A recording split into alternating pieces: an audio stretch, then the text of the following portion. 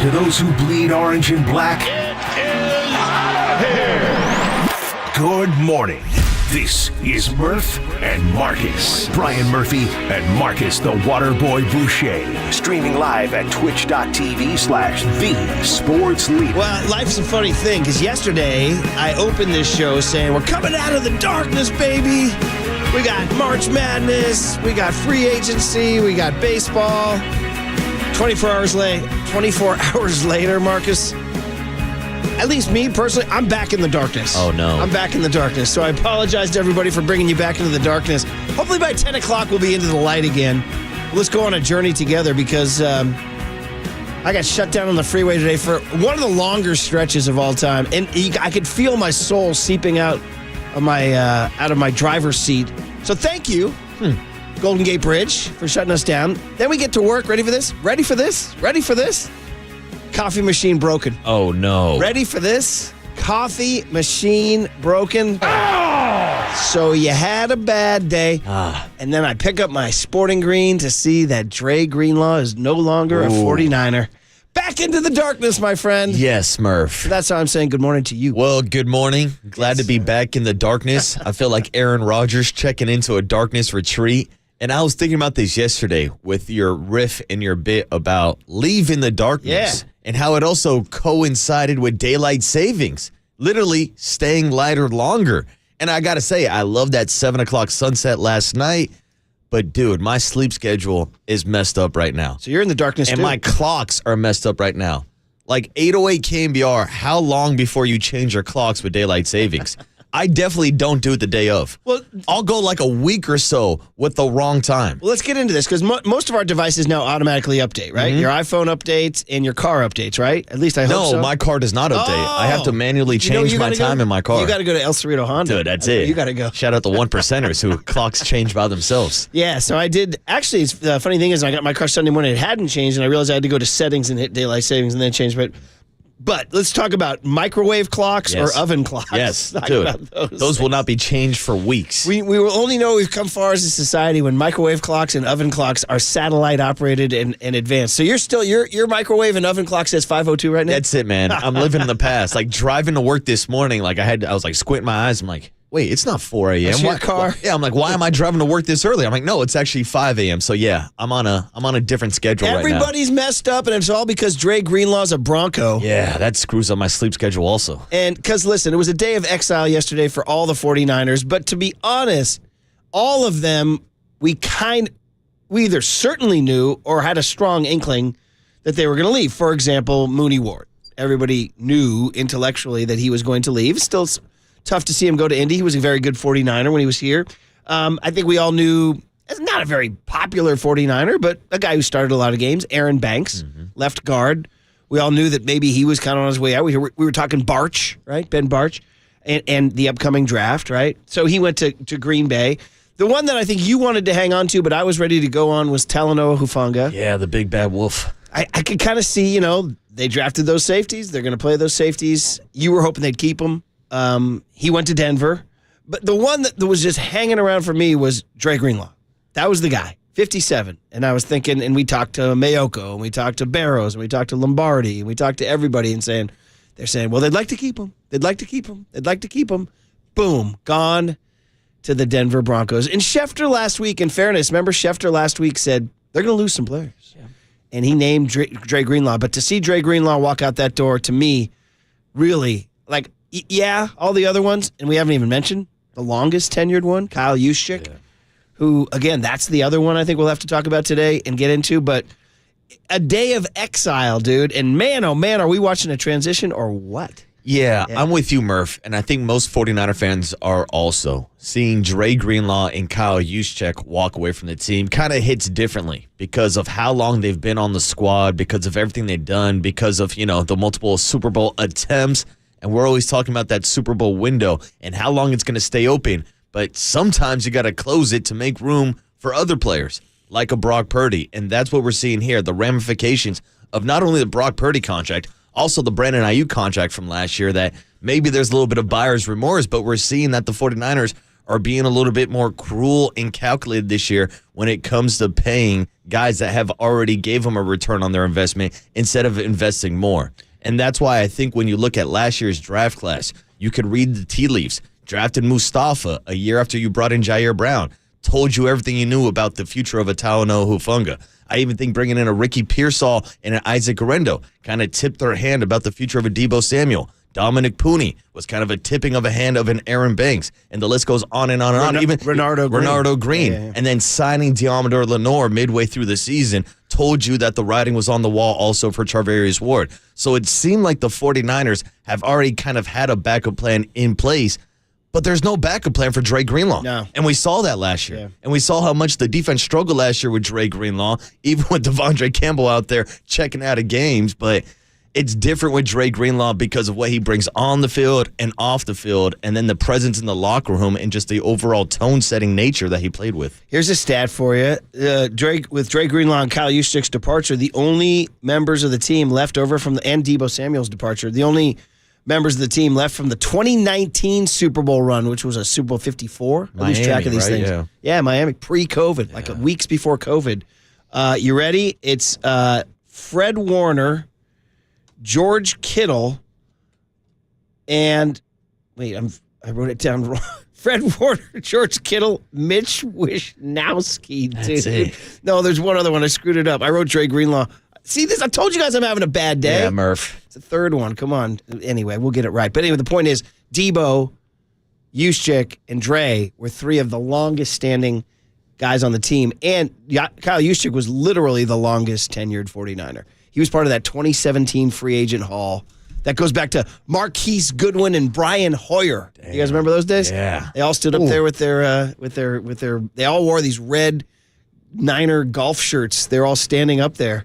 They're like, this is the new era. We're like, really? Who are these guys? Yeah, so it's Kyle Juszczyk. Juszczyk was, one of those guys. It was an unusual guy because nobody had a fullback. Niners did. He was effective. He was a good blocker. It's a little deceiving to say he made 8 consecutive Pro Bowls because wasn't he the only guy up for the Pro Bowl in his position? Not a lot of competition in this kind of modern era of football where a lot of teams have gotten away from the fullback, but we actually had a fantastic interview with Kyle last year where we talked about the usage of fullbacks and how the trend is kind of coming back now. Yeah. Like we're seeing both the Harbaugh coaches use defensive linemen as fullback, but maybe that's the key. Maybe you can get away with using a backup tight end or somebody else at that fullback position. But that's not to take away from Kyle Juszczyk and what he brought to that offense. We talk about the Swiss Army knives of a Christian McCaffrey or Deebo Samuel. He was the Swiss Army knives of fullbacks. There's not too many fullbacks going out of the backfield and running routes and catching passes. And as much as I sit here and praise Trent Williams and George Kittle for what they do in the run game, Kyle Juszczyk, not quite at that level, but also deserves a lot of credit for what he does in the run game and how that system has been so successful over these years with Kyle Shanahan. And by the way, I told you guys, bad day. They shut down the freeway. The coffee machine was working. Finally, my bad brain, Nick Bosa was the guy I was thinking of. There you go. I wrote Dre Greenlaw, and it was Nick Bosa. Hey, Nick Bosa. Bosa, Warner, Kittle, Wishnowsky are the 4 guys left over from the 2019 team. So Bosa, Warner. So now that means when you walk in that locker room, it's pretty much Bosa, Warner, and Kittle's locker room, and Brock Purdy, obviously. Now that's if they can get that deal done. So And Demo, throw him in the picture too. Yeah. As a new leader. The hyena, as a newer leader. The next generation. So the whole thing just feels like they're in transition. It feels like they're in exile. It feels like I'm not sure they're going to win the West next year. I mean, we'll see. We'll see who they draft. We'll see if they sign anybody. Shout out Luke Farrell, the tight end from the Jacksonville Jaguars, who may kind of be a Juszczyk type figure. Yeah, I'm curious about how they're going to use him. Has always been kind of known as a blocking tight end, a tight end too. Maybe they can use him in the backfield a little bit. To my point earlier, you're seeing other teams use multi-position players at that fullback position. So maybe there's something there. And they have been looking for a backup tight end now for a while. But also, this is what happens when you miss on guys like Cam Latu. When you spend a 3rd-round draft pick on a tight end and it doesn't work out. Braden Willis. You got to go out here and sign one on day one for $11 million. I just looked at the Golden State Lumber and Showroom text line. Thank you, everybody who said Bosa. Yeah, I finally figured that out. 707 says, Bill Walsh would think different. It's time to move on and get younger. And 707, I see you on everything except for Dre freaking Greenlaw, bro. He's 27 years old. Dre Greenlaw is a gigantic departure, and he's not old, and he's in his prime. Now, he is coming off an injury, but you saw him in December when he came out of his injury, looked great. He got a little sore. He sat. And I think he was also protecting his future. Yeah, and I think that was probably the issue when it comes to Dre Greenlaw. It was the length of the deal. Because when you're looking at the actual dollar amount, 3 years, $35 million, it doesn't seem like it's that steep of a price to pay. But the 49ers just came off an offseason where they paid Christian McCaffrey, and he showed up to camp with calf tightness that turned into Achilles tendonitis. And I don't think they want to do that song and dance, so it's hard for them when they are being more cruel and calculated to hand out a 3-year deal with Dre Greenlaw when there's no guarantee that he's going to make it through this season. And I know that sounds harsh, but I hate to say it, but that's the question marks that Dre Greenlaw now has, and I think that's why he's not coming back to the 49ers. If it was 1 year versus a 1-year deal, maybe the Niners do that deal, but I don't think they wanted to commit to 3 years of Greenlaw. I don't know, man. They may rue that one, could, and they do not have a substitute plan for him either. Like we said, for all the other ones they do. For safeties, you can argue whether you wanted Hufanga or Jair Brown. For corner, you can argue whether you wanted Renardo Green or Charvarius Ward, but at least they had a plan. This one they don't. Yeah, unless it's D. Winters. No other options. Yeah, that's the situation. I told you guys. It's a bad day. No coffee. They're shutting down the freeway. Although, shout out John Joe Curley. This kid, you know what? His old man raised him to fix things. Curley will fix it. You call him in, man. He drives his truck up and he'll fix it. That's it. He drives what's the year on that truck? Do we have a year? What is it, like 2002? I would guess that car is older than young Tony. I would say before 2002. It's got to be like 95, 96. Is it 97, 96? It's 99. It's a 99. 99 truck. Yeah, you were born in 2000, right, Tony? We'll say that just for the bit. Come on, for the But rips. anyway, he drives a beat up 99 pickup truck. Was it a Ford? Is that a Ford or is it a Chevy? It's a tiny little Tonka truck. Anyway, he drives it up and he gets out and he fixes it. Yep. So he fixed the coffee. So we're starting to sort of piece it together, which means also piecing it together would be telling you guys about the Warrior game, which we'll do on the other side. We'll continue to sort out what's going on in this 49ers in transition. My gosh. On KNBR 104.5 and 680, the Sports Leader.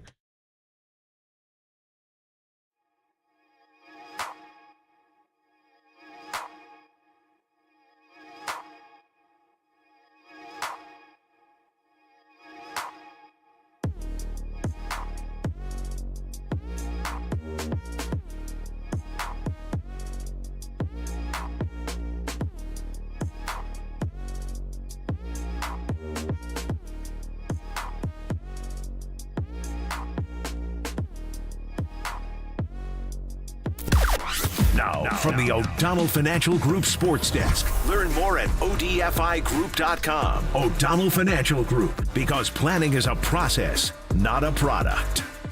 Good morning. We have a new contest this week. We are giving away one Amici's East Coast Pizzeria gift card. Stay tuned through the 7 a.m. hour for your chance to win. Here are the instructions. When you hear the cue to call 415-896-KNBR. And if you're caller number 10, that means you will win. It's all brought to you by Amici's, and you can find official rules on KNBR.com.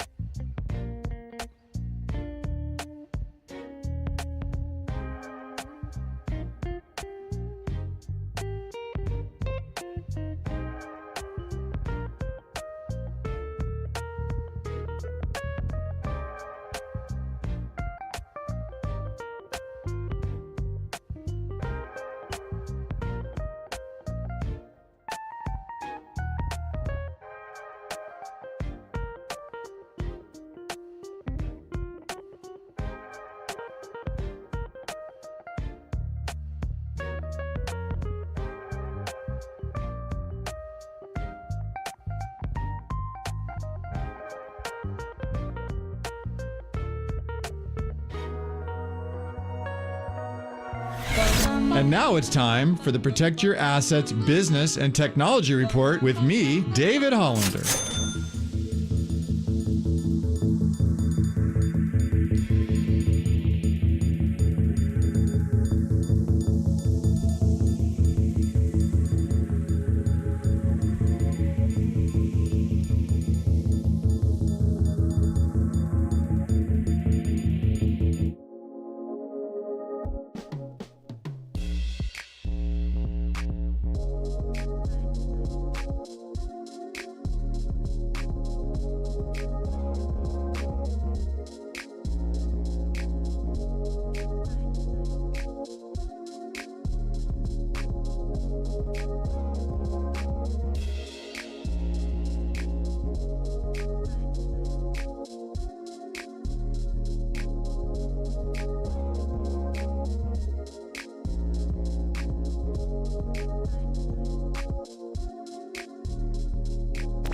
Dub Nation, Murph and Marcus keep rolling on the sports leader and streaming live on YouTube at KNBR 1045.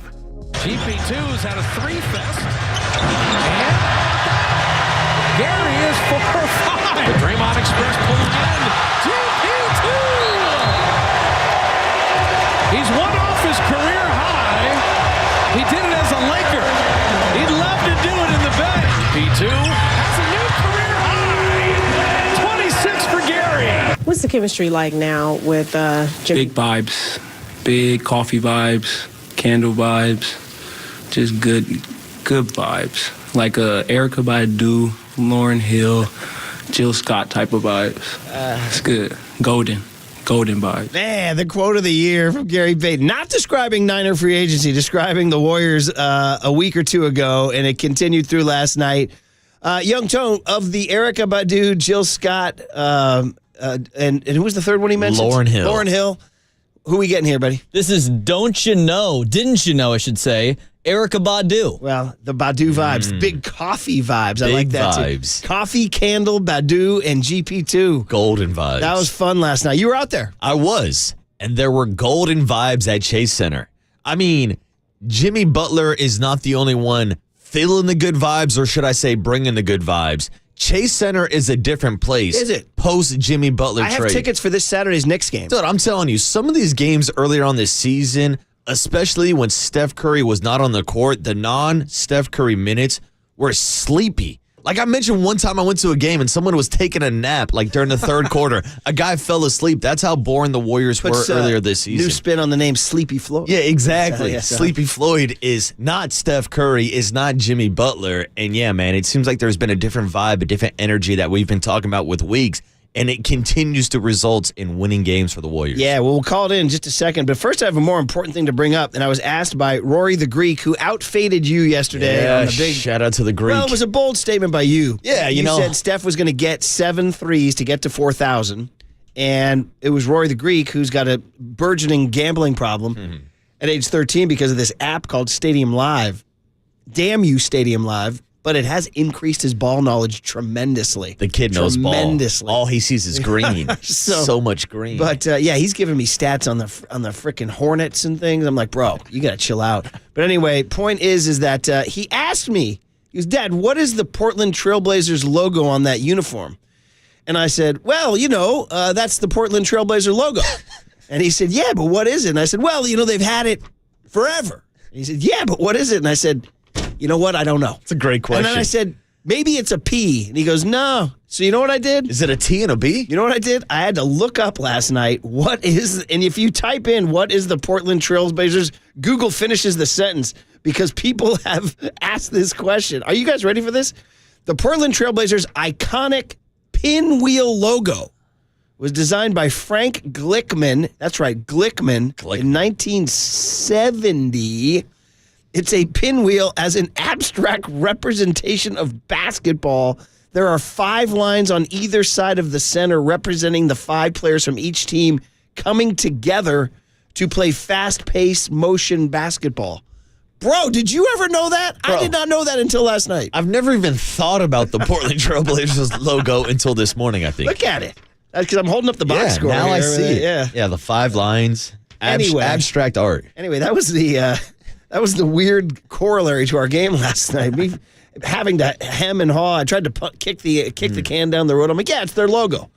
Yeah, it might be a P. I don't know. Does it look like a P? It almost looks like the Beats by Dre logo. Kind of. Tilt it a little bit. Let's ask Dre if he was inspired by Frank Glickman's 1970 abstract representation of motion and fast-paced basketball. But they've stuck with it since 70. Anyway, that's all by way of saying that logo went down last night, and Bruce Frazier called Adam Silver, woke him up in Manhattan in his silk pajamas, and Silver said through his pajamas, "Who'd you guys play?" He said, "The Blazers." Silver said, Silver said, "What the hell's up with that logo?" He says, "I don't know. Just put it in the books, skinny boy." Golden State Warriors 130, Portland Trailblazers 120. Woo!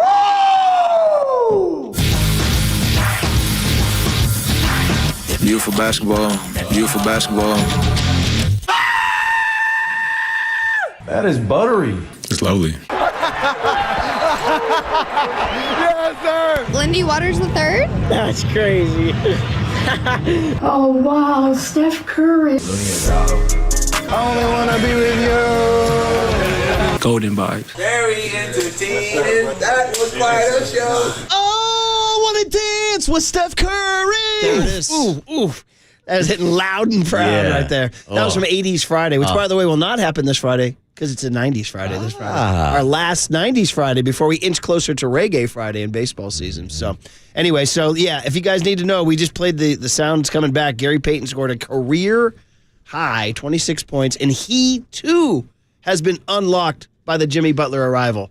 The spacing and the openings and the flow of a Jimmy Butler half-court offense is allowing Peyton. He's getting more aggressive. He's getting more confident. And, oh, by the way, last couple games he's played more because of the Pajemski injury. Yeah. I kind of miss Pods, but not when they get wins, at least. No, I mean, that's the thing. We're talking about this Warriors team right now that has been without Pods for a couple games, has been without Kuminga for a couple months, but you're getting guys stepping up like a Guy Santos we saw the other night, GP2 last night, or maybe we should change his nickname to GP26, a career-high 26 points last night. And it wasn't just the open three-pointers, because we know about the attention that Steph Curry is going to get. It's a big reason why Draymond Green is always open from three-point range, because other teams want anybody not named Steph Curry shooting that shot. And so GP2 was not only hitting threes last night, but the way he was cutting to the basket, that alley-oop in the fourth quarter, brought the house down. And he did it all with the Phantom of the Opera mask on last night, also looking like a superhero. Oh, straight Phantom of the Opera. 11 of 16 from the field, 4 of 6 from 3. Now, I don't know how long they can keep up with that. But last night was a night for three-pointers for the Warriors, 21 out of 41. The Blazers are like, bro, if we go to Chase and they're going to shoot 51% from three, we might as well just pack our bags and go home. Good luck. Although they did keep it a game in the fourth quarter. Credit to them. They're fighting for that 10 spot. Yeah, they had a big third quarter. I think it was like a 43-point quarter, almost crawled all the way back. Yeah, they actually have a chance to catch the fading Dallas Mavericks, who actually won last night with like 3 players. They beat the Spurs last night in their depleted state. My 4 are on the court. Speaking of which, exactly. The pennant race watch last night involved the Sacramento Kings falling behind. They lost. They got blown out by the Knicks last night. Ooh. So they're down to 31 losses. But the two teams that remain on the Warriors' heels are the T-Wolves and the Clippers. The T-Wolves and the Clippers, only 1 game behind the Warriors in the loss column. And the Clippers are the ones you really got to watch out for because they have the tiebreaker over the Warriors. So as great as this is, the Warriors are still not running away with the 6th seed. They have it, which is great. They didn't used to have it, but they don't have it by a strong margin. And if you're going pennant race watching, Clippers do play tonight at New Orleans. Maybe the Pelicans have one in them. Probably not. But so you're rooting for a Pelicans win tonight. And then the Warriors don't play again until Thursday against Sacramento, who's now headed a little bit in the wrong direction. Mm-hmm. And Steph Curry should hit 2 threes. He was trying really hard last night. He got 5. He needed 7. Trying to get to 4,000. He just came shy, and that was what Marcus took a gamble. You thought he would do it. That's gambling, kids. 808 KNBR, or I guess 1-800-GAMBLER if you have a problem like me and Rory the Greek. Except for Rory the Greek doesn't have a problem because he's going to cash in on that Kings game once he does hit 4,000. So much green. So much green. Oh, man. All the kid sees is green. And I thought Steph Curry was going to give me some green last night. Started the game off 5 from 7 from downtown, finished 5 for 11. Seemed like he tried to force up a couple of those shots, but he was going for the record. I'll give him credit for that. In the fourth quarter, he put up at least 4. Yeah. That he was trying to get there, and I was thinking, he's going to get there, and he just couldn't finish it. So maybe Thursday against the Kings. I think so. He gets 2, and they can do that. And finally, before we get to Tony and the guest list, 707 says, do I hear correctly that Jonathan Kuminga has missed 31 games with an ankle sprain? Yeah, 707, you did hear correctly. And that's gotten beyond now odd. I don't know what's gone on, but he ain't back yet. The slow play of a Johnny Kuminga. And I don't know. I mean, we have Kerr sound where he's like, I got to play Guy Santos. I mean, they're not wanting Kuminga in the lineup. Don't you want Kuminga in the lineup? I mean, he's an absolute force of nature. He's 21 years old, 7'2", according to Kendrick Perkins. He keeps growing and growing. How tall will he be when he comes back? So that's just definitely one to watch. I don't know, man. I don't know, but they're winning.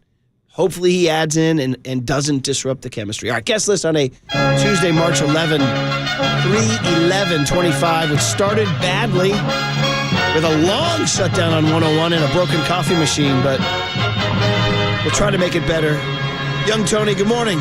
How was your Monday night, brother? It was fantastic. I thought Curry was going to do it. I really did. Oh, dude, I was so close. But you're in bed at that point in time, aren't you? Yeah, I went to bed when he hit the 5th, and I was like, oh, dude, he's got it for sure, right? Oh, that's the worst. When you fall asleep thinking your bed's going to hit and you wake up just to see that it never hit. Story of my life, Marcus. It's awful. It's awful. It's a bad feeling. There's a famous story about the 1916, that's right, I'll say it, 1916 U.S. presidential election when Woodrow Wilson was running against a guy, I think his name was Charles Evans Hughes. Oh. And this is back, of course, before you had, what's-his-face doing the maps, John King and Steve Zarnacki.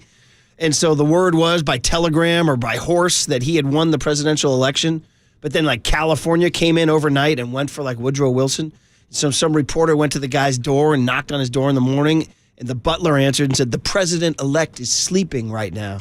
And the reporter said, yeah, well, when he wakes up, tell him he's no longer president-elect. Damn. So there you go. And you thought you were having a bad morning. Charles, I think his name was Charles Evans Hughes. Of course, shout out guys with 3 names running for president with butlers. Yeah. That's why John Joe Curley's got my vote. There you go. 3 names for the future. So that's you. You go to sleep thinking you got to bet. You wake up.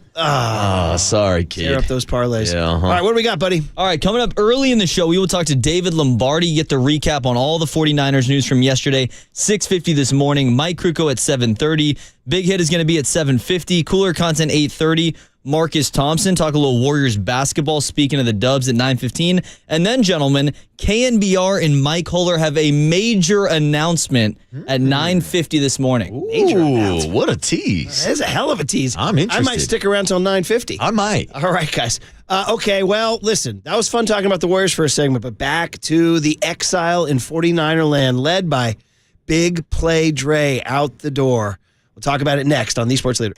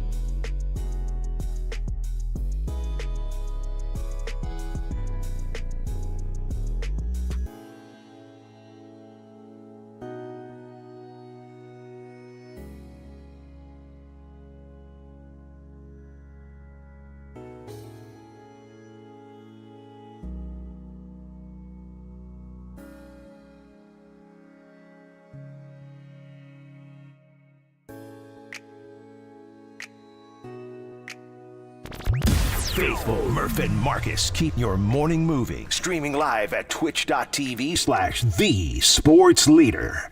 4th down. Here's your game. Here's Russell Wilson back. Wilson throws, caught. Hollister's hit on the goal line and dropped by Dre Greenlaw. He is short. 49ers come away with the ball. The 49ers have stopped Hollister on the goal line. The 49ers are going to win the game. Oh, man. Now you're getting me in my feels here, young Tone. That was maybe... was that the most memorable play of the 49ers-Seahawks rivalry in the last X number of years? And was that one of the most memorable plays of the entire Kyle Shanahan era? The regular season finale of 2019 up in Seattle. We were watching that ready for this? Here's a humble brag. Watching that in Hawaii. Damn. With Candace's brother's family. They saw a different side of Uncle Brian, my nephews and nieces from D.C. I was losing my freaking mind in that game, dude. Didn't they?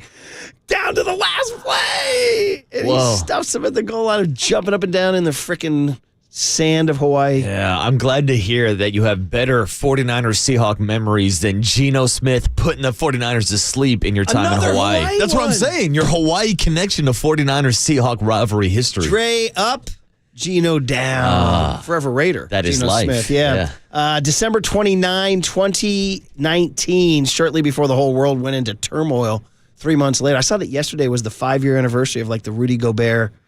By the way, does that seem... To me, that COVID was 5 years ago seems crazy because it feels like we've lived 10 lifetimes since then. And 5 years is a short period of time, but it feels like we've gone through a lot in the last 5 years. And so that was only 5 years ago, man. But anyway, that was before all that nonsense, December 29, 2019. What a play it was by young Dre Greenlaw on the goal line. And that was him, man. He was big play Dre.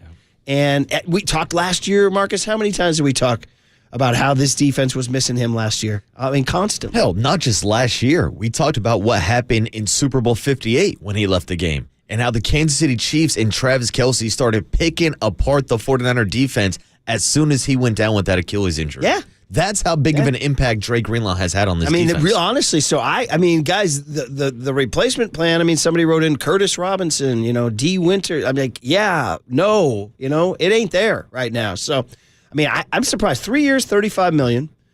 I'm surprised that's not like a bank-breaking number, right? He's going to the Denver Broncos, by the way. Now he's your problem. Which I hate. Him and Huff both going to the Broncos. Yeah.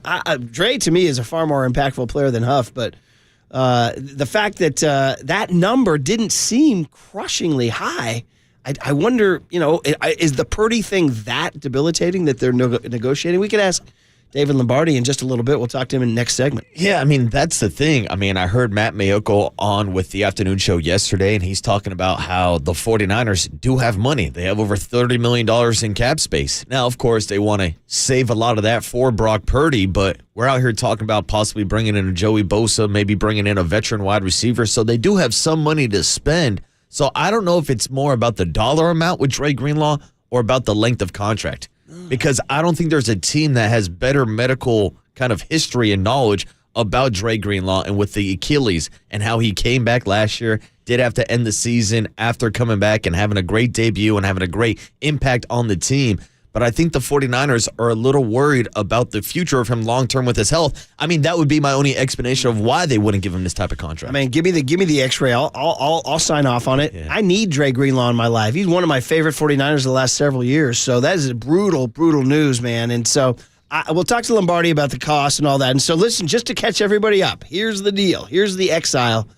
Shout out the Rolling Stones. Exile on Main Street. Ooh. Exile on Tasman. Wow. Isn't that the street down there? Tasman? Yeah. It is. Yeah, that's it. I know that because I used to drive down there every day. Shout out to Tasman Studio. Shout out Marie. Yeah, there you go. Shout out. Actually, technically, it used to be Marie P. DeBartolo Boulevard. So shout out Exile on Marie P. DeBartolo Boulevard. Now I was going to give a shout out to Exile Island, which is an island that you get shipped out to on Survivor. Oh, is that right? Yeah, I thought it was one of those ones where you go. No, you're thinking like Love Island. Yeah, I was going to say, you go bump uglies with some stranger. No. That's like Love is Blind or something like that. Naked and Afraid. No, I'm talking Survivor where they have an XL Island. The tribe has spoken.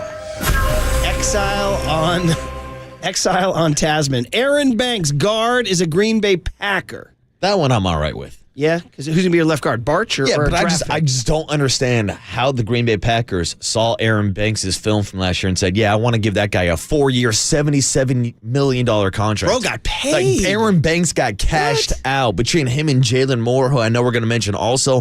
I thought they were both overpaid. Yeah. We've been sitting here talking about needing to improve the offensive line, and you're seeing Jalen Moore and Aaron Banks get paid out on day one of free agency. Yeah, dubious. Cornerback Charvarius Mooney Ward, Indianapolis Colts. What'd they get? That is a 3-year, $60 million contract, so $20 million per year AAV for Charvarius Ward. Mooney Ward was a good Niner, and obviously the tragedy of losing his child, and then the blessing of having a new baby right after that. But remember, he talked about his family had PTSD in California and all that. Yeah, he needed a wish him fresh well. start. Wish him well. He was a good Niner. Your guy, Talanoa Hufanga, Denver Bronco. What was his contract? 3-year, $45 million.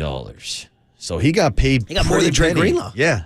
Now, I would say Huff is a little bit younger, also has an injury history, wasn't first-team All-Pro safety, but also we kind of read the tea leaves with the 49ers going back-to-back safeties with Mustafa and Jair Brown, two safeties that are kind of built in the same mold as Hufanga. Who will now have to be coached up by Bob Saleh and Gus Bradley. Linebacker, here it is, Dre Greenlaw, Denver Broncos. Ouch. 3 years. 3 years, $35 million. Seems affordable to me. We'll talk to Lombardi about that. This is the one that young Tony broke to us at the end of our show yesterday. A tackle, sort of swing tackle, Jalen Moore, Kansas City Chiefs. What do you get? That one was a bit of a shocker, too. 2 years, $30 million. So $15 million for Jalen Moore. He was okay. But he was Colton McKivitt's backup the entire season when he played until Trent Williams got hurt. And I think he played himself into this contract. But it is surprising because we knew that the last time the Chiefs lost the Super Bowl, they reset their offensive line. And now they're going out and cashing in on Jalen Moore. I don't think he's the greatest tackle in the world. I don't think he's like a franchise left tackle. They're not paying him like that. But again, this is a contract that I'm not surprised that the 49ers did not match. Is he going to start for the Chiefs? I think so. When they hand him a contract like that. He's protecting old Pat. That's what I'm saying. Kermit the Frog. That's a bit of a running risk. back Elijah Mitchell, who we sort of lost track of. He didn't play the entire year. He is a Kansas City Chief. He's been banged up since 2021. Yeah. That's one where I think maybe is not a huge deal. Loved him at the time, but they do have some running backs.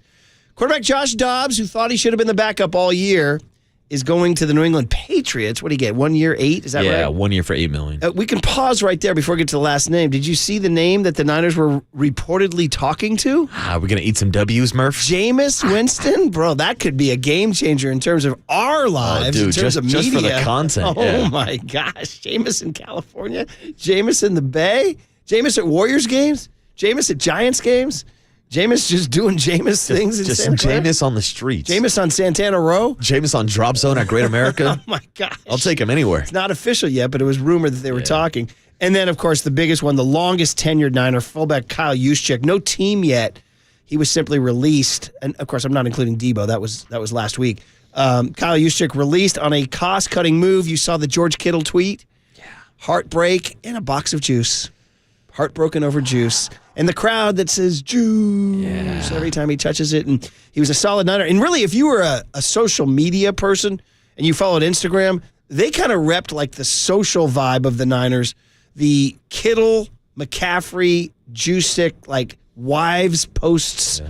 They were always partying, always celebrating the Niners, always going to suites, always renting party buses, always dressing up in Niner gear. Didn't Kristen Juszczyk, she was famous for her outfits, right? For all of her outfits that she would design for Taylor Swift, but also for the rest of the wives from the 49ers players. T-Swizzle got one, huh? Yeah, T-Swizzle was rocking the Kristen Juszczyk gear. Well, listen, so obviously that doesn't matter to the football team, but it was a vibe in the locker room. They were like the party crew, you know? And he's kind of a glue guy. Like he's like your best friend that everybody wants to hang out with. Everybody loves Kyle Juszczyk in that locker room. So here's what people are saying on the Golden State Lumber and Showroom text line here. 559 says the release of Juice hurts the most.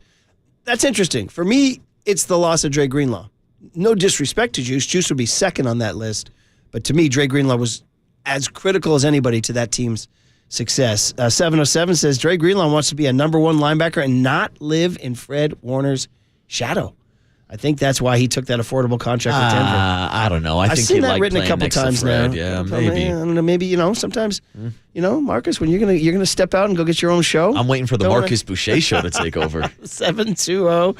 You're going to the Denver Broncos? Is that where you're going? I almost dropped an F-bomb. I almost went Jeffrey Leonard on you. I almost hit you with an F. No, I literally almost did it. I pressed the right button. Yeah, dude, I'm not going to the Denver Broncos? No chance in hell I'll ever be working in Denver. 7-2-0 says, feels like the Niners are looking to 2026. This season could be rough, ...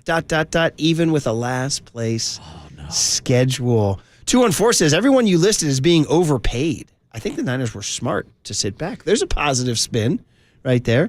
408 says, the fact that you guys still have Moody, I don't understand that. The fact that you guys still have Moody is crazy, Rick. Doesn't make sense.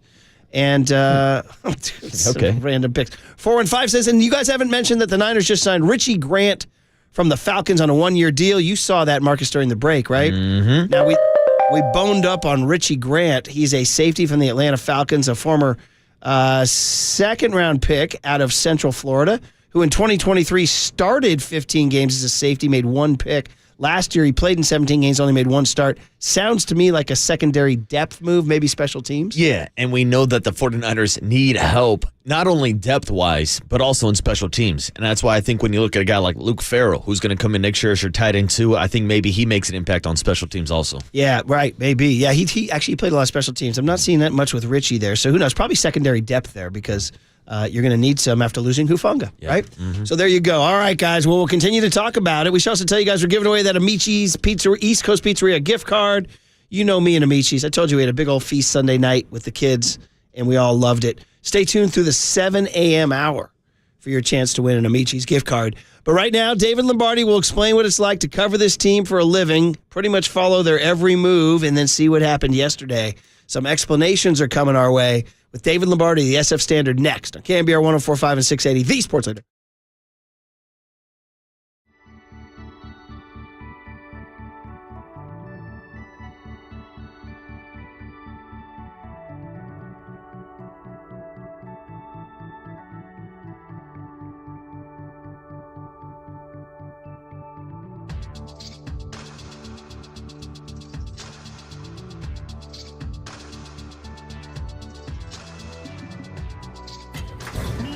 From the Chilton Auto Body Traffic Desk.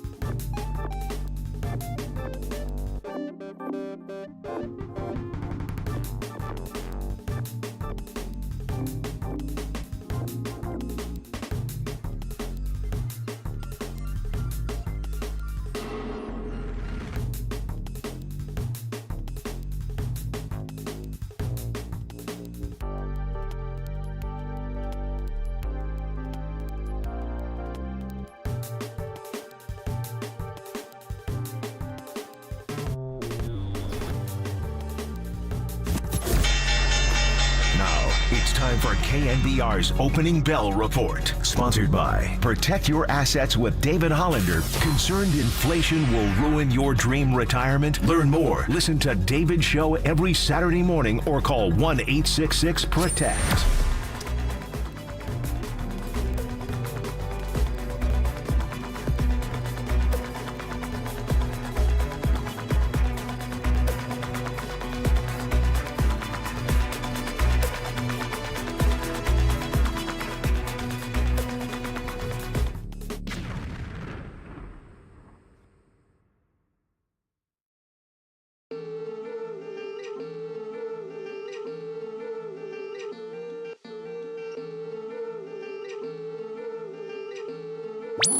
Murph and Marcus continue live from the KNBR Casino Matrix Progressive Jackpot Studios. Casino Matrix. Progressive jackpots are here. Where are you? Just drop in. Please play responsibly. 1-800-GAMBLER. They have sacked Aaron Rodgers 5 times tonight. They got Dak Prescott 5 times last week in Dallas. They blocked the punt. They blocked the punt of Bjork as it's rolling free. On the goal line, the 49ers swoop it. And Talanoa Hufanga scored. Touchdown! San Francisco!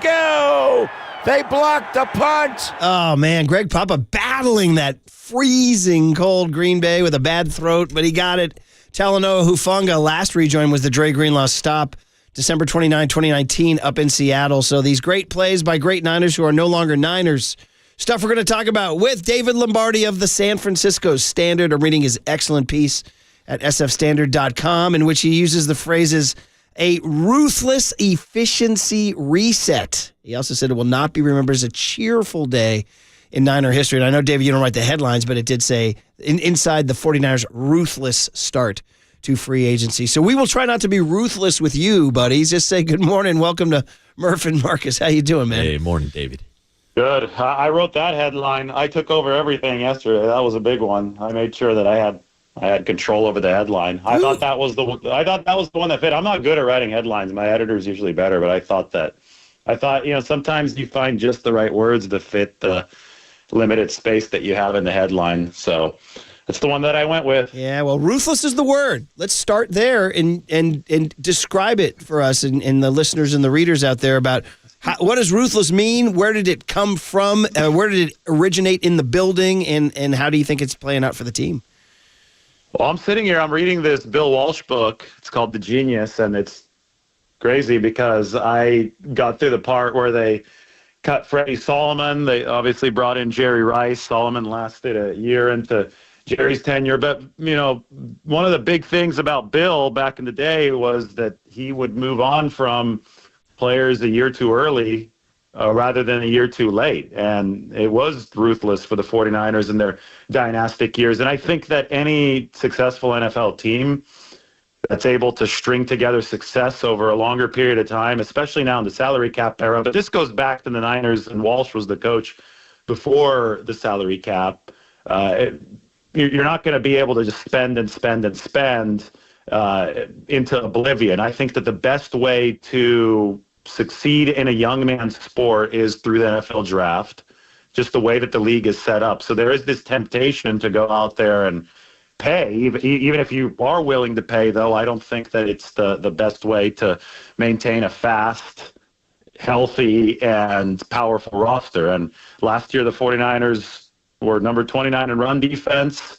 I thought that they looked slow at times on offense. I mean, we looked at the Deebo Samuel end-around plays that used to work. They didn't work last year. He averaged 3.2 yards per carry, and they also ranked dead last in average separation at the time of catch or incompletion on offense. So all the numbers obviously reflected the injuries, but those also reflected the 49ers' age, which was the highest in the league, and they dictated that the 49ers needed to refresh this roster over the course of the offseason, and they have decided to press the hard reset button. And a lot of the moves that they have made, or the moves that they didn't make, and allowing some of these guys to walk in free agency, have tugged at the nostalgic heartstrings, right? Because this has been a tremendously memorable era of 49ers football, because the greatest memories are created by the extreme highs and the extreme lows. And the 49ers have had a lot of those very close together. Whenever you win an NFC championship game, coming back from 17 points down, but then turn around and lose the Super Bowl in overtime 2 weeks later, I mean, that's the kind of roller coaster that imprints itself on your mind. And that's what the 49ers building has gone through. That's what their fans have gone through.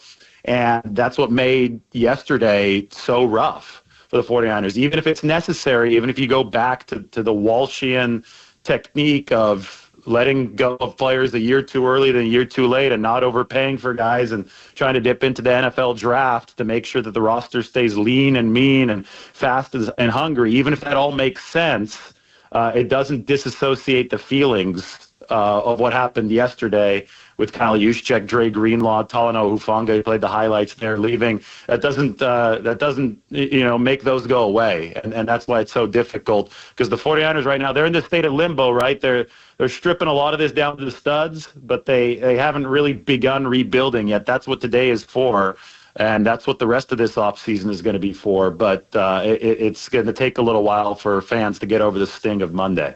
David, when you look at the list of players who left the organization yesterday, and we'll also include Deebo Samuel for the sake of this conversation, which player do you think is the biggest loss for this 49er roster?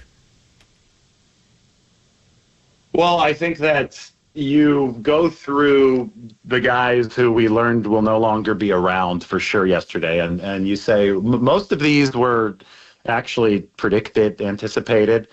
The one that they were really hoping to retain was Dre Greenlaw, but they, I think, also realized that it was less likely than likely to retain Dre Greenlaw. He is the one that there is no direct replacement for unless they believe D. Winters is going to slide into that linebacker 2 role, which is possible. But, Deebo Samuel stylistically was no longer fitting with what the 49ers wanted to do. He had diminished as a player, and San Francisco was ready to move on. They still had him under contract, but they said, no thanks, we'll take a 5th-round pick for him. They probably would release him if Washington wouldn't have traded for him. Kyle Juszczyk, they signed Luke Farrell yesterday, who is a really good blocker, and they're going to be doing a lot more 12 personnel. I think 12 is going to be the base for this team instead of 21. So there's a shift there, and that goes to Brock Purdy's playing experience all the way back at Iowa State when he was running a lot of 2 tight end stuff. So they're tailoring the offense around Purdy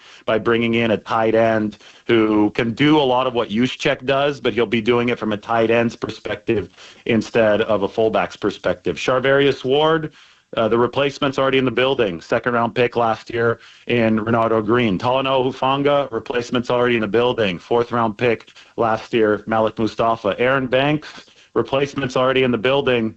2 replacements, actually. Dominic Pooney, the 3rd-round pick last year. And this is a good example of the cost efficiency that we're talking about. Banks cost $19.2 million on his new contract with the Packers, and he ranked below average in pass protection last year.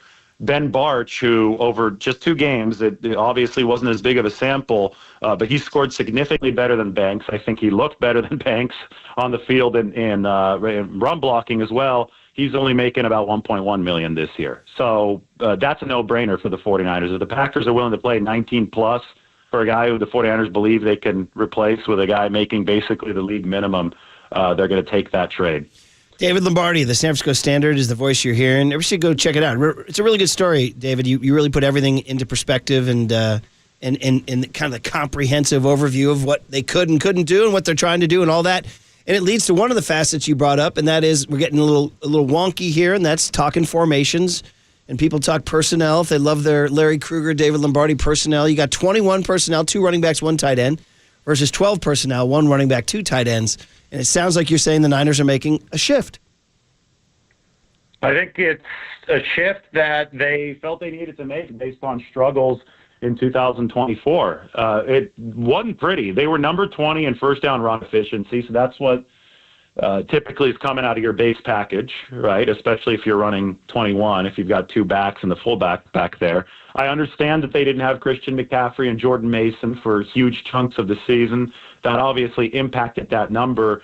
But what also impacted it is that they were not getting the same auxiliary blocking from the second tight end position as they were before Charlie Werner left to Atlanta. That was a really underrated loss for this football team. The second stat that was very alarming that the 49ers cannot live with is that in third and fourth down and short situations, so 1 to 2 yards to go, their conversion rate was the second lowest in the league. They ranked number 31. So when they absolutely needed a yard or two, they were one of the least effective teams in getting it, and they weren't good on first down running, which they have to be given the structure of this offense. So obviously something was fundamentally wrong with what the 49ers had going for them, and I think they said, okay, we need to pay up for a really good blocking tight end too.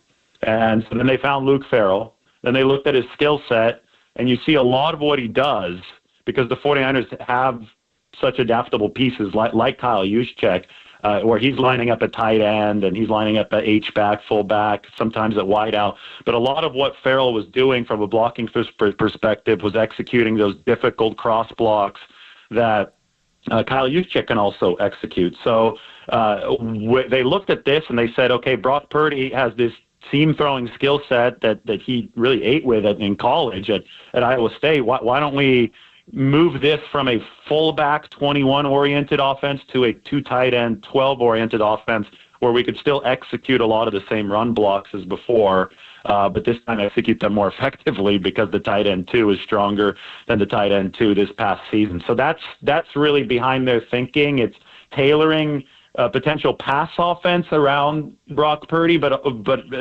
most importantly, improving run blocking that was lacking in 2024. David, I wanted to circle back to Dre Greenlaw and ask you about the contract details he got from the Denver Broncos. 3-year, $35 million. Do you think the 49ers were more concerned about the total dollar amount or the length of the contract to match that? I don't know what the actual structure is.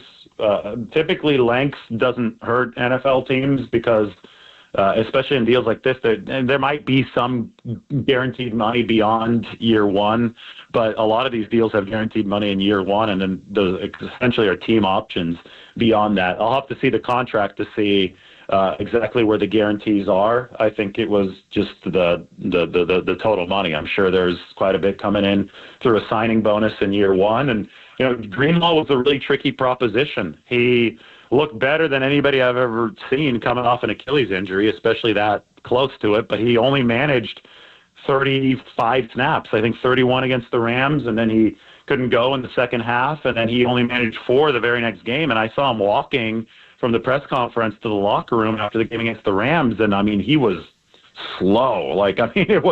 It looked like he had just gotten in a car wreck. So, that's what these games can do to your body. You realize what you put into them physically. So there are obvious questions, and this is a risk the Broncos are now taking, but there are obvious questions about his durability still, as impressive as he did look. So the 49ers were balancing that. I know Saleh really wanted him to return. I think the 49ers really wanted him to return, but they decided to stick with their guns. They decided to stay as disciplined as possible, and obviously the price exceeded what they were willing to offer. David Lombardi, the SF Standard, as you're listening to KNBR AM and KNBR FM San Francisco, the sports leader, a Cumulus media station. Just wrapping up here, David. So we've kind of, done the post-mortem here in this brief conversation, but looking ahead now, I see they signed a safety named Richie Grant from the Falcons this morning. Sounds to me like a depth move maybe. The big one out there is Joey Bosa. That's the sexy name. Is that something 49ers fans should be expecting? I think it's a very strong possibility. I think it's between the Dolphins and the 49ers, and it sets up a really interesting dichotomy there. No state income tax in Florida. Obviously, there is one in California. And then Joey Bosa and Nick Bosa, they're both from Fort Lauderdale. John Bosa, their dad, played for the Dolphins from 1987 to 1990. And then there's the family connection, the current family connection with Nick. in San Francisco. Nick and Joey actually didn't overlap at Ohio State. So they were last teammates at St. Thomas Aquinas High School in Fort Lauderdale, where they won a Florida State championship. That was when Nick was a freshman and Joey was a senior. So this would be their first true chance, I think, to like actually play on the same defensive line, because I'm pretty sure that Nick wasn't starting as a freshman. Maybe he was. I got to go look that up. But I think that there's real interest just on a personal level.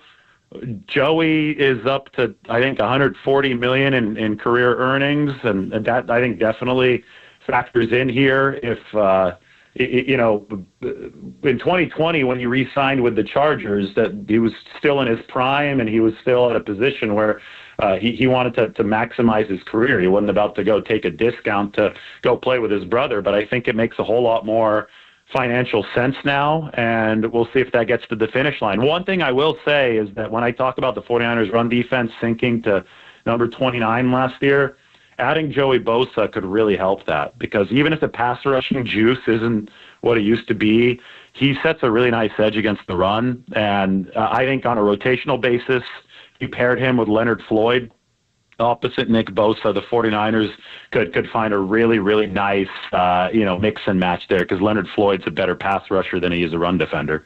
David, we can't let you go without asking a question about the Brock Purdy contract situation. We saw the Josh Allen contract extension this weekend. Would love to hear your thoughts on whether or not you think that impacts the negotiations between the 49ers and Brock Purdy, but also how much of an impact do you think that these Brock Purdy negotiations are having on some of these decisions that the 49ers are making this offseason? Well, the Josh Allen extension is good for everybody. That, I think, was great news. When I saw that come across and I saw that the APY stopped going out of control, I mean, I felt like a broken record saying, guys, like, at the end of the day, the guarantees are what matter here. This average per year escalation was just turning into this vanity fest that was quite frankly ridiculous, because even if somebody signs for 65 or 70 million per year, it doesn't necessarily mean that the contract is better than one at 50 million per year, because you could just tack on a bunch of non-guaranteed money 5 years down the road. You could put on a $90 million base salary that's not guaranteed, that the team isn't even tethered to, just to make the average per year look bigger. So it had created this just really dumb argument in the quarterback market, where everybody was arguing about 45 or 50 million or 55 million. And it's like, guys, that you don't even know what you're talking about with these numbers. You're just floating around empty numbers. So the fact that Josh Allen was willing to sign for 55 million, even though he's the MVP and he's clearly better than Dak Prescott, and Dak Prescott's at 60, that resets the focus to the guarantees. And he has the most total guarantees in NFL history at $250 million. And I think that's so helpful for parameters, for everything surrounding not just this Brock Purdy deal, but the entire quarterback market. So look out for the total guarantees. Look out for the fully guaranteed money. I'm sure the media will still be in love with the APY when it comes out, and they'll try to compare it to other players. But there's 4 different quarterbacks now, 55 million APY. Jordan Love is one of them. Lawrence is one of them. I think Joe Burrow's another one of them. And Burrow has by far the best contract out of all those. Well, Burrow and Josh Allen, obviously. Burrow and Josh Allen have significantly better contracts than the other two guys at 55 million APY. So these contracts need to be judged by the guarantees, and I think this Allen situation is going to do that. I think the 49ers, yes, they're tailoring the team around Brock Purdy, the financial centerpiece, but I think the moves that they're making, they're just trying to be more efficient, younger, faster, and better as a football team. So, of course, when you have your QB making the type of money that he is, you're going to have to rein back in other areas. But I think the 49ers aren't just cutting money so they could shovel it over toward the quarterback's direction. I think that they're just trying to make the roster as good as they can make it for the long term. Really good stuff, David. Great answers and a good piece today in the SF Standard. So thanks for hopping on the show, man. We'll continue to read you, and thanks for your time. Yeah, thanks, David. All right, thank you. I appreciate it. Yeah, David Lombardi, SF Standard. Really good piece today at sfstandard.com. You get a few free ones, then they hit the paywall. But I think I'm gonna say this publicly. I'm gonna go ahead and subscribe. Yes. I'm gonna give Got to support journalism, baby. You gotta subscribe. Well, they got Johnny Shea now. They got Lombardi. They got Kawakami. And they give you a few, and then they're like, all right, this last one's on us. That's how they get you. It's like those free samples at Costco. You go around, you try one, next thing you know, you're buying the box. They don't cut you off, do they? Oh, well, no. I mean, most Costco employees are nice enough to give you like an extra sample. Push the limits? No, I don't think I've ever been cut off. And I've gone back for seconds and thirds. What kind of stuff are you getting? Oh, dude, like a little chicken nugget or something like that. Or like, try this like kale shake. I'm like, now I'm going to start eating healthy now. Have you gone back for thirds? I've gone back, dude. Okay, Give me those dino nuggets, dude. I'm grabbing 3 of those. Young Tone, as a suburban homeowner, are you a Costco guy? Pigs in a blanket or something like that. Do you go to Costco? Absolutely, dude. I'm a Costco guy. We go. Candace is the one, though. She's like, I got it. You stay home. And so I don't know the deal. So you just crush the free samples? So I like the samples. Don't get me wrong. Love the sample. I'm just get in and get out. It's like a war zone in there, dude. yeah, Especially on a Saturday. So you can't go to Costco on a Saturday, You're bro. not pausing for the sample. No. I'm in and out. I got a list. Okay. We get chicken. We get everything we need. We get the beer and we get out. See, that's where young Tony's not a savvy vet like me. Especially with our hours, you have to go to Costco during the week at like 11, noon, and you'll still get a crowd, but it's nothing like a Saturday or Sunday. Then you have a nice leisurely stroll where you can stop and grab the samples. All the nuggets. And you can get all the samples you want. Sausage on a toothpick? That's what I'm talking, like the little pigs in a blanket. Yeah. There you go. Sometimes they won't do the samples during the week, though. They only do it on the weekends. Not if I'm there. There you go. I show up and they put out the samples. As the great John Favreau said in Swingers, there's the rub. There's the rub. Here's the deal. So I'm going to go ahead and say, you got to support journalism. You got to support journalism. All right. Well, that was really good. There was a lot there. Let's discuss it on the other side on KNBR 104.5 and 680, the Sports Leader.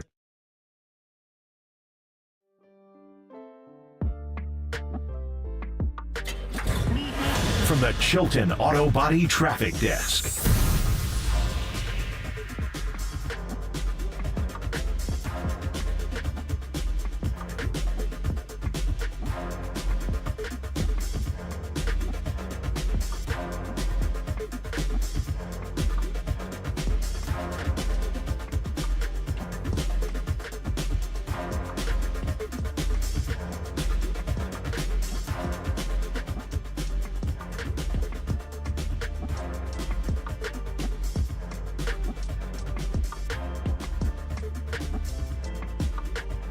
All right, it is a Tuesday morning, and it's getting into that time. Steve Moskowitz is here to help you.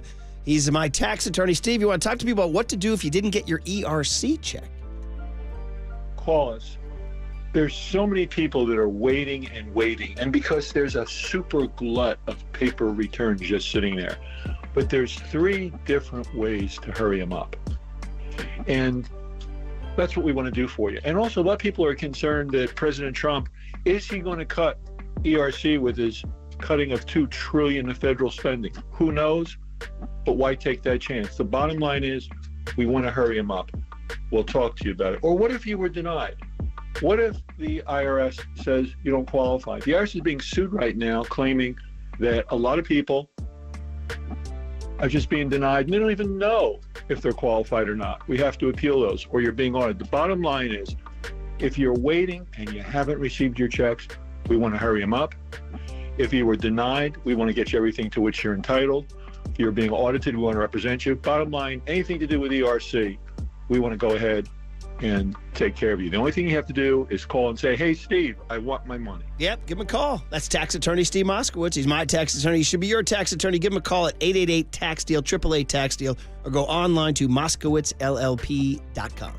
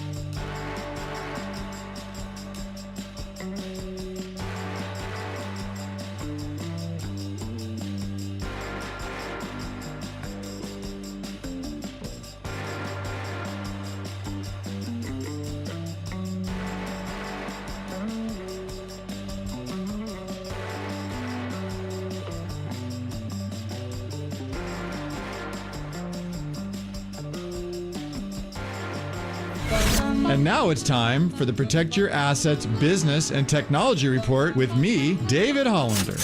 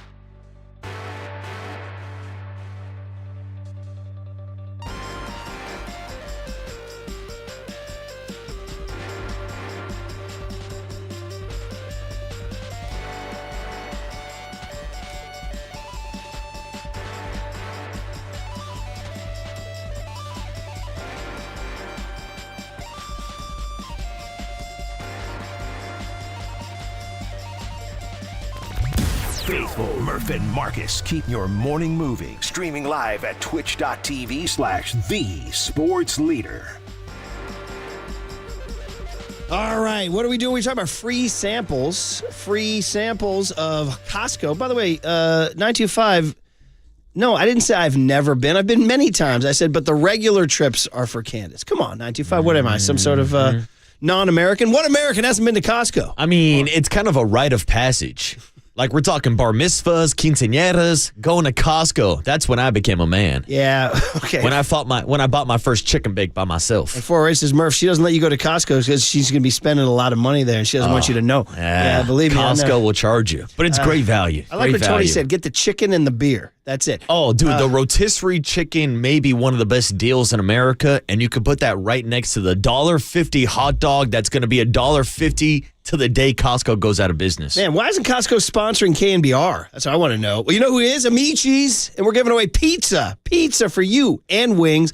And by the way, at that team party on Sunday that we had catered, the low-key hit was the penne with the meat sauce. Ooh. I'm telling you guys, don't sleep on their pastas. Use the gift card. Call John Joe Curley right now. Call number 10, 415-896-KNBR, 415-896-KNBR, and win yourself an Amici's gift card. Why not? It's a Tuesday. What'd you do this morning? I won an Amici's gift card. Then your day is good. Sounds like a good Tuesday to me. All right. Well, a lot to chew on there from David Lombardi. He said a lot of things. So he opened by talking about the Bill Walsh theory of a year too soon rather than a year too late. We've been hearing that for a long, long, long time, and we get it. The NFL is not a warm and fuzzy Hallmark card frickin' hang around until stay as long as you'd like. It's not like visiting somebody in the South where they're like, let's just sit on the porch and stay as long as we like. No, bro. You're in and you're out in the NFL. So I get that, of course. The one I just having trouble with is Dre Greenlaw. Now, you and I were just talking during the break, and David Lombardi brought up, he actually used the phrase obvious questions about his durability and saying he watched him limp down the hallway and all that. I just, listen, I don't have the medical files in front of me. I don't have the extras. I just feel, I see a 27-year-old guy who, in that one game that he came back, played like a wrecking ball, but admittedly then slowed down. And I don't know if he was looking out for his own future or what, but I saw a lot of gas in the tank. And that's why 3 years, $35 million seemed doable to me for the 49ers. That's a really important piece that they let walk out the door. Yeah, and that's why I asked David, in his opinion, do you think this was more about the 49ers being concerned about the total dollar amount of him making $35 million or the length of the contract with his injury history? And I was actually surprised to hear him say he thinks it's more of the dollar amount, because I would assume that their concerns would be long-term about the Achilles, about the injury concerns. And that's why going into this offseason, it was the hardest market for me to predict with Dre Greenlaw. Like, I thought the perfect opportunity was there for him to sign a one-year deal with the 49ers, to come back to play with Robert Saleh and Gus Bradley, a defense that he's familiar in, to prove that he can be healthy. And then maybe we are talking about this 2-3 year contract down the road with the 49ers. But the Denver Broncos are willing to take that risk on Dre Greenlaw, and they offer him the 3 years, the $35 million. Still got to see the details to see how much is guaranteed year by year. But to me, I think the injury concerns were a little glaring, and that's why I think Dre Greenlaw is walking away from the team. Well, it hurts, man. A lot of people checking in on the Golden State Lumber and Showroom text line. For example, 831 says, dude's not going to lie. This Greenlaw hurts. They've showed they'll overpay to keep their key guys, and Greenlaw was definitely one of those guys, and not just in a sentimental way. Dude completely changed their defense and stacked up tackles. I think this is a huge mistake, says 831. Yeah, and then 408 says, Niners are taking this last place schedule thing too seriously. Yeah, and I think that's the difference, though, because to our texter's point, they're right. The 49ers have in the past rewarded players for what they've done for this organization, but they've been able to do that because they've had the luxury of not paying a high price for their quarterback. Like, they've taken advantage so well of Brock Purdy on a rookie contract, which we've seen in the NFL before. It's how a lot of elite teams build their rosters with a rookie quarterback. Then they have the luxury of surrounding them with all pro players. And we've seen that over the last 2-3 seasons. There hasn't been a better bargain in the NFL than Brock Purdy's contract. But now it's coming full circle, and you got to pay Brock Purdy, which means you got to cut costs somewhere else. Yeah, and so he kind of, and David Lombardi did a good job, too, of just resetting the general philosophy. And this is something that snuck up on me last week. I think I talked to you guys, listened to the show. You heard me going, it was like last Wednesday, Thursday, when Schefter was doing McAfee, and he was saying, Niners are going to lose a lot of players. I was like, wait. And then I went back and looked, and I wrote this down, Monday, March 3rd. See, I have my notebook for a reason here, buddy. Got those notes. Look at me. That's why I support journalism. That's why I'm going to subscribe to the SFC. I found that Lynch at the Combine, these were the three phrases. He used the phrase recalibrate, tighter constraints, and long-term health. He was talking about the franchise. So a lot of people are using that to blame Jed York. I get it. Believe me. I have a history with Jed. We all know that. But I'm going to give Jed a lot of credit. Because in the last 5, 6, 7 years, he's gotten out of the way, and he's spent a lot of money.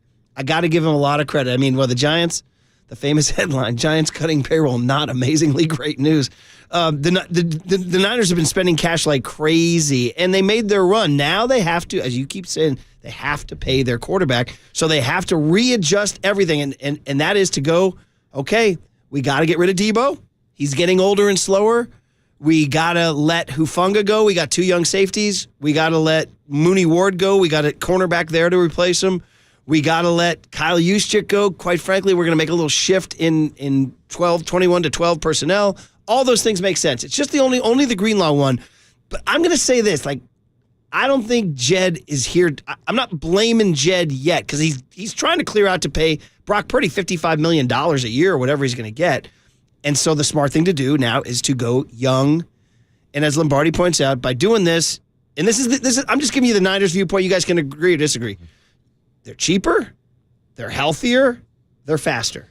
But you got to hit on the picks. Yeah, you got to hit on the picks. And credit to the 49ers and John Lynch and that front office for hitting on the 2024 draft class. I mean, a lot of the guys we're talking about leaving this morning already have the replacements in the building because they drafted Dominic Pooney. They drafted Mustafa. They drafted Ronaldo Green. Like, the list goes on and on and on. Ricky Pearsall of guys that they think can be replacement options for these higher-priced guys who already walked out of the building.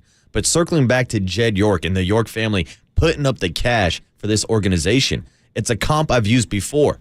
Look what happened at the Warriors this past offseason with Joe Lacob.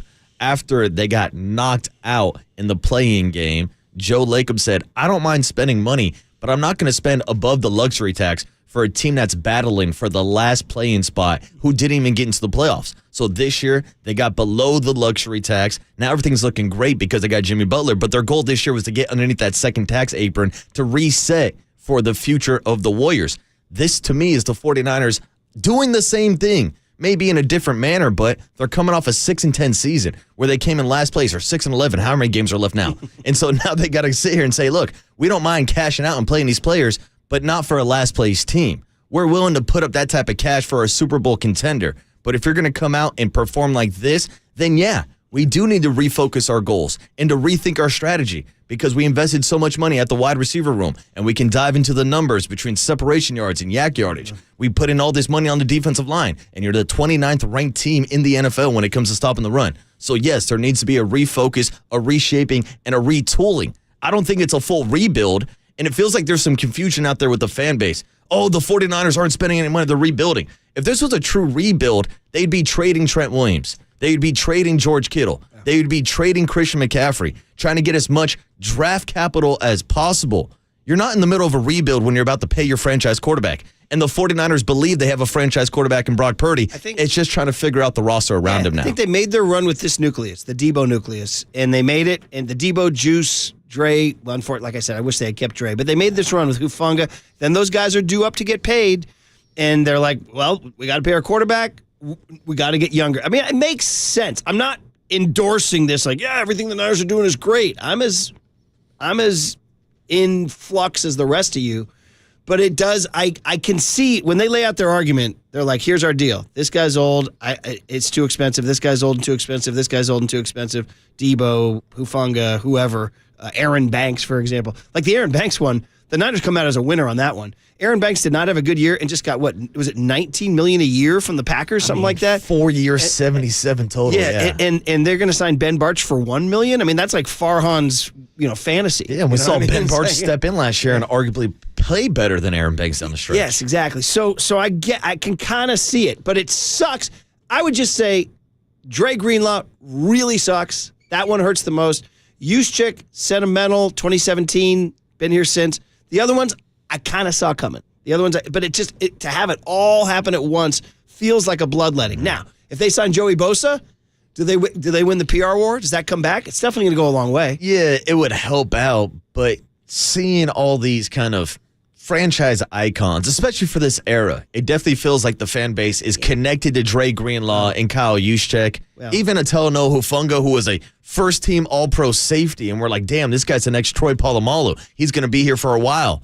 But then they draft Mustafa, they draft Jair Brown, and again, you got to cut some costs somewhere, and these are the decisions that they're having to make now. You know what line I keep coming back to when my buddies stop me or we're talking at a basketball practice or a Little League game or whatever, and people's like, oh, what's going on with the Niners? And I keep coming back to this one line.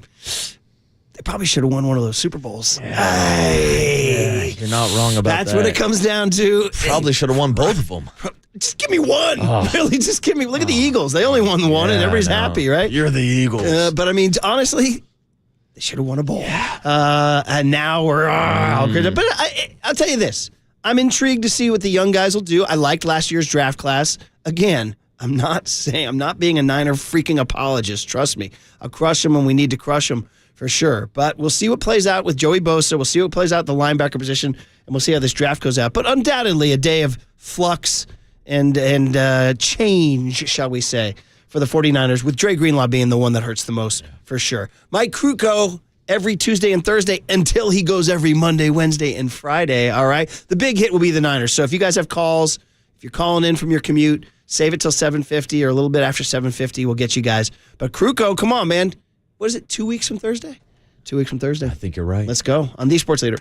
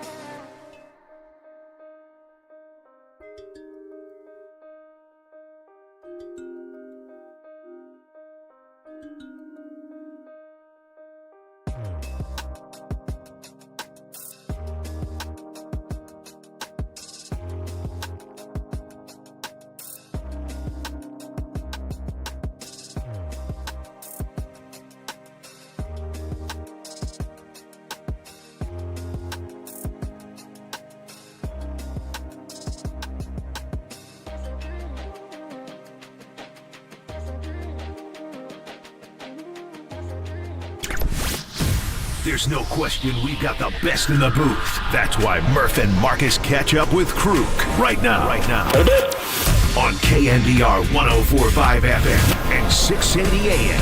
All right, congrats to Tony in Windsor for winning that Amici's gift card. Eat up, Tony in Windsor. You'll enjoy that. And congrats to the Giants for keeping on winning down there, too. I think they're leading the Cactus League with an 11-3 record. I don't know. Take it for what it's worth. 8-2 yesterday. They had some fun. Logan Webb pitched. Sean Jelly pitched. Hayden Birdsong had 3 shutout innings yesterday. And I believe, I have my box score right in front of me here. They scored 8 runs in that game. Good stuff. Mike Kruko joins us on the UMA guest line. Good morning, Mike. How are you? Hey, morning, Mike. Yeah, good. I mean, just enjoying watching the box scores every day. It's been fun. They've had a great camp. And you were talking about you don't really know what it means, them having an 11-3 record. You know, in spring training, winning, nobody even really pays much attention to it until you're not. When you're not winning, it becomes an issue. Mm-hmm. And, even in spring training, I mean, you're there to get your work in, and players are coming back in, and they become bit actors in a movie. They're not the main guys like they usually are once the season starts. So, I mean, anything can happen. And but you when you have a young team, and we talked a bit about this last week, it is important to win. It's important to get that feeling that when you come to the ballpark, you expect to win. So in the grand scheme of things, does it mean a whole lot? No. But yet it really does, because it's given these young players confidence and a little bounce in their step. And so it helps. But the part of spring that you really look to is the last week. What are they doing in the last week? How are they playing? When these guys start to play a full game, when your pitchers start to go 5 innings and more, that's when it really becomes more important. But look, we won the Cactus League in 1984 and lost 96 games that year. So, I don't read a whole lot into it other than it's very cool, and it's been a great camp. Yeah, vibes are good. That's good. We like vibes. Everybody's in favor of vibes. Okay, pitch. It seems like every week we talk to you about this same thing, but it is that 5th spot in the rotation because all the young arms were so intrigued in. And it seems like a horse race. One day this guy pulls ahead. The other guy, that guy has a good outing. That guy, like I just mentioned, Hayden Birdsong with 3 shutout innings with 4 strikeouts and no walks yesterday.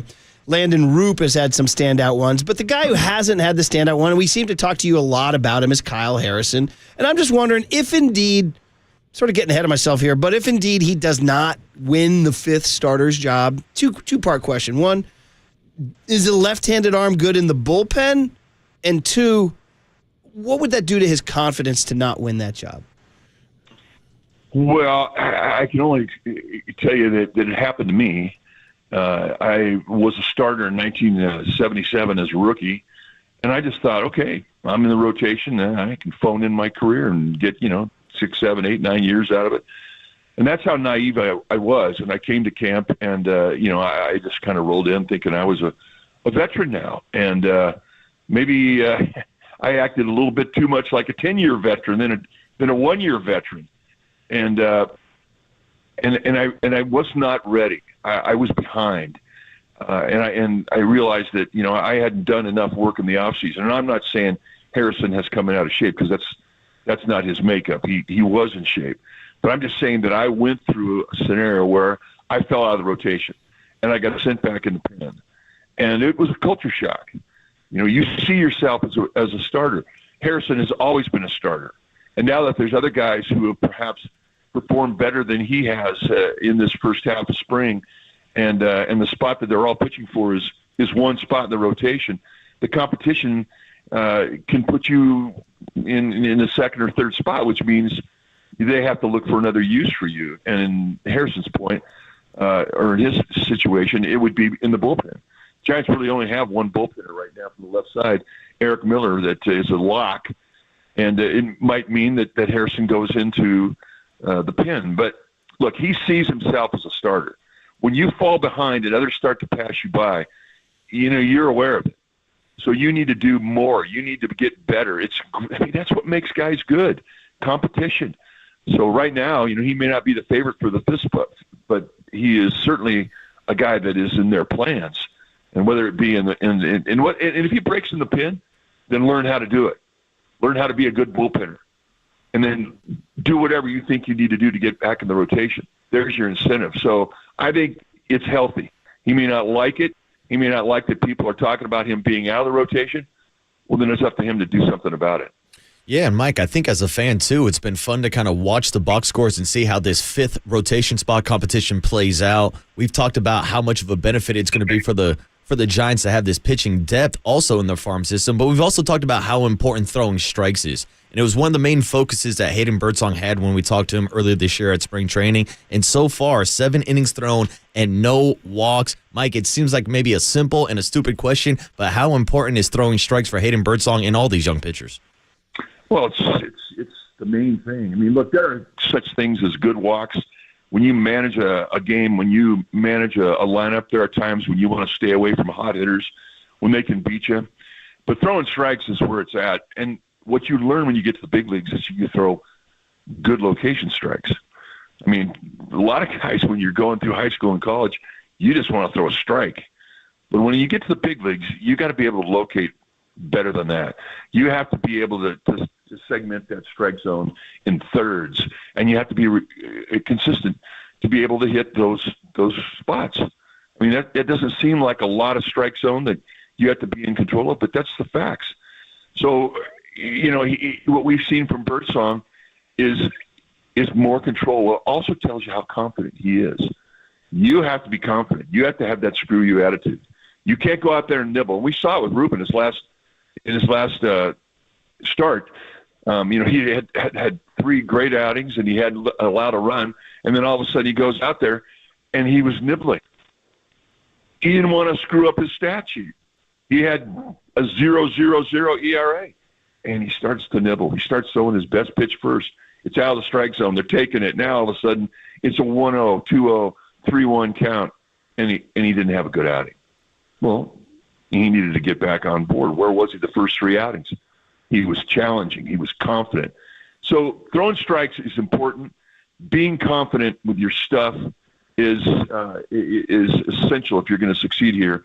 And then you have to realize that your strikes have to have better location than what you had to have earlier in your career when you're an amateur and when you were in the lower minor leagues. So it's all a learning process for these guys.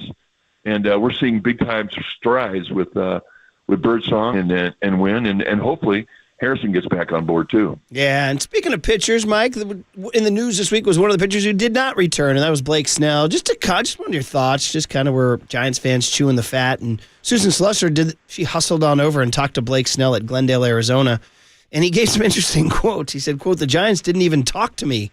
It was surprising. I thought they really liked me. I know Bob loves me, and I'm really close with Logan and Chappie, so I was shocked. I thought they'd come after me right away. I really liked it there. I was happy there, but they never even said anything to me. I texted Bob, and he didn't reply, and Bob always replies to me. So I kind of had a feeling, but it was weird, especially with all the other teams that were interested in me. So what do you make? I mean, he said there were a lot of teams after me. I just thought it was weird the Giants weren't one. I guess my 2-part sort of like a question is, do you think the end of the season left a sour taste in Giants management mouth? And do you think maybe Buster Posey wants pitchers who pitch deeper into games? These are my speculation questions here. Well, I think it may have been first of all, I don't know.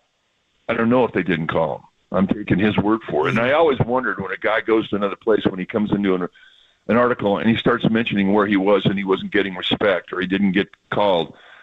What's your point? You just signed a nice chunk of change. Enjoy where you're at. What are you gaining by going backwards? But I do know that there was one moment last year when he was pitching in San Diego, and at the time the Giants were still in it. And it was a day game, and they hadn't done well the first couple of games. They needed a stop job from him, and he'd been throwing the ball great. And he goes out there and has a 42 for pitch inning in the first and gives up 3, I think. And I may be off. It may have been 4. I have no idea. But he took himself out of the game. Bob Melvin walked up to him and said, "Hey, you okay? We need you. Our bullpen's tired. Stop it right here. Get it going. You all right?" He goes, "No, I'm not all right. I threw 42 pitches in the first inning. I'm done." And that didn't get forgotten. Those are small things, maybe, but in the grand scheme of things, I get, he's going into free agency. Maybe he wanted to protect himself, but at that particular time, he put himself ahead of what the team needed him to do. It wasn't a good inning. All right, get over it. Move on. Limit the damage. Go deep. Give your team 5. Take some pressure off your pen. He didn't do it, and I don't know if that was something that was in their decision, but I know there were a couple things that raised an eyebrow. I wish the guy was still here. I think when he's right, when he's focused, I think he's the best guy in the game. That's how good he is. And, I would say I'd wish him well, but I don't want him to do well. He's with the Dodgers. That's kind of what I'm all about.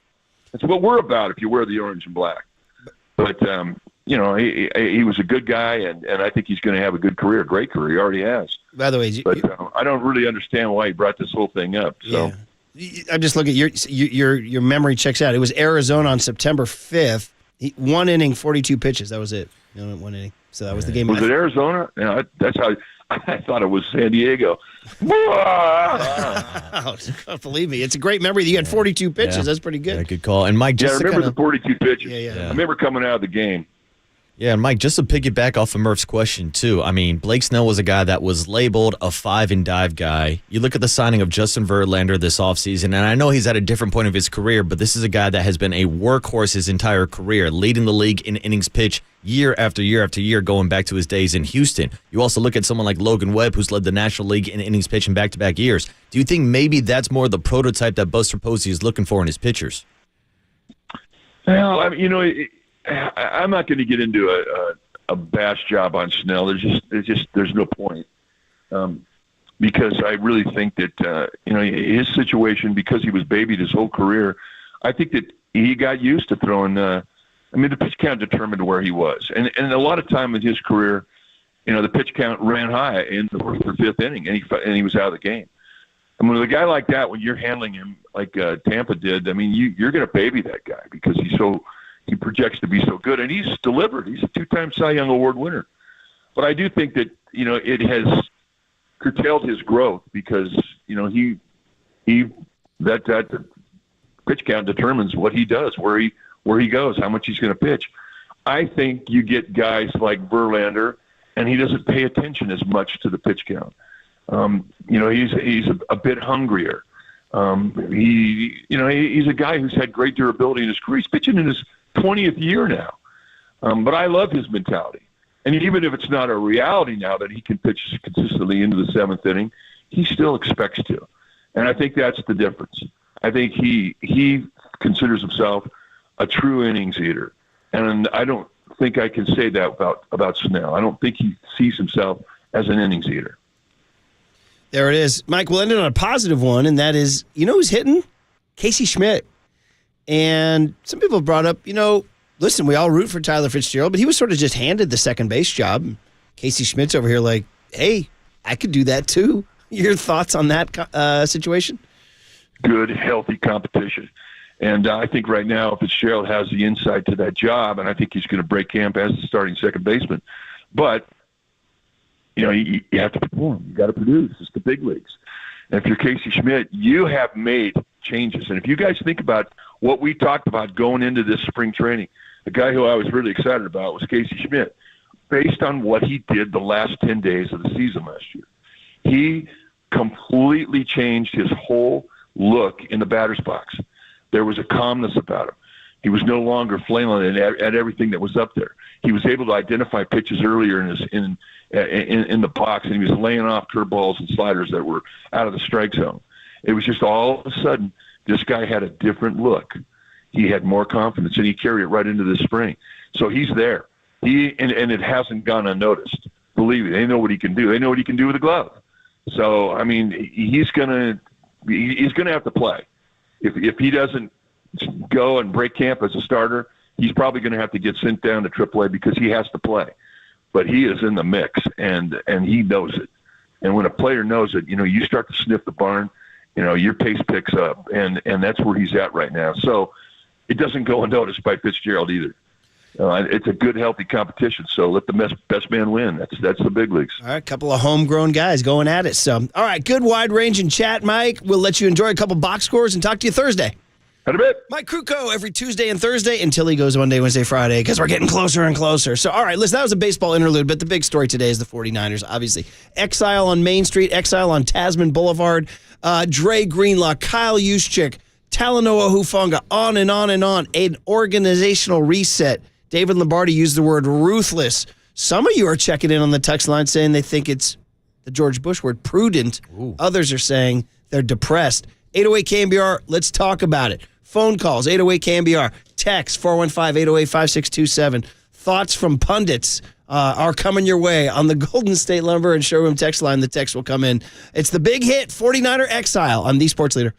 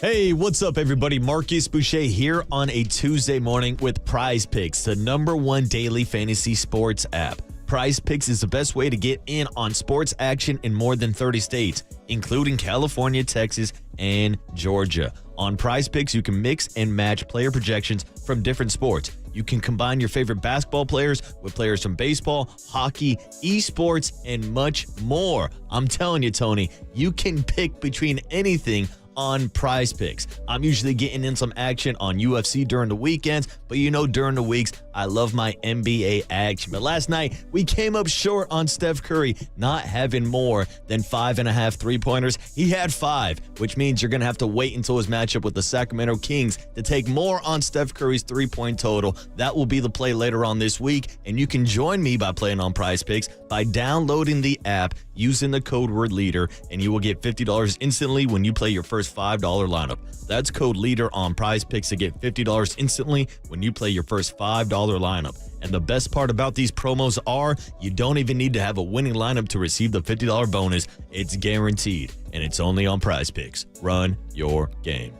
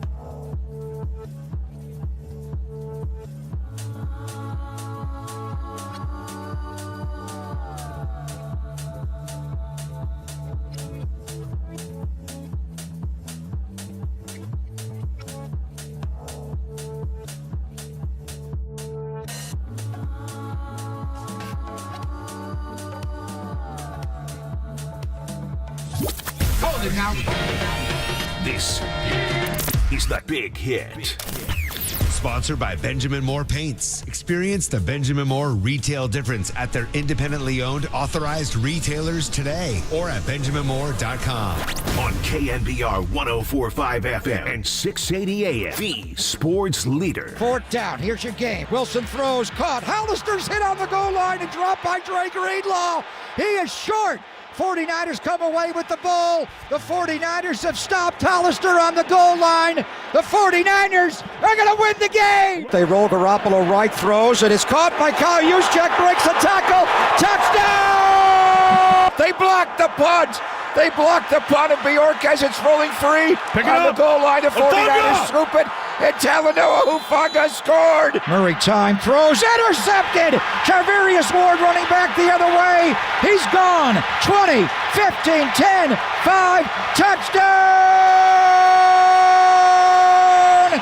San Francisco! The Mooney Man, nothing wrong with that groin. Oh, good rejoin by Young Tone there, taking us through the nostalgic run of all those guys who are, Marcus, no longer 49ers, all with highlights, none bigger than the Dre Greenlaw stop on December 29, 2019 in Seattle. Oh, my God. I was a freaking immature lunatic jumping around on a hotel bed on vacation with Candace's brother's family. They were like, this is Uncle Brian. He's crazy. This is the guy you married, Candace. I'm like, they should see. I said, you should see me at a CYO basketball game. Should see you in the comforts of your own living room. So, yeah, that's true. You guys have seen that before, haven't I've you? seen a couple of those behind-the-scenes videos. Didn't she film one once when we made the final? The UCLA made the Final Four? Yeah, it's all embarrassing. Murph What is it? losing his mind. One day I'll mature. But anyway, back enough about me. Well, back Murph, to Dre Greenlaw. It's because you're a passionate fan. Just like that's all I'm saying, there are dude. multiple passionate 49er fans who are disappointed about all of those names you just heard in the rejoin and them leaving now. Murph, I think we have one drop that can sum it up for all those players. It's been a hell of a ride, guys. See ya. Oh, man. It's been a hell of a ride. All right, good morning, 49ers fans. The day of exile. Exile on Tasman, the B side to the Rolling Stones Exile on Main Street. Yeah, shout out Exile Island from Survivor. Tribe has spoken. It's called Exile Island. That's where they all go hump? Is that what they do? No. Oh, You have to be exiled on Exile Island. You're by yourself. You know, not a lot of humping on Survivor, is there? Not as much as the other reality shows. Yeah, the other ones are. I mean, yeah. you're in the sand. Everybody's stinky, aren't they? Everybody stinks. Yeah, you haven't showered. Okay, all right. You're surviving off a bowl of rice. Has there been any humping? I'm sure there has. Okay. I think there has. Allegedly. Boston Rob and Amber? Yeah, see? Okay. Yeah. Are you a Boston Rob guy? No, because he's from Boston. Okay. I was always anti. Isn't Cope's a Boston Rob guy? He is. I'm more of a Sandra guy myself. Who? She's my goat, Sandra. Oh, yeah. Yeah. She the goat? Yeah, she's the Okay. goat. All right. Once again, we digress. Yeah, we the digress. Golden State Lumber and Showroom text line is 415-808-5627. The phone number is 808-KNBR. We're getting a lot of texts in here, but we'll just kind of start with our takes to begin with. I'll start and just say, listen, obviously yesterday was a heavy day, a day of change. We're witnessing a change in the franchise. Like there are certain moments in time when things change. This is one of those moments in time. Now, Talanoa Hufanga, Aaron Banks, Let me get the list right here. I had it right in front of me here, buddy. Talanoa Funga, Aaron Banks. Come on, where's the... Charvarius Ward. Thank you. Jalen Moore. Elijah Mitchell. Elijah Mitchell, got it. Josh Dobbs, also gone. Good. Okay, all of those you can totally understand. There's two that stick out. One is Kyle Juszczyk. Longest tenured 49er since 2017. A glue guy. First of all media. Anytime you interview the guy, lights Phenomenal. out. Anytime we heard he was our player of the week, we got a good one coming. It's funny. We used to riff oh no, the 49ers had a bad loss. Who can they send us? Oh, it's Kyle Juszczyk to give us the State of the Union on the 49ers. Kind of a John Legend type figure. Always available to play an anthem at an All-Star game. Always available to talk to Juice. And he was always great. Oh, yeah. Very, very good. And also, of course, he and McCaffrey and the Kittles, the wives club that was social. They always made it look so much fun to go to a Niner game. They're all drinking cocktails and partying on buses and things even like that. Going back to the days of sitting courtside with Jimmy Garoppolo when he's getting heckled and flirted with the Golden Girls Club. Yeah, They all came over to Jimmy. And there's Kyle sitting there with Kittle. Juice there? Yeah, I think Juice is there. Juice is always there. He's one of the main guys of the squad. So that's a big one. We need to talk about the shift in personnel, going from 21 to 12. Shout out Rush, 21-12. But the one that really, Marcus, I just having trouble getting past is Dre Greenlaw because they don't have a replacement. And I don't care who they're going to bring in. This guy's going to have gigantic shoes to fill. We saw what this team was like without him. And he was a very, very, very instrumental player. By the way, the 2019 crew, Juszczyk and Greenlaw were with Bosa, Warner, Kittle, and Mitch Wishnowsky as the only guys who are on the 2019 team. So we're talking about institutional history, talking about organizational history, we're talking about locker room leadership.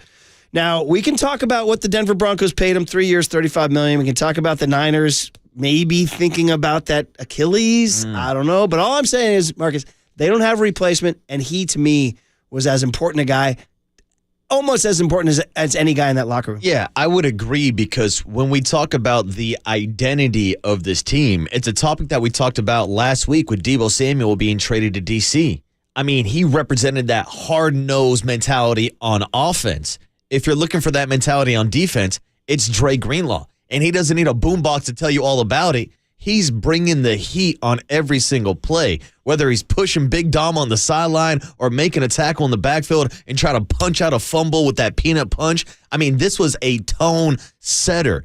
And we saw this defense struggle last year without him. We saw this defense struggle in the Super Bowl. As soon as he went down with that Achilles injury, Patrick Mahomes and Travis Kelce started picking on this 49er defense. So this is a huge, huge loss, not having Dre Greenlaw, and I honestly don't know how they're going to replace him. Let's play the David Lombardi cut, Tony. David Lombardi was really good this morning. Gave us he called it ruthless. That was the word he kept coming with. Ruthless. Shout out, there was a movie, I think, Bette Midler, Ruthless People, right? Ooh. Yeah, anybody? Late 80s, early 90s? I don't got anyway, you, but I can't give you I didn't even see it. I can give a shout out to Robbie Lawler, legendary UFC fighter, just went into the Hall of Fame this past weekend. His nickname was Ruthless.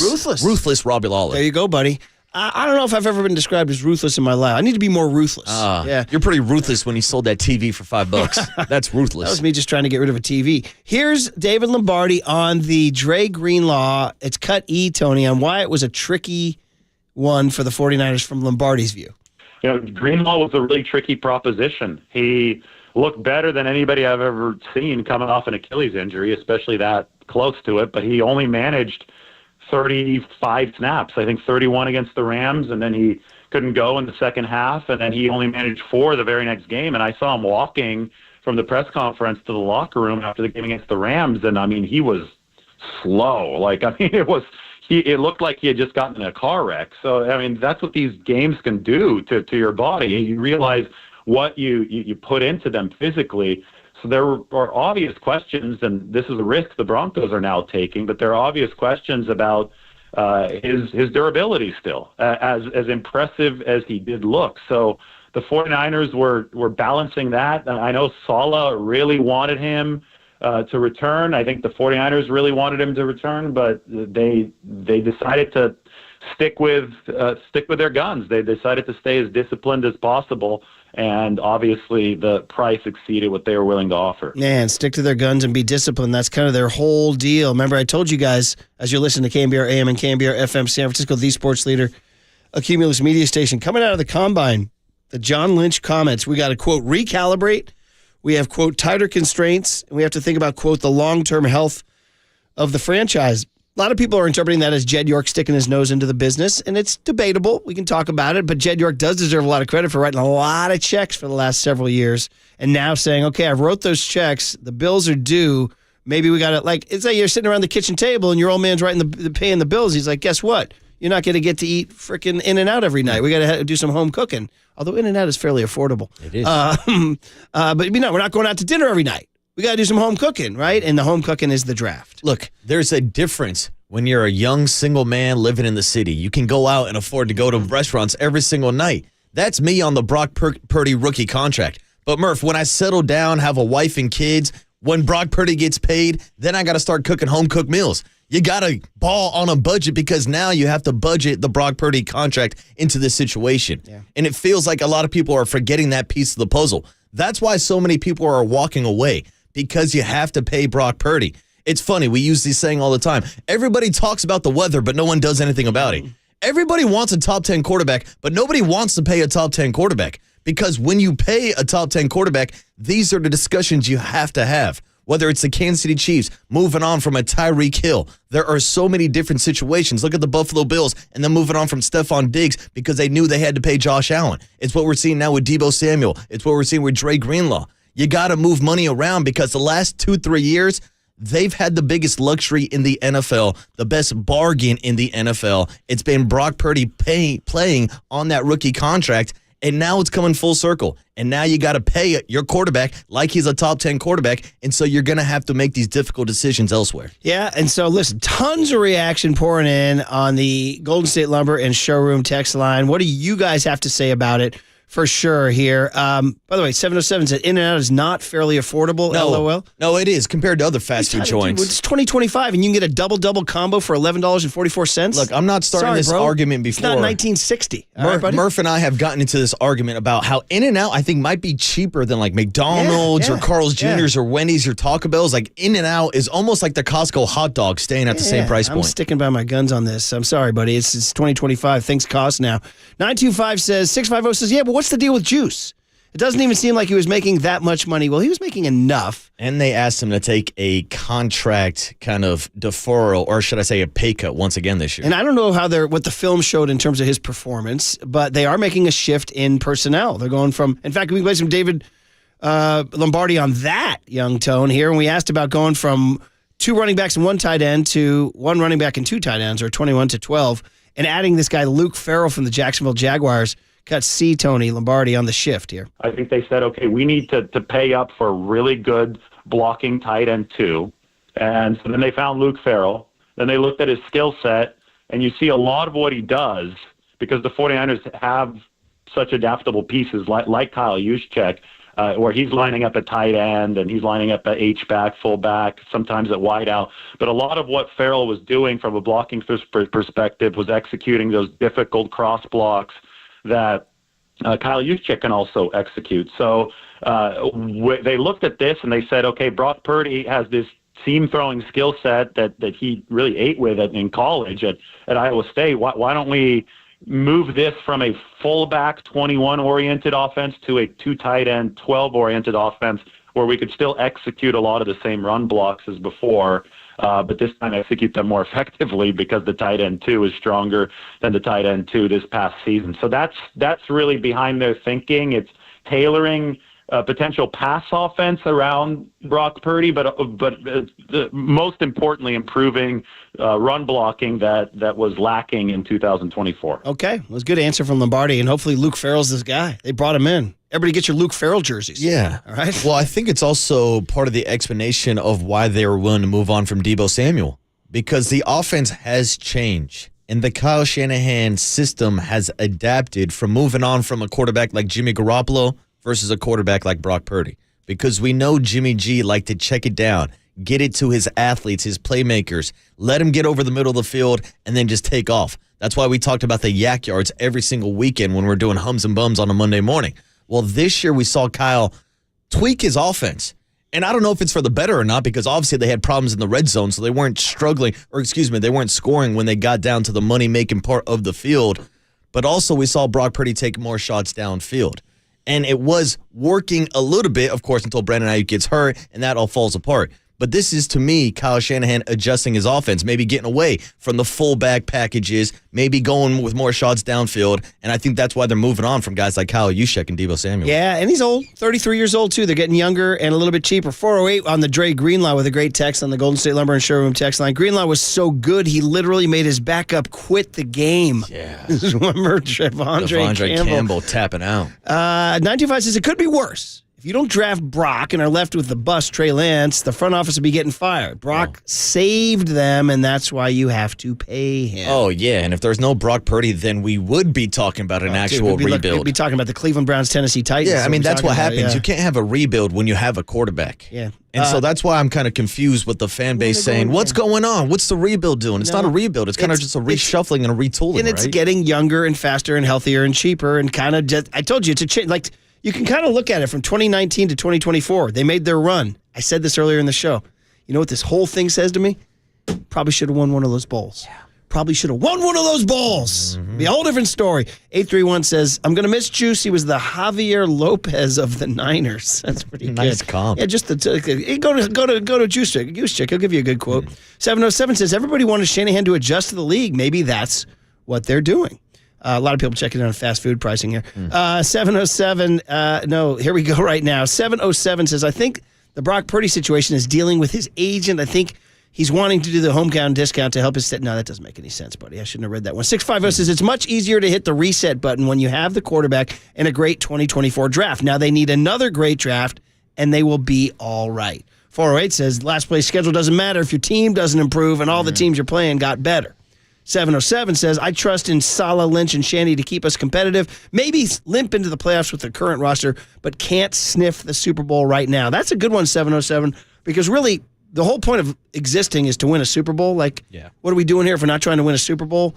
Especially when you have Christian McCaffrey on your team and George Kittle on your team and Fred Warner on your team and Trent Williams on your team. Nick Bosa on the team. Can they win? I mean, listen, Nick Bosa, thank you. Well, we don't, like right now, March 11 isn't their roster. Like it's not week 1 in September. So I can't tell you what their roster is going to be, but that's going to be a big question for me is, are they acting like a team that wants to win the Super Bowl? Because right now, that's debatable. Yeah. Are they acting like a team that wants to win the bowl? Maybe they're like, yeah. They're like, you haven't seen Mustafa and Jair Brown and Demo and Renardo. You haven't seen Ricky Pearsall at his best. You haven't seen Dom Pooney dominate. You haven't seen our next draft picks. I mean, I'm sure they'll tell you, yeah, of course we're trying to win a Super Bowl. But I'm wondering, are they trying to win a Super Bowl? Well, here would be my response, Murph. I think the moves we're seeing this offseason does not imply that they're trying to win a Super Bowl this season, but I think they're trying to set themselves up to win a Super Bowl down the road. Like the last couple of years, it's felt like they've been all in, trying to capitalize on the last couple of years of this Brock Purdy rookie deal. But now they have to go with a different strategy because they know how much of the cap space that Brock Purdy's going to take up. So to me, this is resetting, not maybe going all in this year, but resetting to have a possibility to win one, maybe two. You got to start with one over the next 5 years in the Brock Purdy era, because it seems like we're moving on to part 2 of this Super Bowl window, leaving some of those older guys behind, but still moving forward with this nucleus of a Brock Purdy, of a Christian McCaffrey, a Fred Warner, or George Kittle. Trent Williams is still, I know, getting up there in age, but still one of the best tackles in the league. Demo, Bosa, Warner, they still have pieces. They just have to fill out the rest of the rosters with these rookies at a cheaper price point. I think it's probably not fair to answer the question right now. Yeah, we got to see how the roster turns out. We got to see how it shapes up for sure. Big time, Sarah. Oh, listen, okay. And by the way, thank you. 408 says, I felt a lot better after Dave Lombardi's interview. That's good listening. 6:50 in the morning. It was a rational conversation. Dave, I know, has been accused of being a guy who kind of always looks at it from the 49er perspective, but he made some decent points about, at some point you got to get younger and healthier and faster and cheaper. But doesn't mean you're going to suck, because obviously they had rookies that played well last year. Yeah, I think there's a great example in your own division. Look at the LA Rams and how they went out, won a Super Bowl, reset, still have a few cornerstone pieces, but they've kind of rebuilt the last couple of years, even after trading away all those draft picks with a Brandon Fisk and a Jared Verse. Like, they've gotten young pieces of Puka Nacua, and now they're putting together, and now they're right back in the conversation still with Matthew Stafford. Yeah, 925 says, don't be so down, guys. Christian McCaffrey is very good at football. This is true. And Murph, we can't end the segment without mentioning that the 49ers have a last place schedule. There it is, my God. There it is. All right, we'll continue. The big hit part 2 on the other side. 808 KNBR if you want to do an old-fashioned phone call. We're here for you, but there's lots of texts coming in. Everybody's reacting to 49ers exile and change on KNBR 104.5 and 680. The Sports Leader.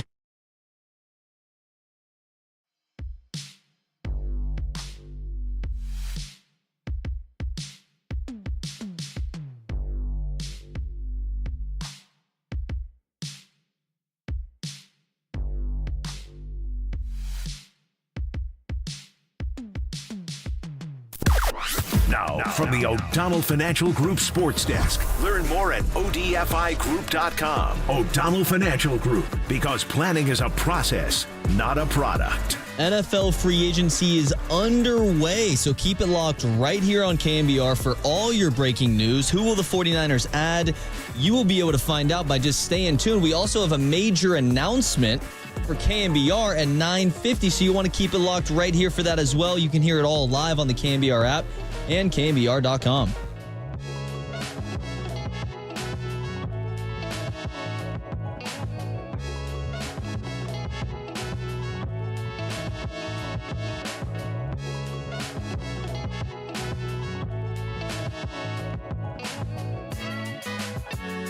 All right, let's talk about healthcare. A little important topic called healthcare. Keeping you healthy. Marin Health. World-class healthcare. Not just the closest medical care, but the best. With a cardiology team that delivers treatment twice as fast as the national average. A world-class maternity care center with doctors and midwives available 24/7. An accomplished orthopedic team to get you back on the trail. And a partnership with UCSF that expands our world-class capabilities. It's all right here to get you closer to being at your best. Marin Health, world-class care, closer than you think.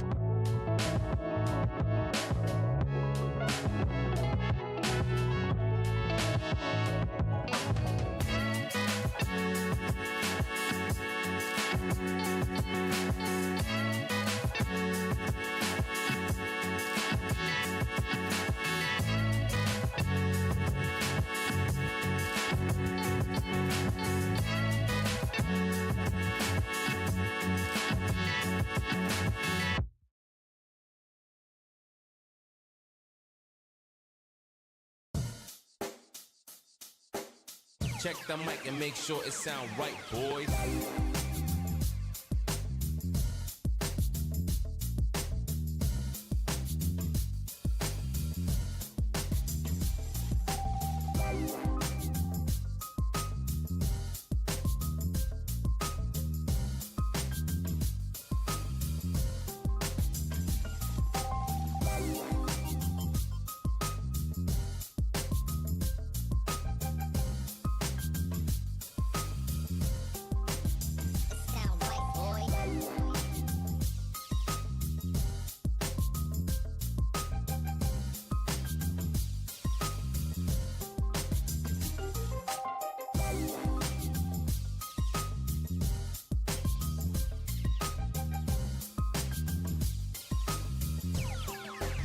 It sound right, boys.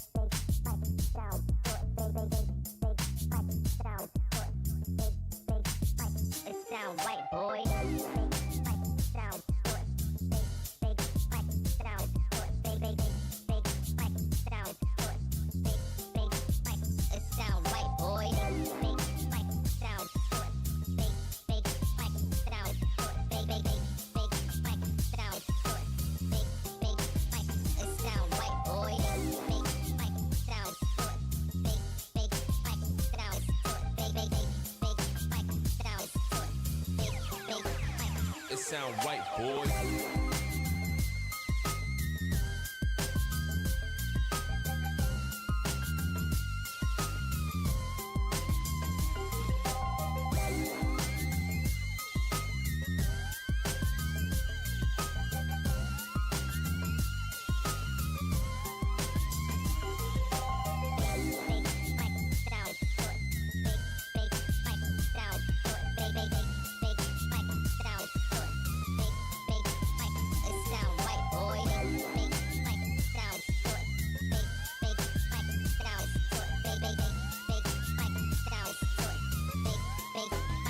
it sound right, boy.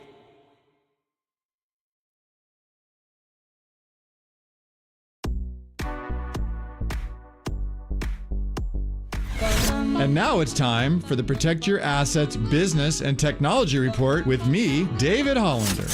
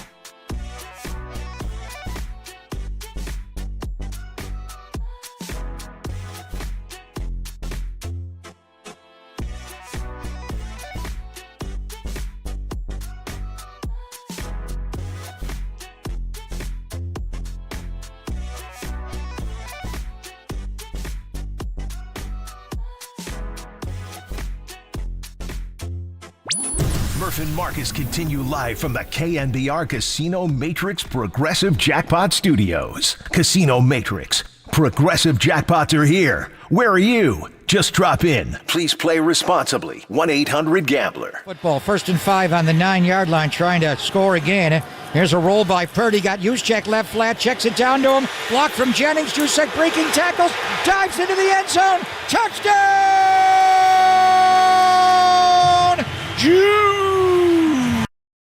We're getting all the nostalgia. Somebody wanted a listener wanted a Boys to Men, It's So Hard to Say Goodbye to Yesterday. That'd be for a 90s Friday, actually. Yeah, and I will say, Young Tony is giving us a little bit of Juice World right now in honor of Juice. Very good. Kyle Juszczyk. R.I.P., I believe, Juice World. You got to ask Tony about we that lost one. Juice World. Yeah, R.I.P., yes. Yeah. Well, there it is, man. Kyle Juszczyk, Dre Greenlaw headline it. The rest we kind of expected, but it was kind of harsh to see it all in one day. A bloodletting. Shout out to Godfather, the Five Family scene, the baptism scene when they take out everybody. Mo Green getting the rub down. Here you go. You go, man, let's go through the list again. Yeah. Marcus, you have it right in front of you. Aaron Banks. I got it. Aaron Banks to the Packers for a big number. Yeah, Packers can have that contract. Ooh, Mooney Ward to the Indianapolis Colts. We wish him well. What number did he get? Shout out to Mooney. 3 years, $60 million. Wow. $20 million per year for Mooney. How much is guaranteed on that?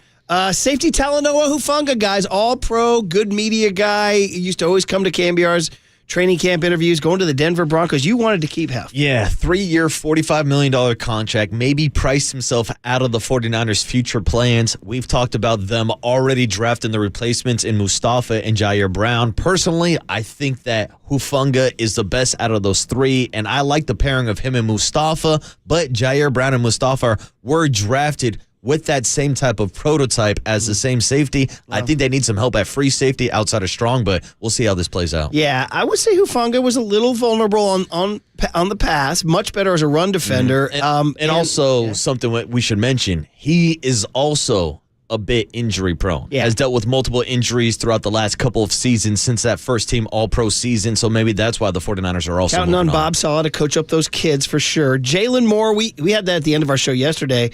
A good, nice backup tackle for the Niners. Now becomes Patrick Mahomes' blindside guy in Kansas City. Yeah, wow. I was a little shocked that the Chiefs are going dumpster diving with the backups from the 49ers. No disrespect to Jalen Moore. He's not a bad player. He stepped in and played well in the absence of Trent Williams last year, almost to the point where I was wondering why he wasn't getting more love and reps at right tackle versus Colton McKivitz. Right, they don't have a swing tackle now. They only got Williams, and I mean, they have a couple, but they're going to need to beef up for sure. Obviously, the draft's going to be big. Elijah Mitchell to the Chiefs. Now, he's a guy 3 years ago. We loved him. He's been really banged up. Josh Dobbs, we hardly knew ye. He will always remember the Pastronaut. The Pastronaut. Finishing it up after Brock Purdy got hurt last year. He's going to New England. And then the big two are Kyle Juszczyk, we just talked about with Juice World, ending his tenure since 2017 as the longest tenured 49er. Now George Kittle is the longest tenured 49er. And Dre Greenlaw to the Denver Broncos. Of course, Deebo Samuel last week, too. So a big time of transition and change as the Niners, and the dust kind of settles from yesterday's emotion. You start to see, okay, we knew this was coming, and they're getting younger, they're getting cheaper, they're getting hopefully healthier, leaner, and faster. But my big thing is, are they trying to win a Super Bowl? Because right now, I'm not convinced. Now, it is March 11th. Let's see what happens in free agency. Maybe Joey Bosa comes. Maybe they sign a receiver. I don't know. And let's see how the draft plays out. I mean, this is going to be something that's going to be up in the air. They're not nearly the lock to be the contender that they were a year ago at this time. No, and I think it is tough on March 11th to judge the 49ers offseason and throw out Super Bowl predictions, but I also understand this is the media landscape we work in. Like I was watching NFL Network and ESPN yesterday, and they're already giving out free agent grades. I'm like, yo, free agency technically hasn't even started yet. You can't sign the contract until Wednesday. So, of course, day one, yeah, sure, maybe you're calling the 49ers a loser. Even John Joe Curley put it on a rundown. How would you grade the 49ers free agency? I'm like, we've been in it for 12 hours. What do you mean? I can't even grade it yet. You know what you tell me? Curly's part of the problem. Yeah, he's part of the problem because this is what we do because everybody has to have a hot take. Oh, man. I'll let this offseason play out because, again, if you've been reading the tea leaves, going back to last year's draft, going back to some of the contracts they handed out, to a Brandon Ayuk, to a Demo Lenore, you kind of knew that these guys were going to be walking out the door. To your point, it seems like the two most surprising ones were Dre Greenlaw and Kyle Juszczyk, and I think it's because they meant so much to the identity of this past Super Bowl It's going to be an run. emotional set. By the way, you just nailed it. 20 years ago, because radio, like you got to have a grade, you got to have a take. What's your grade? Grade them. I remember 20 years ago when I was flirting with KNBR, I was like, radio? You guys are a bunch of frauds over there, man. What are you guys doing? Here I am 20 years later, like, 808K, what's the big hit? Yeah, baby. It's funny. Then they make you an offer and you stay. Yeah, money talks. Hey, 408 says, hey, what's the backup plan for Brock Purdy, Mr. Lynch? And the person answers, I wish I knew. And I said to young Tony, you might want to cue it up saying, are the 49ers right now poised to go win a Super Bowl this year? I wish I knew. There it is. I wish I knew. I wish I knew. I wish I knew. I wish I knew.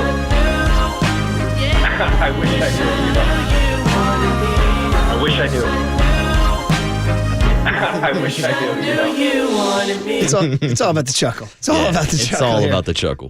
Here we go. 209 says, Waterboy, what are the Vegas odds on the NFC West today after all the roster change? So I'm looking at the changes, and this morning, what I'm seeing on DraftKings is the 49ers being plus 100, still being the favorite. Now, a couple of days ago, they were minus 120. So now it truly has moved to even money, and the Rams are still plus 280, even with the addition of Devontae Adams. 408 says sign Joey Bosa, and they're getting a bunch of comp picks. Well, as Mike Silver pointed out on Twitter yesterday, if you're out here talking comp picks, you're probably barking up the wrong tree. Right? You know what I mean? So here we go. As 408 says, guys, this is exactly what we were talking about the Warriors this past offseason. You can't keep running it back with the same pieces and expect it to work. So the Warriors let Clay go, and now look, there's plenty of time for the 49ers to put together a winner. Let's have some patience. That's 408. We can't do that on radio, buddy. Come on. You Come can't do that. on. Yeah, But Murph, they're right. The definition of insanity is doing the same thing over and over again and expecting different results. We made this comp earlier this morning. Hell, I've been making this comp for weeks. Look at the Warriors and Joe Lacob this past offseason. After moving on from Klay Thompson, they got underneath that second tax apron because Joe Lacob is not afraid to pull out the checkbook if the Warriors are competing for championships, not when they're competing for a playing spot. And that's what we're seeing right now with the York family and the 49ers. He doesn't mind giving out the cash if you're competing for Super Bowls, not if you have a 6-11 season, not if you regress to the point where we're talking about having one of the worst defenses in the league when it comes to the running game, and that's why you're going to reshape and retool your defensive line. And that's why they moved on from Deebo Samuel, because they did not get the return on investment that they were looking for. And now with the Brock Purdy contract situation, they have to be more fickle about these contracts that they do hand out. 831 says, I support the realignment of the roster, but you got to get one or two solid free agents. You can't just rely on the draft to fill all of the holes. 650 says, losing Dre Greenlaw is heartbreaking. He was the heart and soul of the defense. Kind of agree. 707 says they spent all the money and they have no results to show for it. That's why I was saying, guys, could have been nice to win one of those bowls. That was my big one. I had people reaching out to me. We had the pizza party. I had guys text in, what about the Niners? I said, probably should have won a bowl because this is the end of the era. They're now reset. They're going to run it back now with Purdy, Kittle, Bosa, Warner, and the new cast of characters. So out to the phones. 808 KNBR is the phone number. Matt is in San Francisco on this big day of change. for the 49ers. Matt, good morning. Yeah, what's up, Matt? Hey, guys. How's it going? What's going on, man? Well, just like free agency, not a lot. It seems like, the biggest step was McCaffrey's kid yesterday, I guess. So I just don't know what the plan is. I knew you were going to lose some pieces, but a lot of the prime free agents that were out there seem like they're already spoken for. And if you look around the room, it's like we're back to just Kittle, Warner, and we've got our young system quarterback. It's kind of scary. It feels like Chip Kelly days again. I didn't think it was going to be this deep a reset. Oh, no. Don't go there. Whoa. You calling are you going 2-15? Is that what you're saying? No, I'm not calling 2-15, but you're like the guy just texted. You can't do this through the draft, and a lot of the prime free agents are already off the board. I hope Lynch knows more than we do, because right now it looks like it's slim pickings. Let me ask you a question. Would Joey Bosa help your mood or not? Absolutely not. Ooh. You want a Ferrari with no tires? That guy can't go. So really, there's no other free agents that are out there still going. I just saw a list recently. You looking for a receiver? You looking for a D tackle? What are you doing? Well, even if you're looking for a receiver, I think, Devontae and Metcalf were the two big senior bodies. And then Amari Cooper didn't do much. D. Hopkins, seems like he might be past it too, and he's going to want a bunch of money. Tyler Lockett's a good dude, but he's not a true number one. And that receiver room we have is great, but they're young, and you need a senior guy. And then on the D line, Myles Garrett's gone, Crosby's gone, and then you got Joey Bosa, which the guy's played like 16 games in 3 seasons. So, I mean, I feel like they've let a lot of the big ticket items under the Christmas tree go, and now it's just going to be piecemealing this together and see. I mean, you just picked up a safety who's ranked 166 or 170 and say, oh, but he's a special teams guy. Yeah. And then you go and get the Jacksonville tight end. There's great tight ends in this draft. You could have solved that for less money out of the draft and given Greenlaw or Hufanga 20 mil or split it up or done so. I don't get it. Matt, doesn't make any sense. I feel you, buddy. You're not feeling it, and that's a totally fair take. Thanks for the call. We appreciate it. We got to go to Hamed in Berkeley checking in on this day of change and exile for the 49ers. Hamed, good morning. Good morning. How you doing? Well, good, man. What do you think of all this? All of this started with the Trey Lance debacle. And I want you guys to kind of go through the draft, all those picks that were given away, how valuable they would have been at this point right now. And honestly, I think even McCaffrey's trade wasn't that great either. I mean, I think there was a couple of second-round draft picks that went away. And just imagine all those draft picks be at the roster right now. We would be in a lot better place. So if I was Jez York, I would get rid of Kyle Shanahan and Lynch and start the regime over again. These guys had their chances, and they just messed it up. And, so, yeah, that's my point, basically. Okay, Hamed, thanks for the call. Appreciate it. That's a hot take that the McCaffrey trade was bad. Yeah, I think that's a bad take. Yeah, I think Thanks for listening, Hamed, but I do like it. Come on, dude. We're talking about a second rounder, a third rounder, a fourth rounder. He was literally the NFL Offensive Player of the Year. Yeah, I don't know what we're doing here. No, we're not firing Kyle Shanahan. You're not firing John Lynch. Like I said, probably should have won one of those bowls. Yeah, I mean, I'm not even good to the point where Matt said it feels like the Chip Kelly era 49ers. I don't think we're there yet, but I have seen a few 49er fans on social media ask if this offseason is comparing to the end of the 2014 season at all, Murph. Wait, so end of the 2014 Niners season when Harbaugh left, you mean? Yes. Well, that's what the guy's saying about Chip Kelly and Jim Tomsula. Exactly, and that was an offseason where Alden Smith left, Patrick Willis, Justin Smith, Chris Borland, Michael Crabtree. They were starting to lose touch with Kaepernick. Things were getting really weird at the quarterback situation. No. Yeah, I don't think we're heading down that path either. No, they have freaking Christian McCaffrey, dude. That 2014 team did not have Christian McCaffrey. They had Patrick Willis, although he retired, I think, the next year. Yes. And Navarro Bowman got injured in the NFC Championship game. No, they have Christian McCaffrey. They have George Kittle. They have Nick Bosa. They have Fred Warner. I like the young safeties. I like the corner. I like Lenore and Green. I'm curious to see what happens. I'm like everyone else. To me, the biggest thing is Dre Greenlaw. That's a gigantic miss, gigantic hole. But they got Robert Saleh, they got Gus Bradley. So we'll see. But right now, for sure, they're reeling a little bit. They're going to have to try to win the PR war coming back. They're going to have to nail the draft. And they're going to have to just kind of surprise us this year by getting younger and healthier and faster. Yeah, I think that's the key. It's the PR war right now, and it's the optics of all these players walking away and then not spending money on day one of free agency. Yeah. But honestly, day one in free agency is where most players get overpaid. Yeah. I mean, look at Aaron Banks and the contract he got from the Packers. Look at Jalen Moore. It's like usually you have to overpay for players, and with the 49ers refocusing their financial strategies, you're seeing them take a different approach this year. Some people writing in saying they think here's a guy texted in and said he'd rather have Jalen more than Trent Williams. Nah, I don't know about that. They're saying because of Trent's advanced age and injuries, and Jalen's younger. Yeah, Jalen's younger, but I don't think that's the case. But that was my point earlier with a lot of people complaining that this is a rebuild. You don't rebuild your roster when you think you have a franchise quarterback. If this was truly a rebuild, the 49ers would be taking trade calls on Trent Williams. They would be taking trade calls on George Kittle and Christian McCaffrey and Nick Bosa and Fred Warner. But no, they have this talent, and that's why they're kind of refocusing and reshaping the next future of the next 4 or 5 years down the road. 925 says the reality is most of these departures you're naming didn't play regularly or much at all last year. Carlos in Sacramento will round out the big old hit. The big hit. Carlos up in Sac. Good morning, Carlos. Hey, what's up, Carlos? Good morning, guys. What's up, guys? Thanks for taking my call. And I agree with you, what you just said, that most of these guys that we're giving up, they were fan favorites, right? Huff, Dre Greenlaw, guys who have been there, core guys for a little while. But the reality is these guys had major injuries, man. These guys were coming back from major injuries. So, yeah, they do have to get a little younger. They do have to get a little faster and find key players. And honestly, this draft coming up is big. That's the reality. But they also did get some guys in last year's draft that are going to make up for some of those departures that hopefully can step up this season. So I do agree with the moves. I think that the guys that we gave up, yeah, they were core players at one point, but they did have major injuries, and we do have to address that through the draft. And hopefully guys we drafted last year step up as well. Okay, Carlos, a little vote of support there from up in Sac. Appreciate the call very much. And we'll end it with this text that kind of echoes what Carlos just said. Everyone needs to calm down a little bit. This organization has a proven record of winning in the last few years and making good moves. You can't keep playing the same players year over year if it's not generating all the results on the field. Yes, the Niners needed a change. And yes, change can be scary. Listen to this.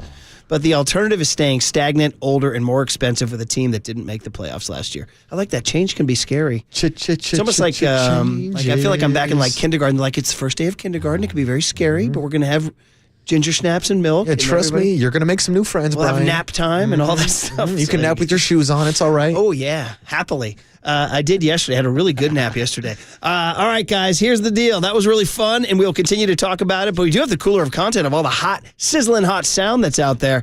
Next on the Sports Leader. You can't spell Chip Kelly without multiple L's.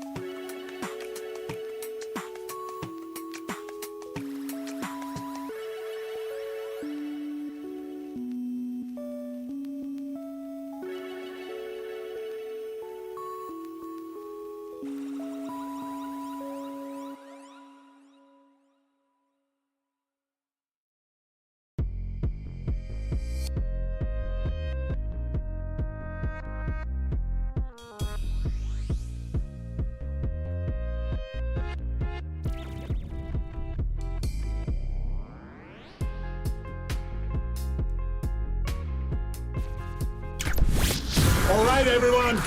Chill. This is the cooler. He's bitten a cooler Of content.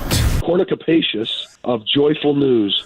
Yeah, baby! On the sports leader. All right, Niner fans, we do get back to your reactions and calls coming up, but it is time to hear what's out there. The cooler of content, sponsored by Mancini Sleep World.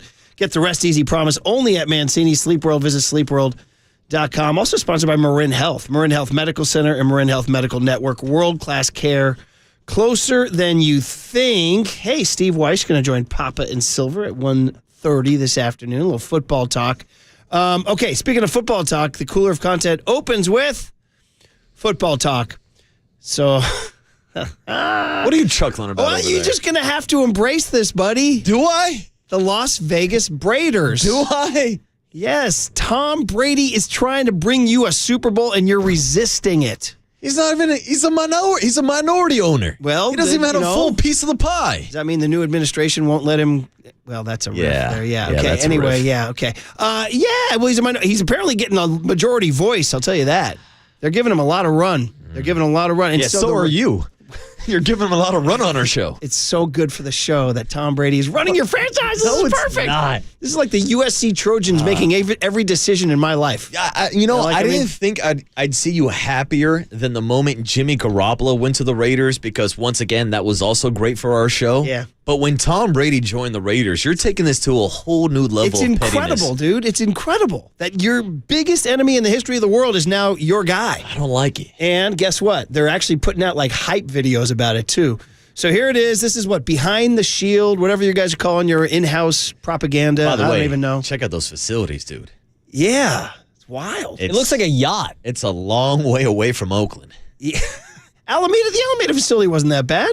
It's not, but not like the facility they have out in Henderson. Yeah, but you're in Henderson, Nevada. Yeah, but by the way, I think Pete Carroll just announced the Raiders are coming back to Napa for training camp this year. Yeah, that's the right move. Yeah, hell yeah.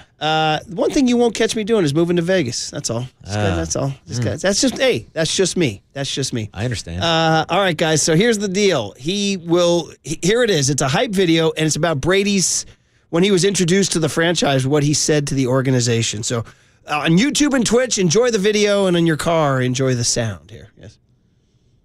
Day that's come full circle in so many ways, and it's amazing what I have in my pocket. But I grew up in the Bay Area, as a lot of you guys know, and it's when the Raiders were in Oakland. And I had 3 sisters growing up. My oldest sister was probably the best athlete in the family, and she was a college softball star, and she was an All-American. And her last year of playing college softball was my first year going to the Patriots. So she gave me a coin that she wore in her sock for every game. And I took the coin and I put it in my bag. And that was 25 years ago. And it's been in my bag every day for the last 25 years. So I was bringing it to show Mark because it said commitment to excellence. That's what this organization is all about. It's about a commitment to excellence. I'm not in here to solve every problem. I can't do that anyway. If there's one thing I know about football, it's the ultimate team sport. It takes every single person. I'm gonna say one other thing. It's hard. Every day's hard as an NFL player. Every day's hard as an NFL organization. And you know why it's hard? Because that's where the value is. Because if it was easy, you wouldn't value it. When someone gives you something, it doesn't mean that much. When you go out there and you earn it, well, that's when it matters the most. I just appreciate, this means more to me than anything in the world to see you guys here. For Mark to allow me the opportunity to be a part of this franchise for the rest of my life is a dream come true. There it is. What do you think? Tom Brady going with the coin in the sock with the sister. I think she played at UCLA, by the way. Going softball, commitment to excellence. It's not easy. It's hard. It's earned. It's blah, blah, blah. The Las Vegas Braiders, Marcus. I'm not buying it. Oh, my gosh. I don't think he's had that coin for 25 years. I'm calling BS. I'm saying he just bought that coin on Amazon. You have an existential crisis. I do. Your lifelong team is now your enemy. Dude, it'd be like you're like in a crisis, bro. Dude, like, how would you feel if Aaron Rodgers took over the 49ers? It'd be tough. Yeah, it'd be tough. Yeah, it'd be tough. It'd be tough. And now you're sitting here poking your partner in crime over here about Brady taking over the Good. Raiders. It's so good for the show. Come on. I don't believe a word he says. Tom Brady has admitted to lying to the media as a player. I don't think he's changing his stripes You going now. to Deflategate on me? Dude, that's what I'm saying. He's like, I got something in my pocket. I was like, what is it, a needle to deflate a football? Wow. What are you going to do if they start winning? Well, I'm not going to like them until they start winning, Murph. That's the problem. They haven't been winning my entire life. Going back to Tom Brady and the fumble. Oh, man. That's why they haven't been winning. The one That's why John Gruden got traded. And your blame is more Walt Coleman than it is Tom Brady, isn't it? Yeah, I know, but he's the face. He's the face, man. Murph. He's the So face. good, so good. He's the face that I hate. The Las Vegas Braiders. Commitment to excellence. Oh, dude, keep that around. Yeah, keep that around. Come on, Tommy. Now, he was a Niner fan. You know that. Yeah, I know. Yeah. I know, Murph. He was at the catch. He wasn't at the Holy Roller. Yeah, exactly. Which why I don't want to hear him talking about how his sister gave him a coin 25 years ago. BS. I'm not buying it. Commitment to excellence. He said his sister was the best athlete in the family, too. I agree. Yeah. That's awesome. All right. Well done, Tom Brady. Thanks for that. Way to poke the bear. Yeah, thanks. All right, so listen, you guys need to know this. I have certain, you know me, I told you guys, as a basketball coach, I have a reputation. People think I'm the worst. They think they hate me. They think I'm awful and mean and yell too much. Yeah, you know what? After playing that Brady video, I think I agree. And I love it because what's what a basketball coach does. You lose your mind. And so my heroes are Kim Mulkey, the coach of, where is she, LSU right now? Is she LSU? Go Tigers. I love what a lunatic she is. And Dan Hurley is my other idol, the guy at UConn. The guy's an absolute bat-ass lunatic. And I love it. In this era of touchy-feely, no. Put a foot in somebody's rear end and go jump on a loose ball. You know what I mean? So he's such a lunatic. Well, by the way, he's won back-to-back national championships, and they're a little slower this year, but they'll be in the mix. I don't think you want to see them in the tournament. I think they'll probably are they scheduled to be like an 8 seed or something like that, 7 or 8 seed. Anyway, 60 Minutes found him so interesting they did a piece on him, and the good news is he's miserable. That's the best part. So here he is on 60 Minutes being miserable. Here he is. This is not a participation trophy, Coach. Dan Hurley is a human furnace of intensity. Fire! Fire! Try to make a play on the twin. Try to get the edge. Fade! Hell-bent on wringing every ounce of potential from his latest roster of UConn players. It's a zero-sum game. The one that wins is going to have temporary relief. The one that loses is going into a hellhole of suffering. I mean, that for me is how I look at these sports competition. Perfect! The one who wins gets temporary relief. The one who loses goes into a hellhole of suffering. He nailed it. Yep. I'm telling you guys. Isn't it true? Yeah. You feel the same way? Yeah, I've been in the hellhole of misery ever since the tuck rule, Murph. Oh, man. I'm still in it. I'm still in the middle of it. It's so true. If you're a coach or anything like this, the wins are just a relief. Like, oh, God. The losses, you stay awake all night. Yeah. You can't sleep. I mean, it's a little cliche, but you'll hear a lot of athletes say, I hate to lose more than I love to win. Yeah. And that's kind of what drives these guys. No, this is it's very not true. the success, it's the fear of failure. It's totally true. You got to hate to lose. Truly, the best winners are hate to lose. Yeah. That's what it is. And yeah. The one that wins is going to have temporary relief. The one that loses is going into a hellhole of suffering. I'm telling you, this guy crazy. Temporary relief. Oh, man. Quickly, you want to go to the Warriors here? Pre-game, Steve Kerr checking in on the Steph Curry argument. I jock-blogged about this last Friday. We can go into that if we have an open segment this week. Steve Kerr's latest take on Steph's ranking. Steph, I know so much is talked about his shooting, but it's getting to the point now where this is probably like sports bar conversation, but do you feel that he would be in the conversation for top 10, maybe top 5 player of all time? Oh, don't do that. Don't do that. I mean, he's Steph Curry. He is one of the greatest players of all time.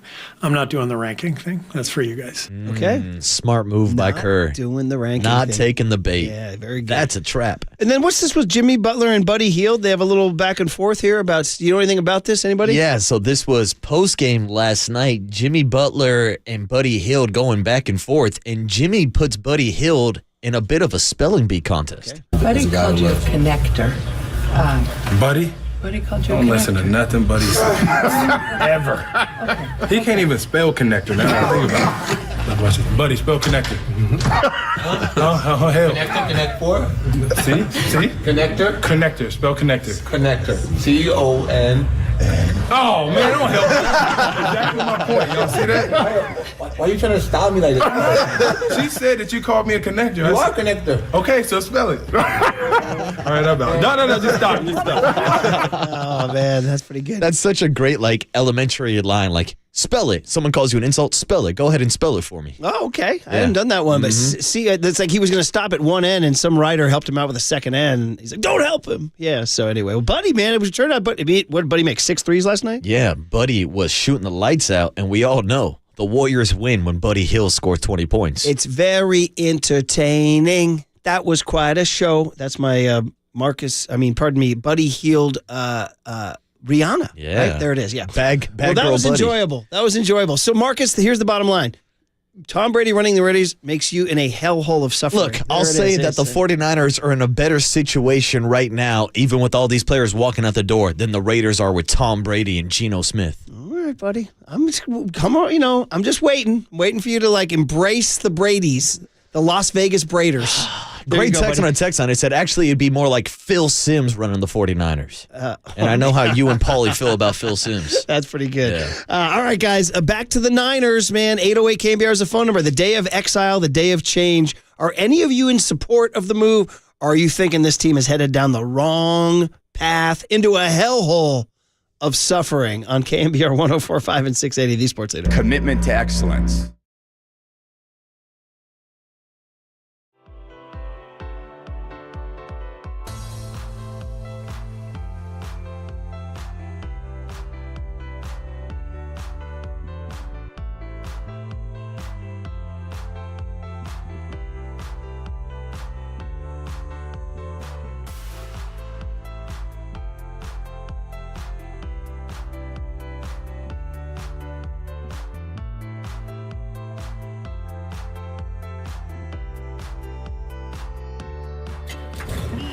From the Chilton Auto Body Traffic Desk.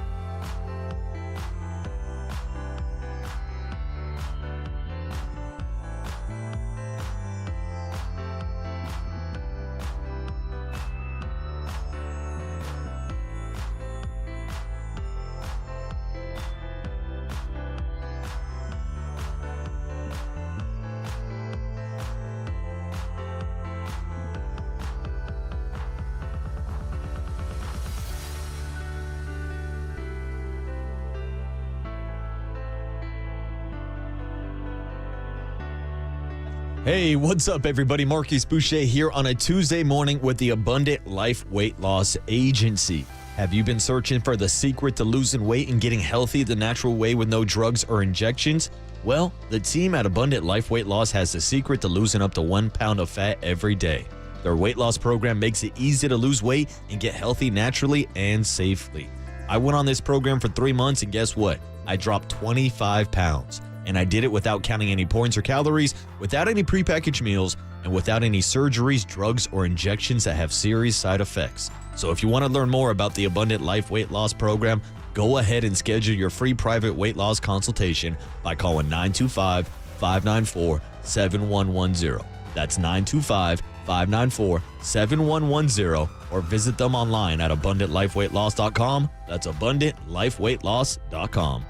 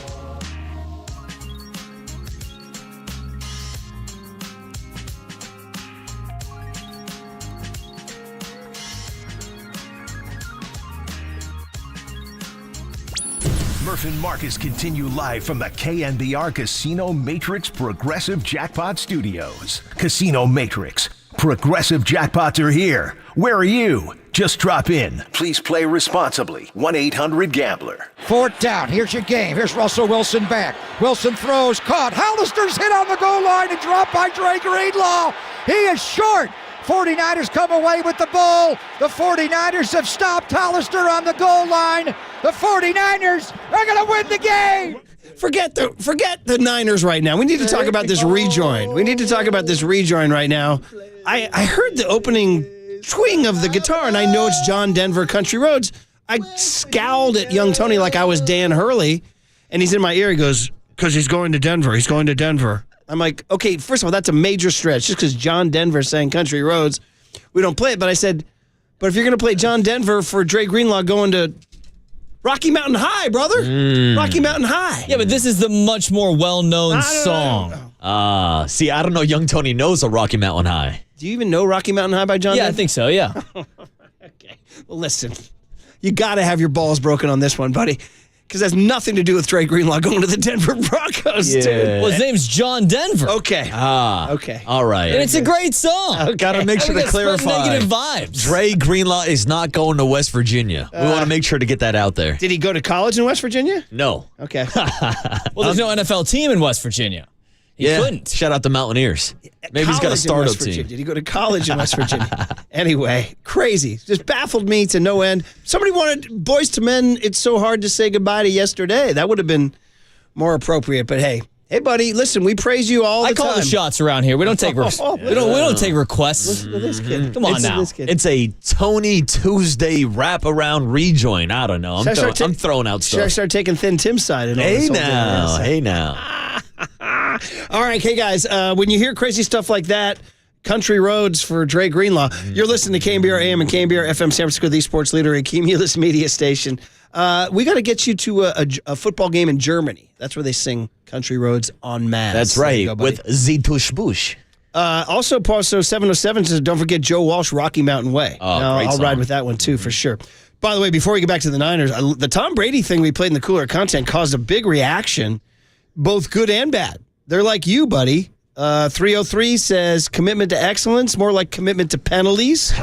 Okay. And they've cleaned it up a little bit. 650, right? the other one is the one you said as a longtime P1. This is like Phil Simms running the Niners, right? Absolutely, dude. 602 says, well, if someone gives you something you don't value it, that explains why the Raiders are in such a sad state. What's the value? Okay. What has he given me? 415. Give me a Super Bowl, and then we can have this conversation. 415 says it was a bad rule, but Walt Coleman made the right call. That's a bad rule. It's a bad call. Everything bad. It was bad. Everything was bad. 707 says I could hear Marcus throwing up as Marcus Brady was speaking.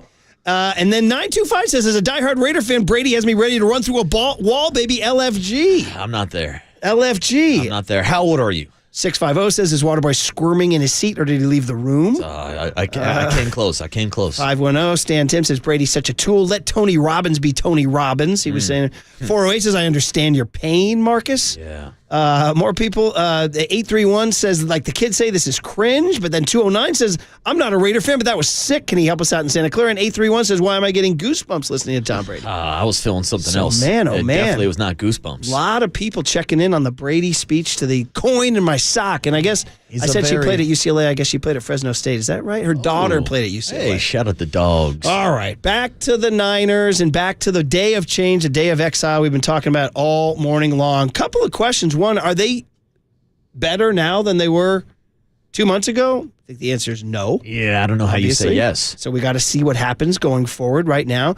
Are you okay with losing Dre Greenlaw to the Denver Broncos for 3 years, $35 million? That seems to me like something the Niners could have made happen. Does that mean they don't trust his Achilles or his durability? Does that mean Dre Greenlaw wanted to leave? Either way, that one hurt.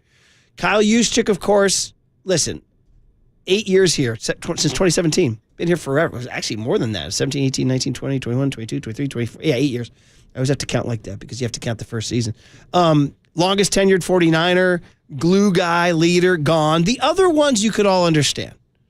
From Mooney Ward, you knew that was going to happen because of the way they set up their DBs. Hufanga, I think I felt that one more than you did. I thought he was on his way out. Yeah, I like Hufanga as a player going back to when he was a first-team All-Pro safety, but also since that season, he's been a little inconsistent, has also dealt with multiple injuries. So with the 49ers drafting Mustafa and Jair Brown in back-to-back drafts, when they're kind of built in that same role, same model of a Talanoa Hufanga and in-the-box safety, you could read the writing on the wall that Huff probably wasn't coming back. So I guess my big question is, are you buying what the Niners are saying about like they have to pivot, Ross and friends, to a new direction of younger, healthier, faster, cheaper, and keeping a few of the pieces, keeping Fred Warner, keeping Nick Bosa, keeping Trent Williams, keeping Brock Purdy, theoretically, keeping George Kittle, right?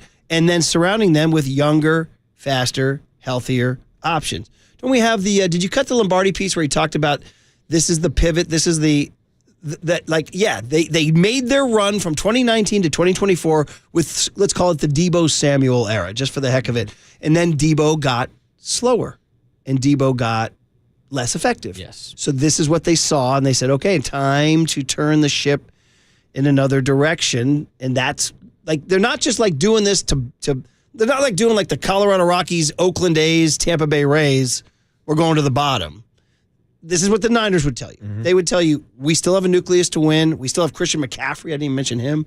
We still have Christian McCaffrey. We got a good draft class last year. Let's build on that and get younger, faster, cheaper. Yeah, and it seems like the key word this morning has been pivot. And to me, we can kind of represent it with the name, the Purdy Pivot. Because you asked me whether or not I'm buying it. I don't think it's a matter of buying it or not. I think it's a fact of accepting it. I don't know how many other options the 49ers have because you have to pay Brock Purdy. You have a quarterback, and you don't want to play the game where you're looking for one in draft or free agency. The 49ers have made that decision to move forward with Brock Purdy.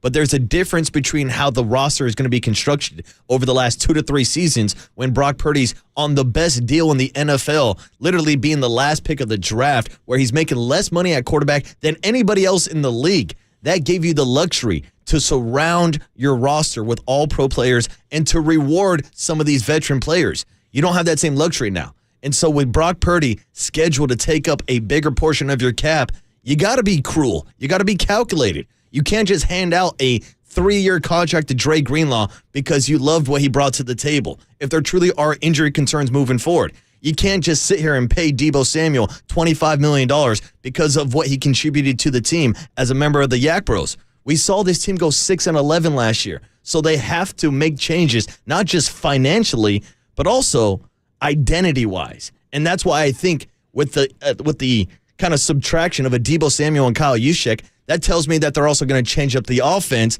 and they're going to build everything around Brock Purdy, not just the offense, but the salary cap and the roster also. Well, it definitely is a time of change, and they bring in Luke Farrell to be the second tight end, to be a little bit more of what they call the 12 personnel, 1 back, 2 tight ends, as opposed to having Juszczyk, 2 backs, 1 tight end.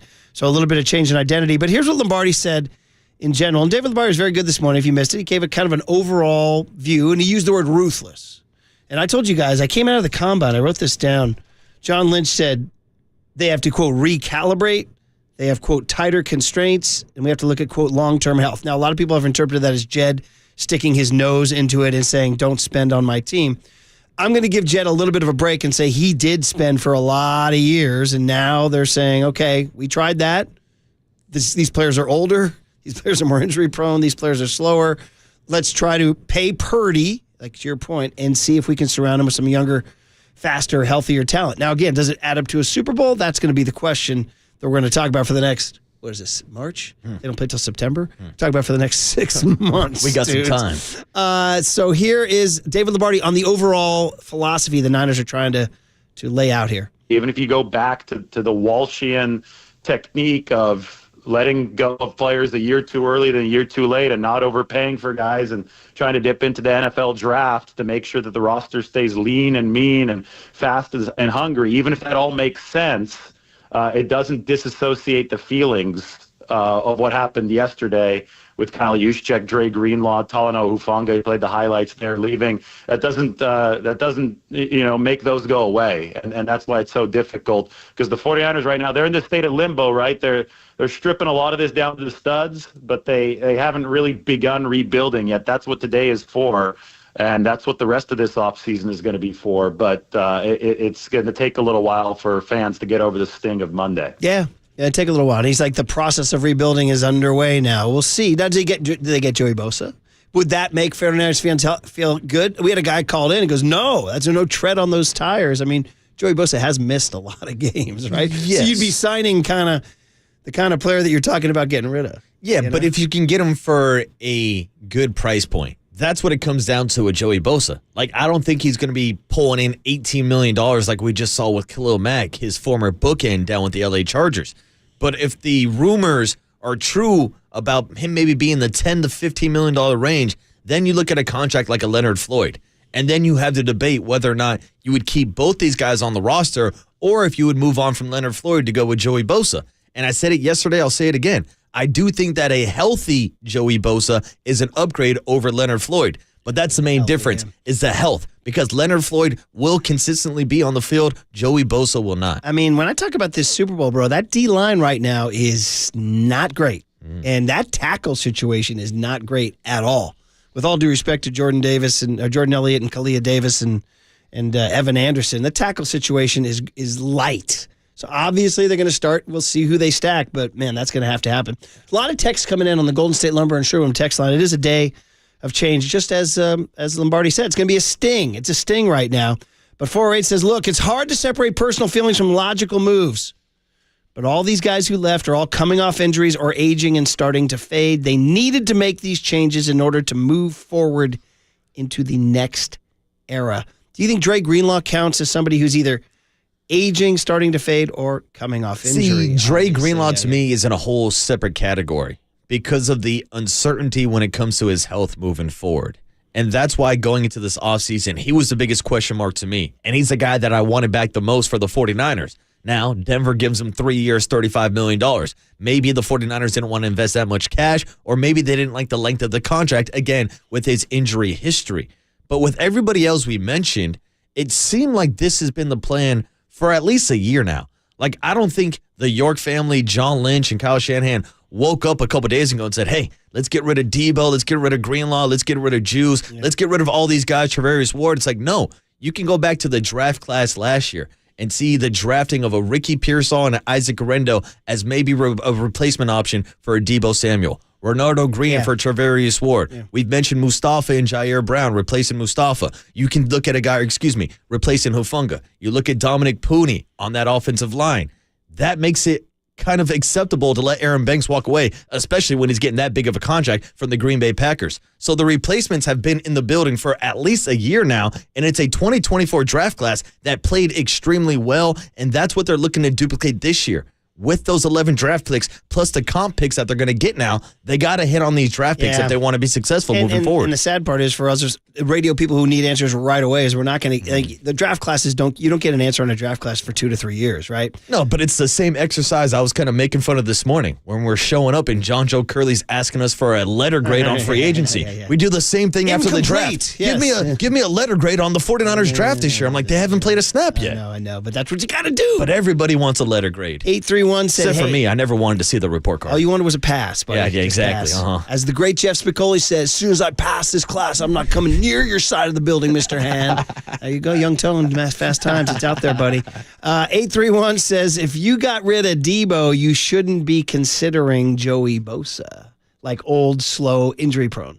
Interesting. Yeah, but again, like Joey Bosa is 2 years younger than Leonard Floyd. And I would say that the Niners have replacements in-house for Debo Samuel, whereas they don't at the end. Now, there's more depth in the wide receiver room, but that's not even stopping a lot of people from asking questions about whether or not the 49ers are bringing a veteran wide receiver, like an Amari Cooper or Cooper Kupp, with the news that the Rams are going to release him. Yeah, I see Seahawks people agitating because he's from Washington, and they need receivers, and they're like, hey, Cooper Kupp.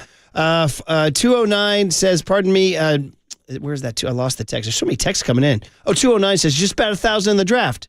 It's easy. Tell them, Wash. And 925 says, don't be surprised if the Niners sign Cooper Kupp. That would be a great signing. And 925 says they're kind of doing what the Rams did last year.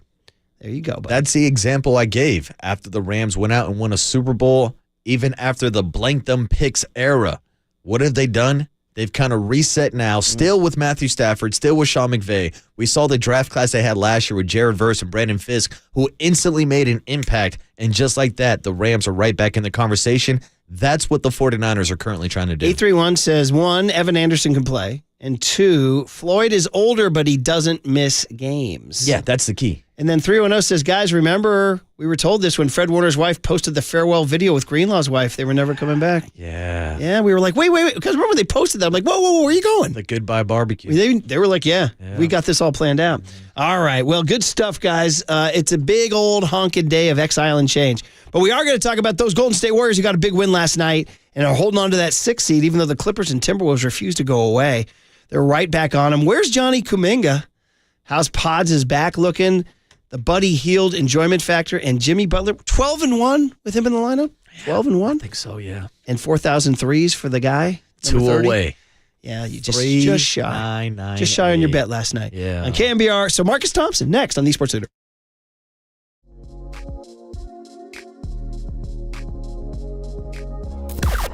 Now, from the O'Donnell Financial Group Sports Desk. Learn more at odfigroup.com. O'Donnell Financial Group, because planning is a process, not a product. NFL free agency is underway, so keep it locked right here on KNBR for all the breaking news today. Who will the 49ers add? You got to stay tuned to find out. You also got to stay tuned because at 9:50, KNBR and Mike Holler himself have a major announcement. You can hear it all live on the KNBR app and KNBR.com.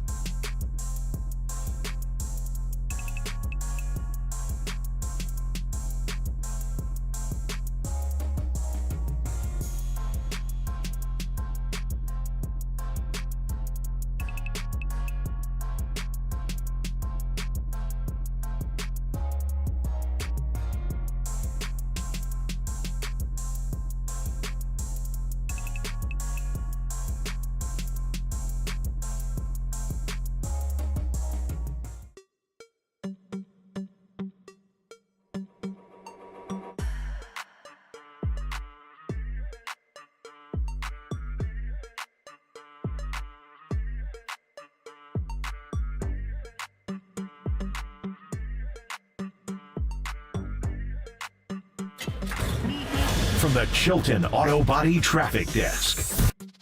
And now it's time for the Protect Your Assets Business and Technology Report with me, David Hollander.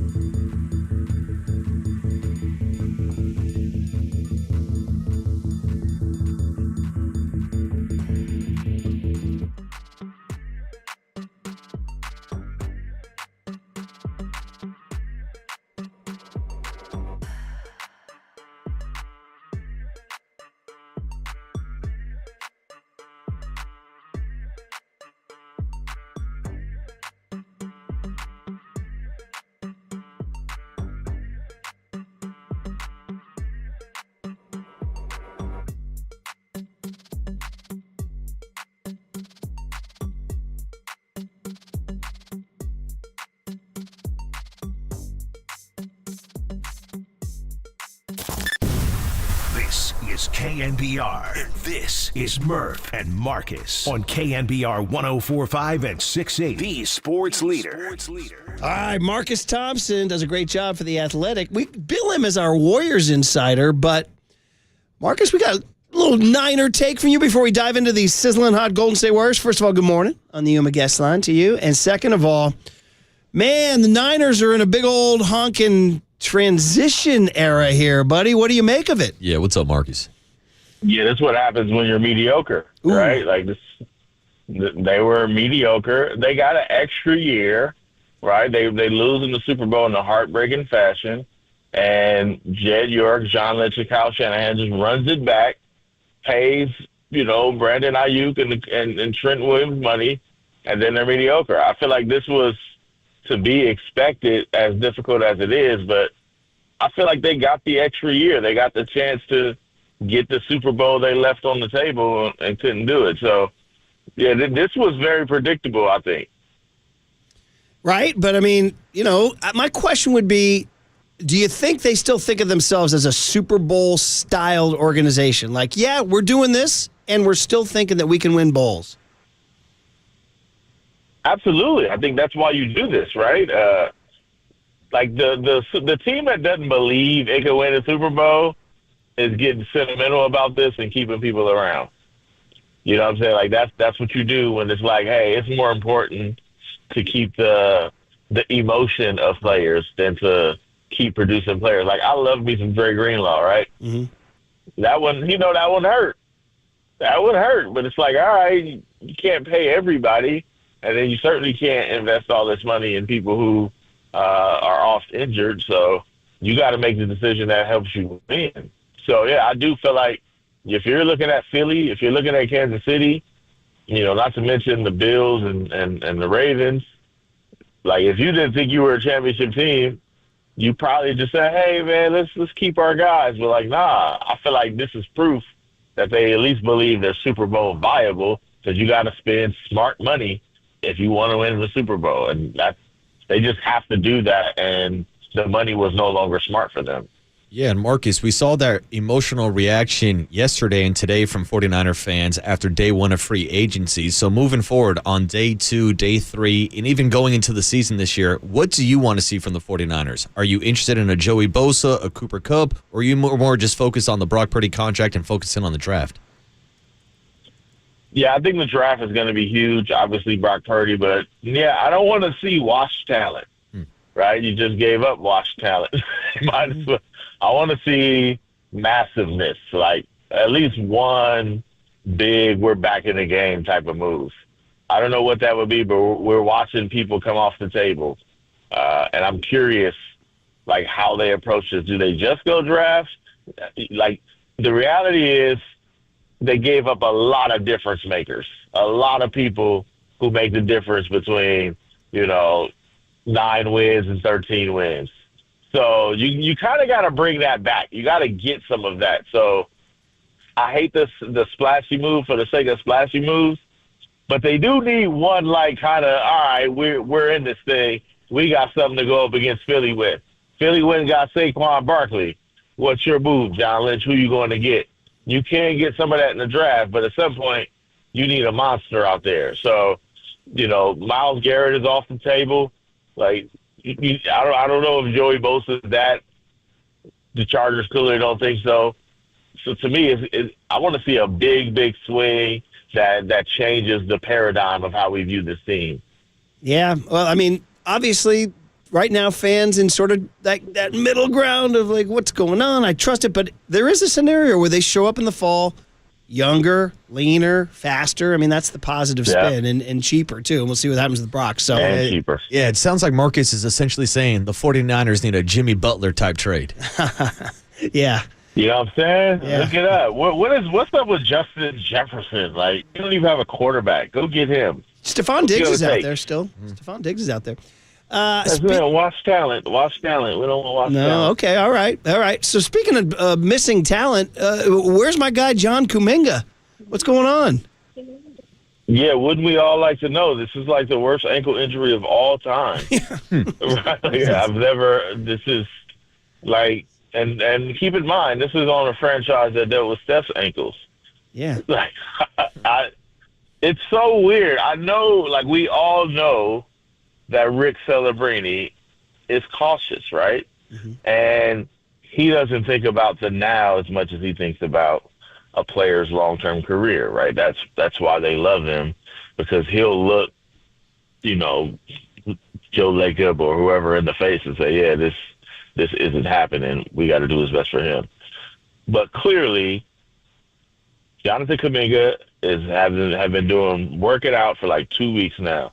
Normally you come back from an injury, you got 1 or 2 workouts, you in the mix.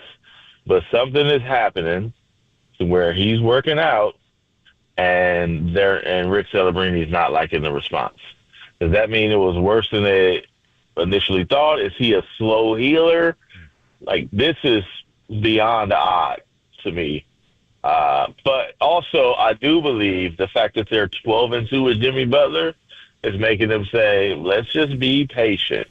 We don't have to drop this massive player into the mix right now, right? Like, we can afford to be patient. I think that's a big part of what they're saying, but you just got to be worried when Rick Celebrini is like, yeah, no, he's not ready, because Rick is not messing around, and something must be up.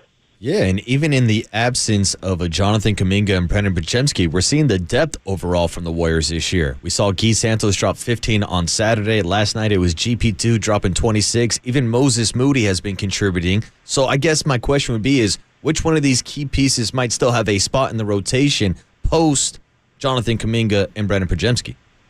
Man, I don't even like how you said even Moses Moody is contributing. Like, yeah. Man, why are you throwing shots at my guy Moses? And that's our friend of the program, too.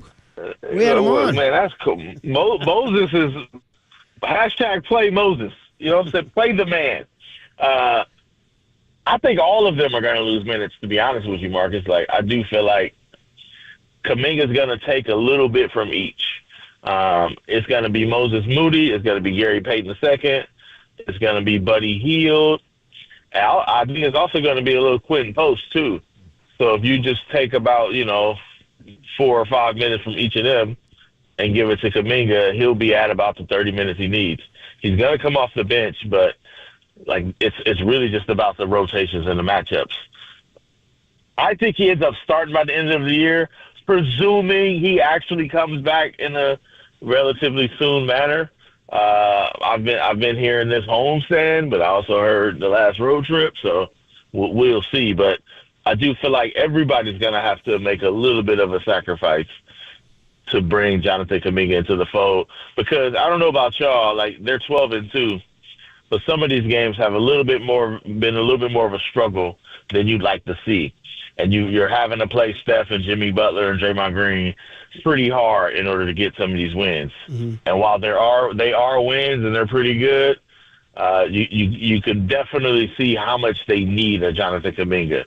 So I do feel like when he comes back, it won't be, hey, sorry, buddy, we're rolling. It's more of a, we're doing well, but man, Steph should be chilling in the fourth if you was here. Yeah. Right? You wouldn't be having a rock fight with the Portland Trail Blazers, like, if you were full strength, ideally anyway. I think it's a really good point. And so are you at the point where it's like this Thursday against the Kings, you're going to walk in with the notebooks? Like, is Kuminga playing? Like going into Thursday? That's how we walk in every day. Yeah. That's how we walk in every game. It's been like this.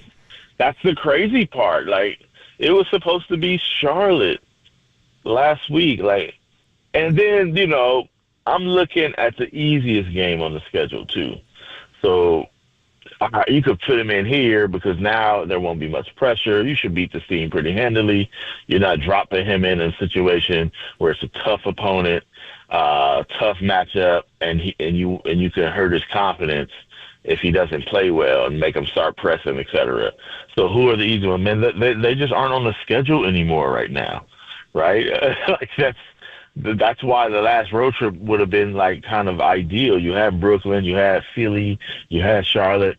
Now you're dropping them in against Denver, right? Or Sacramento, who you kind of really need to beat.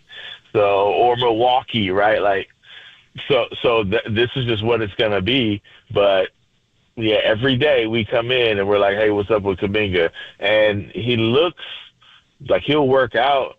And it looks like, hey, what's the problem? But Celebrini seeing something because he's holding them out. Yeah, whether or not Kuminga plays on Thursday against the Kings is still up in the air, but you'll definitely have a chance to see Steph Curry potentially reach another milestone. Marcus, he's 2 3-pointers away. See, I thought he was going to get it last night, Marcus. I showed up, saw him hit 5 of 7. Marcus is on record saying last night. Yeah, last night was my night to break it for him. But anyways, besides the point, regardless of when he breaks it, we just saw him reach 25,000 points. Where does this kind of rank among the milestones of Steph Curry being the first person ever to hit 4,000 threes? It doesn't rank at all. Can I just get on my curmudgeonly soapbox right here? Go ahead. This is not a record. It's not a record. He already has the record. He's the three-point king. This will be like Elon Musk. Oh, he's past $400 billion. Okay? Like, he already had the most money. Why are we celebrating opulence, like reaching another level of opulence? Okay, you know what Steph's also going to be? He's going to be the first one that gets 4,100 threes. What are we doing here? We're just that bored where we're making up milestones. You don't like milestones? It's a nice round number, Marcus. 3,000 hits in baseball. 3,000 hits, 500 homers. 3,000 hits is a excellent benchmark for like an all-time great hitter, right? Uh-huh. Steph passed that a long time ago. Now we're like, oh, he's at 4,000 hits. Like, he's already passed. You're the not mark. a milestone guy. That's what you're saying. Not a milestone. I'm not a manufactured milestone guy. I'm not just out here like, let's just make up a milestone and call it excellent. Like, no. I don't know. Round number. Now, Marcus, I don't want to get personal, but do you celebrate anniversaries? Well, you can make the argument you've always been married. Why should you celebrate the 20th or the 25th? Now he's inside your kitchen. So I'm just asking questions. Absolutely. But also, I don't believe the 30th anniversary is more important than the 31st. Interesting. Or the 29th. Interesting. Okay. Every year I have this wonderful person in my life is worth the same celebration. All right. Because the blessing don't change because it's a certain number. Like, what do we do? Like, you could just appreciate Steph without having to put a thing on it. One thing we learned today, Marcus, anti-milestone guy. That's it, man. Can we put manufactured in parentheses? Well, it's a round number. So you're anti-round number guy. How's that? Anti-round number. I'm anti-making up. It would be different. It's not made up. It's just a round number. Already. Yeah. No, we're making up that it's a big deal to me. Like, he's every 3-point shot Steph makes is a record, is a new record. Yeah. Every one of them. You know why? Because he already has the record. There's no. Is anybody even at 3,000 yet? James Harden's the only other one. Yeah, I think. Harden's at 3,000. Where's Clay? There's the milestone. The next person gets to 3,000, they will have reached. That's the new milestone of great 3-point. Okay, so listen, we know you've known Steph forever since he was a baby. I want you to take this take to him on tomorrow on Thursday night. Give it to him. Be fake milestone. Hit it with him. Hit him with it. You presume Steph isn't listening right now to everything I say. Number one. Yeah. What's up, Steph? Absolutely, I will. All right. You see what happened? He's chucking threes at the end of the game. Yeah, he was. Sitting down. And he passed up the game ball on Saturday from Draymond saying, no, I want another one in a couple days.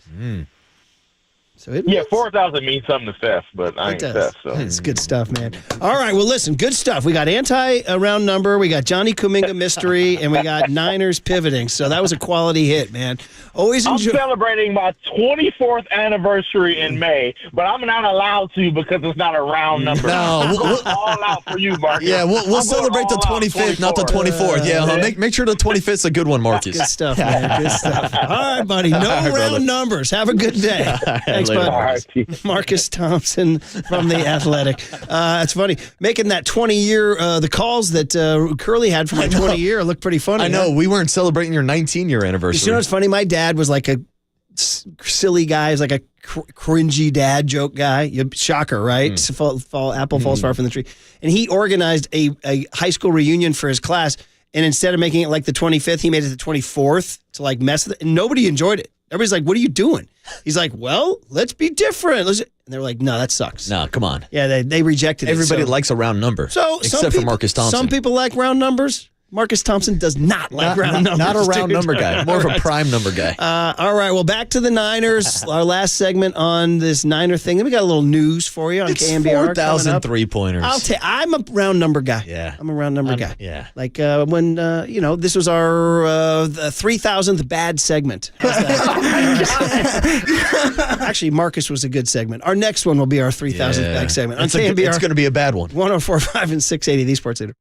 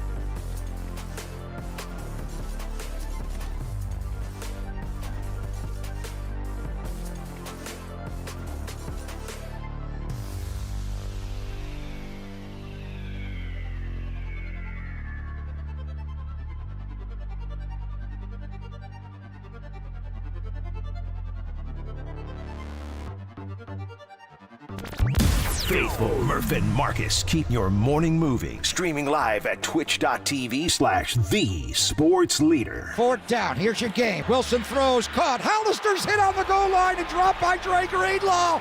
He is short. 49ers come away with the ball. The 49ers have stopped Hollister on the goal line. The 49ers are going to win the game. They roll. Garoppolo right, throws, and it's caught by Kyle Juszczyk. Breaks the tackle. Touchdown! They block the punt of Bjork as it's rolling free. Pick it on up. the goal line. The 49ers swoop it. And Talanoa Hufanga scored. Murray time throws. Intercepted. Charvarius Ward running back the other way. He's gone. 20, 15, 10, 5. Touchdown! San Francisco. The Mooney Man, nothing wrong with that groin. I think that worked. A listener suggested, when am I going to hear some Boys to Men? It's so hard to say goodbye to yesterday. Tony just strung together in order. Dre Greenlaw stopping Jacob Hollister on the goal line, December 29, 2019. One of my favorite moments of the last 10 years. The scratchy voice Greg Papa Talanoa Hufanga recovering a block punt in the snow in Green Bay in a playoff game to win. Jordan Willis blocked it. I couldn't tell you the Juszczyk touchdown. 2019 Super Bowl. Whoa. That was, it's just tie the game, 10-10. That was a Garoppolo throw to use. Probably should have remembered that one. Jimmy G just played good enough to almost win. Yeah, and then almost win. A Charvarius Ward interception. All set to Boys to Men. It's so hard. A little better than Country Roads. A little bit, but I'm concerned. This is going from a rejoin to a eulogy real quick. Well, it was a listener suggestion, and I liked it, and I think it's working. Yeah. I think it's working because we are saying goodbye to the Boys to Men. Mastered this. They had another song called "End of the Road." It was very similar. They had big farewell songs. They had like high school graduation type songs. That's it. Which is a manufactured milestone according to Marcus Thompson. High school graduation. Some would say we're reaching the end of the road to the 49ers' last Super Bowl window. On bended knee, even. There's another one they have. 90s Friday. We could play some Boys to Men coming up here. So, where are you with Boys to Men, kid? You know them? I love them, yeah. Wasn't one of them like a judge on American Idol or something like that? Not that I know of, but you could be right. I'll say this. What happened, oddly enough, is that the DeBartolo daughters were big Boys to Men fans, and sometime in the 90s, Eddie made the transition from Huey Lewis and the News to these guys being like the house band for the Niners. And in fact, they played the final Candlestick 49ers game. I was there, and they were singing that. As we left Candlestick Park. I think they've showed up a couple times at Levi's, too. Yeah, they're Niner, even though they're from, oddly enough, Philadelphia. Motown Phillies back again. Are you telling me we traded Boys to Men for Too Short? And is that why the Eagles were playing Blow the Whistle at the Super Bowl parade this year? Exactly. That's one hell of a trade. Anyway, we wanted to just hit that real quick because it's been the theme all morning long about the 49ers saying goodbye. I guess just to get my final take on it, I mean, we'll talk about it for months and months and months, but I would say of all the moves, the only one that stopped me was Dre Greenlaw. The other ones, I actually understand, and I actually understand where they're coming from, and I'm not going to kill Jed York just yet for, quote-unquote, not spending on the team, because he has spent on the team, but they're going to have to pay Brock Purdy right now, and they're going to have to kind of like restructure and get younger and get cheaper and get on more rookie contracts. I buy all that. I do understand that. I just thought you could fit Dre Greenlaw into that. He's 27. He's not old. Now, the counter to that is he's coming off an Achilles, and maybe they think something different than we do. But I thought he looked great in that freaking Rams game, right? Yeah, but then he also went back on the IL to end the season. And after you just went through this whole experience last offseason with Christian McCaffrey, where you paid him the highest paid contract for a running back at the time, when you knew he was dealing with a calf injury throughout the summer, shows up and that calf injury turns into Achilles tendonitis, bilateral Achilles tendonitis in both of his legs. And so seeing how that played out last year and also seeing the recovery of a Dre Greenlaw throughout the Achilles injuries, maybe they decided now was the right time to pull the plug and get out on Dre Greenlaw before something goes wrong again. And I hate to even put that out into the universe, but these Achilles injuries are so sketchy that I don't know the true future of Dre Greenlaw, and I think that's why they did not want to match that contract for 3 years down the road because of that uncertainty. Well, somebody points out this one's going to be, the Dre Greenlaw one's going to be one we're going to have to watch. Yeah. Like, that one's going to be one that either the Broncos won that one or the Niners won that one of those two. The other ones you understand. Yeah. Mooney Ward is a really good player, but they have Lenore and Green, and they're younger and cheaper, ready to go. Plus, in fairness, he had a personal situation where the Bay Area was bad vibes for them, bad energy. 925 says the two they will regret are Dre Greenlaw and Jalen Moore. They said that will be something that haunts the Niners, losing a valuable swing tackle who could step in and played pretty well. Okay, 925, my ears are open on that a little bit. We'll see how he plays for Patty Mahomes and the Chiefs, but he wasn't bad. No, I thought he actually stepped in and earned himself this contract with the Kansas City Chiefs, but also from a 49er perspective, if we're going to channel our inner Chris Forrester, the offensive line coach from the 49ers, if they thought Jalen Moore was better than Colton McKivitz, they probably would have been playing Jalen Moore more, right? Well, or they made a mistake. Yeah. And that could be one of the possibilities also. But to me, when we're talking about improving the 49ers offensive line, I don't mind that they didn't match the contracts, not only on Jalen Moore, but especially on Aaron Banks. As you Banks. point out, though, Jalen Moore got a lot of money, right? Yeah, he did. I mean, so the Niners probably shouldn't. You're not giving Jalen Moore that money. No, I don't think they were going to pay him out anyways. That's a case where another team just says we're going to give you more money. Yeah, exactly. And that's what happens a lot on the first day of free agency. People are going to overpay, and that's why we saw so many of these players walk away. And that's why I understand the frustration from 49er fans because of that emotional investment. We're talking about guys who are not only great players, but great representation for the organization. Guys that you felt like you identified with. Like when we talk about Dre Greenlaw, Kyle Juszczyk, I'll even throw Deebo Samuel into that conversation. When it comes to tone setters, the style of football, smash mouth, I'm going to lower my shoulder and I'm going to run through your face. I'm going to run an offense with a fullback when the rest of the NFL has gone away from that. Dre Greenlaw is not afraid to get his nose dirty and stick his face mask anywhere. And so it feels like you're losing some of that identity, and that's where the emotional connection is also there for 49er fans. I think what we can say is it was an era. From 2019 to 2024, it was an era. They made a run, and I've been saying this all morning. Probably should have won one of those bowls. Yeah. Probably should have won one of those bowls. Yep. Last couple texts, and then we got Mike Holler coming in with all sorts of KNBR news. Mike Holler. 707 says losing Greenlaw is huge as evidenced by the Super Bowl. Ding, ding, ding. And you talked about Travis Kelce. Look at the numbers that Travis Kelce put up after Dre Greenlaw went down in that Super Bowl. Okay, and 714 says on day one of free agency, you know who wins? Players and agents, not teams. Relax, the tide will turn, the Niners will make moves that improves the roster. Sent in by Jed's burner account, I think, right there. And there you guys go. So that's a pretty good summary of a big, turbulent day, and I think that Boys to Men really hit. Thank you for that, Young Tone. It's so hard to say goodbye. Okay, program director Mike Holler, former board op for Gary Radnich, former board op for Fitzerbrook. Now this guy's our boss. Yeah, how about that? Hey, famously, Johnny Bench came in and did an in-person hit back when me and Paulie years ago in like 06, 07. And Johnny Bench, freaking Johnny Bench. Lee Hammer's like, oh my God, Johnny Bench is my favorite player of all time. So he came in to meet Johnny Bench during a commercial break. And he's like, hi, I'm Lee. This is Johnny Bench. This is Lee Hammer. And Johnny Bench looked at me and Paulie goes, this guy's your boss? I thought the same thing we're going to say when Mike Holler walks in. Yeah. This guy's our boss. That guy in the NASCAR hat, that's your boss? Can we get a camera on him? Is he wearing a Titans hat today? Is he wearing a I don't know if the audience wants to see Mike Holler. Anyway, he's got stacks of KNBR news for you. All right? So Mike Holler, and Young Tony too. We'll do Young Tony and then Holler. Next on the Sports Leader.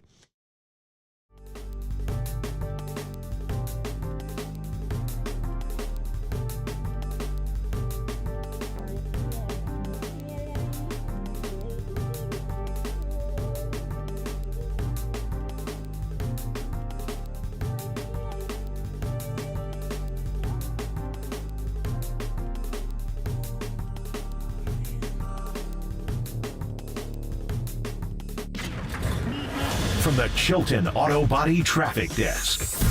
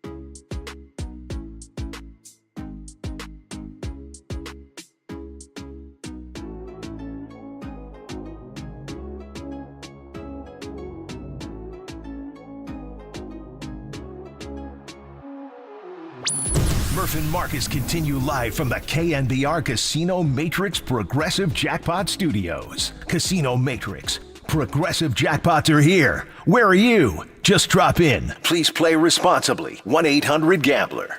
Gotta love a multi-John Denver day. How about this? So I think this leads us right into Young Tone, right? Right away. Yeah. Murph and Marcus want to know, what did young Tony learn today? Well, so the joke is he's very, very young and innocent. Hey, I know that now. Okay. All right, keep it playing because it is sponsored by Bigelow Tea. Grab a mug and tea proudly.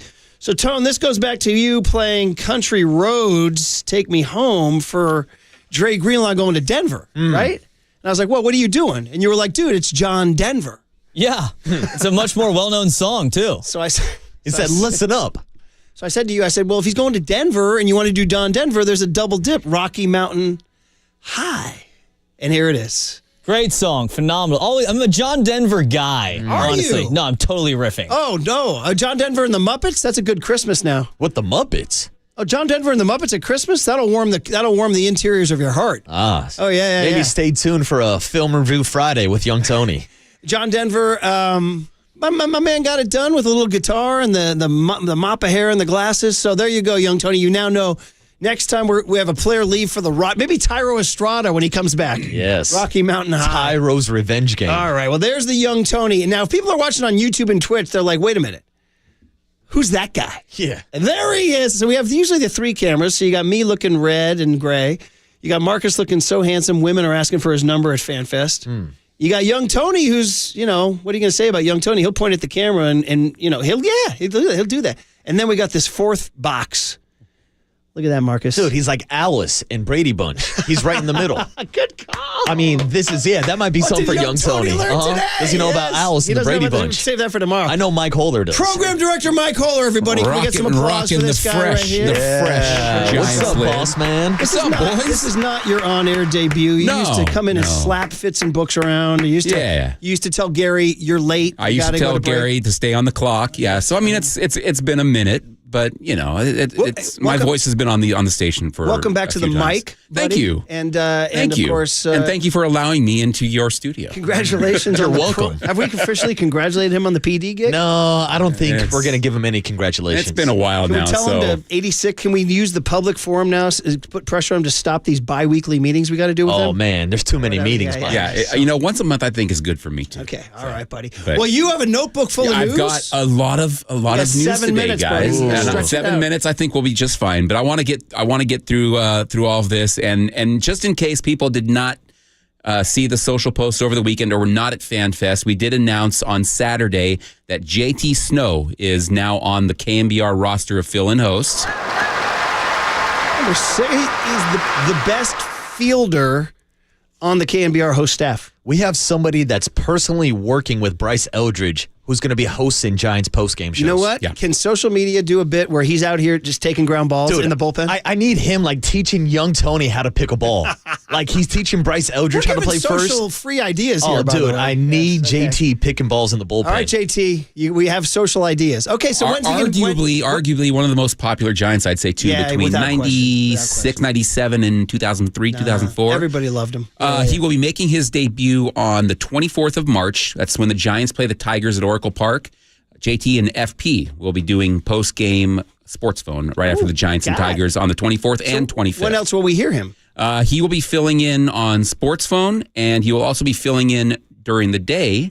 So if one of you guys takes a day off, maybe we get JT Snow in here. All right. I do Marcus know. and JT? Talking ball. Murph and JT? These guys actually do take some time off from time to time. Okay. So JT will be one of those guys available to come in and host a show. And he's looking forward to it. He's excited. Welcome to the Gold Glover, soon to be a gold micer, That's gold microphone guy. Now, we know that JT got his start last year by doing the afternoon show. He was doing weekly hits. Well, we needed to fill that hole in. And there's a shortstop who was available. So Richie Aurelia will be on.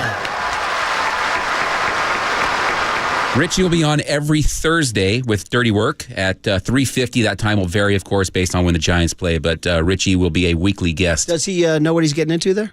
Probably because he actually likes going on with those guys. What? He does listen to them regularly when he's making wine. So Richie will be a regular with the he's been sliding afternoon boys. He's been sliding into my DMs with thoughts. Come on, man. Richie's a KNBR guy. So Richie is a KNBR guy. I and we love freaking Richie. love Rich Aurelia. Yeah. I'm a huge Rich Aurelia fan. I support Italian-American giants. I support winemaking giants. I support giants who hit bombs at shortstop, too. So. I support all the number 35s, Murph. Yeah. Richie, B. Crawl, and Justin Verlander. That's a good political answer there. He doesn't get enough love for the 37 home run season in 2001 because somebody else had a bigger number that year. We talked about this. 02 remains one of the great tragedies in human existence. It denied Barry Bonds a ring. It denied JT Snow a ring. It denied Rich Aurelia a ring. Right. All their legacies would be different. I don't want to go down that road. I'm getting upset. It's like Marcus watching a Tom Brady video. Yeah, we don't got to go there. Yeah. Announcement number 3. The afternoon guys have actually mentioned this a couple of times, but we'll make the official announcement now. On Wednesday, March 26th, we will have the KNBR 2025 Giants Roundtable.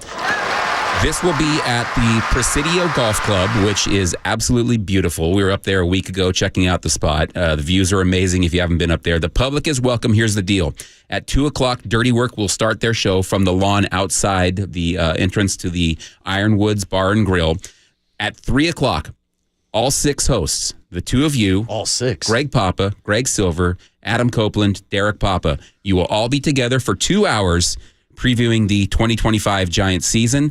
The listeners, the viewers, everyone is welcome to join. There will be areas to sit and watch. The restaurant will be open, drink specials.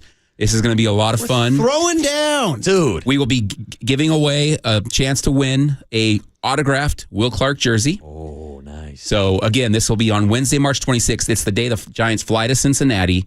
2 to 6. I got to work an afternoon. You have to work the afternoons. And 2 to 6, and the dirty work and the round table will be from 3 to 5. 3 to 5. Just 2 hours. 2 hours. And I want to make sure to clarify, this is a round table, not a steel cage match, right? That is correct. That is correct. I mean, I know you're a wrestling guy. It sounds like a Royal Rumble. How much time do we have to devote to explaining a sacrifice fly to Derek Papa?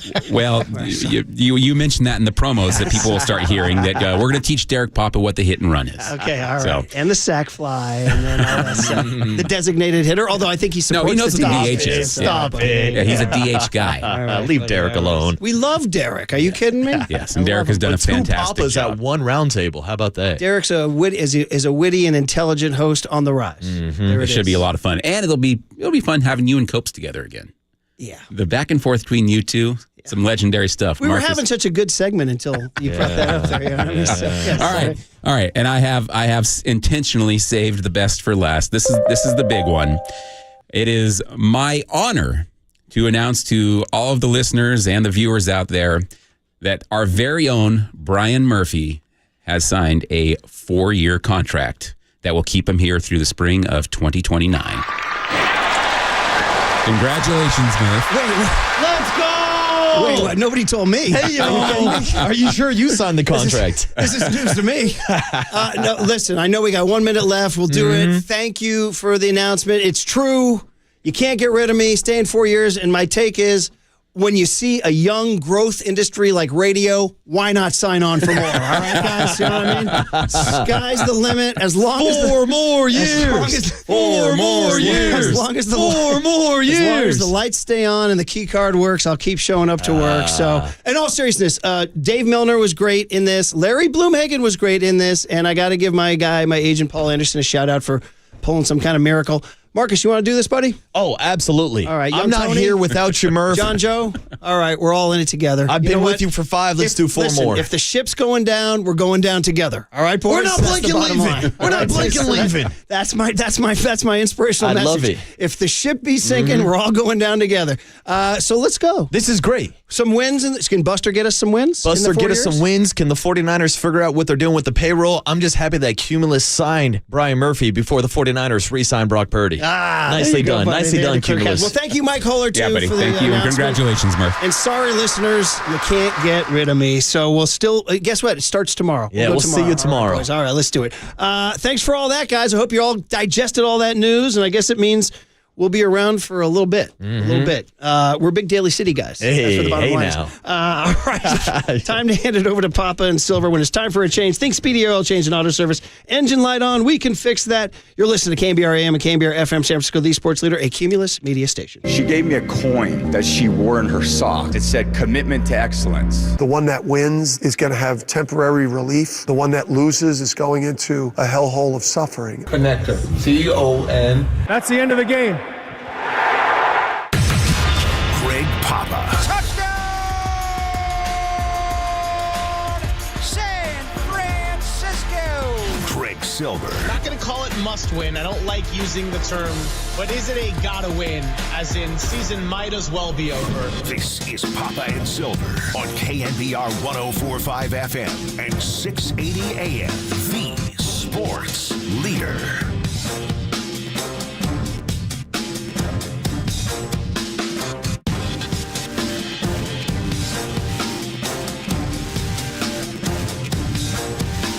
Fourth down. Here's your game. Here's Russell Wilson back. Wilson throws, caught. Hollister's hit on the goal line and dropped by Dre Greenlaw. He is short. 49ers come away with the ball. The 49ers have stopped Hollister on the goal line. The 49ers are going to win the game.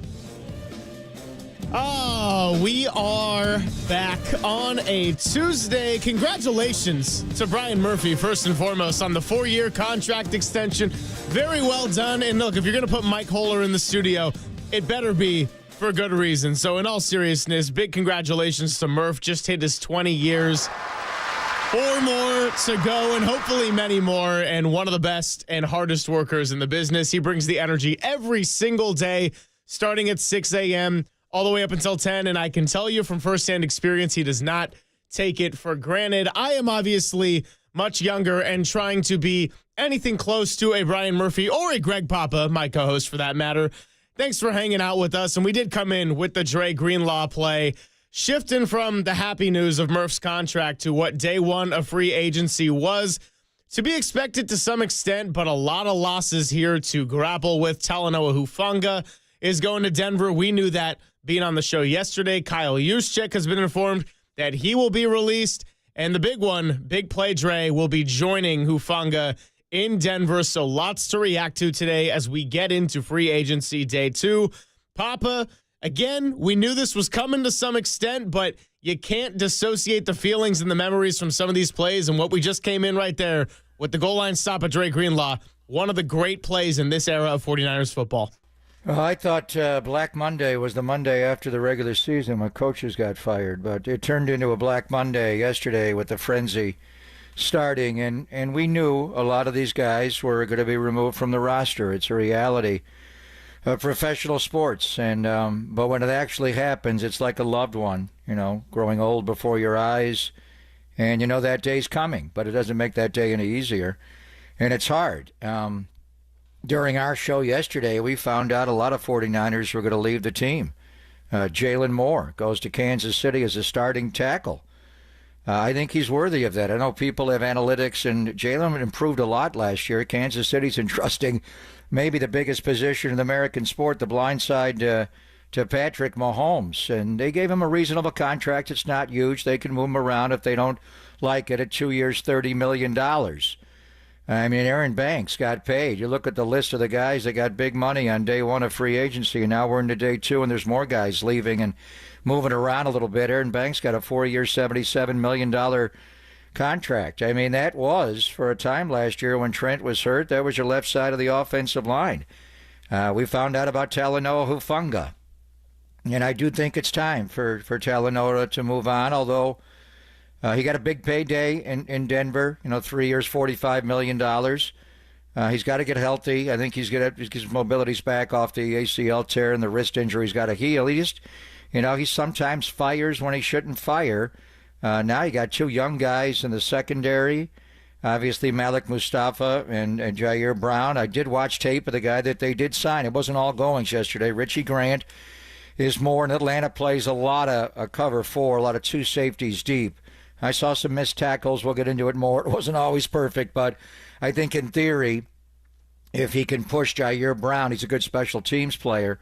Malik needs to be in the box more, not out in space, and he can do that. Elijah Mitchell, we knew earlier in the day, got the deal to go to Kansas City, a 4-year deal, max out at 3.5, not a lot of money there. And we knew about the Debo trade, obviously the weekend before.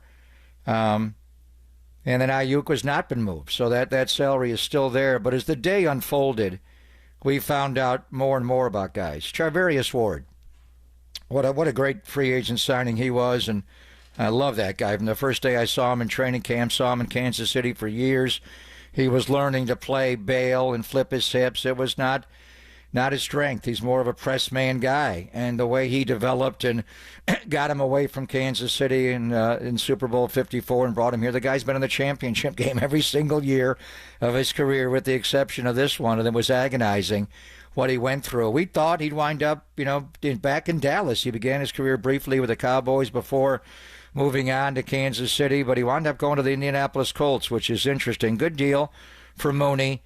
A lot of money for Mooney, 3 years, $60 million. He's a father again. Hopefully he'll find peace as he goes. But, then obviously Josh Dobbs we found out about, and that's a good deal for him to go to New England and back up Drake May, smart guy. He'll help develop that young quarterback, 2 years, $8 million. But the last two are hard, and you heard about Dre Greenlaw. The call coming into the Jacob Hollister play, big play Dre. That was the first of the many big play Dre's, where number 57, old Dan Buns' number, went back to Super Bowl 16. And you look at him that year, he was a fifth-round pick that year, number 148, did not run well. He played a lot faster. He ran a 4.73, whatever that's worth. We go to the combine and watch all these guys run, and really 4.73? If anything, he plays too fast, and he hits you too hard. But what a combination. You had Aziz still on the team then, and big play Dre and Fred, the two of them together just personified the middle of that defense. And that tackle on Jacob Hollister, one of the biggest defensive plays in the history of the franchise, made it on the inch line. If he does not make that play on the goal line, Hollister scores. The Niners go to Philadelphia. Seattle wins the NFC West. You know what happened. You went all the way to Super Bowl 54. And the reality is, Cam Inman sent out the numbers on this. The guys that are still left from the Super Bowl 54 team are George Kittle, Nick Bosa, Fred Warner, Mitch Wishnowsky, and Kevin Givens, who they did re-sign. I wanted that done, but he wasn't even active for that first go-round against Miami. So Dre was something we were kind of bracing for, but it is hard when it does happen. I don't know where he's going to play in Denver's defense. They're talking about him wearing a green dot. He's never worn a green dot when they go to a five-man front. He's going to be the only linebacker on the field, and they could have Talanoa call the defense from the secondary. They'll figure it out. It's not our problem, but it is hard. But the real hard one, and we've been talking about it since last year when they made him restructure, and we talked about it at the Combine at length, is Juice. Kyle Juszczyk. He was the very first player that this regime brought in. Right when John and Kyle got here, the first player, before they drafted George Kittle in 17, they got Kyle Juszczyk away from the Baltimore Ravens. And he was already a Pro Bowler. He was there 4 years. He was a fourth-round pick from Harvard. He was not even a fullback in college. He was more of a tight end, H-back kind of guy, but they saw the vision, made him a fullback. He's not a banger. He's not, Alec Ingold in Miami, Ricard in Baltimore. He's not one of those guys, Low Neal or Sam Gash. He does it with angles. He's smart. And just when he came here, he was a Pro Bowler last year in Baltimore.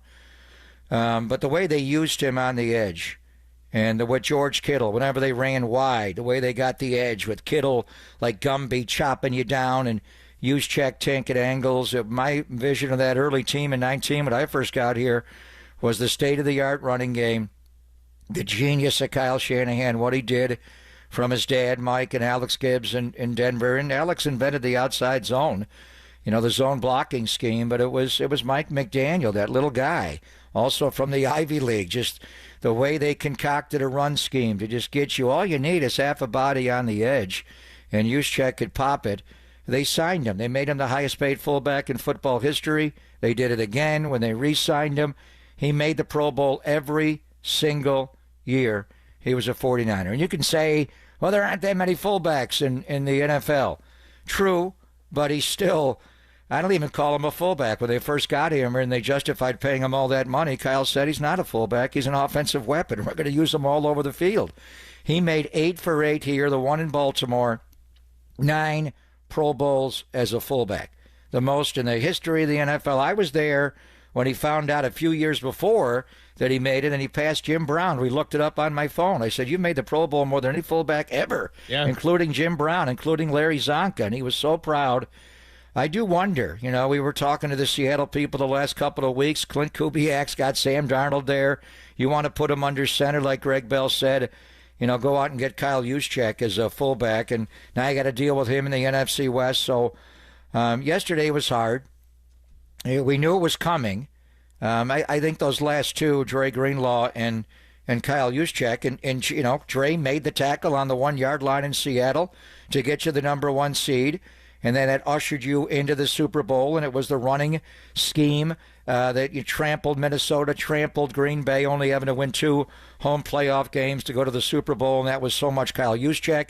Kyle Juszczyk scored a touchdown in Super Bowl 54 to give him the 20-10 lead. He very nearly scored a second touchdown in that game. How about the MVP of the Super Bowl being a fullback? Zonka was, but we're a long ways away from Larry Zonka and the way they use fullbacks in the NFL. So yesterday was hard. I know when we did the face-off at the end with Derek and Dirty Work, it just hit you. And I knew the other ones were coming. We knew that Dre was out there too long, and he was going to leave. And Kyle Juszczyk.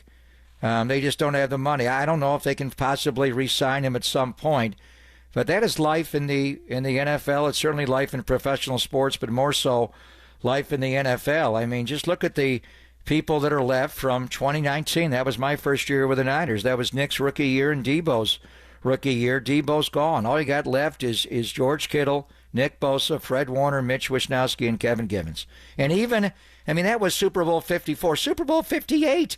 Weren't we just there? That game was February the 11th, literally 13 months to the day. The Niners have lost half of their starters from that game. Yeah. And it's hard. So it's not so much that we knew, and I know everybody, they budgeted for this. I was hoping yesterday on day one they would sign some guys to fill in. And there's still some good players out there. You had to make hard economic choices. I get that.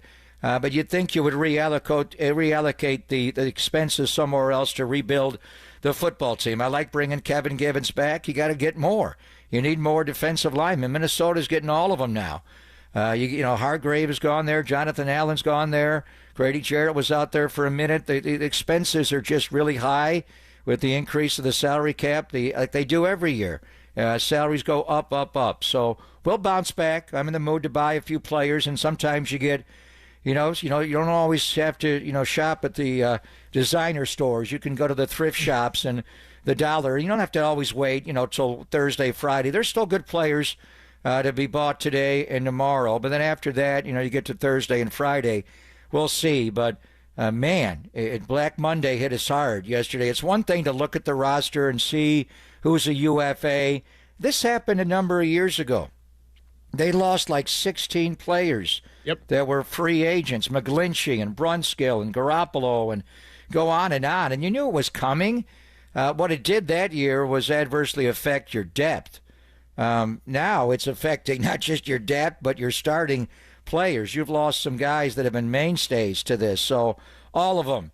Mooney, man, it's so hard to see Charvarius go, hopefully. And the Niners are playing Indianapolis this year. So... but for Dre Greenlaw and what he meant to this team from the big play Dre play in Seattle in late December of 2019 to Kyle Juszczyk. I mean, these are guys, it's not like you're going to retire their numbers. They didn't win a championship like Andre Iguodala did here, but those guys will live for forever, and all of them really had major impacts. Yeah, I mean, an important part of the nucleus, for sure. An important part of the nucleus. They were the structure of the football team. Kyle Juszczyk and the running game personified it more than anybody in Dre Greenlaw. So anyway, Yesterday was a Black Monday. We'll see if we can. We don't want a terrible Tuesday. Other teams are loading up around the NFL, and you have to be realistic to where this team is at from a roster standpoint. But they lost some star of stars, certainly, on yesterday. Yeah, and it's making both Super Bowl losses hurt a little bit extra this morning because you knew it was coming, that they were going to lose a handful of these players. And let's be honest in that a lot of these guys either weren't starters or didn't see the field a whole lot this year. The 49ers signed elsewhere. Ex-49ers combined for $258 million yesterday. That's per David Lombardi. So there's no doubt that there's the organizational philosophy of doing a little bit of a cash reset. But I want people to share their thoughts as well because, yeah, they can reset the cash and they got to hit on the draft, but doesn't mean you can't go and sign people that are still out there right now. Just a quick review, everything through day one. The losses include Deebo Samuel, Aaron Banks, Jalen Moore, Elijah Mitchell, Charvarius Ward, Talanoa Hufanga, Dre Greenlaw, Kyle Juszczyk, Javon Hargrave, and Malik Collins will ultimately be released. They gained Luke Farrell. Staying put, we got Patrick Taylor Jr., Kevin Givens, and they put a second-round tender on J.P. Mason. So either they'll get a second-round pick for him or pay him $5.25 million at some point there. 808 KNBR, the number to chime in. This is a day where we would love to hear from all of you sounding off. That's 415-808-5627. John in Vancouver, we will get to you first coming up on the other side. Share your thoughts. Is this something that was inevitable? Are you happy with the moves? Or are you feeling like the 49ers are falling behind and you're not sure what's going to be here for this next season? It is Papa and Silver talking a whole lot of Niners ball, and we'll tease our guest list on the other side as well. KNBR 104.5 and 680, the sports leader.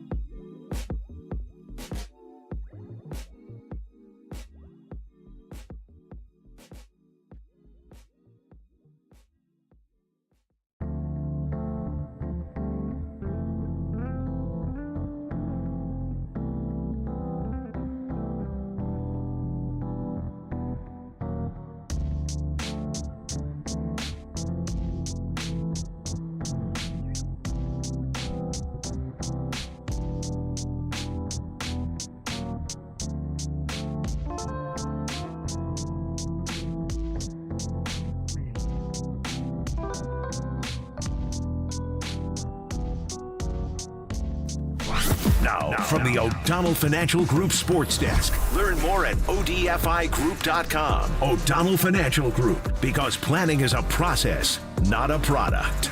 With the opening of free agency, the faithful finally had a dose of reality in that you can't always keep the band together. So a couple of key players from the years of success with the 49ers are no longer with the team. Kyle Juszczyk, Dre Greenlaw, and Talanoa Hufanga, to name a few, have all departed from the 49ers locker room. How are we feeling, faithful, and does this change the perception of the 49ers championship window? Let us know in the YouTube chat or give us a call at 415-808-5627. That's 415-808-KNBR to join the conversation.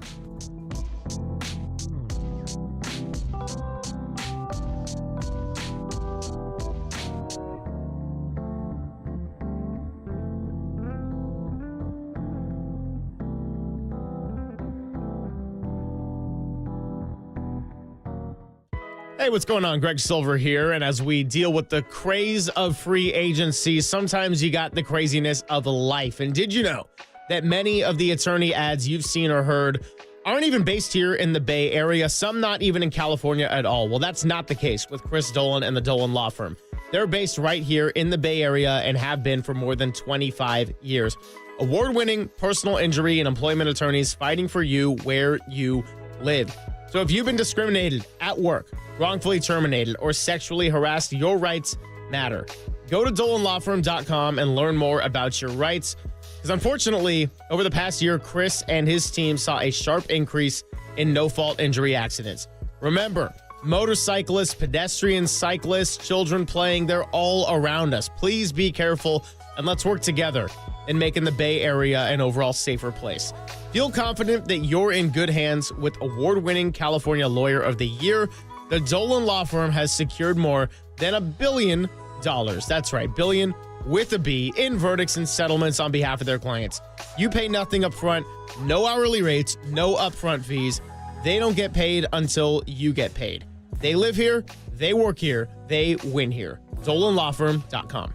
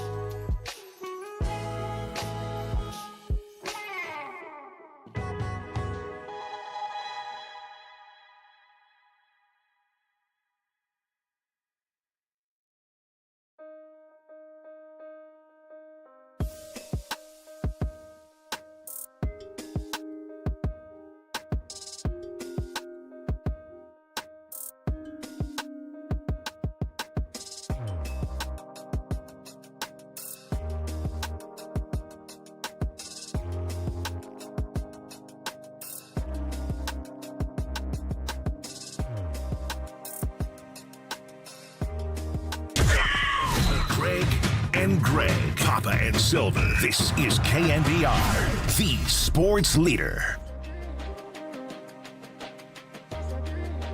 Happy Tuesday, everybody. Greg Papa, Greg Silver hanging out with you, just reacting to some of the news that we received during our show yesterday and plenty more after the fact. Let's do a little table setting here for the show. Larry Krueger is going to join us at 10:50. I know a lot of you listen to Krug's Niners Nightly. And at the top of the 6 o'clock hour, that's right when the news of Kyle Juszczyk being informed of his release broke. Jason Cole is going to join us at 11:30. Has covered the NFL since 1992. Now currently at the 33rd team. Mark Spears, the Hall of Famer, is flying to Boston, and we'll try to talk to him around 1:10 or so if all goes well on the airplane. Greg Papa and I have some recent experience with those travel logistics, so we'll all see what happens. And then Steve Weish of NFL Network, one of the best dudes in the entire business, is going to come by at the end of the show, 1:30. So we will get to the Golden State Warriors a little bit later on.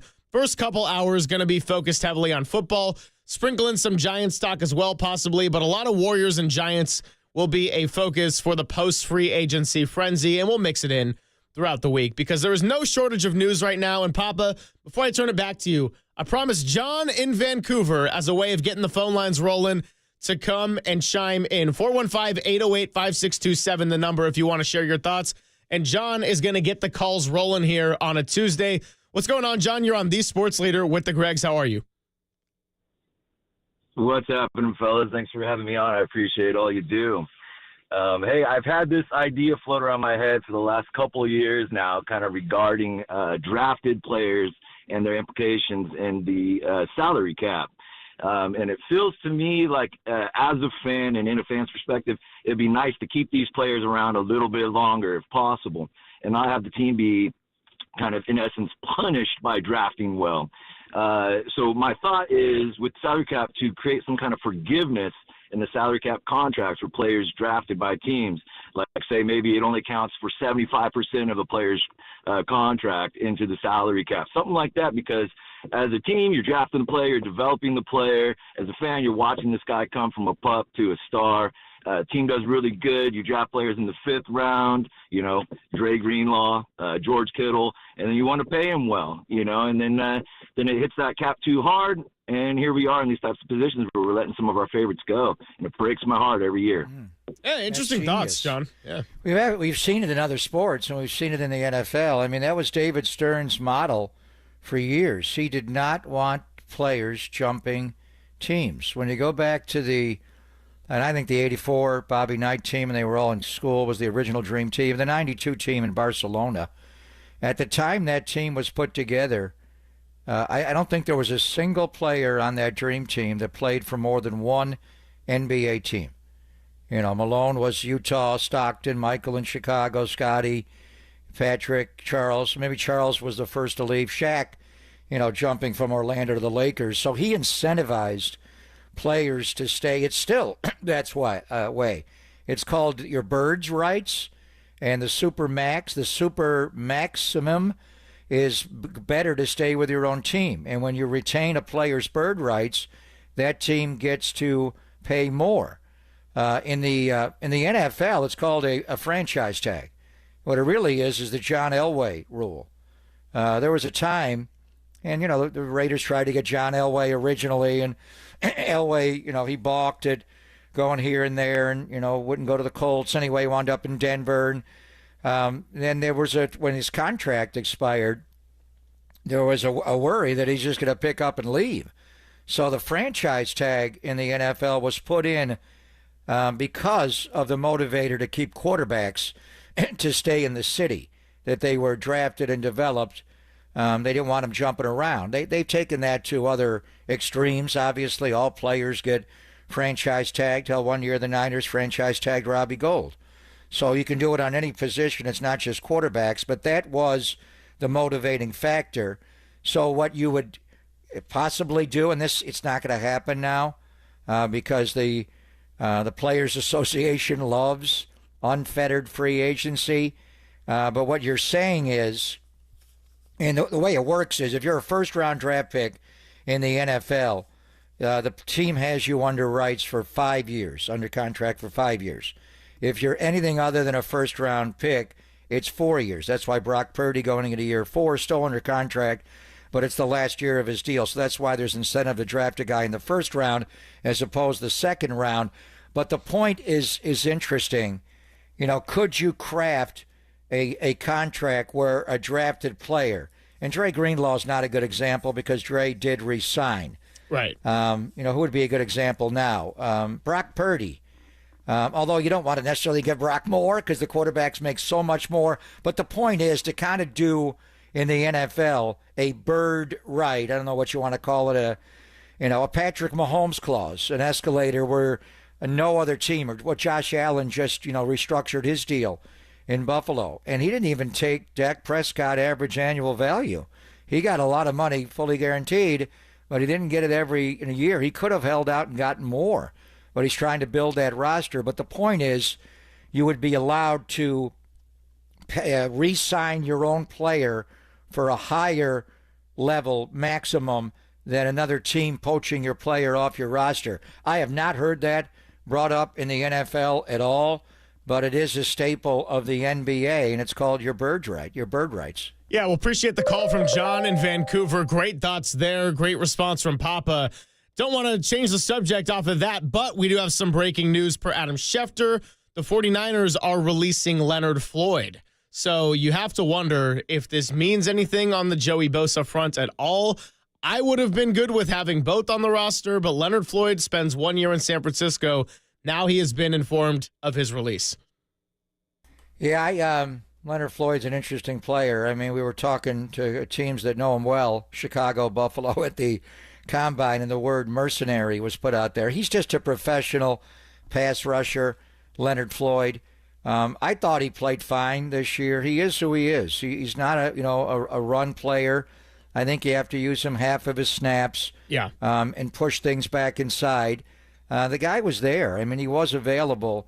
That's kind of the thing that I'm talking about. If you want to go, Joey Bosa to me is not an every down player either. I think the combination of Floyd and Bosa is a hell of a player. Absolutely. But neither one are really in your alpha run players. Gross Matos would probably be more that guy, or I'm looking at Cleveland Ferrell to bring him back. Is just a guy that plays in the base and plays the run. To me, Bosa really should be more of a turbo guy. I call it the gold rush, more of a pass rush guy. He does play the run really well. Joey plays it better than Leonard Floyd because he's big, but he needs snaps off. His body breaks down. So you need to rotate him more than certainly Nick. So how do we view this? There were rumblings about, Leonard Floyd being on the move. There are a lot of good edge guys you can draft. I think as you do, embark on free agency, you're also taking all the intel from the Combine of a couple of weeks ago, and it's heavy. We talked nothing about all about D-line, the edge guys, the inside guys. So how do we take this? Is this a precursor for them to go out and sign an edge guy, and would that edge guy be Joey Bosa? Absolutely. That's the first reaction I had, but I'm with you, Papa, in that I thought Leonard Floyd and Joey Bosa being on the team together could have been a great piece, considering that Leonard Floyd's not an every down guy. He had 8.5 sacks. He did play all 17 games. It's just that he wasn't playing every single snap. And the maximum available guy, Joey Bosa, of course, played less than 50% of the snaps this year in 14 games. So you take both of those pieces, kind of getting to rotate them in and out somewhat. That was something that I thought could have been a really nice piece for the 49ers, working with a little bit of a veteran addition to the defensive line in an area when they're trying to get largely a lot younger. So we got Larry Krueger coming up at 10:50. I see Joseph in Texas, out on the phone lines. We'll get to you on the other side, Joseph. Want to hear your thoughts as well. And if you want to chime in, 415-808-5627, the number to do so. It is Papa and Silver. Again, 49ers releasing Leonard Floyd in addition to the many moves that have already taken place here. We're on day 2 of free agency. More coming up on the other side. KNBR 104.5 and 680, the sports leader.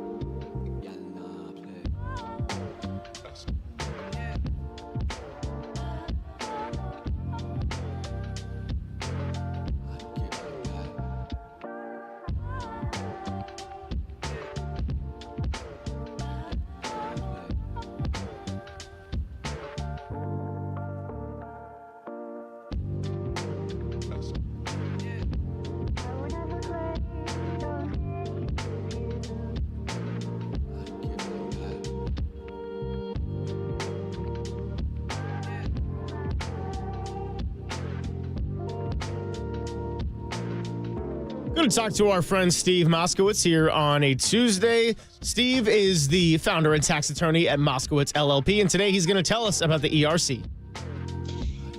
If you've been sitting back waiting for your ERC check, you say, hey, where's my check? What happened? What happened is the IRS has this tremendous glut of paper returns just sitting there.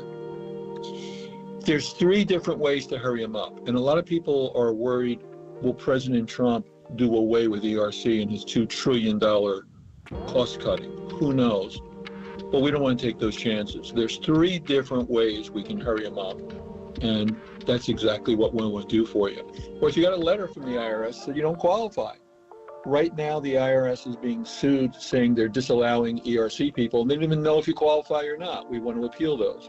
Or if you're being audited on your ERC. The bottom line is, that's the big 3. 1, you're waiting and you haven't gotten your check. We want to hurry them up.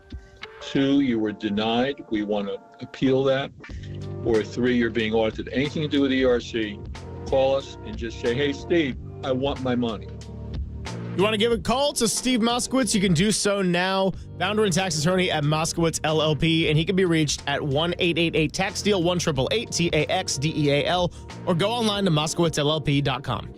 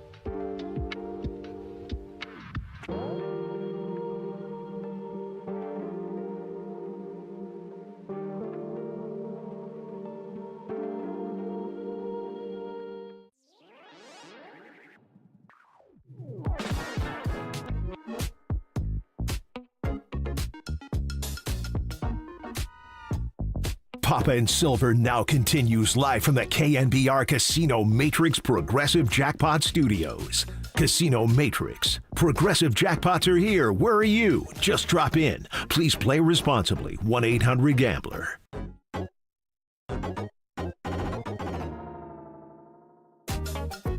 George got torched. Michael Wilson will go in motion left outside of Marvin Harrison. It's a half roll by Kyler Murray. Comes back middle and he gets sacked.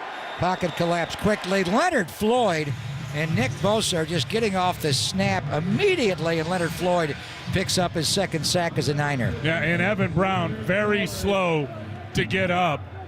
Tell you what, Jordan Elliott really made that play. They had a twist working on one side where Leonard Floyd came from. So Jordan Elliott took the gap, busted it wide open, opened the door for Floyd, who finished it. Bosa getting a double team with a real nifty little arm over. Gets in to apply some pressure as well. Good rush. 6-yard sack for Flo. Leonard Floyd second. Yeah, one of Leonard Floyd's 8.5 sacks there. That coming against the Arizona Cardinals. Greg Papa and Sim Ryan on the call. We're reacting to Leonard Floyd just being informed of his release by the San Francisco 49ers, adding to one of many departures in this offseason. Deebo Samuel, Aaron Banks, Jalen Moore, Elijah Mitchell, Charvarius Ward, Talanoa Hufanga, Dre Greenlaw, Kyle Juszczyk, Javon Hargrave, and Malik Collins join Leonard Floyd in that right. Let's go right back out to the phone lines because Joseph in Texas has been waiting out on the line, wants to talk about the 49ers and the philosophy of letting players lock. What's going on, Joseph? Hey, what's going on, guys? Pleasure to be on with you. What's on your mind today? Hey, man, I just wanted to just say I'm excited about what they're doing. I know it hurts. I love a lot of the players that were on the team. But if you look at the 2019 team, it was a lot of guys that they drafted that weren't veterans, sprinkled in with a few veterans. It wasn't full of these big offseason moves. And then you go back to the Patriots dynasties that they've had, they've routinely let go of, guys that were part of the organization for years, and it just things that got to happen. And so I'm excited for it. It leaves you anticipating what they're going to do next. All right, well, appreciate the call, Joseph. A little bit of a different and slightly more optimistic perspective. And look, there's no doubt, Papa, that there's going to be the inevitable reset. If they're paying Brock Purdy and gearing up to do so, then they're going to have to get a lot younger. They want to get younger. They want to get faster. John Lynch, I thought, kind of said a lot at this Combine Answers, even while not really putting any certainty out there or saying they were going to do X, Y, and Z. It was pretty clear that they had a different organizational approach this time around. I think it ultimately just makes the 2 Super Bowl losses hurt that much more, and especially the most recent one, because this last year you could see in the offseason that they were trying to give it one more squeeze. They keep Brandon Ayuk around, pay him the 4 years, $120, instead of trading him to Pittsburgh or any of his other preferred destinations, was likely going to be Pittsburgh in the end. And then he gets hurt. Deebo Samuel comes to camp in great shape. He's got the pneumonia and some injuries. He never really gets right. Christian McCaffrey was right for all but maybe 1/4 of this entire year in snowy Buffalo, and it was just not meant to be on so many fronts. And now, because of the timeline, they have to do the inevitable reset with a new nucleus. You still got Fred Warner. You still got Nick Bosa, but you mentioned it. The starters left from Super Bowl 54. George Kittle, Fred Warner, Nick Bosa, Mitch Wisnowski, and then if you want to throw Kevin Givens in there as well, I guess make it 5. Yeah, and the caller mentioned, the way that team was built, and it was, you signed Juszczyk in 17, you drafted George in 17, you drafted Fred in 18, and then in 19, you hit Nick Bosa and you got Deebo Samuel. There were other players involved. But they also, they inherited players. The 2 big tackles inside, Buckner and Armstead, they inherited. They did sign Dee Ford as a free agent to finish off that gold rush, and that was the finishing piece on a dominant defense. Unfortunately, Dee got hurt, chasing Kyler Murray one Sunday afternoon, and he wasn't the same player. So the deal with Floyd, it was almost a year ago that they signed Leonard Floyd, and they let Eric Armstead go last year. That was a hard decision to ask him to take a major reduction, and he left. He went to Jacksonville. But they signed in bulk. They got Malik Collins, they got Jordan Elliott, they got Yetur Gross-Matos, and they signed Leonard Floyd to a 2-year deal for $20 million. He got a signing bonus of $10,790,000. $12 million of it was guaranteed. So his money, I'm looking at a clause in his contract that kicks in. Sometimes when the new league year starts, you get a big bonus. I don't see that. He has paragraph 5, which is his base salary at this year for $7.9 million. That would be paid, incrementally throughout the year. And the signing proration is 2.1. He's got a workout bonus at $50,000. So he was scheduled to make over 10, but it was going to be a paragraph 5 paid during the season, 7.9. So there was no real rush to do this, but they wanted to move him off the roster. Right now they are light at defensive end. You've got Nick Bosa. Yetur Gross-Matos would be, if you had to line up and play right now, those would be your starters. Drake Jackson, you got a draft now. If you're doing this, and I understand, and they had a really good draft, but Drake Jackson one year was the highest draft pick they had. They didn't get him to the 3rd round. He's shown flashes, but he's not healing well right now. He may not be involved in this. Sam Okawana, what a find that guy has been. Robert Beal Jr., he's got some speed off the edge. Really, what is he? Alex Barrett's a rotational guy. That's all you've got on the edge right now. The draft is heavy with edge guys. There are a lot of really interesting edge guys. We'll talk to Larry about it, and maybe you do want to trade back from 11 later in the draft and get a couple of these guys in the teens. You need everything. But it is... it's a major change. Now, how do we interpret this? Could they have signed Joey Bosa and left Leonard Floyd on the team? I think you need it. And Gross-Matos can always move inside. Jordan Elliott's still here. Evan Anderson right now is a starter. I think Kevin Givens would push him for that. But Evan was an undrafted player out of Central Florida. So the whole thing is just, it's interesting. But I didn't see a reason why they had to get Floyd. I could be wrong, but it doesn't look like there's any bonus clause. Like Cooper Kupp's got one coming up here. Derek Carr had one the 3rd day of the league year. They wound up spreading out that money to alleviate that. They just wanted to move his salary off the right. It could be, and he was in Buffalo the year before. Robert Saleh, he just may not fit what they want to do with their D-line. He's spindly. He's not a great run player. He's not horrible he finds a way to get it done. The guy's just a consistent pass rusher, and he rushes with his eyes. He's amazing. I don't even know if he looks at the tackle blocking him. He goes straight line to the quarterback. He feels it. And he was great with Nick, because Nick would make the quarterback step up, and then Floyd would try to run the hoop and then just cross his face and get to the quarterback. He is a professional pass rusher. So what is the thinking here? I don't see a great motivator. We got to get him off the roster by today at noon. Otherwise, we got to pay that joker $10 million, and we don't want to do that. Is this step one in a two-part process or more, where maybe they do bring in an edge, and maybe it's Nick's older brother? And we know at this point, no matter what, the draft is going to be a big, big deal where the 49ers are going to have to scout a lot of talent and hit on a lot of these picks. But free agency still got a couple of days to go, and the 49ers can't do this entirely with the draft. I understand the philosophy. Cut some cash spending. Get younger. Get faster. This is what a lot of really good teams do in terms of a reset. That being said, they're not just light in depth, like Papa mentioned. They're just light all around on the starting front, on the surface. So let's talk about it with Larry Krueger coming up. We also got Jason Cole joining us 11:30. Getting to basketball a little bit later as well. Warriors continue to roll with Jimmy Butler III, who got his first ever triple-double in a Warriors jersey last night. He'll be coming by around 1:10, and then Steve Weish of NFL Network at 1:30. All coming your way. Larry Krueger joins us next on The Sports Leader.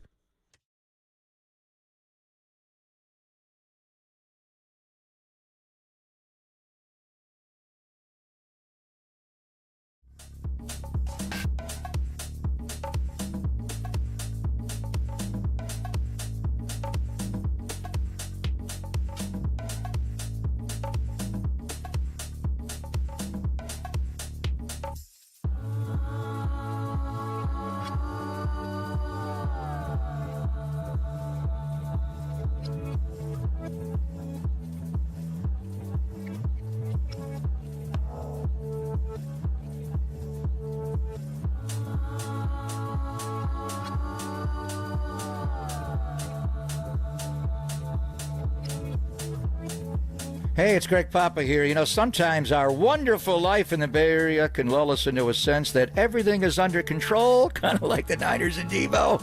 And then Golden State Lumber and Showroom, they want you to know that when the unexpected challenges occur, they've got your back. With one of the largest inventories and truck fleets to fulfill your needs, they can quickly supply you with siding, fencing, hardware, decking, maybe a Z-wide receiver, or any other kind of lumber you may need. Golden State can get materials to you anywhere in Northern California that allows your contractor or builder to start the repair process as soon as the next day. Golden State Lumber Yard stretch from Stockton to Newark to San Rafael and Santa Rosa, with more locations in between. At GoldenStateLumber.com, you'll see start and order and tab on each page. It also allows you to request a quote. Golden State strives to help their clients save time and save money. Family owned since 1954. Golden State. When you succeed, we succeed.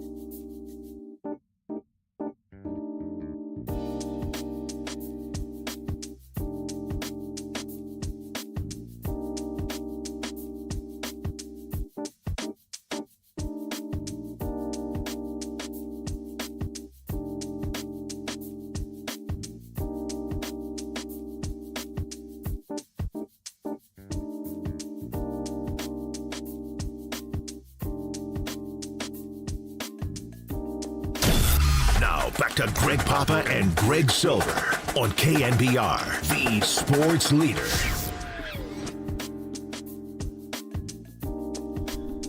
What's happening, everybody? Thanks for hanging out with the Gregs. You know, yesterday, with all the free agency frenzy and the notifications and the Niners departing, I had to go and get some exercise at some point in the early evening. And the daylight savings, by the way, I don't know if I'm alone in this. I love spring daylight savings. Like, sure, it kind of stinks for a couple of mornings, but then you eat dinner, it's still light out, it's great. So that's all to say that I was tuning in around 6 o'clock, finishing up my little gym set, my 10-pound weights and all that, to listen to Larry Krueger at the top of Niners Nightly. And that's when we found out that Kyle Juszczyk would be formed of his release. Now, as I welcome in Larry on the Yuma guest line, I only caught about the first 5-10 minutes of the show. So it's great to have you on and get all of your thoughts. But to some extent, a lot of this was to be expected. That said, I think that it's one of those things where the shock wave doesn't really hit you until it's all for real. And now we're talking about Dre Greenlaw and Talanoa Hufanga both going to Denver. Jalen Moore getting paid to go and protect Patrick Mahomes. And it just leaving the questions of, man, what is left on the roster right now? Well, and people are losing their mind. I mean, just losing their mind. I mean, they're done. The window's closed. The whole thing. Wrap up shop. Trade everybody. You know, I mean, Cowherd was going to town. I had some calls last night. People like giving up hope. Most of those guys, I hate to say this. I'm going to say it quietly so it doesn't get too much attention. Most of those guys can't play anymore. Most of those guys that they're moving on from for a reason, including Kyle Juszczyk. So, you know what? I know it's emotional, but, you know, it's a young man's game. You don't think Juice can play anymore, Larry? Not. He's a luxury item, Greg. They can no longer afford when you have a $60 million quarterback, which is probably what they're going to have. I don't think just ask yourself this. If you have a all-pro, Pro Bowl caliber fullback, wouldn't you just be automatic that you'd be able to run the ball inside the 5 and on short yardage? And they can't. They can't run the ball on short yardage. They can't run the ball inside the 5. Kyle Shanahan stopped even trying late in the year. So I just think that you can get it done by piecemealing it together better than what Juice is doing. What do I mean by that? The receiving options, I'd rather throw the ball to Guerrero. He's faster. He's got better hands. He's more explosive. And as far as lead blocking, I'd rather find an offensive lineman, a tight end, a defensive lineman, somebody who could moonlight in short yardage and go that route. I think you can get a more effective player in both categories if you go that way, and also be cheaper. All right, so the news of the day right now, I mean, we're reacting to what happened yesterday, but the Leonard Floyd release is fresh on our minds now. So give me your thoughts. David Lombardi just texted me, outside of Joey Bosa, what other DN would you want? And I'm looking down the list. I mean, DeMarcus Lawrence is available. That guy had an injury early last year. I think it was a foot injury. When we saw Dallas, he didn't play, and Micah didn't play as well. Assuming he heals up, that guy is a tremendous player. We're all kind of aligning it to Joey Bosa. But there are some good players that are available that can play on the edge. Darius Smith, I think Vaughn's a little too old. Menahue, who's a good player here, but he ran a foul off the field. So now that Leonard Floyd is off the roster, give me your thoughts on that move. And do you think there will be a corresponding move with a veteran defensive end? I think Joey Bosa is going to be here before the end of the day. I think Joey Bosa is going to be a Niner today.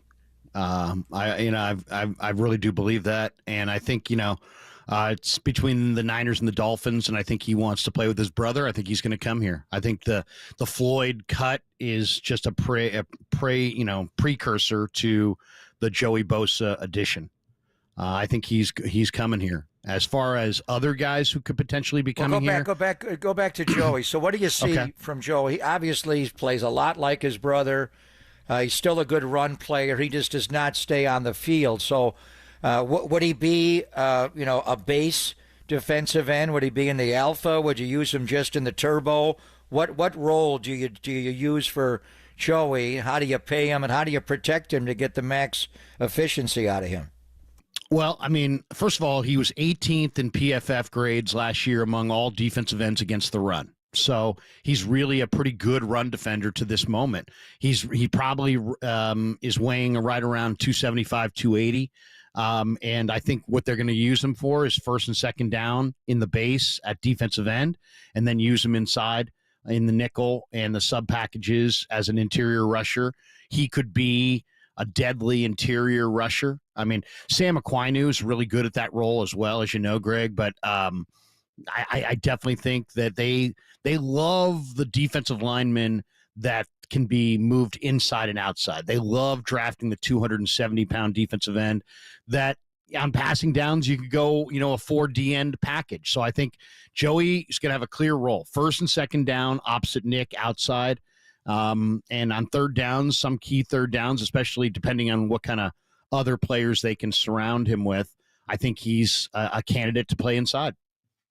Talking to Larry Krueger here, and you're listening to KNBR and KNBR FM, San Francisco, the sports leader, a Cumulus media station. By the way, Larry, normally hosting Niners Nightly, is also going to be hosting Sports Phone tonight because we had a change in the schedule. The San Francisco Giants pregame for the Athletics, and I'm going to hate saying that for the entirety of the season, Papa, as I know you will. Begins at 3:50, first pitch at 4:05, so you can catch Larry Krueger on these airwaves tonight to continue talking. Maybe Joey Bosa will be a 49er by then, but Larry, just how much of this organizational reset do you read as simply about cutting cash and trying to stay relevant in the long term versus the amount of trust that they have in their 2024 rookie class, which by and large was a successful draft class last year? Well, it's just, when you have an entity on your roster that goes from $900,000 to whatever, 50 million, 55 million, 60 million, even if you can offset it and spread out payments and that kind of thing and make it more palatable, it's still a dramatic hit to your cap. And we knew this day was coming. There was going to be some kind of bloodletting on this roster. Now, some people are saying, that should have been a year ago. But yeah, a year ago, they're running it back from a Super Bowl. It's easy to say that now that they won 6 games, they should have tore it down last year. But in reality, many of these guys, many football teams are going to move off of, let's say, 15 guys over the course of a year, maybe 20. The 49ers, I think, this year might be closer to 30. Just because I think there will be a big roster influx of talent at the draft. And I think, and even after the draft, and you've seen the departures. They all hurt a little bit because they're all good dudes and they were good 49ers. But I think overall, like Elijah Mitchell have a hard time getting on the field. Jalen Moore got paid so much money. He's only started 14 times in 4 years. Greenlaw could only play 34 snaps last year. I love him. I wanted him back, but I mean, that's a really tough call, especially in a hard cap. Hufanga, had gotten outplayed by Malik Mustafa, and there was no room for him. Mooney wanted to leave. Banks' price tag got exorbitant. Dobbs opted to leave, I think, after he was passed over in Green Bay by Kyle for Brandon Allen. Debo was traded. So, we can get emotional about it, and they're all big names for sure, but a lot of these guys had regressed, and I think can be replaced in this draft. Yeah, there's no doubt Talanoa Hufanga, with the ACL tear and the wrist injury, just wasn't as effective. And I believe, Malik Mustafa's got to be on the field. The other safety spot is a bit of a concern for me in Jair Brown. I think he regressed this past year, and he had some very poor run fits. The Niners did add Richie Grant, formerly of Atlanta, and I watched him this morning at length. And a couple of years he was a starter. He only started one game last year against Tampa Bay, and they use a lot of cover 4, so it's a lot of 2 safety deep. I think he would be able to run down center field because you want Malik closer to the line of scrimmage. But what do you think they need to do at the safety position in addition to Richie Grant, maybe in the draft, or even there's some good free agents out there, and I was surprised Talanoa signed so quickly because the free agent safety market last year took a long time to develop, and you got some good guys out there. Justin Reed's out there, Harrison Smith's out there, Thornhill's out there, Justin Simmons. I'm not sure what money allocation they want to make, but are you content going into training camp next year with Malik Mustafa, one starting safety, and Jair Brown being the other. Well, I mean, and Richie Grant, I think, is a good player, by the way. I like Richie Grant. I mean, he's versatile. He can, he can play the deep middle. He can play in the box. He was a productive interceptor in college at Central Florida. He's a good player. I think he's a good player. And he's not old, so I like that addition quite a bit. I really liked him in the draft process, and I would imagine they did too, which is why they went for him today. But I definitely think it's a coverage game, and you could use another, coverage safety. It's always difficult to say, where to get the safety because, it's like typically NFL teams don't draft safeties that high. But if you have a great one, if you have a Ronnie Lott or something like that, I mean, those guys can go Ed Reed. Those guys can go pretty high. Where they're sitting at 11, there's no question that the Georgia safety is going to be sitting right there in their lap. So he's a spectacular player. Malachi, I'm blanking on his other name, but he's a terrific talent. He's a terrific. It's a little high to take a safety, though, isn't it? It is a little high to take a safety. Like if you could trade back 5 or 6 spots, maybe you could get him. The other kid from Eman Wari from South Carolina, his film doesn't match his athletic testing. His testing was spectacular. We saw it in person. He was incredible. Yeah, I mean, 40. You guys saw it. I mean, you guys, comic book. He 43-inch vertical and huge speed and just unbelievable athlete. I don't know that you saw that kind of movement ability and that kind of. He doesn't have the quickness that you typically need, and so that's a big one. But like, if you could get Malachi Starks in the first round, I think he would be a plug and play. An outstanding young safety. He might be one of the best young safeties to come into the league in a long time. So there's also other guys who play corner who can transition to safety. There's a guy named Mac McWilliams who's a corner that got played at safety a little bit during the Senior Bowl week and looked really, really good. And a lot of people feel like he's a good coverage player. And I think coverage is what you need to emphasize because it's the most difficult thing. I mean, you can find guys who can hit. It's hard to find guys who can cover and then don't take bad angles and are smart. And that's what you need to play safety in this defense. So I do think they're going to be looking for a safety in the draft, but my guess is it will either be real early or like real late or maybe even after the draft. Yeah, or as you've mentioned before, they could trade down from 11 and maybe have a couple of picks to use in the first or early second round there. So, Larry, just to kind of expand the lens from just the 49ers and sort of look at the NFC West as a whole, I want to get your evaluation of what the Seahawks have done over the last few days, making a lot of changes, because when Kyle Juszczyk was informed of his release, or impending release, rather, my first thought was, would he go be a fullback in Seattle and Clint Kubiak maybe reinvent some of their offense? We've talked to a couple Seattle media guys, and they've discussed how their O-line was a big problem, how Seattle's going to make a lot of changes. And, of course, we know what the Rams did, signing Devontae Adams as well. So what's your evaluation of the NFC West in the early free agency period, and particularly Seattle? Well, I mean, John Schneider, who I know, and he's a really sharp guy, and he gets criticized a lot for his inability to build an offensive line. I actually like some of the offensive linemen they've drafted. They just let Damian Lewis out of there. Charles Cross is a pretty good left tackle. Big Abe Lucas is a great tackle, I think, if he's healthy. He hasn't necessarily been healthy. Oluwatimi was the Outland Trophy winner. Bradford was good at LSU. I mean, he gets criticized, and there's a lot of people. I think more than anything, now with the new offensive coordinator in there, they're going to try to reestablish their, Marshawn Lynch running game. They want to run the ball. They ran the ball ineffectively and less than almost any other team in pro football last year. So they like Charbonnet, they like Kenneth Walker, but they feel like they need to upgrade their line. I thought going from Geno to Sam Darnold was genius. I mean, Sam Darnold's younger, your Super Bowl window's open. Geno was an efficient player at times, but I don't think they felt like they could win a Super Bowl there.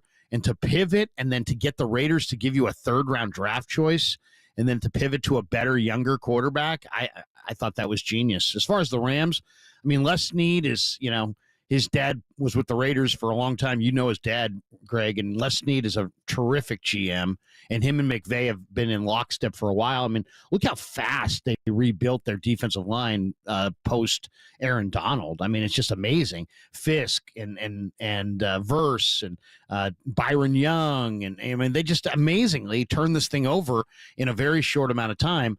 The Rams added Poona Ford today, so that's a great addition.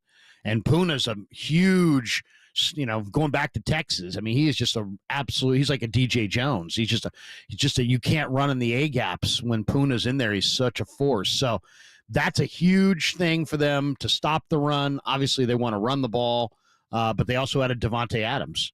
So, I mean, the Devontae Cooper Kupp trade, it wasn't a trade, but they're going to say goodbye to Cooper, and they're going to have Adams and Puka. They re-signed Tutu for $10 million, which was shocking.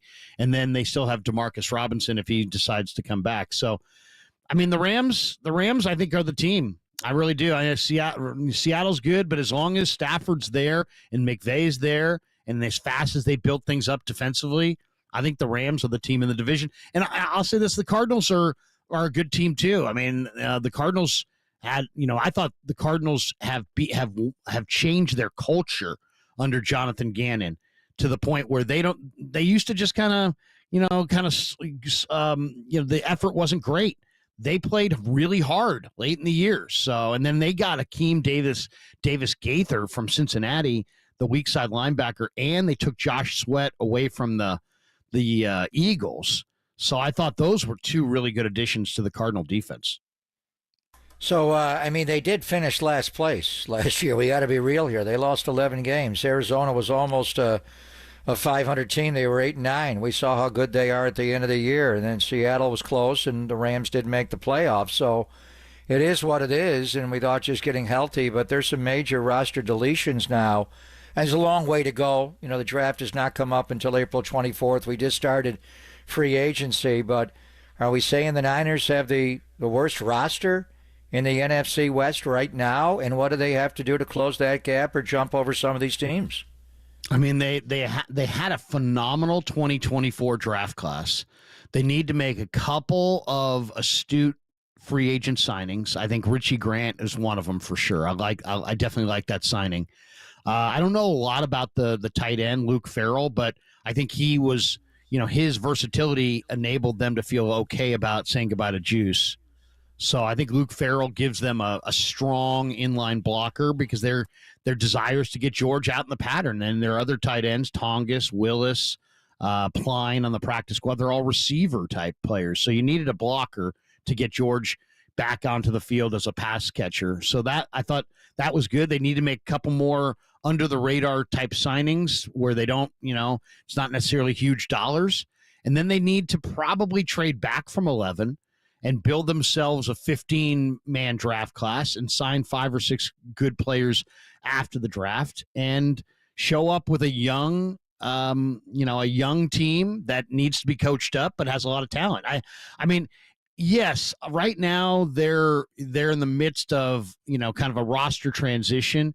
But I still think the 49ers are going to have incredibly high standards. And I really do believe that John Lynch and their front office will find a way through the draft to give themselves a representative 53-man roster that can compete. I don't see this being like, oh, the Niners are down and they're going to be bad this year. They're going to be bad for a couple of years. I don't see that. I think they will do well enough in the draft to give themselves a chance in this division. And with the schedule, if you get in the playoffs with Kyle Shanahan and Brock Purdy, I think you got a shot. Larry, appreciate you coming by. As always, you are the best. And have a great time on Sports Phone tonight because we've taken a couple calls already today. Great to hear people's thoughts. And I know you're going to do fantastic with the callers as well. If there's one thing that's for sure, people have opinions about this. I was just in Arizona, so I've put eyes on the Giants. And maybe I'm just in an optimistic mood today, but I don't think the Giants are sub 500. I think they're a north of 500 outfit this year. Cactus League leaders, 11-3. There you go. They cannot be stopped in the We're not losers anymore. Thank you, Larry. Good to talk to you, fellas. Have a good day. He is Larry Krueger. You can catch him every night at 6 o'clock for Niners Nightly. And as I mentioned, tonight with the Giants' first pitch on KNBR at 4:05 means you can catch Larry Krueger for the post-game Sports Phone edition. Talk a little Niners and everything we just dug into, as well as the San Francisco Giants, who are going to be a focus for us here in the middle of the week as well. We'll have Joe Rizzo joining us at 10:50 on Thursday, I believe. That's two guest bookings days away from me, so I'm not focused on that. I know that we'll have him on Thursday for sure, Papa. So going to be good to talk to him. And also on the football side, tomorrow we should be able to get voice of the LA Rams. We've had him on a couple of times. JB Long joining us in the afternoon as well. So lots of good stuff to come here for Papa and Silver as we approach the end of the week. On the other side, let's do a little reaction to Krueger, unpack some of this 49ers scenarios. Could Joey Bosa be on the team? What's worth it? What's not? And also get ready for Jason Cole, who's going to be joining the program at 11:30. Papa and Silver on KNBR 104.5 and 680, the Sports Leader.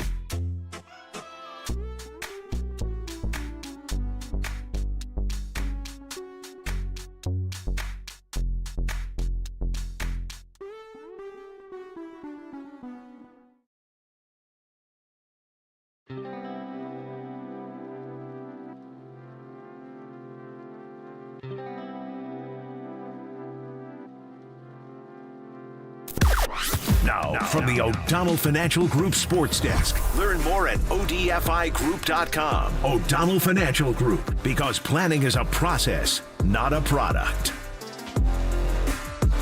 What's up, Dub Nation? After another victory last night, 130-120 over the Portland Trail Blazers, your Golden State Warriors are now 9 games above 500 for the first time since starting the season 12-3. Let us know your thoughts on the Warriors as playoff seeding is starting to take shape. Still clinging on to that 6th seed, but I wouldn't rule out the possibility of the Warriors moving up when it's all said and done. Chime in the YouTube chat or give us a call at 415-808-5627. That's 415-808-KNBR to join the conversation.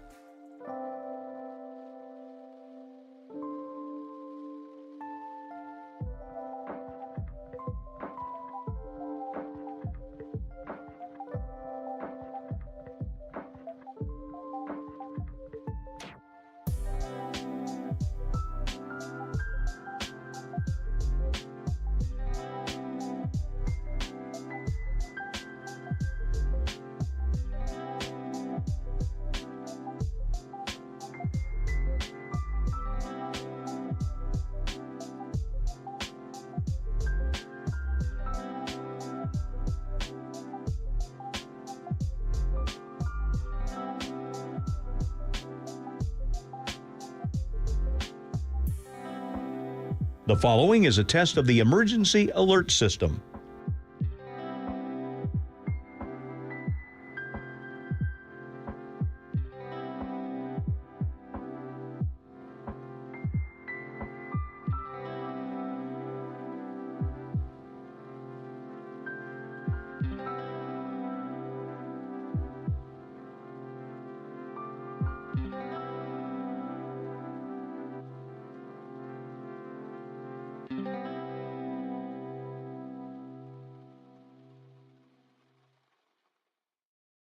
This has been a test of the emergency alert system. We now return to our regular programming.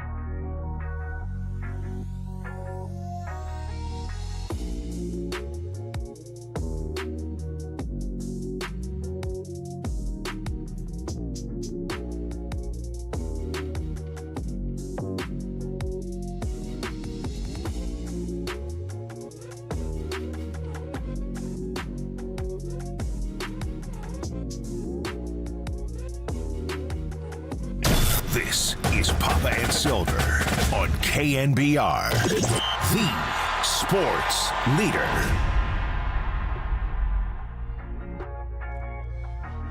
Happy Tuesday, everybody. Thanks for hanging out with the Gregs, Papa and Silver, continuing to react on day 2 free agency. A lot of news yesterday, both on the show and after the show. And then during our morning today, around 10:30, we learned that Leonard Floyd is going to be released from the San Francisco 49ers. Just caught up with Larry Krueger, and we're going to have Jason Cole from the 33rd team, who has been everywhere all over the NFL, co-authored or authored 8 books, been covering since 1992, actually got his professional start right out here in Palo Alto, Papa. So it's going to be a nice little homecoming on the airwaves for Mr. Jason Cole. The only thing I don't like about him is that he is a Stanford guy, and I was raised in a cult. But other than that, really great guy, and got to catch up with him actually outside a Cal Stanford tailgate a couple of big games ago. So looking forward to getting his take on free agency and everything. And as far as the 49ers and what's happening this offseason, the whole notion that having a rookie quarterback is the way to win a Super Bowl and build out the roster, it's not entirely true. If we look at a lot of the Super Bowl winners, Matthew Stafford wasn't on a rookie deal. Patrick Mahomes wasn't, other than his very first one against the 49ers. Jalen Hurts was not.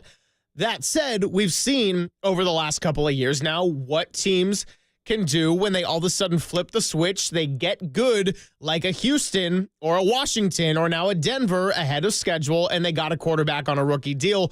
There is all of a sudden a lot more flexibility. The 49ers paid a bunch of players a premium price because the Trey Lance trade, as much as a disaster as that was in hindsight, they get Brock Purdy with the last pick of the draft. He's not even making $1 million. They go to an NFC championship, then a Super Bowl, and now that clock is starting to run out if they do ultimately give him an extension, which is not a said and done deal. Could be $5 million, could be up to $60 per year. We don't know that. Whoa.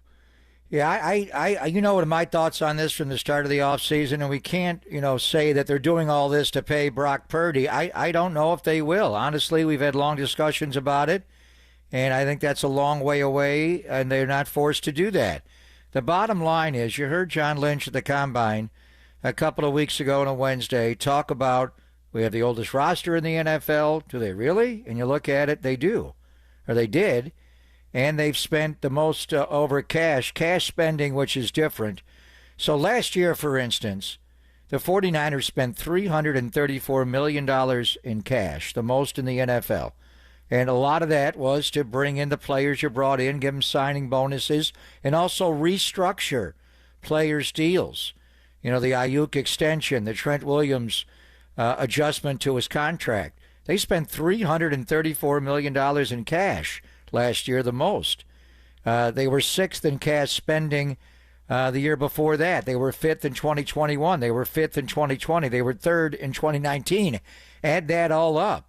The franchise has been at a valuation of $9 billion. They're trying to sell 10% of the club to generate $900 million. Look at how much they've spent since they've gone on this run. In 2019, they've spent probably that in cash. So that's a readjustment. The quarterback position is independent. Now, obviously, at some point, whether or not you draft another quarterback, you got Tanner Mordecai on the roster as a developmental guy, big arm, he can run. I think you go out and draft one and maybe sign a free agent as well. But Brock's salary's got to go up. Is it going to go up? To $60 million. They're not doing that. So we'll see what they, in fact, do. I think there's a good chance that, and then it'll be up to Brock how he wants to handle the offseason. He's under contract for 1 more year. John made that clear, and we'll see where it goes. So we just talked to Larry Krueger, and Larry came out bold. He said by the end of the day, they're going to have Joey Bosa signed. Well, reaching out to the insiders, right now, that it's not happening, definitively. It could. You wonder why they removed Leonard Floyd from the roster. What you're hearing is that it's the Niners and the Miami Dolphins. I don't get a strong sense that Miami's all that enamored with Joey. The offer they've made is low. He is from that area, the Fort Lauderdale area. It makes some sense, but They're going to have to craft a contract like the Niners would to protect themselves. Joey's just missed a lot of snaps. He's not an every down player. He's a 50% player, and then, how many games will he play? There is a feeling in Miami, and those guys know him, obviously. A lot of people on the staff were here during the halcyon days, and they know Nick. They don't know Joey as well. But he can go around. I mean, we saw him when they played the Super Bowl in Miami in Super Bowl 54. Joey was there, championship games. I think there's a concern in Miami that they're chasing the past a little bit with Joey Bosa, and they have to be careful. There are other guys. I mean, obviously Joey, and the Brosa brothers, it would be something here from a marketing standpoint, but DeMarcus Lawrence, is anybody talking about that guy being a free agent right now? That guy is a tremendous player. Now, that would be a medical situation as well. What exactly is going on, with the foot injury last year? There's a lot of guys available that you don't have to give day one money to. You wait a little while and see where they're at. Cleveland Ferrell was a guy they didn't want to leave here, went to Washington for a year. I think his knee injury, I don't want to say cost you a Super Bowl, but that guy was a good edge rusher and pushed everything back inside. When he got hurt that last week of the year against the LA Rams when a lot of the guys were not playing, that was a hard injury, and I'm not sure they ever recovered. They had to play Chase Young more. Yeah, it was a legitimate loss for the playoffs. Zadarius Smith, another older edge who's still out there as well. There are a lot of guys. Preston Smith's out there. They're guys. I think DeMarcus Lawrence would be the one that I would look at and say, what's with the foot? So Larry had a bold proclamation that, by the end of the day, Joey Bosa will be a Niner. We'll see. I don't know who you're bidding against, and there's no word yet. That could be the case. The other thing, he was hard on Kyle Juszczyk.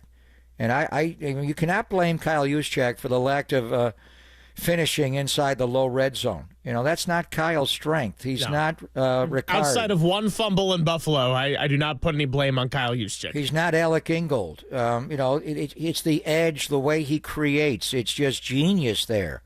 And, looking at Luke Farrell, everybody thinks that Luke Farrell's going to be Kyle Juszczyk. He is not Kyle Juszczyk at all. He is Charlie Warner, Eric Saubert type.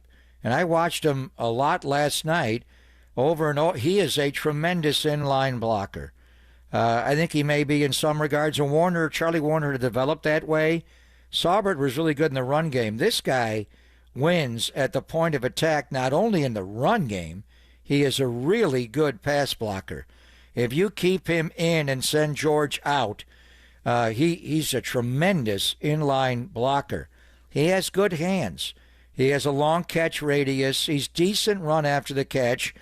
There's not much vertical speed there. If you're asking him to win versus man coverage, and now with Debo gone, maybe you'll see less man coverage, he's not going to win there. But the one thing was, just looking at him, when I was looking at, could he play fullback, H-back? As I remember having many conversations with Kyle Shanahan about how this team doesn't even have a fullback on their roster. How do they do it? Well, they move tight ends and they line them up. But they're not Juice. Juice creates angles with his bendability, like George Kittle. When they get out on the edge and run 19 structure full and they ask those guys to chop down an end, they don't do it by just taking them on. They do it by creating angles, kind of a basketball pick. Kyle Juszczyk is genius that way. So could they use Farrell? No, he is not that kind of player. He is way too linear. He's tall. He doesn't bend like that. Now, could they line him up in the backfield and do it more straight down? It wouldn't be Kyle Juszczyk, though. If you want to line him up, some theory is, my thought is, what fullback's available out there without Juice that's cheaper? I thought about making Garendo when I first saw him, make him a fullback. But in reality, after watching him in practice and OTAs, he is a straight-up guy. He does not bend at all.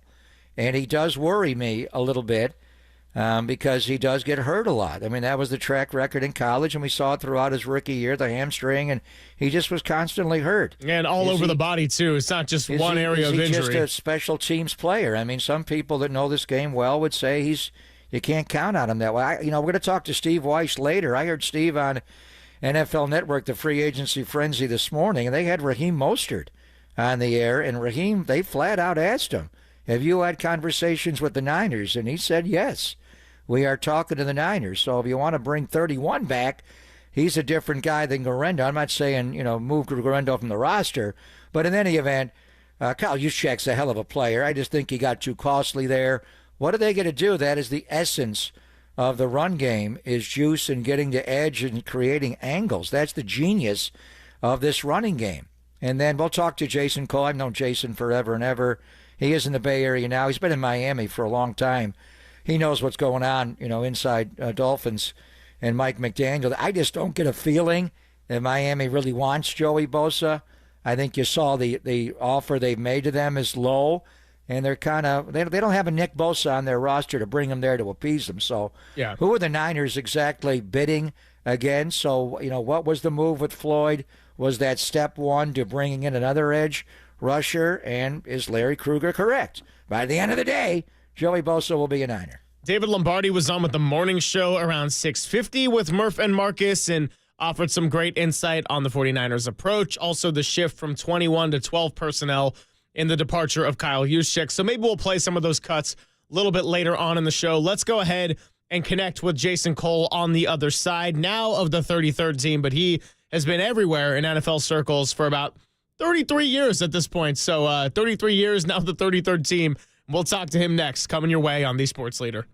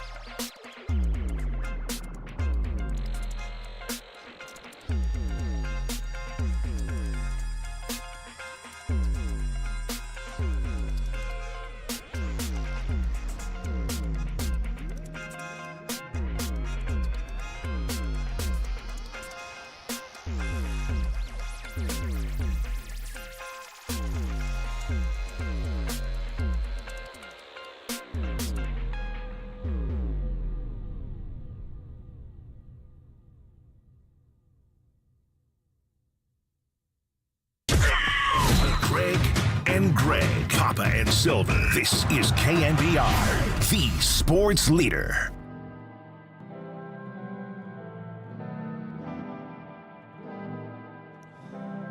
What's going on, everybody? Thanks for hanging out. Greg Papa, Greg Silver. I told you before the break, but if you've been in and out of the car, we are now joined by yet another guest on the Yuma guest line. He is Jason Cole, been covering the NFL since 1992. His alma mater is probably the only thing I don't like about him. My alma mater has not lost a football game since 1992. Shout out to the Gauchos. That's all to say. He is a member of the Hall of Fame selection committee. He's been all over the map. He has got things going right here in our backyard because he started at the Peninsula Times-Tribune in Palo Alto, and now he's a senior writer at the 33rd team. I am talking about Jason Cole. What's going on, Jason? Appreciate your time. Life is beautiful. What's going on, guys? It's great to have you. Big frenzy. I can't say a lot of it is too surprising, but we're now kind of processing a lot of the shock of what the 49ers have done, and they are really shedding a lot of old players, the old nucleus, just a few starters from that first Super Bowl team in the Kyle Shanahan era when Jimmy Garoppolo was the quarterback. So you got such a great grasp on the NFL as a whole. I guess I want to start by just getting your thoughts on the 49ers' general approach to kind of reset, cut some cash, get younger, and get faster, and maybe how they're going to be able to fill the holes of some of these guys like a Charvarius Ward or a Dre Greenlaw, big names that have been a big part of this team. Look, there's a lot of guys who are your second-level players that you want to keep and you sort of desperately kind of hang on to when you think you're really close. But at some point in time, you have to cut the cord. Like last year, I think they made a mistake by overpaying for Ayuk because they were so close. They wanted to put the band back together and make one more run. So there's always that temptation. They fell into that temptation. And I don't blame them because at the time it seemed like the right idea. At the time you're looking at a team that just came off the Super Bowl that you thought, okay, everything is going to work. They re-signed Ayuk, and then the roof caves in. Not only him getting hurt, Greenlaw struggling as he came back, McCaffrey, everything that went wrong with last year, right? But you got to eventually cut the cord and reset your team and reset your cap, especially when you have to now go out and pay a quarterback. So these are the rough decisions you have to make. It's a lot to let go at one time, and it's a lot of depth. Especially the two guys, I think the two that hurt, the two guys along the offensive line, because they weren't real deep there to begin with, but to lose those two guys hurts a lot. But this was necessary. And I still think this is a good team that should compete for a playoffs position. It's just they're going to have to do it a little bit differently. And Kyle's task is going to be a little bit harder. And they're going to have to be really careful going forward, especially as they do the Purdy contract. Jason, good to hear your voice, man. We see you a lot at Levi's visiting with Kyle and the family. So you mentioned Brandon Ayuk, and they came close to trading him to Pittsburgh a couple of different times, many times. Last offseason they didn't do it, and now Pittsburgh has taken on DK, so that's not going to line up. But this month of March will be interesting, the next 3 weeks, on how they handle Brandon Ayuk, because he's due a huge option come April the 1st. A couple of different ones, one for this year and then one that vests for next year that'll total almost $48 million. There was a lot of rumblings about trading Brandon Ayuk earlier this offseason. John Lynch a couple of weeks ago at the Combine was honest about it, did not rule it out. But the fact that they have not done it before the start of the new league year, boy, they'd like to have those savings and those dollars. Is that ship already sailed, and especially in light of the ACL, MCL, do you still see Brandon Ayuk as a possible trade candidate between now and April 1st? No, not at all. But I don't know why a team would take on damaged goods and that contract. So I think they're stuck with having to either navigate the contract or find a way to let him go. I don't see it at all. Now, the other side of this is, Jennings is not a true 1 or 2. But you can fake it with Jennings enough. And Pearsall was really good. And I think that you can find a way that if you let Ayuk go, I think you could cover for it.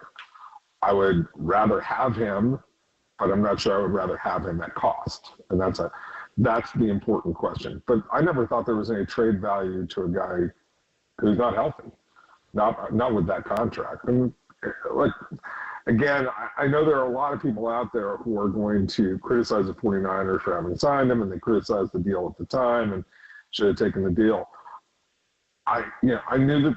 I kind of felt that this is the way it was going to go all along, and this was the game that I was playing with it, which is you're under pressure. You just went to a Super Bowl. You think you can win it. You're going to want to have every player that you can possibly have, and that's exactly how it played out. Instead of them cutting the cord early on Ayuk and making the deal early, they let it go, and they let it go, and they let it go. And once they let it go, they were going to sign him. They were essentially pot committed when it came down to that last day. Shanahan wanted to have him because the season was right around the corner. And sadly, unfortunately, you probably should have traded him a lot earlier. Now you're stuck in this situation. Talking to Jason Cole here, senior writer for the 33rd team. And just to expand outside of the 49ers for a moment, the quarterback situation has been a little bit light this year, but it's made a big focus on who is still out there. Sam Darnold is a Seahawk. Aaron Rodgers could be a Steeler. Do you see Aaron Rodgers to the Minnesota Vikings as a possibility at all now that Daniel Jones is out of there? Are they going to go in the direction of J.J. McCarthy, or would you see Kevin O'Connell as wanting to give Aaron Rodgers a shot here? Yeah, I think they want to start and go with their guy that they believe in. Yeah, I love Aaron Rodgers, despite the fact that he went to a certain university that, I just can't stand. Yeah, understandable. Yeah, just a kind of a junior college level program. But despite that, Aaron is just like this really persnickety guy that you got to deal with, right? And I think there's a point at which people are sort of tired of having to deal with it if you have some kind of alternative that you believe in. And I think obviously the Vikings believe in J.J. McCarthy. That's why they drafted him last year. So if you believe in that, why are you delaying it another year for a guy who is just, as great as he is, he's just kind of a headache to deal with. Like, are you going to get another, darkness retreat? Are you going to get more of the Pat McAfee show and having to track what he's saying on a day-to-day basis and figure out, where he's trying to go? Is he going to impose his will on the offensive coordinator and how the offense is run? Yeah, at a certain point, you just want your quarterback to be about football. And to me, Aaron's lost sight of that.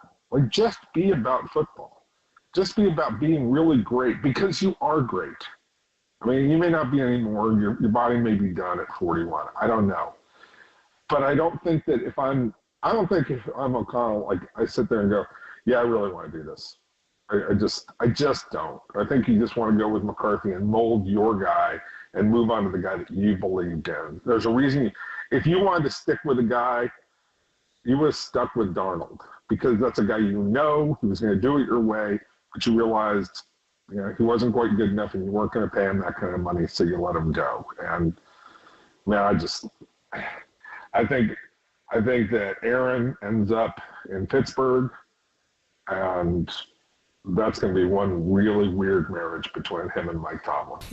Those are and then again, Mike Tomlin's dealt with a lot of headaches as well. So I know, but they're just like, those are different dudes. They're just really different dudes. Okay, one guy's like, hey, I want football done. Like, let's focus on that.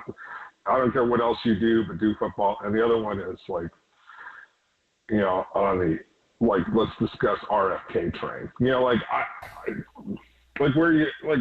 Aaron, what are you thinking about today? Like, really, what are you focused on? That's sometimes what I ask myself. Yeah, I can't imagine Mike Tomlin in Pittsburgh allowing him to do the McAfee show, but we'll see if he signs there. So I think it's between there and the Giants for him. What are we hearing on Russell Wilson? Is he going to get a job to compete as a starter next year, Jason? Nada. He's poisoned the well at too many different places. He poisoned the well coming out of Pittsburgh.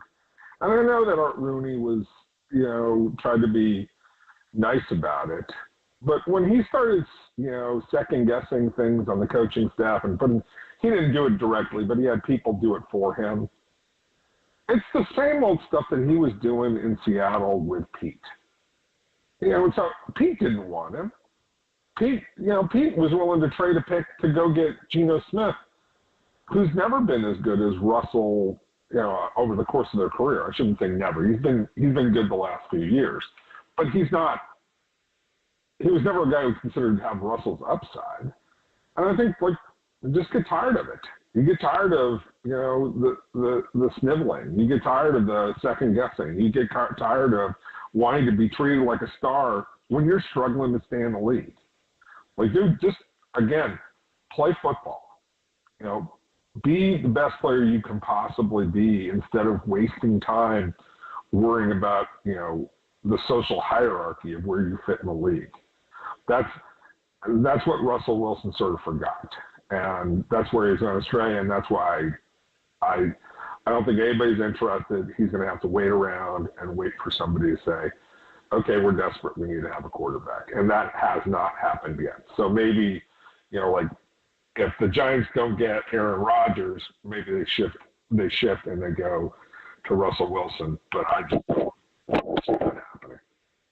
Couple more minutes here with Jason Cole, and I know you've done a lot of work down in Florida. We are wondering here out in San Francisco if Joey Bosa is going to go all the way out to the Miami Dolphins or end up with the San Francisco 49ers. Have you gotten much wind of that situation and Joey's preferences and those sort of conversations? I mean, I know the Bosas in general like to keep things pretty under wraps, but do you see it being a likely reality that Joey Bosa ends up playing alongside his brother? I think it's a reasonable reality. The issue is Miami's home. I mean, the kid went to St. Thomas Aquinas down in South Florida, and his parents still live down there. So does he want to go back to South Florida and live that life, or does he want to, go to a team that he thinks might have a chance to be better, and play with his brother? How does his mother weigh into this decision? How does his dad weigh into this decision? Because they have very different opinions. I mean, they've been divorced a long time. So, I don't think they've ever really been aligned on a whole lot since the boys were out of high school. So I don't know who has the greatest influence on Joey at this point in time. But I think it'd be pretty cool for those two guys to play together. And I think that they would like that. But again, Florida's kind of nice. Weather's pretty cool, pretty nice. The taxes are a whole lot better, and he's been dealing with California taxes for a long time. And I don't expect it to be, huge money. So for Joey, there's a lot to attract you to going back home at this point in time. Jason, really appreciate you coming by with us. I know we kind of did this on late notice and such, but good to connect with you. And again, we can continue to disagree about the strength of certain alma maters, at least in my family, and for you personally. You're just a gaucho. You're not even really part of this discussion. You're right. You were on the beach. You spent, where did you go to school for, 10 years or something like that? Because I wish. Santa Barbara City. So you were playing volleyball on the beach for 10 years. That's all you ever did. So don't tell me that you understand rigorous academic standards, because your dad doesn't even understand because he went to Cal. So, leave this alone. We know where this comes out, and Stanford is number one. Discussion's over. Thank you. Bye. All right. Hey, Jason, appreciate it. And you're right. I do need to go work on my tan down south. Maybe I'll do that one of these weekends coming up. Greg. Thanks, Greg. Take care. Take care, Jace. He is Jason Cole, covered the NFL all the way since 92, and senior writer at the 33rd team these days. Done a bunch of work in Florida, Bleacher Report, you name it. Also authored or co-authored 8 different books. So, yeah, we can promote the why is everything all we want, but that's 1 to 8. And, yeah, it's all riffing anyway. On the other side, let's do some reaction to Jason Cole. Want to play some sounds from the departed 49ers. And then into the 12 o'clock hour, we'll transition a little bit into the Golden State Warriors. Got a couple of wins since we last spoke. Detroit on Saturday. Touched on that a little bit yesterday. And then a 10-point win against the Portland Trail Blazers last night. All coming your way right here on the Sports Leader.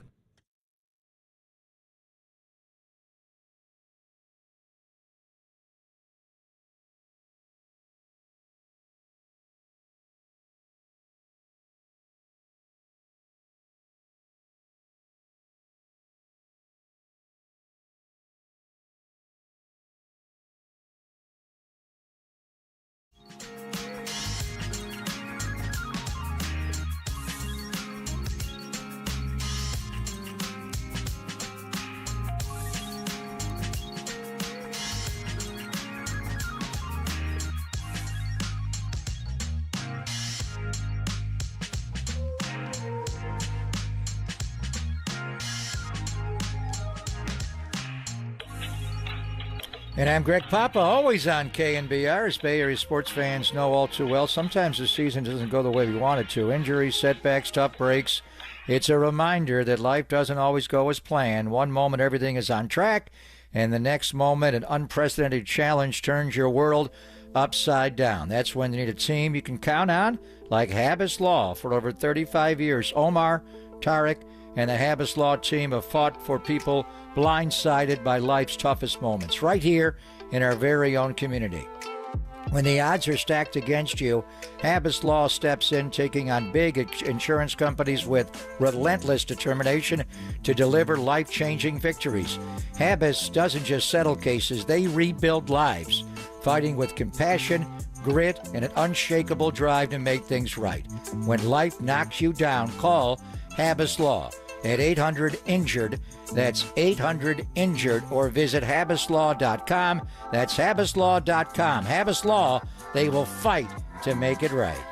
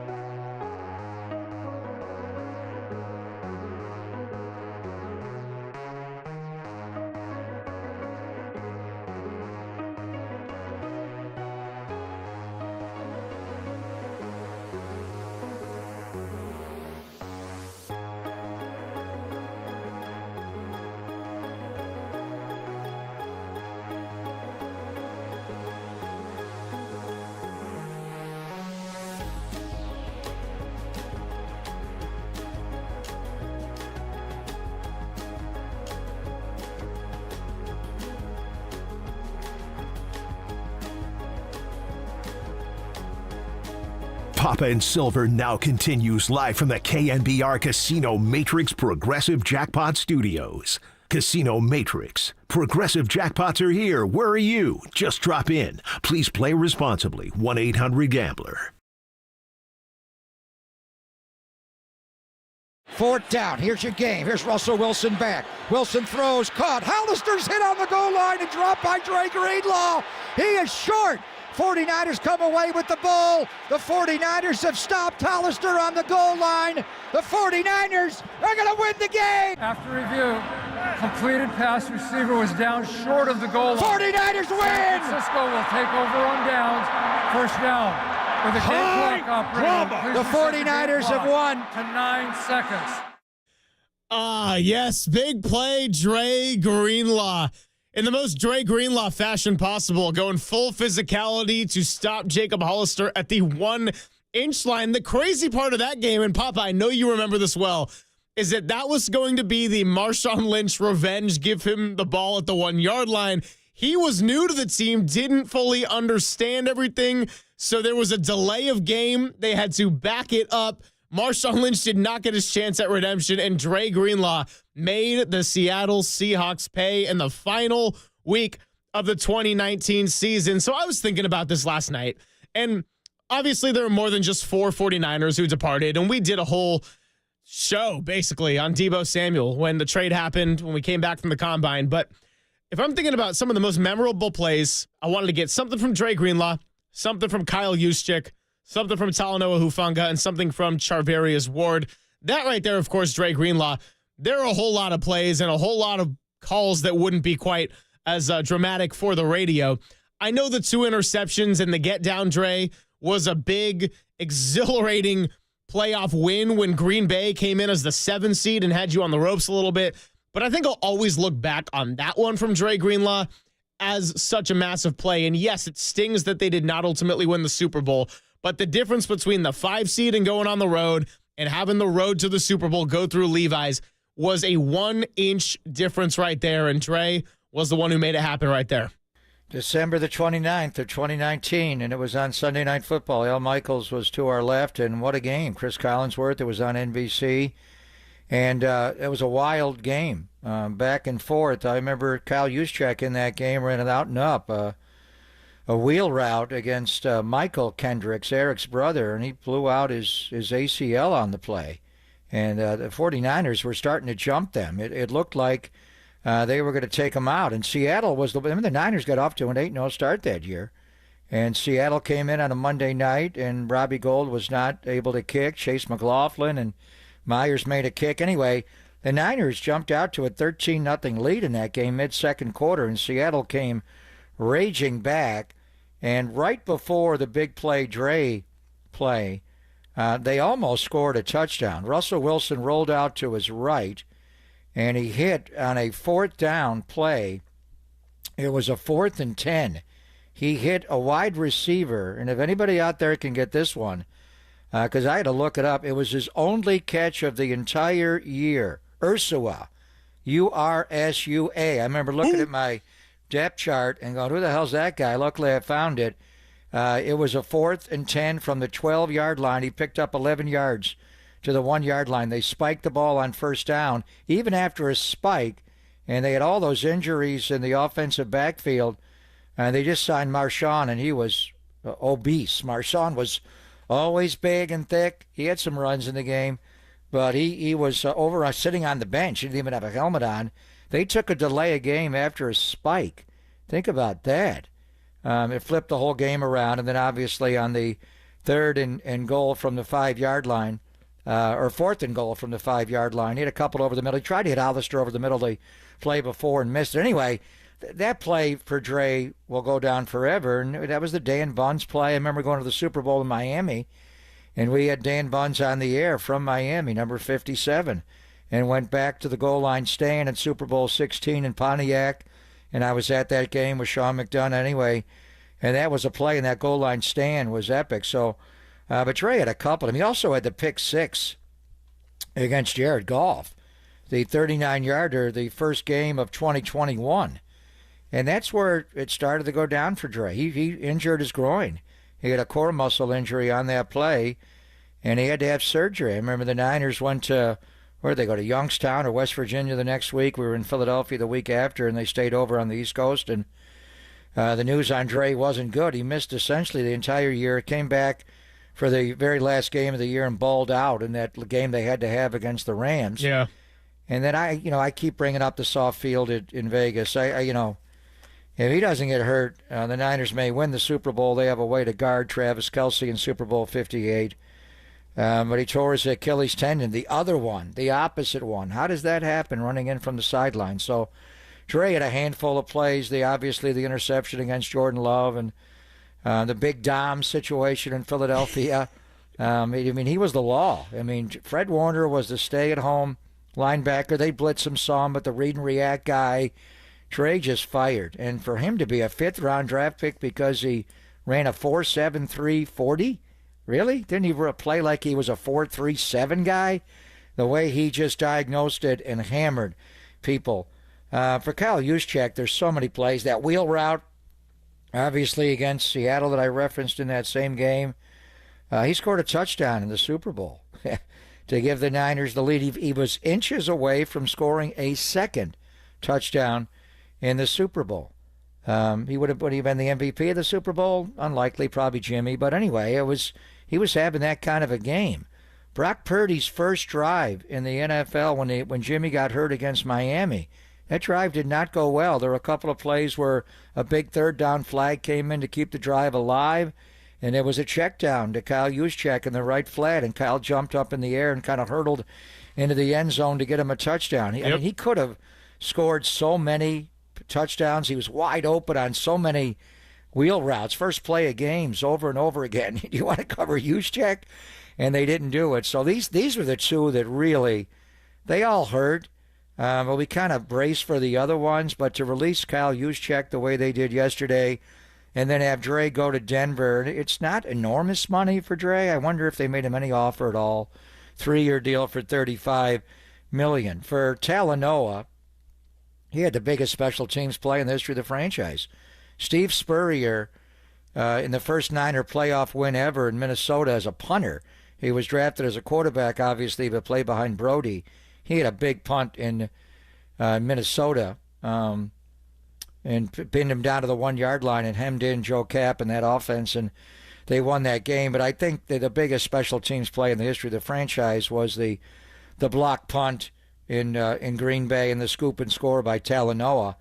That was a playoff game. It was huge. I think the biggest play. I remember the interception against Matthew Stafford, the pick six on Monday Night Football, which got him really first team All-Pro that year in 21. Elijah Mitchell had a lot of them. His nickname was Drano. Elijah Mitchell, they called him Drano because he would always find the right hole. He just was the perfect Niner. And you know what? That big play Dre interception in Detroit, Raheem Mostert got hurt in that game. Emmanuel Mosley got hurt at the end. So the next game in Philadelphia, Elijah Mitchell had to play a lot in that game. And he suffered not one, but 2 fractured ribs. And he continued to play. And he came back and played the next game with fractured ribs. That guy was as tough as anybody we've seen. He almost had 1,000 yards rushing. He broke Vic Washington's record for most rushing yards by a rookie that year. It was just incredible. And he only played 11 or 12 games that first year, and he almost got 1,000 yards. But so many big runs by Eli. And then Charvarius, the 5 interceptions, his Pro Bowl. He didn't even make the Pro Bowl team. He made the All-Pro team did that year. The pick 6 he had against nothing wrong with that groin was the call by Tim. So we could go on and on. And well, I do want to jump in because you were mentioning all these great plays. And again, this is a day to be a little bit nostalgic, and we're going to move forward, moving past all this day, this segment, free agency. But it is nice to kind of honor some of these players who had great contributions to the 49ers. And with all these plays that you're referencing, we got little sound bites that we want to throw your way. And we'll start with Kyle Juszczyk. You mentioned it. Not a ton of Juszczyk highlights in terms of being involved in the action and getting the ball, but he did score a freaking touchdown, almost 2, in the Super Bowl. So let's take it back to Super Bowl 54. Kyle Juszczyk finding the end zone. Garoppolo under center. Stretch handoff, Noah Booth. They roll Garoppolo right, throws, and it's caught by Kyle Juszczyk. Breaks the tackle. Touchdown! San Francisco! Feels great, baby! What an action there to Kyle Juszczyk. They fake the stretch going left, a Booth right, and they hit the fullback in the flat for a touchdown. All right, so we also got a clip from Charvarius Ward and Talanoa Hufanga, but Papa, we just heard your voice right there. What do you remember from that play specifically in the Super Bowl, getting the 49ers I think it going? was the best throw Jimmy had in the Super Bowl. There was one, the corner route to George right before halftime that Daniel, he pushed off just a little bit on the chicken wing on the corner, the safety. I think it was Daniel Sorensen. Jimmy dropped that ball in so perfectly. But it didn't count. It got nullified by that offensive pass interference call. He obviously overthrew Emmanuel late in the game, but that throw to Juszczyk on that action was so perfect. I think it was the best throw Jimmy made in the game. It allowed Juszczyk to dive into the end zone. Juszczyk had another one right before Raheem Mostert scored the touchdown.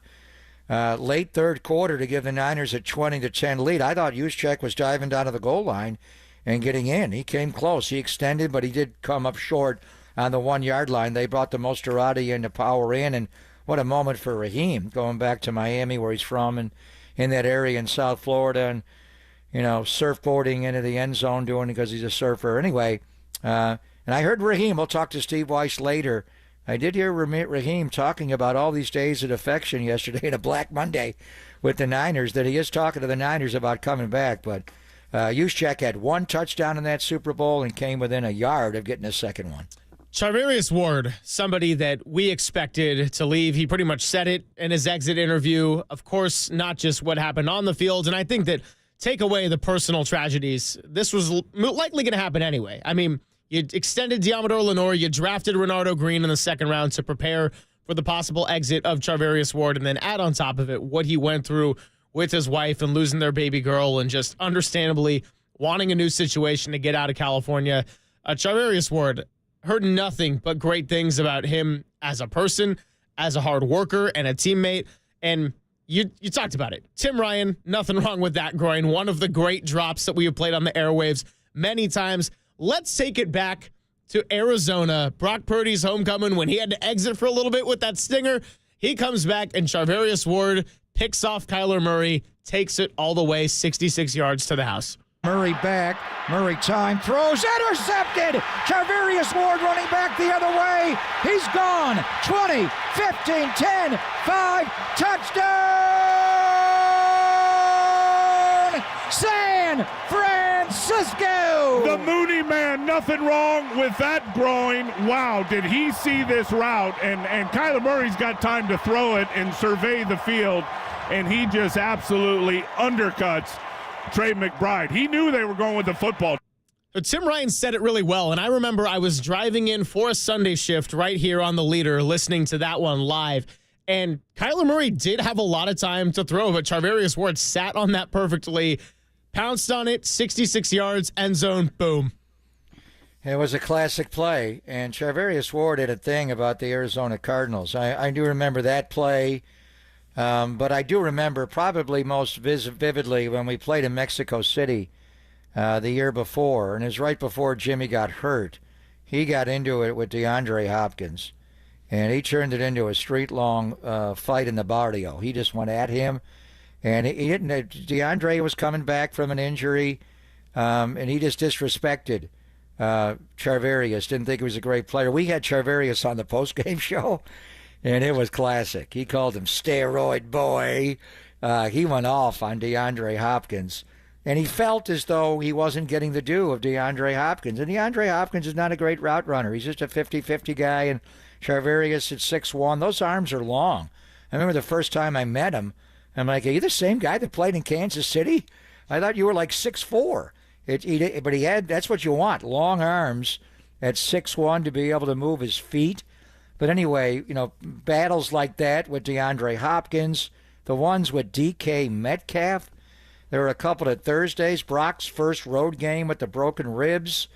he just turned that into a street fight. And then Thanksgiving night, we went there the next year, and he did the same. The Niners didn't often ask him to follow guys around, but I remember Drake London in Atlanta his rookie year. He followed him around until Charvarius got hurt, and he took on D-Hop, and he took on DK.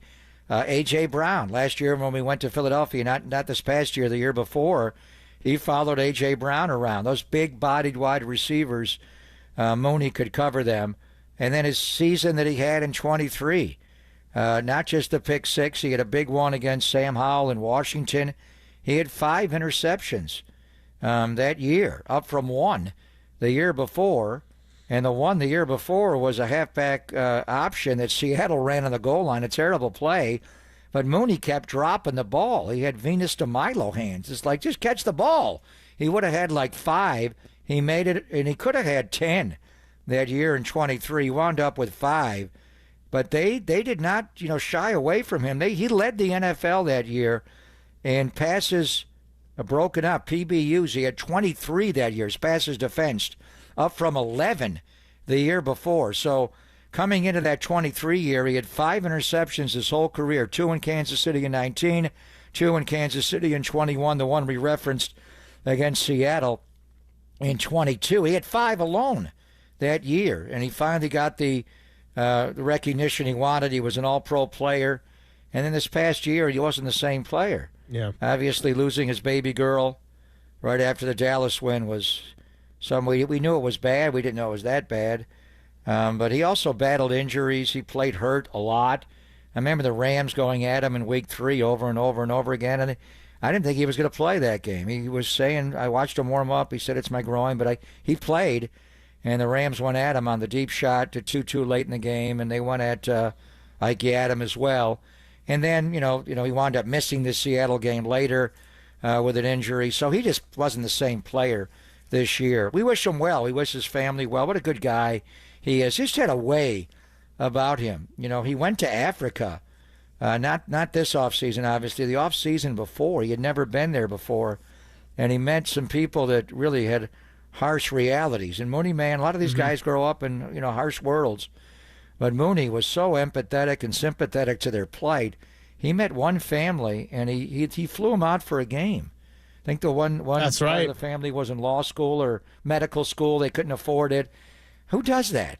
I mean, that's just the kind. I mean, Charvarius Ward, when he was growing up, and all the brothers and sisters, and when he first told me the story about his name being Mooney, I'm like, how does this work? His mom would give him all these different nicknames. It was like, what? But he grew up, when he was growing up, he didn't always have a shirt to give someone. But now that he's made all this money in the NFL and signed a big deal, and now he's got another big deal, he's the kind of guy that would literally give you the shirt off his back or fly you, across the world to come to the Bay Area to watch him play. It won't be quite the same, but the Pittsburgh Steelers and Indianapolis Colts do face each other in Pittsburgh this year, so perhaps another Mooney versus DK battle on our hands. We'll be watching that one for sure.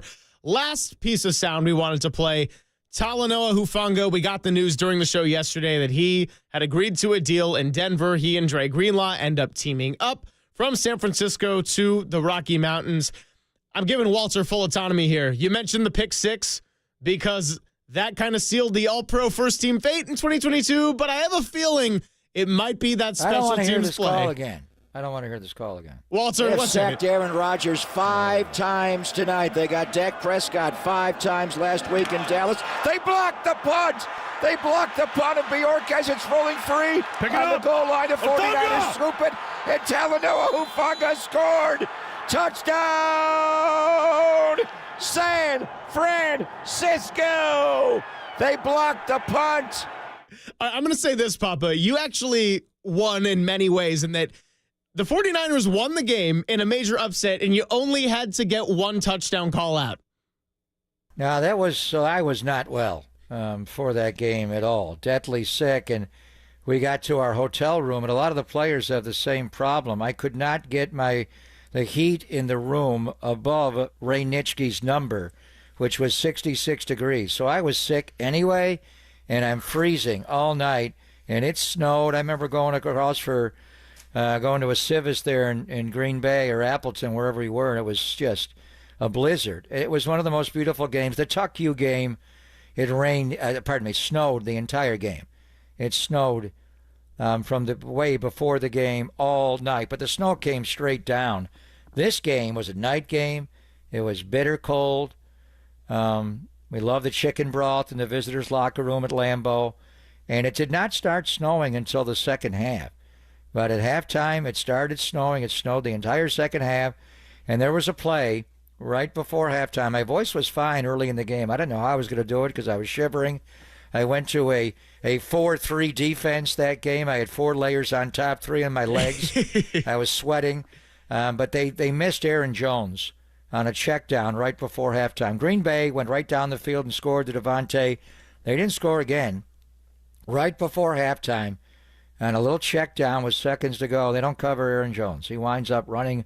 He was going to score. Jaquiski Tartt saved that play, made the tackle, and then Jimmy Ward came up with a blocked field goal against Mason Crosby. They didn't score. They didn't score. But I got so pissed that they lost Aaron Jones on the check down. I lost my voice on that play, so from that point forward, I had no voice in the second half.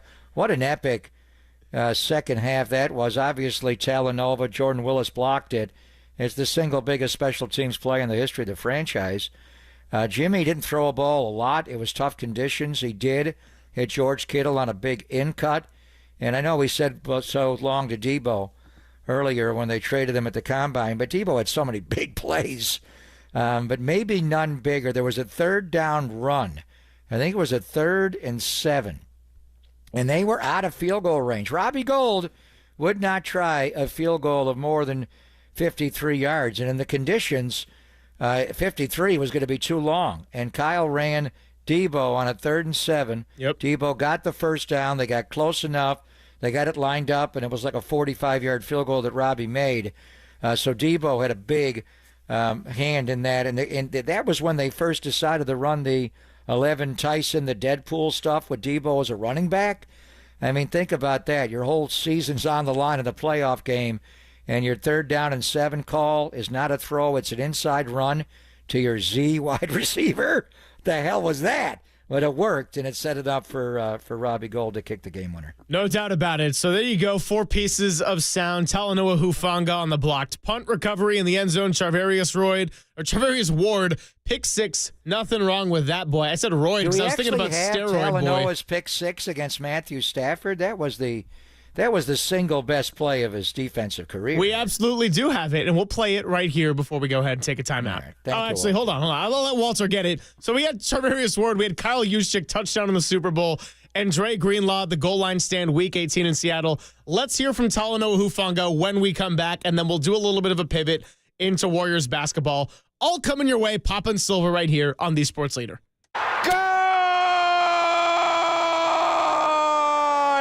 Robbie Gould.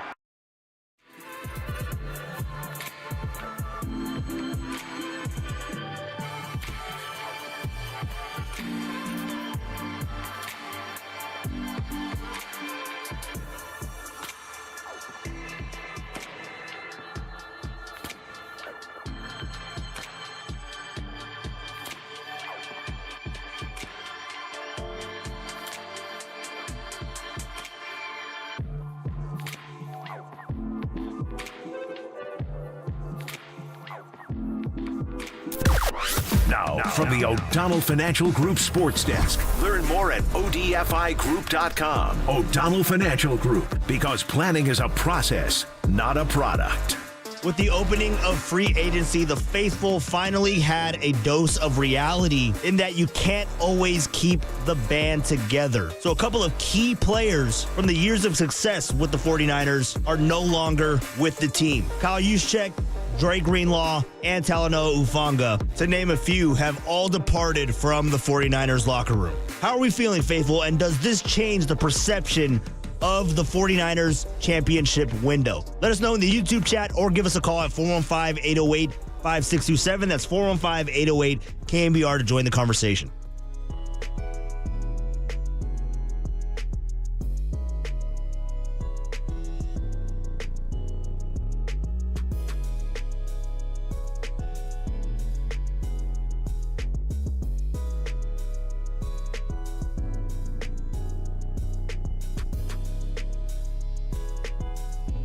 What could you do with an extra $75,000 right now, or even a couple of $100,000? If you own a home, you can get that money in less than a week with Loan Pronto. Hey, it's Greg Papa here. Loan Pronto is the leader in quickly converting your home equity into cold, hard cash, so you can pay off all your credit cards or start that home remodel. Loan Pronto has several easy options to let you access the cash from your home.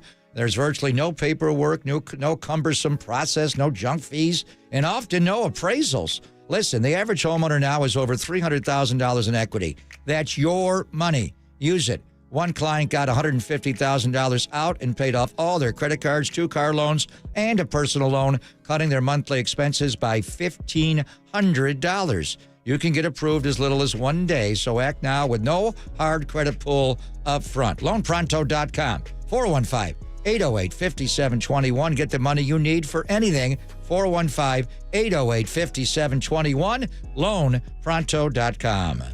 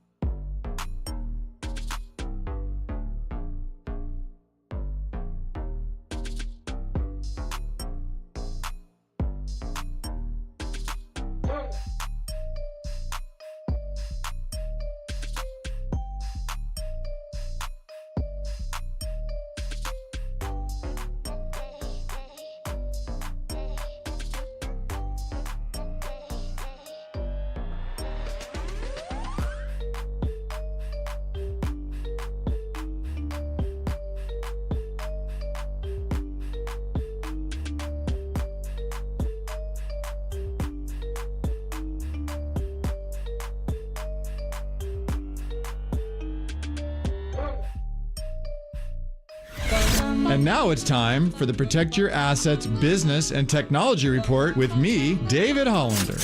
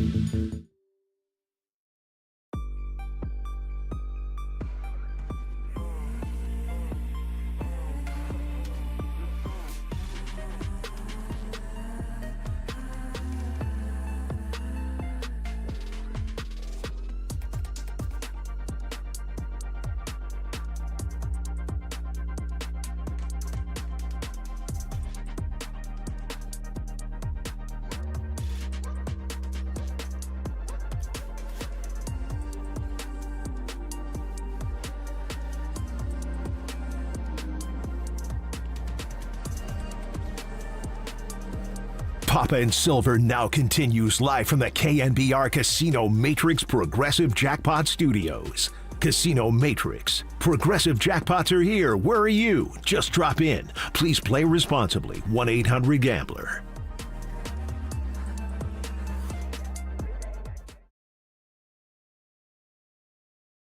Fourth down. Here's your game. Here's Russell Wilson back. Wilson throws, caught. Hollister's hit on the goal line and dropped by Dre Greenlaw.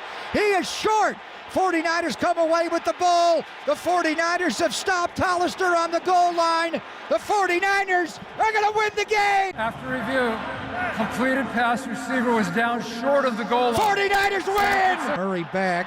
Murray time throws, intercepted. Charvarius Ward running back the other way. He's gone. 20, 15, 10, 5, touchdown! San Francisco! The Mooney man, nothing wrong with that groin. Wow, did he see this route? Garoppolo under center. Stretch handoff, Noah Boot. They roll Garoppolo right, throws, and it's caught by Kyle Juszczyk. Breaks a tackle. Touchdown! San Francisco! Feels great, baby! Stafford going to throw out right. Intercepted and coming back the other way. Talanoa Hufanga. Touchdown! San Francisco! The big bad wolf! All right, how about that? Instead of one weak touchdown call when Greg Papa's fighting through illness and Aaron Jones is responsible for killing his vocal cords, we came in with 4 booming calls, including the Talanoa Hufanga pick 6 on Matthew Stafford right there. Talk about a little redemption. So how many guys? Talanoa, that was his career-defining moment, and I think that was early in the year. It was Monday Night Football, October the 3rd, Week 4, and the 49ers won the game 24-9, and it happened right before halftime. How many? Remember the streak there where the Niners had a pick 6 against Matthew Stafford, game after game after game after game.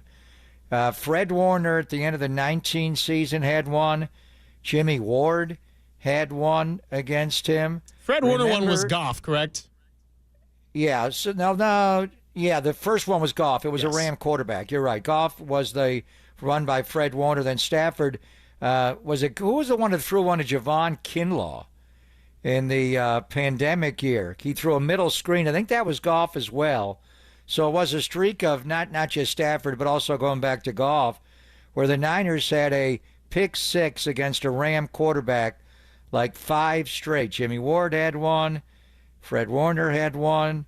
Even Javon Kinlaw had one. I think it was against Goff. Yeah, it was against Goff.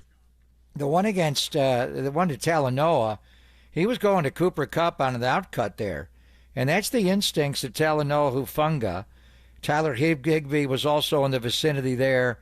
He just read the action there and he got over. That's the thing about Hufanga. When he reads it right, whether it's blowing up a run or a play like that, it can be beautiful. He can have, so many TFLs, the big bad wolf. He will huff and puff and blow down your Rams house. He did it over and over again. But there was also a lot of dirty eyes with Talanoa Hufanga, where he fired a little quickly and he didn't quite see it the way Troy Polamalu. Troy had his mistakes every now and then, but he had some of the most amazing instinctive plays in the history of football. But we're going to miss those guys. There's no doubt. What Dre Greenlaw did, what Kyle Juszczyk did, what Charvarius Ward did, and what Talanoa Hufanga did, and now it's on to next. And we're waiting to find out about Joey Bosa because the Niners cleared off more cap room today by releasing Leonard Floyd. Maybe Joey Bosa, maybe DeMarcus Lawrence, maybe a Za'Darius or Preston Smith, guys that we've been mentioning. And yeah, it is time to move forward, and this is why we wanted to play some of the best highlights from the departed 49ers. We honored Deebo Samuel when we came back from the Combine. Here's to Charvarius Ward, Kyle Juszczyk, Talanoa Hufanga, and, of course, big play Dre Greenlaw, among many others. And 49ers, it is a new era with a new nucleus, and we'll see what happens on the Brock Purdy front. But the bottom line is we are going to be looking heavily ahead to the draft because this is where they're going to try to get younger and faster and cheaper and build something in the short term in a new era. Robert Saleh, defensive coordinator stint number 2. Last note on football, because we are such a jersey number show with Justin Verlander. Is he going to wear 35? Puka Nacua is going to give 17 to Devontae Adams, and he's going to switch to his college number of 12. I think Puka's got to make Devontae switch. No, I was wondering that. I don't know why numbers strike you. And Robert Woods wore 17 before. And when they gave Puka Nacua 17 and they ran the jet sweep to him, it was like, whoa, he is Robert Woods, but he's, how much does that joker weigh? 235, 240? But when I was watching Devontae highlights, and I think that's one of the most underrated signings. I mean, they got Devontae for a 2-year deal for $46 million. Whoa, the way wide receivers are getting paid. And the key thing is they have Puka Nacua on a round 5 salary. Is that guy even making $1 million? So and that's not even a lot of money for Devontae. But when I was watching highlights of Devontae and I saw 17, the first thing I thought of was Robert Woods and Puka Nacua. And what are they going to do there? So at number 12 is a quarterback number. I remember Joe Willie Namath when he left the Jets and went to the Rams. He wore number 12. That's going to be a little bit odd. But we're getting used to all the different numbers. But Cooper Kupp, he didn't start wearing number 10. What was He was the first 18. number? Was it 18 initially? I keep asking about Cooper Kupp, and I keep hearing he's got a lot of injuries. We'll have J.B. Long on tomorrow. Is he going to play football? And if that guy's going to play, he is tough. I know he blocks a lot, and the body may not be, but he still looks to me like he separates. The ball just didn't go his way. It went to 17's way and not the new number 10. I do wonder what the Rams are going to be forced to do when that roster bonus kicks in for Cooper Kupp. They're not going to trade him. Nobody's doing that, apparently.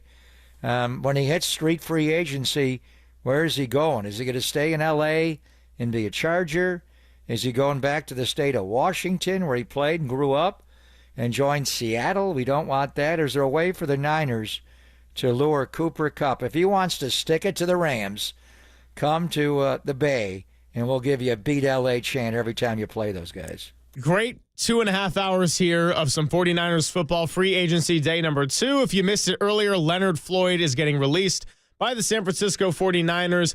We'll talk to Steve Weish in about an hour coming up at 1:30 to sort of close out the show.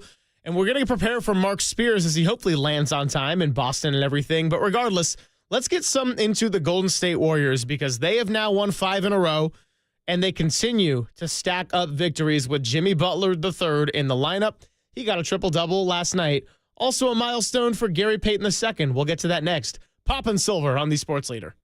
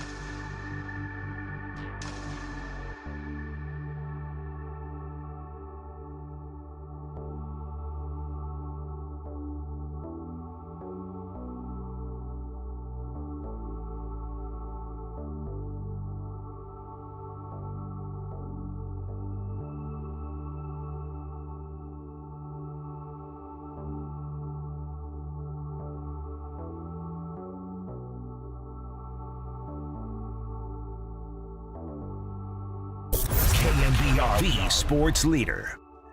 Hey, what's going on, everybody? Greg Silver here once again for the Dolan Law Firm. Did you know that many of the attorney ads you've seen or heard are not based here in the Bay Area?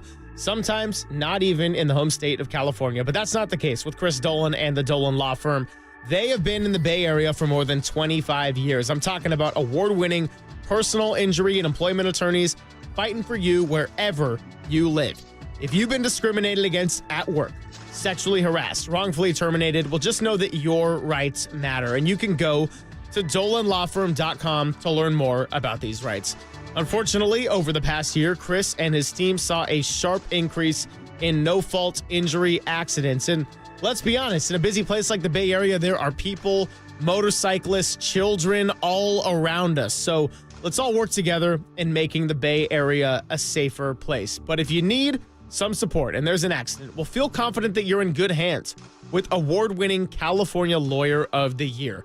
The Dolan Law Firm has secured more than $1 billion in verdicts and settlements on behalf of their clients. You pay nothing up front, no hourly rates, and they do not get paid until you get paid. They live here, they work here, they win here. DolanLawFirm.com.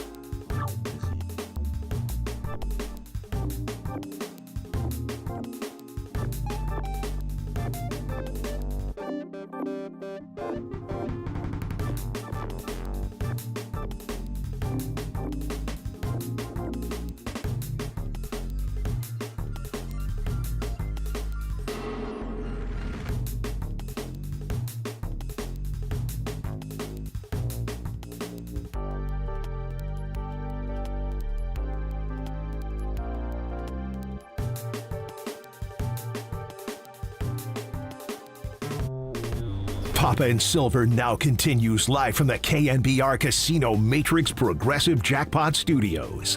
Casino Matrix. Progressive jackpots are here. Where are you? Just drop in. Please play responsibly. 1-800-GAMBLER.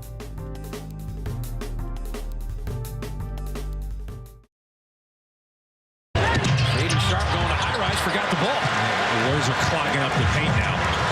The Draymond Express pulling in. GP2! He's one off his career high. He did it as a Laker. He'd love to do it in the Bay. So I did not know that until last night, that Gary Payton II had his career high in scoring at 25 points as a Los Angeles Laker. Now all is right in the world as he broke it. 26 points on the night last night as a Golden State Warrior. 11 of 16, 4 of 6 from beyond the arc, and probably the most surprising stat of all, 28 minutes for GP2 in a game in which the Warriors did not have Brandon Pajemski. They beat the Portland Trailblazers by a score of 130-120. And Papa, here's the deal. We're at the stage now where we are doing a lot of standings watching. Warriors have won 5 in a row, but the two teams above them are on a 3-game win streak. The team below them in Minnesota is on a 5-game win streak, and the team below them there at number 8 in the Clippers is on a 3-game win streak. So they're holding firm at 6, but this is going to be a long fight to the finish here. Yeah, but they're back to where they were. I mean, they got off to that 12-3 start to begin the year, and they got to 9 over. Went to San Antonio, were tired that night. I remember we talked about what does that game mean. It was just a end of a road trip, young, frisky team. Wembanyama was healthy then, and you wind up losing, but it was the beginning of a slide where they lost 20 of their next 30. They stabilized a bit before they got Butler going 3-3, but there's 2 losses while you were making the trade in Salt Lake City, blowing the 11-point lead with 3 minutes to go, the Laker game. Then you got Jimmy, and the whole thing is flipped. So, I mean, they're back, to that 12-3 team, and they're better in so many respects. So last night's game, first of all, Quentin Post. We keep talking about they need a shot blocker. Man, he came out early in the game and had shot block after shot block. He wound up with 3. Trace Jackson Davis, interestingly, did play a little bit on when they got back home against the Pistons. And then he played for the Santa Cruz Warriors at Chase on Sunday afternoon. Everybody was there to watch him play. Steve did say he's going to get back in the rotation at some point, so he's your one pure big shot blocker. But along the way, the postman is blocking shots, quitting posts, clearing rebounds. He had 7 rebounds, 6 defensive, and blocked 3 shots in the game. Yes, he can make it 3. He's not afraid. Obviously, Jimmy's changed the whole team. Interesting player in so many regards, Jimmy Butler. But what he's done for Moses Moody is, Moses Moody, and it's just, strength in numbers beginning of the year. They were too strong. They had too much depth. You can't play 12 guys. It caught up to you. Maybe if Melton stayed healthy, it would have worked for a while. Just bring in, just tap out, play your ass off. When you're tired, tap out. We'll get a new guy in there. But when you lost Melton, you lost so much. Schroeder just didn't fit. But Moody wasn't playing. He was in and out. They extended him before the year. Moses Moody, the way he's guarding the ball, the way he's diving on the floor for loose balls, the way he's shooting and scoring, the way he's tapping balls. The guy is playing with energy. Guy Santos always plays hard. Moody's playing like that, but he's playing 30 minutes a night. He's not worried about, if I don't shoot it quick enough, they're going to pull me out of the game. Just go play. You're starting. You're going to guard the other team's best perimeter. You don't even have Pajemski right now. And they're off today. They're going to have a practice tomorrow. And I think we're going to get Kuminga in a full-blown 5-on-5 scrimmage. He's already had a couple. What's going on there? The inflammation? He's been practicing for 3 weeks now. I kind of thought he would come back, but when he's ready, he's ready. And Sacramento will be the assignment on Thursday. And they've got a lot of guys that can beat you off the dribble, obviously, with DeMar and, more Zach LaVine and Monk. But anyway, Moody is just playing out of his mind. Buddy Hield. Wow. So funny the way Buddy Hield had seven assists last night. Speaking of career highs, where's that on the Buddy barometer? 7 baskets, 6 threes, and 7 assists. He's funny to me. When he dribbles into a shot, he has no problem dribbling. When he dribbles into a pass, it's like he can't dribble. I don't know. Where does that rank on Buddy Hield career assists? So his career high is 10, which he got on Valentine's Day of last year as a member of the 76ers against the Heat. Wow. Anyway, 7's a good number for him. But GP2, you're open for a reason, son. And if you're open in the corner, Steve said they don't guard him. They don't guard him. Just line it up and shoot it. In the short corner, he made 4 threes last night. The Warriors were 21 of 41 on the 3-ball, 51%. But Buddy played great. But Gary Payton, and now he's starting. What did we say about Gary Payton? Strangest play ever. He's like a 6'3" power forward. Why can't he bring the ball up and dribble a little bit? Now, you don't have Pajemski, Kuminga. Your light ball handlers now when Steph's off the floor. Butler can get you into your offense, but usually across midcourt. Gary Payton is coming across the backcourt and the front court with the ball, putting the ball between his legs. It's like, whoa. But he can guard. And then, Guy's playing hard. Just a solid win last night. Portland came back, big shot. Billups has got them playing hard.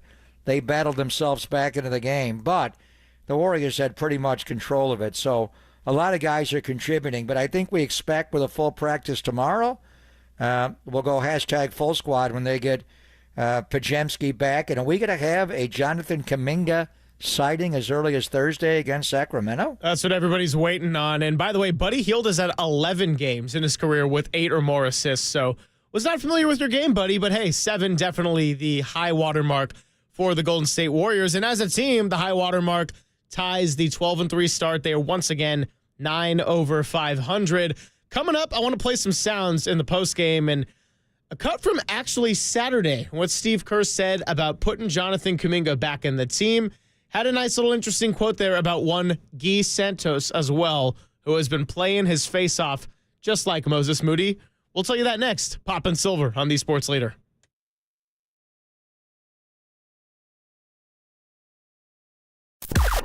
Now, from the O'Donnell Financial Group Sports Desk. Learn more at ODFIGroup.com. O'Donnell Financial Group, because planning is a process, not a product. What's up, Dub Nation? After another victory last night, 130-120 over the Portland Trail Blazers, your Golden State Warriors are now 9 games above 500 for the first time since starting the season 12-3. Let us know your thoughts on the Warriors as playoff seeding is starting to take shape. Still clinging on to that 6th seed, but I wouldn't rule out the possibility of the Warriors moving up when it's all said and done. Chime in the YouTube chat or give us a call at 415-808-5627. That's 415-808-KNBR to join the conversation.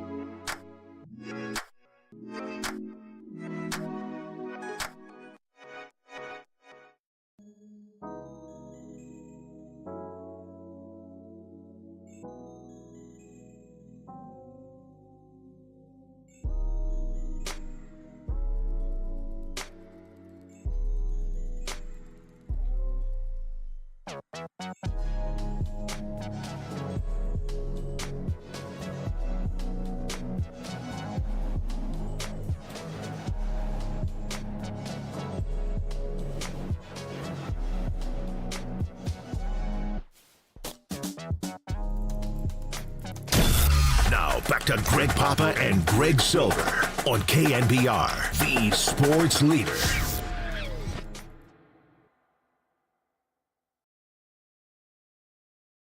With the anticipating return of Kuminga, how do you see him fitting back into the rotation alongside Jimmy Butler? I don't like these hard-hitting questions like this. This is a, it's a great question. It's a really difficult thing when you are playing really well, and then you have a key guy coming back. And it's always tough.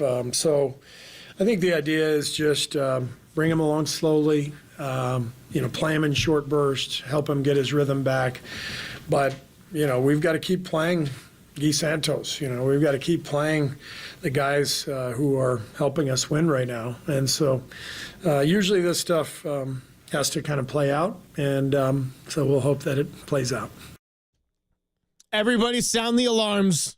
Jonathan Kuminga's never going to play because of Guy Santos. No, I'm joking, but interesting little nugget that was circling around after Saturday's win against the Detroit Pistons. Warriors, of course, win last night against the Blazers at Chase Center as part of their 7-game homestand. But Papa, Guy Santos, Kerr makes the point in that he's come in, he's played hard. They love the word connector, and it was used again last night talking about Jimmy Butler as he then made Buddy Hield Do you know how to spell connector? I can't spell connector, but I can spell Kyle Juszczyk and Brandon Pajemski, so I'll draw the line right there. But bottom line is, Guy Santos has played well. Jonathan Kuminga, of course, is going to have a role when he comes back. But if you are the coaching staff, this is a team that is finally rolling when you've been faced with all sorts of inconsistency over the last calendar year and a half, for the most part. And so Kuminga, of course, has a lot of value coming back, but I can understand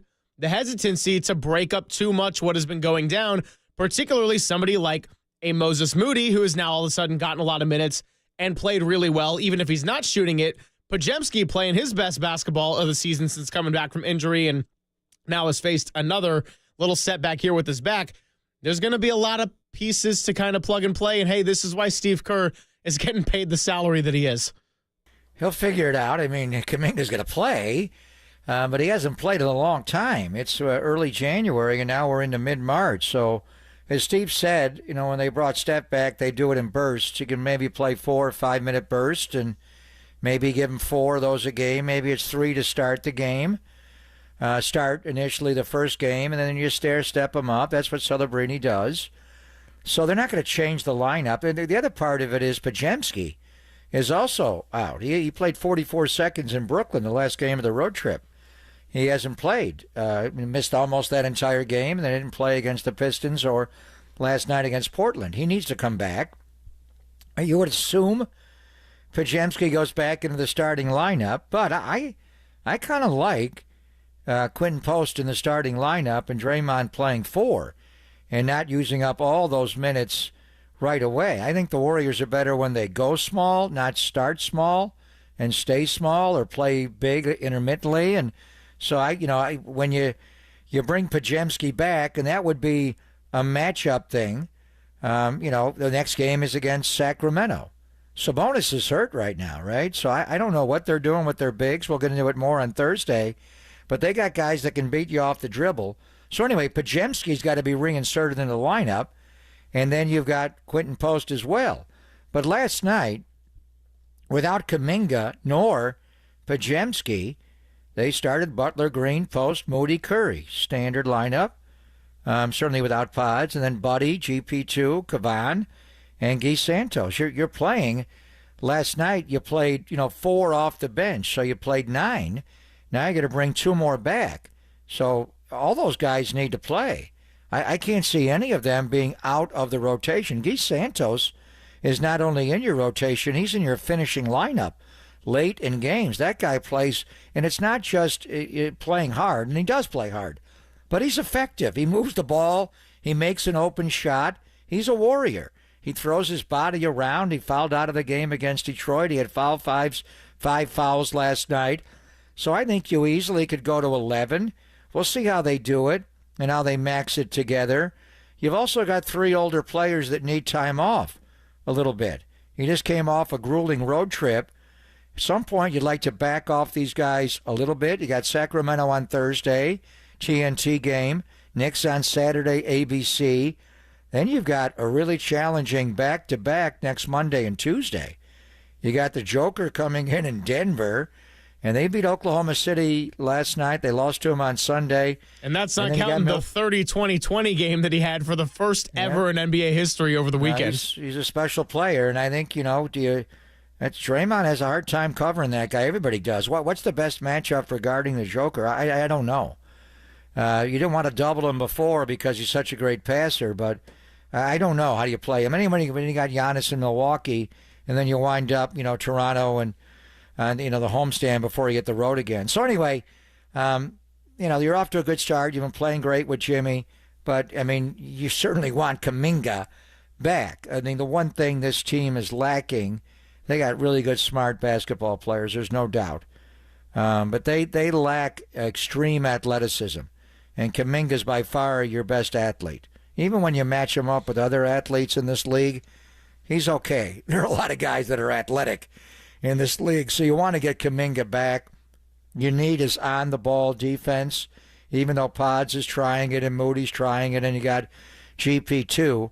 So it will be interesting to see how they do it. They've done this before. Steph's been out for long stretches. Clay's been out for long stretches. Draymond's been out for long stretches.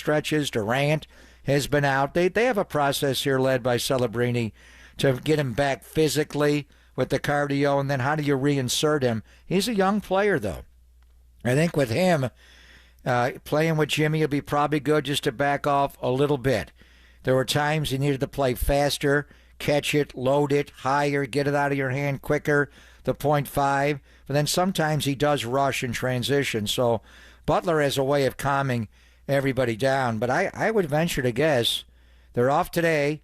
Tomorrow will be a practice before they play on Thursday. You don't have 2 days off at home on the schedule left. I would venture to guess Kuminga and Pods are back in the lineup on Thursday night against Sacramento. And that's something that everyone would love to see, especially on the Kuminga front, since he injured his ankle against the Grizzlies on January 4th. By the way, the Grizzlies in a close race, not just with the Rockets, who are right behind them, but they are right there with the Lakers, both 12 games behind the Oklahoma City Thunder. So Grizzlies have one more loss at 41-24. Lakers are 40-23. They've lost 2 in a row.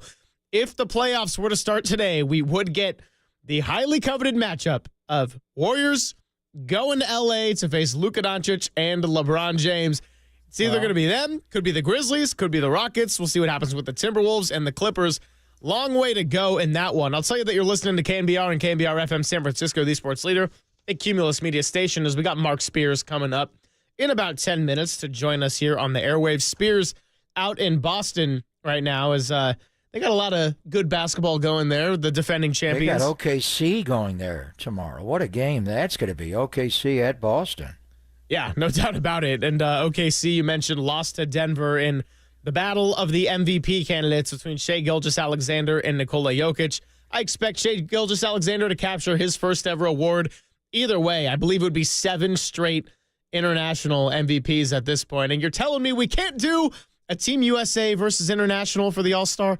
I'll let that go. Bay Area already had its weekend and all. But, the three-point shooting last night, it was absolutely there. And if you're going to get 4 from Gary Payton II, 6 from Buddy Hield, and go 51% overall, you're probably going to win a lot of games. Now, that's something that's not necessarily to be expected, but it just goes to show that Jimmy Butler can score 15 and just do all the other little things all the way to a triple-double. Steph Curry can get away with a nice 24 on 6 of 14 shooting. And Moses Moody goes 7 for 10, 20 points overall, 16-1, Papa, when Moody has been in the starting lineup. And here's what I'll say on the front of Moses. It wasn't quite in the same comparison to Buddy Hield, where if Moses Moody wasn't hitting shots, it was hard to justify playing him. He did do a lot of nice little things. I did think he was a solid perimeter defender before. That said, since the trade, it's almost become, if Moses Moody's hitting shots, it's a plus, and it's very Pajemski-like, where Moses Moody has given you a lot of high-quality minutes. If he's making shots from beyond the arc and providing some perimeter shooting, that's just all the more a plus to this point. Moses Moody's a player. There was a time when I wondered why they didn't play. He just looked like, even when he was a rookie, he had a veteran poise about him. Now, they were deep. Steve knows what he's doing, and guys have to earn minutes in practice. We don't see practice, but There were times when, he needed to be a little quicker with a shot and get it off more decisively. He's worked on the fundamentals of the game. Open shots, he rails. He reads the game correctly as far as when to put it on the deck and drive it. His energy, he's just playing so much harder. When you're getting minutes, 3 and 5 at a clip, and if you don't play well in those short minutes, you may not get back into the game. It kind of restricts your ferocity, tenacity. Now he's just letting his skill go. And he's a smart guy. And whenever they put him at the podium, and he's there almost every night now, Moses Moody can talk the game. He knows the game. He fits in. He's not going anywhere. The only question would be the starting lineup at some point. Do you want to play Kuminga off the bench the rest of the year? It's easily doable. Do you want to put Pods back in the starting lineup? And then if you want to play big, does Moody come out because Podziemski gives you the ball handler next to Steph? He'll adjust whether he plays off the bench or whether he starts. He's a basketball player. They made a shrewd move by signing him. They weren't going to let him go. They drafted the guy. They know who he is, and whether he was in or out of the rotation, well, it was based on his teammates. But now he has proven, whether he's starting or not, he's in the rotation. He needs to play 25, 30 minutes a night. Guy Santos needs to play, which is a good thing. You don't want Steph and Draymond and Jimmy playing high 30s. You'd like them to play low 30s. That would be right around where it's at. So, well, we'll see where it goes. But he's a player. Now you're getting stronger. And, there's no doubt the conference is, you mentioned the Lakers, and we'll talk to Mark Spears.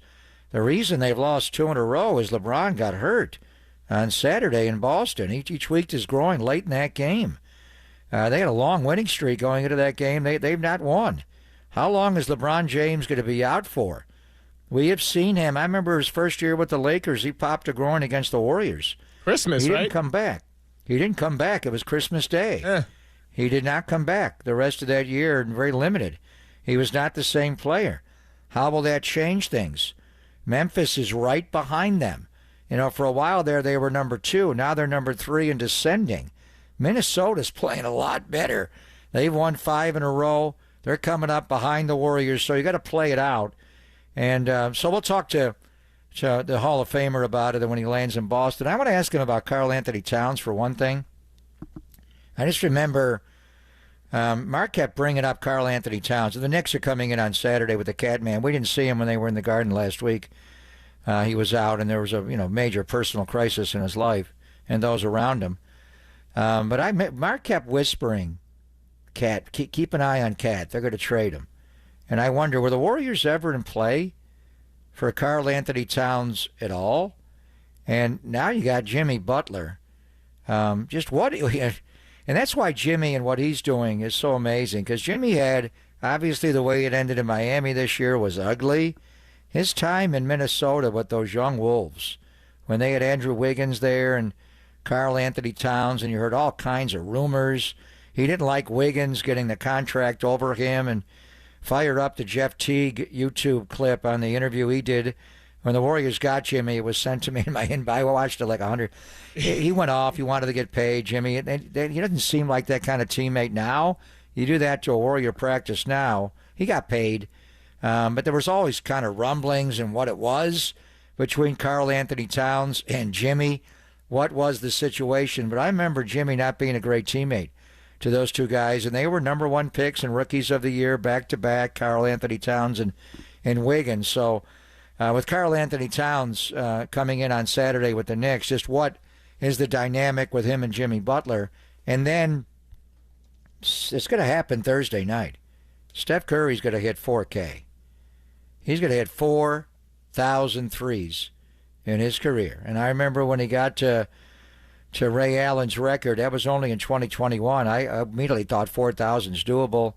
Can he do 5,000 threes in his career? Where's that record going to be? And the other night on Saturday, he also went for 25,000 points. Yes, he did. So when you look at the 4,000 threes, is 12,000 points of his 25,000. So we're talking almost half of his scoring in this league has been three-pointers. And the way he has changed the game, the way he has just zoomed A little while ago, he got to 3,000, and now he's going to 4,000 at a 402 3-year, his second MVP. I mean, where is that record at? How do you look at the 25,000 points for Steph when nearly half of them have been achieved beyond the three-point line?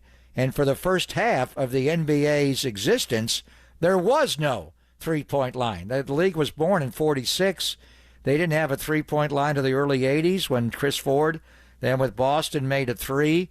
So wrap your brain around what Steph is doing from three and way beyond. And then how do we look at his 25,000 points when almost half have come from three and beyond? Yeah, there's going to be a separate category in the record books that's just field goals made in career, regardless of what it is. No free throws, no three-pointers. It all counts for one in the paint, mid-range, in the corner, short corner, you name it. Coming up, let's talk to Mark Spears, who is landed in Boston, so we'll get some of his thoughts on what he's seeing out of the Golden State Warriors, as well as Celtics Thunder, which he'll be covering there tomorrow night. And we'll share you a quote from Jimmy Butler about if there's anything that surprised him from joining the Golden State Warriors. We'll do that next. Pop and Silver with Spears next on the Sports Leader.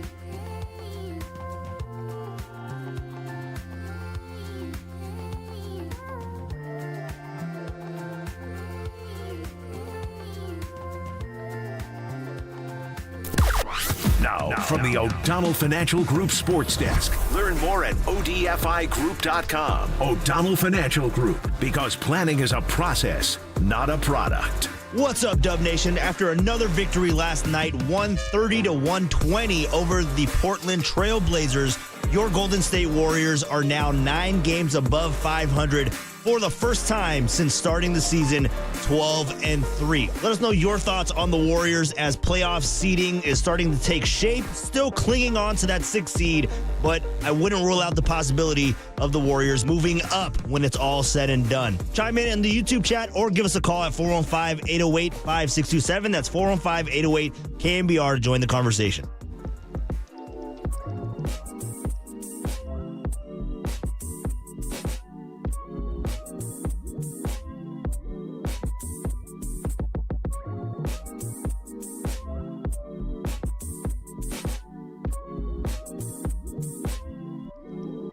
Hey, it's Greg Papa here. You know, when it comes to pizza, there's one place that I always will recommend among any others, above any others, and it's Tony's Pizza Napolitana in the North Beach. Tony Gemignani and his team have been ranked #1 in the world, and once you taste it, you will see why. You will taste why.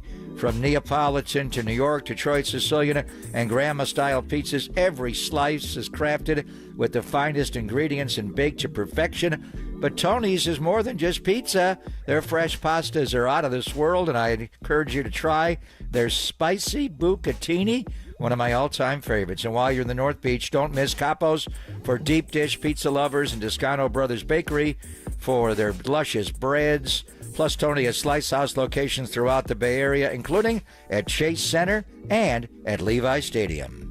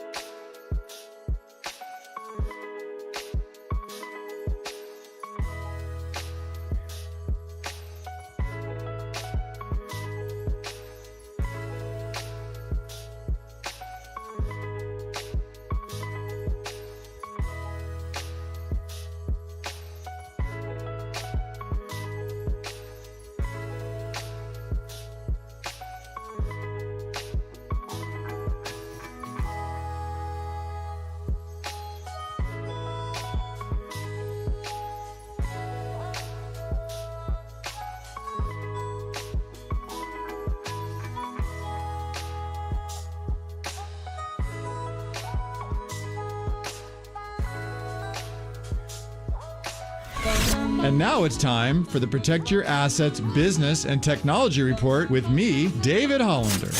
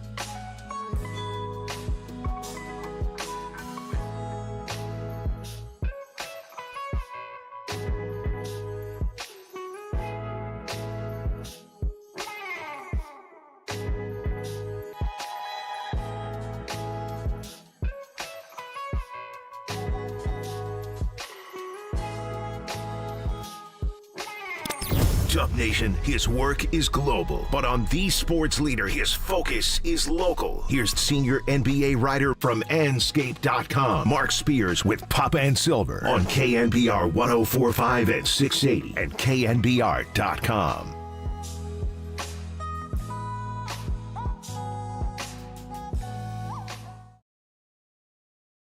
Is there anything that surprised you about being part of this group? Nah. No. Nah, I think it's everything that I expected. Everything that I could actually dream of, too, if we're being brutally honest. Like, they just want to win. There ain't no individual goals here. They don't care who scores. They don't care who gets triple doubles. They don't care about none of that. All I want to do is win a championship. Oh, the honeymoon is on. Jimmy Butler, the Warriors is everything I expected and really everything I dreamed of. A great quote, and the Warriors continue to roll with Jimmy Butler. Here to help us break it all down all the way from the East Coast is our KNBR Warriors insider, senior NBA writer for ESPN and Anscape.com. The Hall of Famer, Mark Spears, joins us courtesy of the UMA guest line. What's happening, Mark? Man, I feel real bad right now. Why is that? Greg's going to laugh at me. I get to the hotel, tan luggage, right? It's a unique luggage. Grabbed the wrong bag. You grabbed the wrong bag from baggage claim. Exact same bag that I have. It's a tan bag. Same size, same everything. I opened up the size, and I realized when I got here, I'm like, that tag on my bag. I'm like, oh, damn, I grabbed the wrong. So I just tried to call the lady.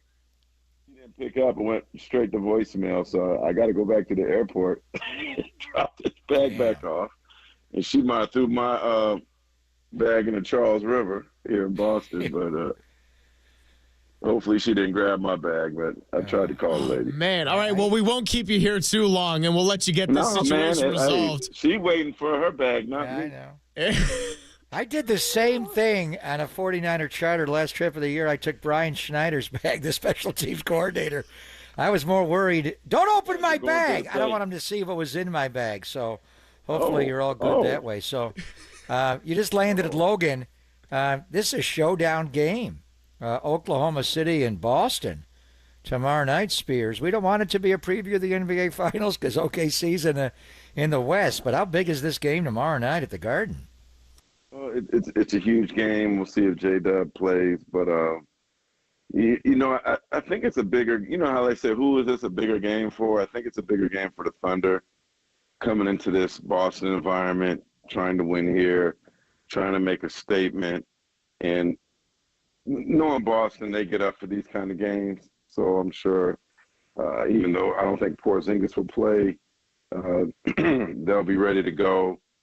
The one thing I think about, Pop, when it comes to the Thunder is SGA, Shai Gilgeous-Alexander's had this amazing season. And I just wonder, when is he going to get over the hump, right? The same way we felt about Jason Tatum, Jaylen Brown last year. Like, when will they get over the hump? Is this the year? Usually it goes in phases. So they lost in the second round last year. Then SGA leads Canada into the Olympics. They're undefeated, and then they lose in the quarters and don't even medal after losing to France.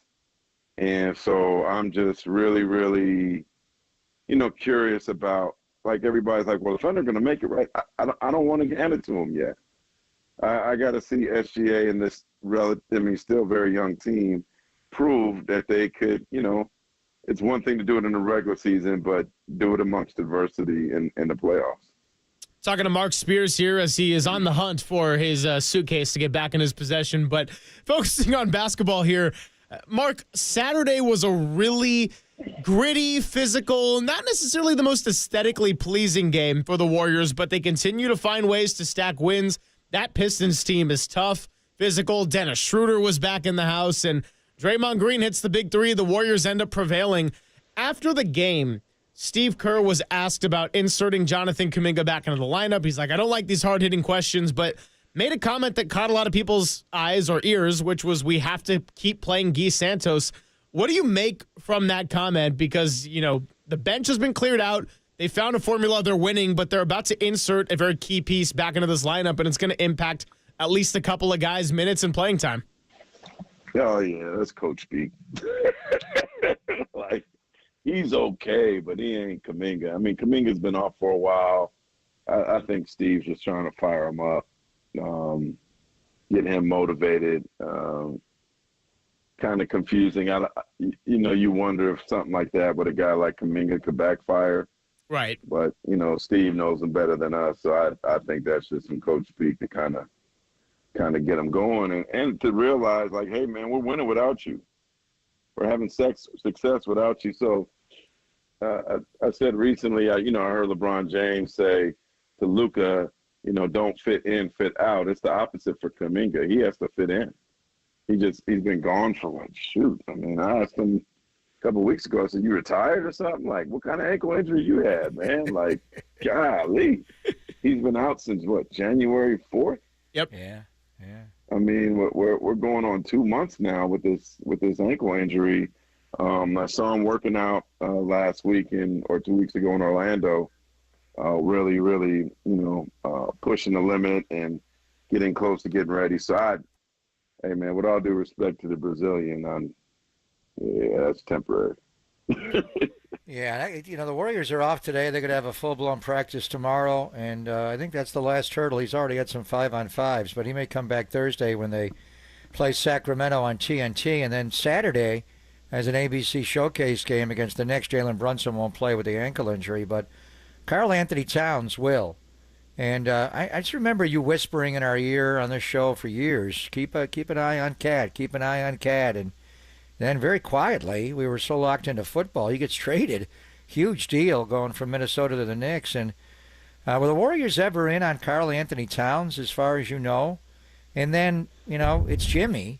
And you go back to when Jimmy was in Minnesota briefly, and there were issues with Wiggins off the floor and on the floor, and then, whatever happened with Karl Anthony Towns, and some of the stories are salacious. Just the relationship between Jimmy Butler and Karl Anthony Towns, as you know it, and then were the Warriors ever nosing around? They're always in on the big stuff. Did they talk about trying to get Cat from Minnesota? Yeah, I mean, I heard his name. I heard Cat's name with a lot of teams. Obviously, he's had an outstanding season with the Knicks, perhaps the most important season of his career. He is basically doing all the dirty work on the boards for them, getting a lot of double-doubles.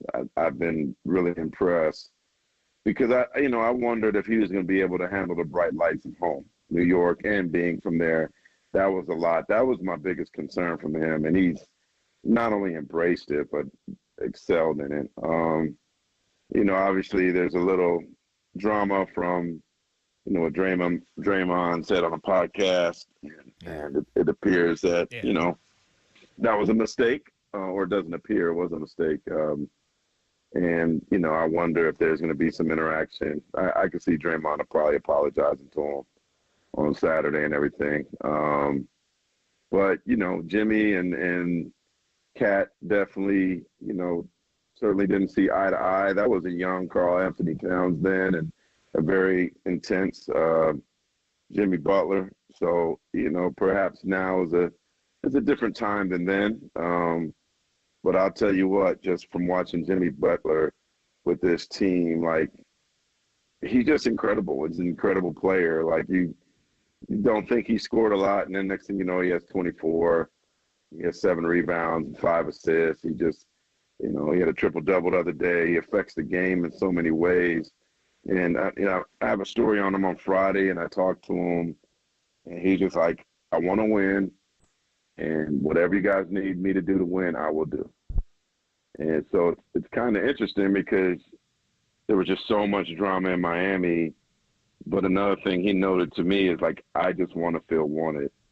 And I kind of wonder that after, getting the Heat to 2 finals, that he felt like, hey, I'm deserving of an extension. I'm deserving of a reward, and he didn't get it. And that probably in the same vein is how Clay feels. Jimmy get that here. Probably is to the ire of Klay Thompson. But, they're both in new places now, and I think Jimmy is has to be ecstatic. He got his money.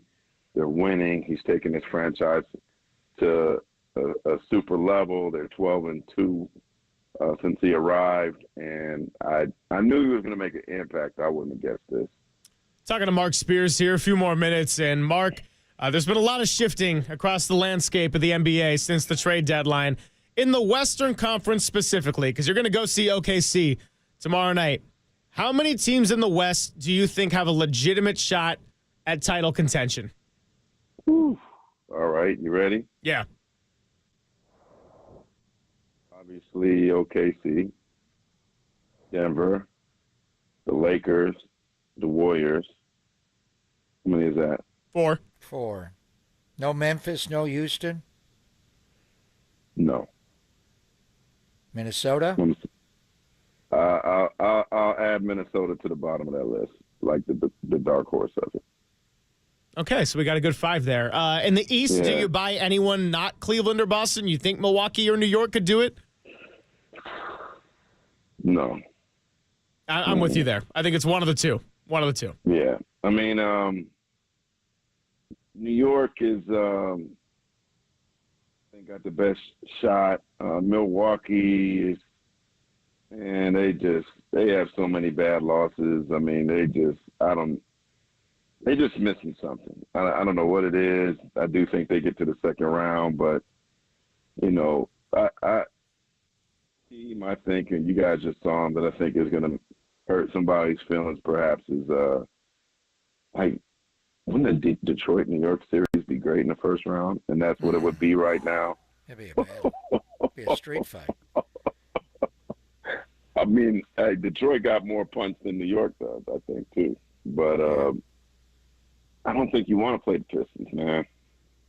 They're loose. They're having fun. They're free. They're not supposed to be here. And they're just, but Cleveland, man, I saw them play in Orlando, and they're ready. They're ready. They have no wasted roster spots. They have 4 stars in their starting 5. They have depth. If they stay healthy, they're the only team, I think, capable of knocking off Boston.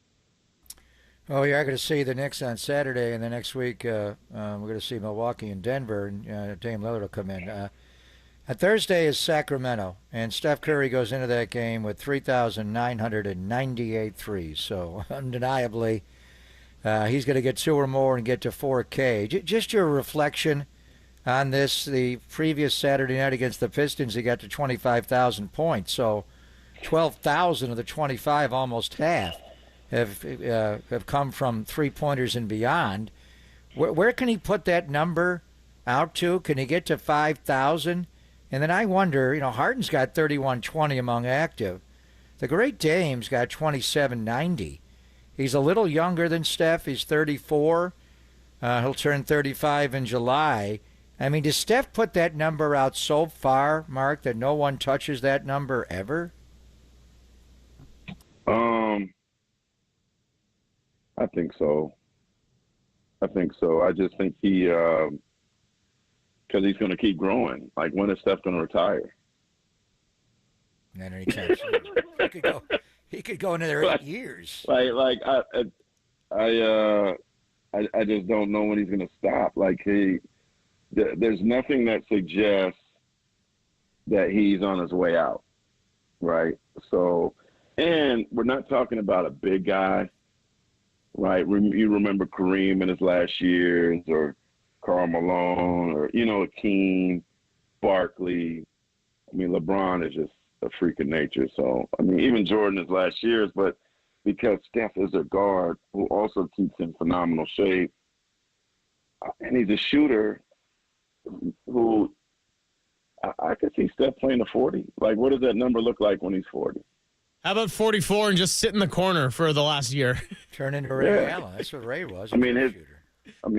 But here's the thing, does he want to be Ray Allen at the end? Does he want to be Del Curry at the end? Because he's such a shooter, he can hang on. But when you're that elite, I can't see Steph taking a bench role, 6-man role, like a 40-year-old Steph. I can't do that. I can't see that. I would garner that when he's not elite anymore, that he'll be like, I'm good. Yeah. Not that he's told me this. I mean, his people have basically told me that everybody talks about how much longer is on his runway except for him.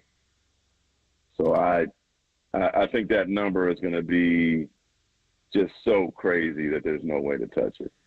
Well, Mark, we appreciate you coming by with us. Enjoy OKC versus Boston. That's going to be an incredible show at the Garden. And until then, go and get your luggage, my friend. Yeah, man. Well, this lady probably mad at me. I tried to call her, though.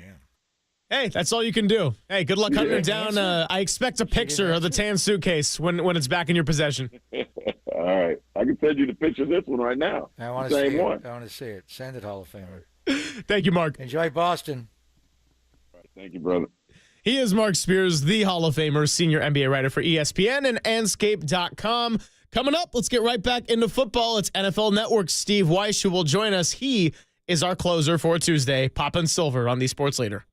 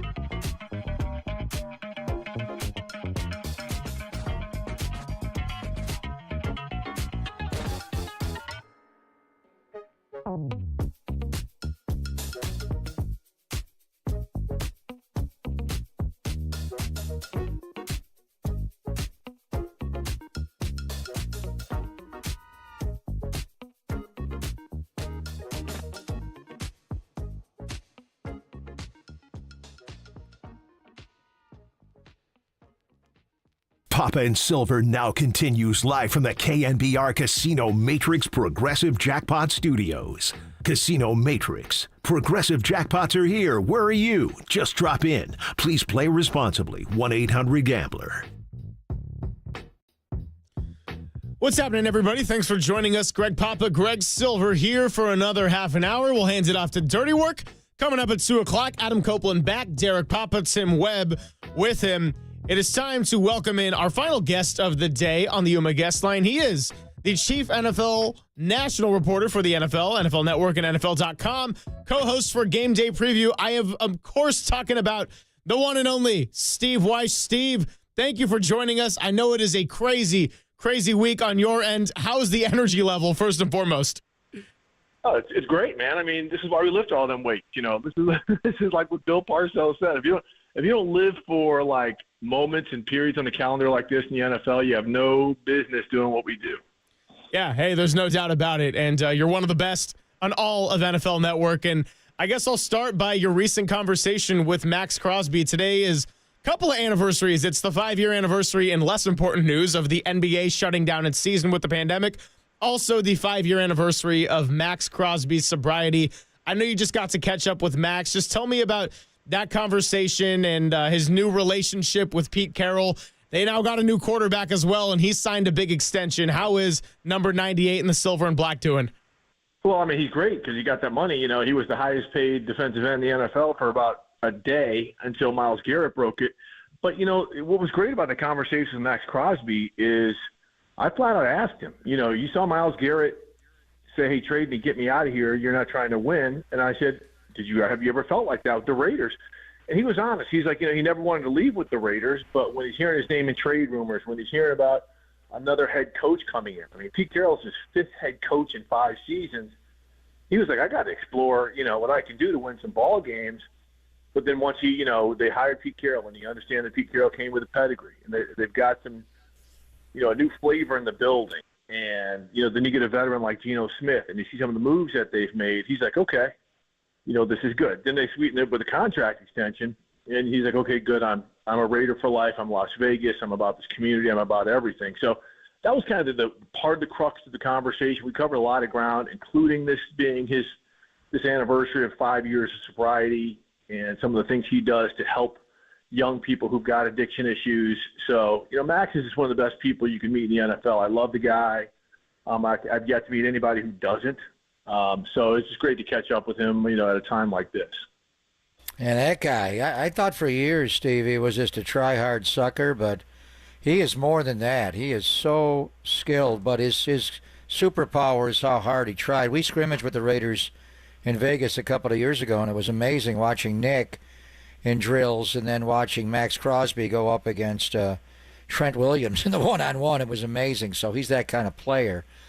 Speaking of Nick, we're wondering, Leonard Floyd just got cut. The Niners released a lot of players, and other players signed with other teams.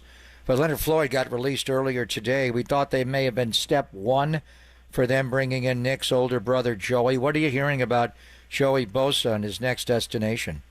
Well, that's what the tea leaves are telling me. You know, some of our guys have reported that the Dolphins are also interested, you know, because, of course, the Bosas are from down in that Fort Lauderdale area.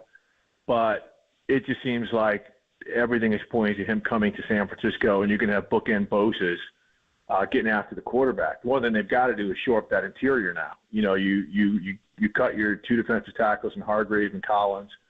They've got to get some beef in there. You know, Salah's defense is really reliant on getting interior pressure. You know, it peaked when they had DeForest Buckner and Eric Armstead playing in the middle. So that's one area they've really got to fortify. Talking to Steve Weiss here, and I want to pivot to another player out of L.A., soon to likely be gone, and that is the 31-year-old Cooper Kupp, who is set to be released from the Rams. Just since I know you spend a lot of time down in Rams headquarters, I mean, what's your sense on, you know, how the season and the relationship strayed with Cooper Kupp and the Rams, and what he has gas in the tank-wise left, and then some possible landing spots and natural fits for him?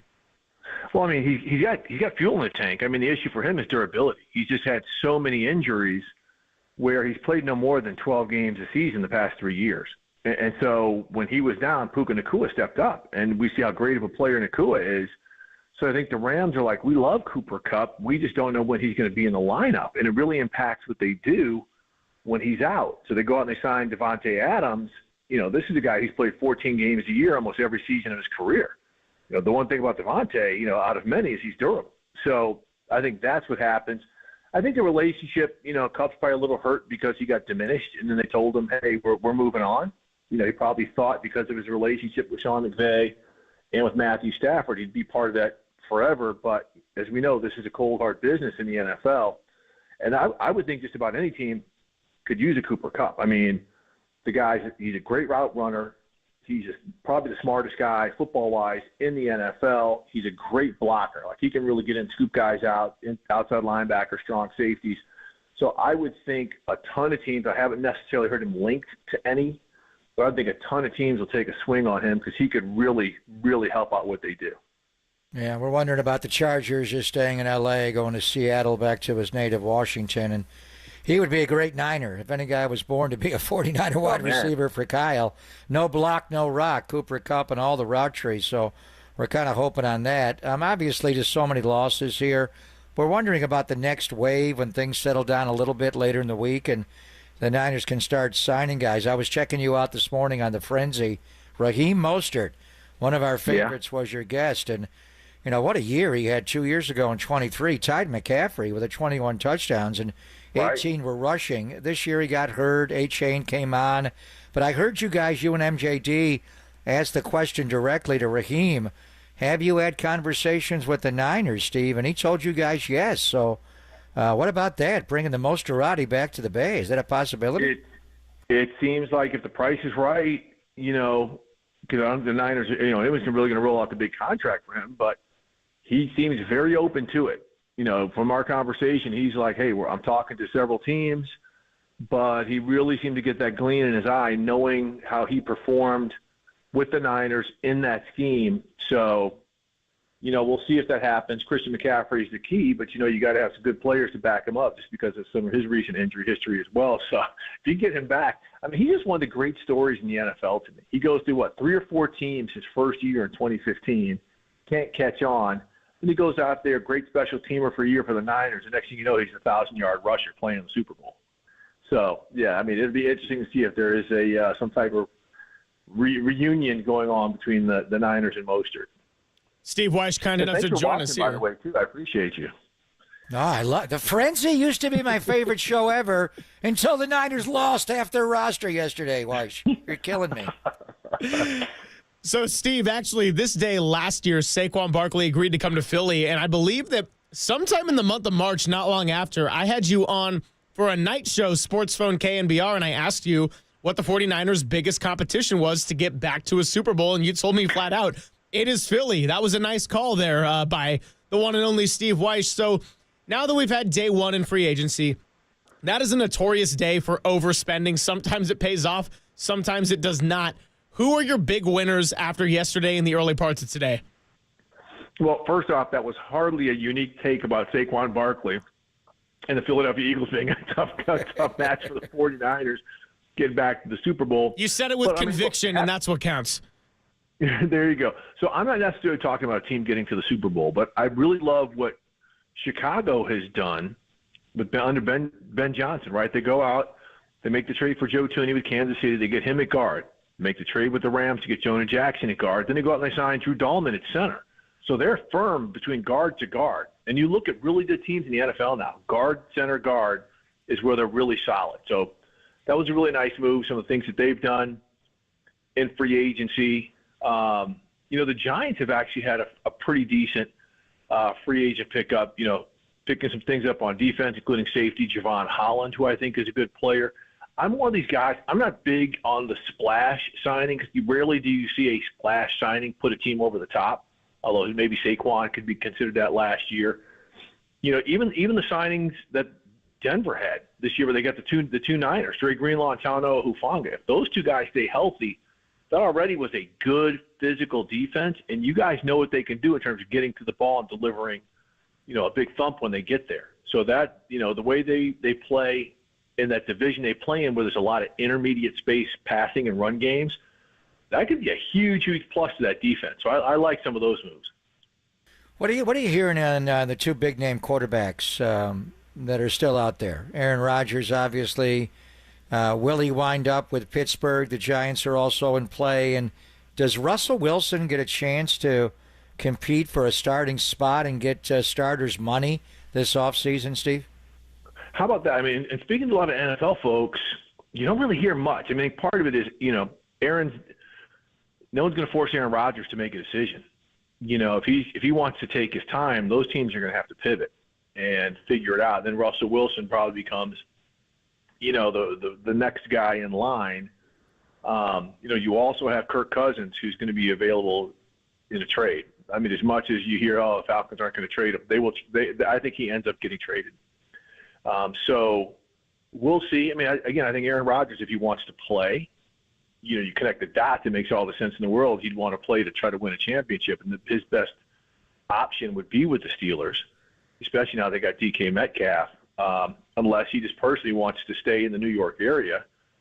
And then you have to wonder, okay, are the Giants, you just came from kind of an organization that's somewhat dysfunctional with the Jets. I mean, the Giants, we can say what they want. They're a keystone organization with the NFL, but the past decade hasn't been too much stability there. So does he want to go back to that type of situation? So we'll see. And Russell Wilson, it's just interesting. He is not on – it doesn't seem like on anybody's front burner. He's kind of the, just-in-case guy, which kind of goes to show you where he is in his career. Steve, a lot of made about the 49ers and their defensive line situation, and I want to ask about DeMarcus Lawrence, somebody who's a little bit older. He's coming off the Liz Frank foot injury that ended a season, and a lot is going to depend on that. But do you think DeMarcus Lawrence is the type of player that could have a lot of value to bolster a defensive line? Because when healthy, I mean, he's typically been a pretty physical three-down player, and I'm just thinking about options the 49ers can take advantage of outside the draft at this point. Well, I mean, yeah, other than Joey Bosa, yeah, but you get a rotational defensive end like DeMarcus Lawrence. When he's healthy, man, that dude plays hard. Like, he's not a guy who's, I'm going to give it to you for 3 plays and take one off. Like, he gives it up every play. So, yeah, and he's experienced, change of scenery. Guys always want to prove it. So, yeah, he'd be an excellent pickup, especially in this scheme with what Robert Saleh can do. But, again, they've got to get some interior guys to help him out on the edge. Yeah. Without a doubt. Well, the Niners did release Leonard Floyd, and he's been unemployed just briefly. The word now from Rap Sheet is that he's signing with the Atlanta Falcons. Leonard Floyd, a 1-year, $10 million deal with Atlanta, went to the University of Georgia. He's from Chauncey, Georgia, so that didn't take long. Speaking of the Falcons, he also played under Raheem Morris. Remember when Raheem was DC with the Rams? Right. So that's a connection right there. That makes sense. You were talking about Kirk Cousins, and you were explaining today on the Frenzy. He's due a roster bonus coming up. You think he's going to be traded. I actually was watching. The Niners signed a defensive back from Atlanta, so I was watching their All-22 today, and I saw Cousins. So let me watch him. It was the Tampa game, Week 8, and it was pretty clear early in the year, Steve, he could not move off that torn Achilles, and it's his right leg. That game, I thought he had his legs, and he looked fine. Now, the New Orleans game a couple of weeks later, he took a shot on the shoulder, and then they had to finally move on from him. Explain a little more there. I know Niner fans won't like me talking about it, but I know how much Kyle loves Cousins. If you could ever get him in a backup role to mentor Brock, if he has his legs. So you do think Atlanta will trade him and not just cut him? How could you get him? And do you think he has his legs to be able to step into throws again? Yeah, I don't think, you saw points early on where it was him coming back to Achilles, right? But then he started playing well, and he revealed, and I think it was because of the shot he took against the Saints, that he was bothered by that. You saw he was really rolling, and then the tempo on his balls and on his throws, and I like to say this, the ball started to die like a pickleball, like a wiffle ball. It'd leave his hand fine, but then it would die. You saw a game against the Chargers where they just were catching pop flies from him. And I think that's where he was bothered by it. As long as he's healthy, he's fine. And I do think, again, Atlanta, I think on the 17th, owes him a $10 million roster bonus. Fine. If they'll pay it, they'll pay. They're going to have to pay it pretty much anyway, whether he's there. If they cut him, I still think they hang on to him for compensation because as we're seeing, simple football economics, supply and demand. Right? Yeah, the Cleveland Browns traded for Kenny Pickett yesterday, but he's not going to be their starter. Right? Do you think when they said to Myles Garrett, like, hey, Myles, I know we're going to pay you, but we're also going to compete, he's like, okay, we're going to try to win a championship with Kenny Pickett? No. I think Cleveland might be a team that's got something working that could have interest. I don't know this, but I think there's going to be some teams out there to say, we think we're better. Maybe we thought we're not going to have the ability to get someone in the draft. Let's see if Atlanta will move Cousins for any type of compensation. No, I think what Myles Garrett's hoping for is that Kenny Pickett can win another Super Bowl as a backup on the team. That's probably the more realistic path for him. Exactly. Steve, thanks so much for coming on with us. I know it's been a crazy week for you, but you sound great. Always love getting your insight. One of the best. And we'll do this again sometime soon, but keep killing it. Sounds great. Appreciate you guys. He is Steve Weish of NFL Network, chief national reporter for NFL Network and NFL.com, also the co-host for Game Day Preview, a show that Greg Papa likes very much, except on a day like yesterday and part of today, with the frenzy being a lot of shedding for the 49ers. Leonard Floyd was unemployed how long? Beginning of the show, he got cut. By the end of the show, he got signed for virtually the same money.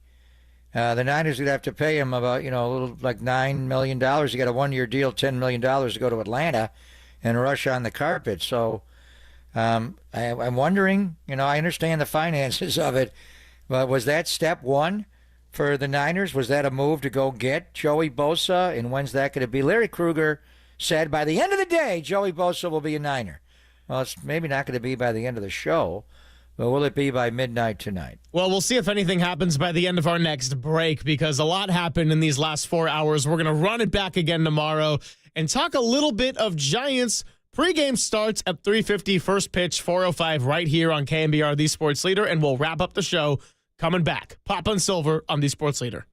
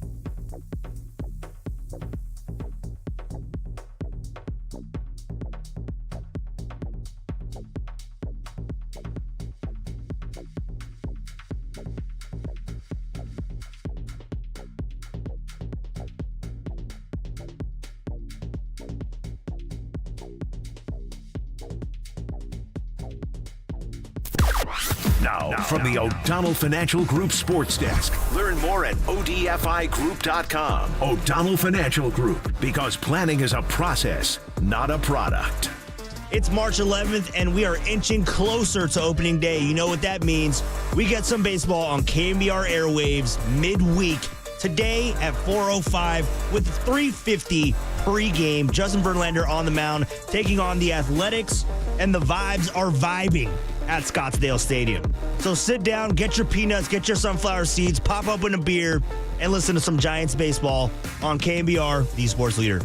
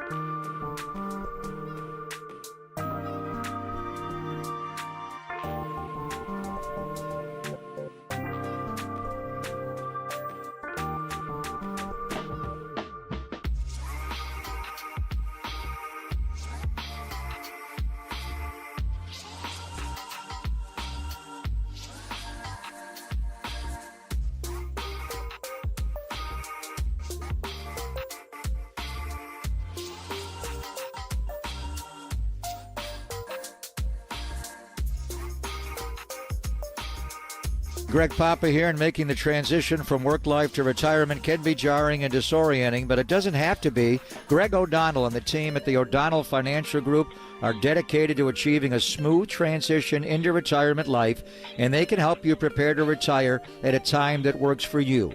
Sooner than you'd think, you may have an entirely different lifestyle, but it doesn't have to be in one giant leap. The experts at O'Donnell Financial Group will help you craft a plan tailored to your desired timeline.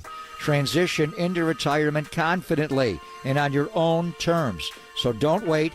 Contact Greg O'Donnell today. He's the CEO and founder of O'Donnell Financial Group for a free review of your financial situation. Call him right now, 866-496-2300. That's 866-496-2300. Or visit him online at odfigroup.com. That's odfigroup.com.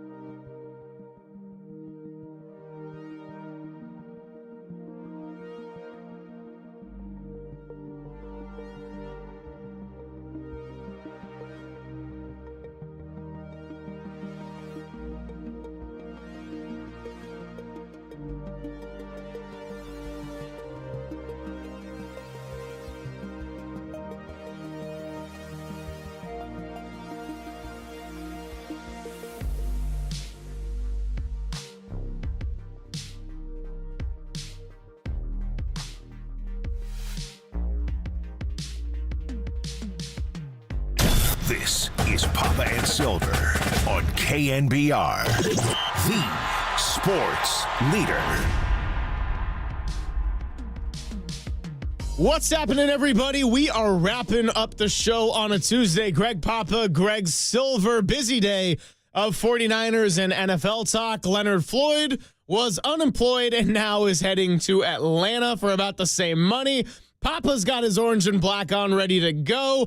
Dirty Work's got a short show coming up. Adam Copeland, Derek Papa, Tim Webb will take you to 3:50.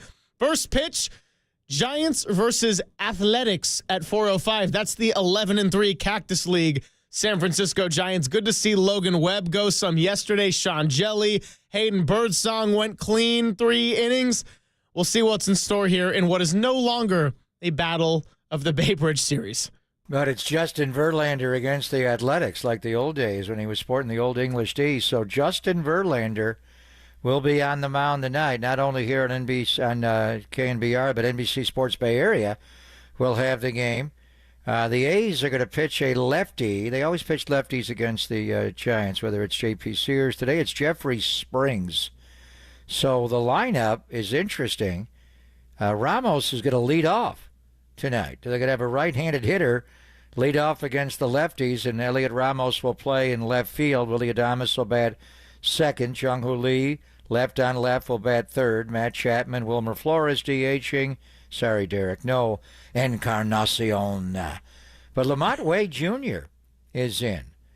So I think this is a Larry Baer production where he wants his stars in on TV. Lamont left on left. Let's see if he can hit Springs. Patrick Bailey, Tyler Fitzgerald, and then Mike Yastrzemski is in. So they've got not one, not two, but three left-handed batters in the lineup in against Springs. Jung-Hoo Lee, Lamont Wade Jr., and Mike Yastrzemski. But the headliner will be Justin Verlander on the mound, on TV, and on radio against the A's. And there's no doubt that we're going to get into some of that tomorrow. We'll also have J.B. Long, voice of the L.A. Rams, joining us in the afternoon. Papa, appreciate you. Have a great rest of your Tuesday, and we will see what happens with the 49ers by the time that we speak on the air next. Yeah, so it's John and Dave on TV. It's Joe and FP on radio because Flem is doing the WCC final. Go, Gales, go! Take down the Zags tonight and win the conference. And we'll also have Matt Mayoko, proud St. Mary's alum, join us at the end of the week. Thank you to all of our guests today, Jason Cole, Larry Kruger, Mark Spears, Steve Weish. Thank you to Walter.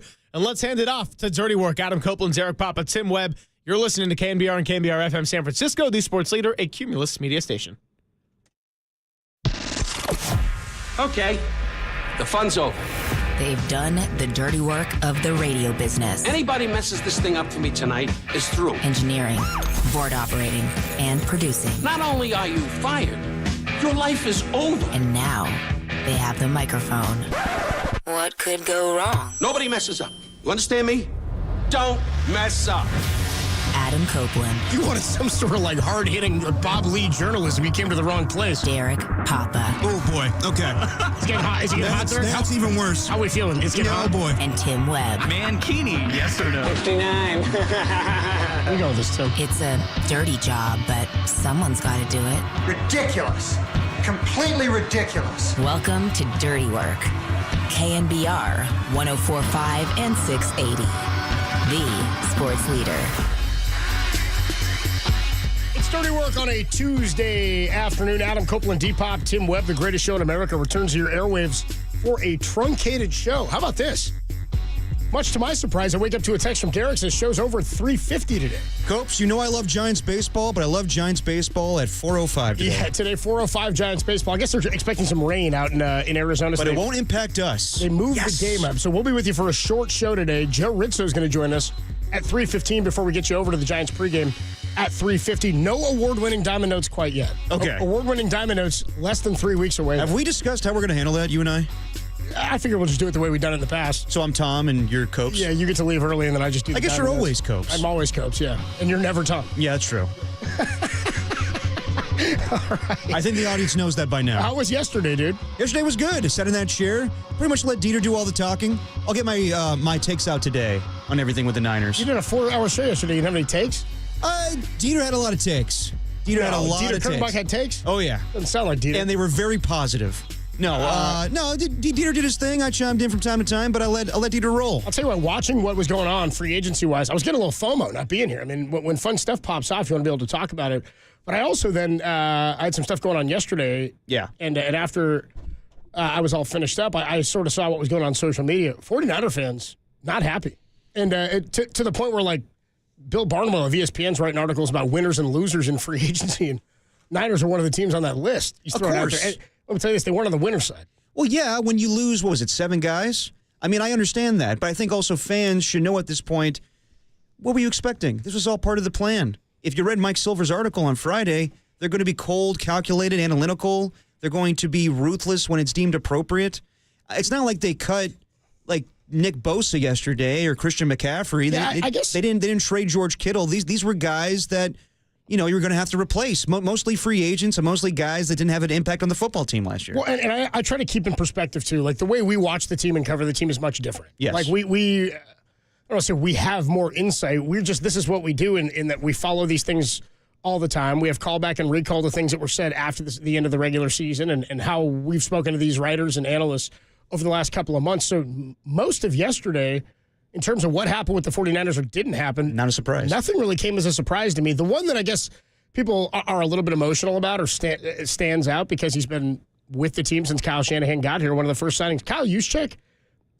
I guess people were not expecting that. Not as huge of a surprise to me because there was some speculation that maybe he would have been cut or released before last season. Yeah. So the fact that it happened this year. Took a pay cut and stayed, but yeah. Right? So again, nothing that happened yesterday. I mean, I know that people wanted there to be some big signing. That is Devontae Adams a possibility? Is Joey Bosa a possibility? All of those were pie in the sky dreams, I thought. Joey Bosa is still a possibility. Still a possibility, but I thought most of those were sort of pie in the sky. Now what's funny is free agency doesn't officially start until tomorrow, when the official league day starts. Oh, my friend, the frenzy has started. Which basically means that when it starts tomorrow, that's actually the end of free agency tomorrow is what it feels like because all the big names are kind of coming off the board. Now, Matt Mayoko, and this is what I've just been kind of hinged on or hanging my thoughts on about the 49ers as we get to free agency is that Mayoko told us kind of right at the start of the offseason, he didn't expect the 49ers to be all that active in the first wave of free agency. He said, I would expect them to be active in the second wave. So I know that when there's like a mass exodus like this, and because the Niners roster was bloated with contracts and because they had the best deal in pro sports in Brock Purdy's price tag over the last few years, and he'll now be paid accordingly to what his position and the level of success is that he's played at, I think that paired with all of the things that happened yesterday have 49er fans really questioning where this team's going, what the direction is, and especially because Devontae Adams signs with the Rams, I think people are like, oh, man, this went from the Rams maybe having no quarterback, Cooper Kupp gone, to being like, oh, dude, they may still be the best team in the division entering next season. Now, they're going to play a tough schedule. Yeah. Niners are still going to play an easier schedule, but the team in terms of the nucleus and the core is going to look a lot different entering 2025 than it has in the past. When I say a lot different, it's going to be a lot of familiar faces there. I mean, Dre Greenlaw, maybe people are frustrated at the price tag.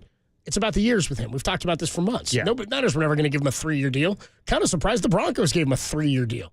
I thought maybe a 2-year deal with some extra money would be out there, but I didn't think a 3-year deal would be out there. I want to Hufanga to the Broncos as well. I'm not really surprised just because the Broncos have money to spend. They're not spending big money on a quarterback right now. Bo Nix is still a rookie, so they can just throw around cash, and they needed sort upgrades. Sort of like the 49ers did when they got Christian McCaffrey, when they signed Nick Bosa, when they signed Fred Warner, when they signed George Kittle. They weren't paying a quarterback. Yeah. Now they have to, so things on the roster are going to look different, everybody.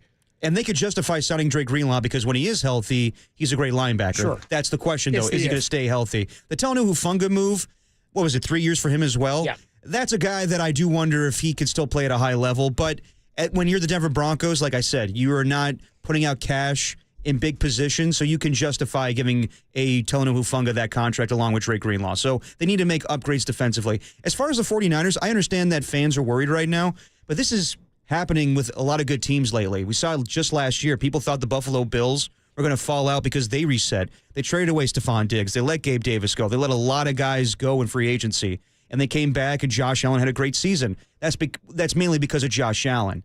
And that's something they need to figure out if Brock Purdy is going to be the quarterback that's worth that amount of money. So I still think the Niners will be fine. You talked about their schedule. It's very weak. We haven't seen what those other teams are going to do yet. Like, they're going to play the AFC South and the NFC South, I believe, next year. So it looks good on paper. Those teams might improve. I think the Niners are going to be a playoff team next year. It's just going to look very different, and that's fine. You know who else has a weak schedule right now? Who's that? My Dubs. Yeah, my Dubs are. I haven't lost since I saw you last. They're ganging up on the league, man. They should. Last night was a solid victory. Did you watch Saturday night? Yeah, I did. Marcus Boucher and I actually spent all day and night Saturday after the FanFest event at Oracle Park. Thanks for everybody who came out. You didn't say hi. You weren't there. I was there. You were not there. You were not there. You didn't look hard enough. I'm not going to allow you. I was there for hours. I'm not going to allow you to do some on a whim joke here about it. Get out. On a whim? Yeah, get out of here. You're throwing highlighters? Now I'm not happy. Now I'm not happy. What, you throwing doo-doo paper? I just wanted you to show up and support a little bit. We had some fun. What are you, Murph? Yeah, show up and support a little bit. Well, Murph wasn't even there either. Yeah, Murph had to go win a first round. I'm sorry. I was the only KNBR employee to show up. Nobody else showed up. Were you a youth? Oh, now you're defensive that you didn't show up. First you lie about it, then you're defensive. Didn't stop Murph from criticizing him not going. Wow, seriously. He deserved it. He couldn't show up and support his partner here, man. Murph did a FanFest event this year. Murph was up in Napa. Okay. Yeah. So you're saying that I should come to every one of those events? Yeah, I'm saying you should support me. I'd like to be partners. I support you in everything you do, Coach. That doesn't sound like I was there, and like emotional support. I was there with you. I thought it was a lot of fun. We had a good time out there. Anyway, Marcus and I went and grabbed a couple of drinks after at Local Tap, and then we watched some basketball, some college hoops there, and then we rolled over to the marina. We went and got a bite in North Beach and rolled over to the marina to watch the UFC fights on Saturday night. Nice. And in concert, watch the end of the Warriors game. So got gritty physical win, huh? Nice gritty physical Dubs win. Steph looked fired up, and it was like Speaking of fired up, fire alarms going off. What the hell's that about? Where at the game? There was like a little delay because the fire alarm was going off. I missed that part. We were watching without audio because most of the screens there were on the UFC fights. Yeah. So it was on like one or two screens in the corner. Did you see the whole thing with Isaiah Stewart? Saw all that, shoving Steph. Dude, I mean, like, Dieter was talking to me yesterday about, he was like, yeah, Beef Stew's actually a good player, but we know him very well. Beef Stew. We know him very well for charging at LeBron James in a fight, doing like an angry run over to him. And we also know him for pushing Steph Curry, like, get off the side of the bench. And he tried to play it off like he was just bumping him. Like, I was like, get out of here. What are you doing? He's like, you're this close to my bench. It's like, dude, this is Steph's place. This is Chase Center. Get the F out of here. It's the house that Steph built. Yeah. It's the house that Steph built. You know what I mean? So, no. I mean, the Warriors are rolling. 12-2 in the 14 games with Jimmy Butler on the roster. 12-1 in games in which he plays. They've won 10 games in which Jimmy Butler's played feeling nicey, for the Warriors. And now they're finally starting to talk about it on ESPN. Are the Warriors contenders in the West? And that's what's got me feeling really nicey. Yeah, my answer is absolutely. I said this about, I think I was probably early on it because I was really brash and excited about the Jimmy Butler. I was on the depths before anybody else. I was, dude. 4 games in at 3-1 with Jimmy. I think I was like, I think they got a conference final run in. They might, dude. Thinking about it yesterday, talking about it with Dieter, we went through all the Western Conference teams.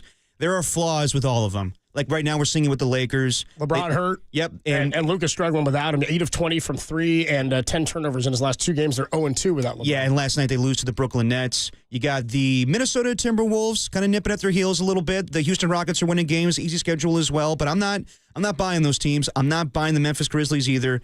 And you know what? I think there's a case to be made that if they got into a series against the Denver Nuggets, I still say the Nuggets win, but the Warriors would definitely be a pain in the ass. But the Nuggets have their flaws as well. They don't have a deep bench.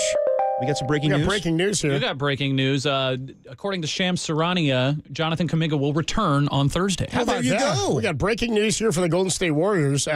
Just when you thought he was out, they're putting him back in. Shams Charania reporting right now that Jonathan Kuminga will return for the Warriors on Thursday. Well, it's about damn time. Against Sacramento, which, by the way, the return of Kuminga means the return of dirty work to Harmonic Brewing. We'll be out at Harmonic on Thursday getting ready for the Dubs and the Kings. How about, is this the first time we've been out there since Jimmy Butler was traded? I think so. I think it's the first time we've been out, because we were talking about it a couple days before the trade deadline. The last year we did Harmonic, you were screaming, who cares? I said, who cares? I don't care. Get me Jimmy, or I don't care. That was basically what I was saying. No, nobody else matters. Get me Jimmy. Okay.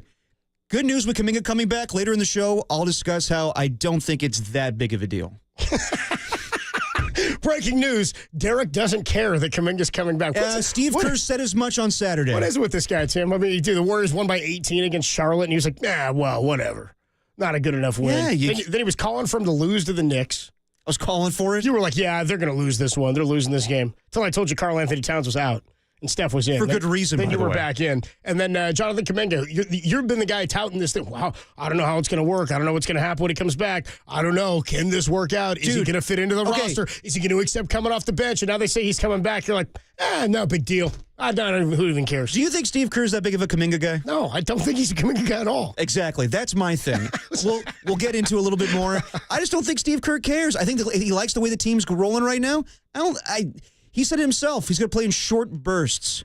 I don't know what I don't think Kuminga's going to have that big of an impact going forward. We'll talk about it more later. We'll see. And he's still looking for a contract at the end of this season. Well, hasn't played a game since January 4th, but if you're just joining us, breaking news from the Warriors, Shams Charania reporting, Jonathan Kuminga expected to return to the floor on Thursday against the Kings. And guess what? He'll have a big graphic, too, that says benched.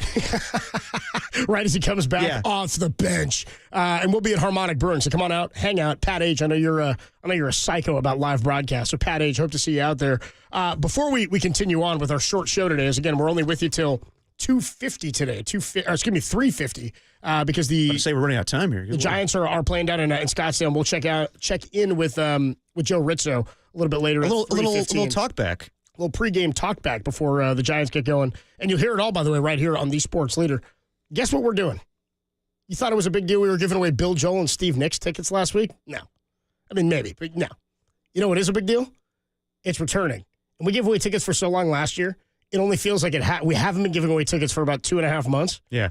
Aftershock Festival is returning to Discovery Park in Sacramento. It's going down October 2nd to October 5th. No wonder it felt like we gave away tickets for all that. It's not for 7 months. Yeah. That's how we get down with Aftershock. And you basically teased this the same way I did yesterday. It was like, it was a big deal with Big Lebowski. It was a big deal with Bill Joel and Steve Nicks.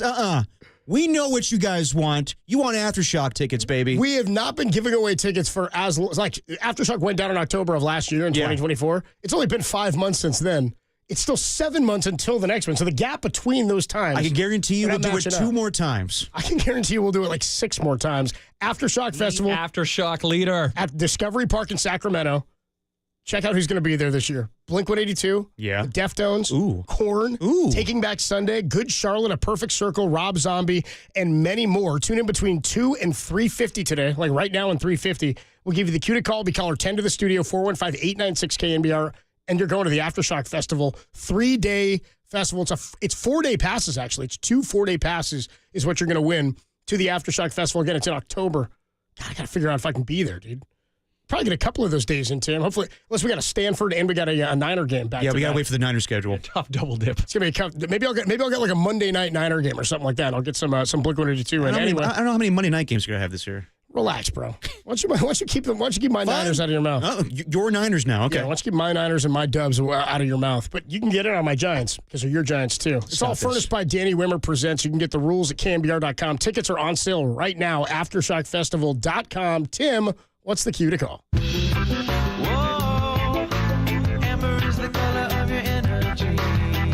I don't think 311's performing, but today is 311, so that's why I did that. I was going to say, I don't think I saw their name on the list. Anyway, when you hear 311, today on 311, caller 10 to the studio, 415-896-KNBR, and you're going to the Aftershock Festival. Big changes with the 49ers. Jalen Moore out. Elijah Mitchell out. Hufanga out. Aaron Banks out. Dre Greenlaw out.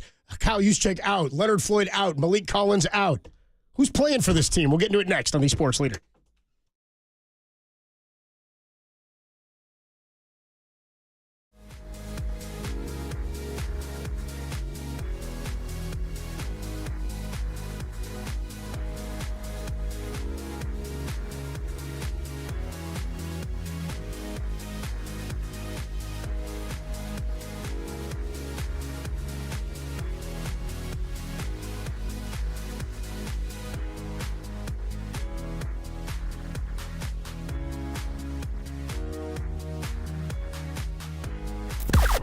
Now, from the O'Donnell Financial Group Sports Desk. Learn more at ODFIGroup.com. O'Donnell Financial Group, because planning is a process, not a product. The Warriors snuffed out the Blazers last night in a 130-120 shellacking as Buddy Hield and Gary Payton combined for 46 points off the bench. With the win, Golden State maintains the 6th spot ahead of the Timberwolves by half a game. Up next, Sacramento Thursday night. If you hate the beam, tell us about it all day on the KNBR YouTube chat. The Flick the Beam leader.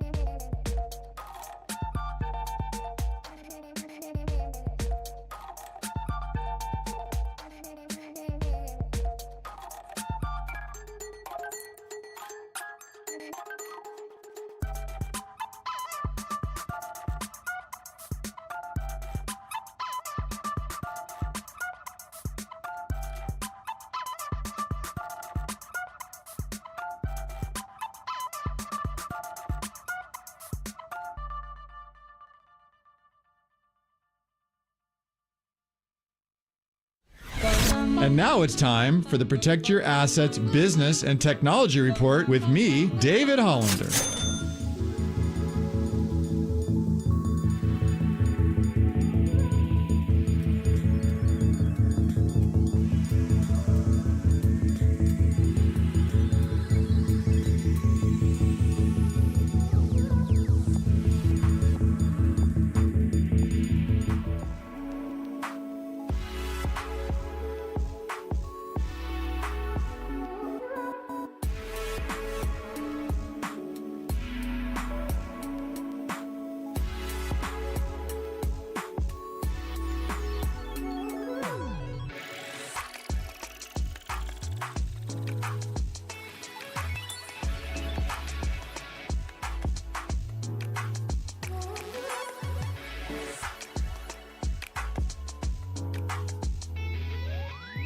Now, back to Dirty Work. Adam Copeland and Derek Papa on KNBR 104.5 and 680 AM, the sports leader.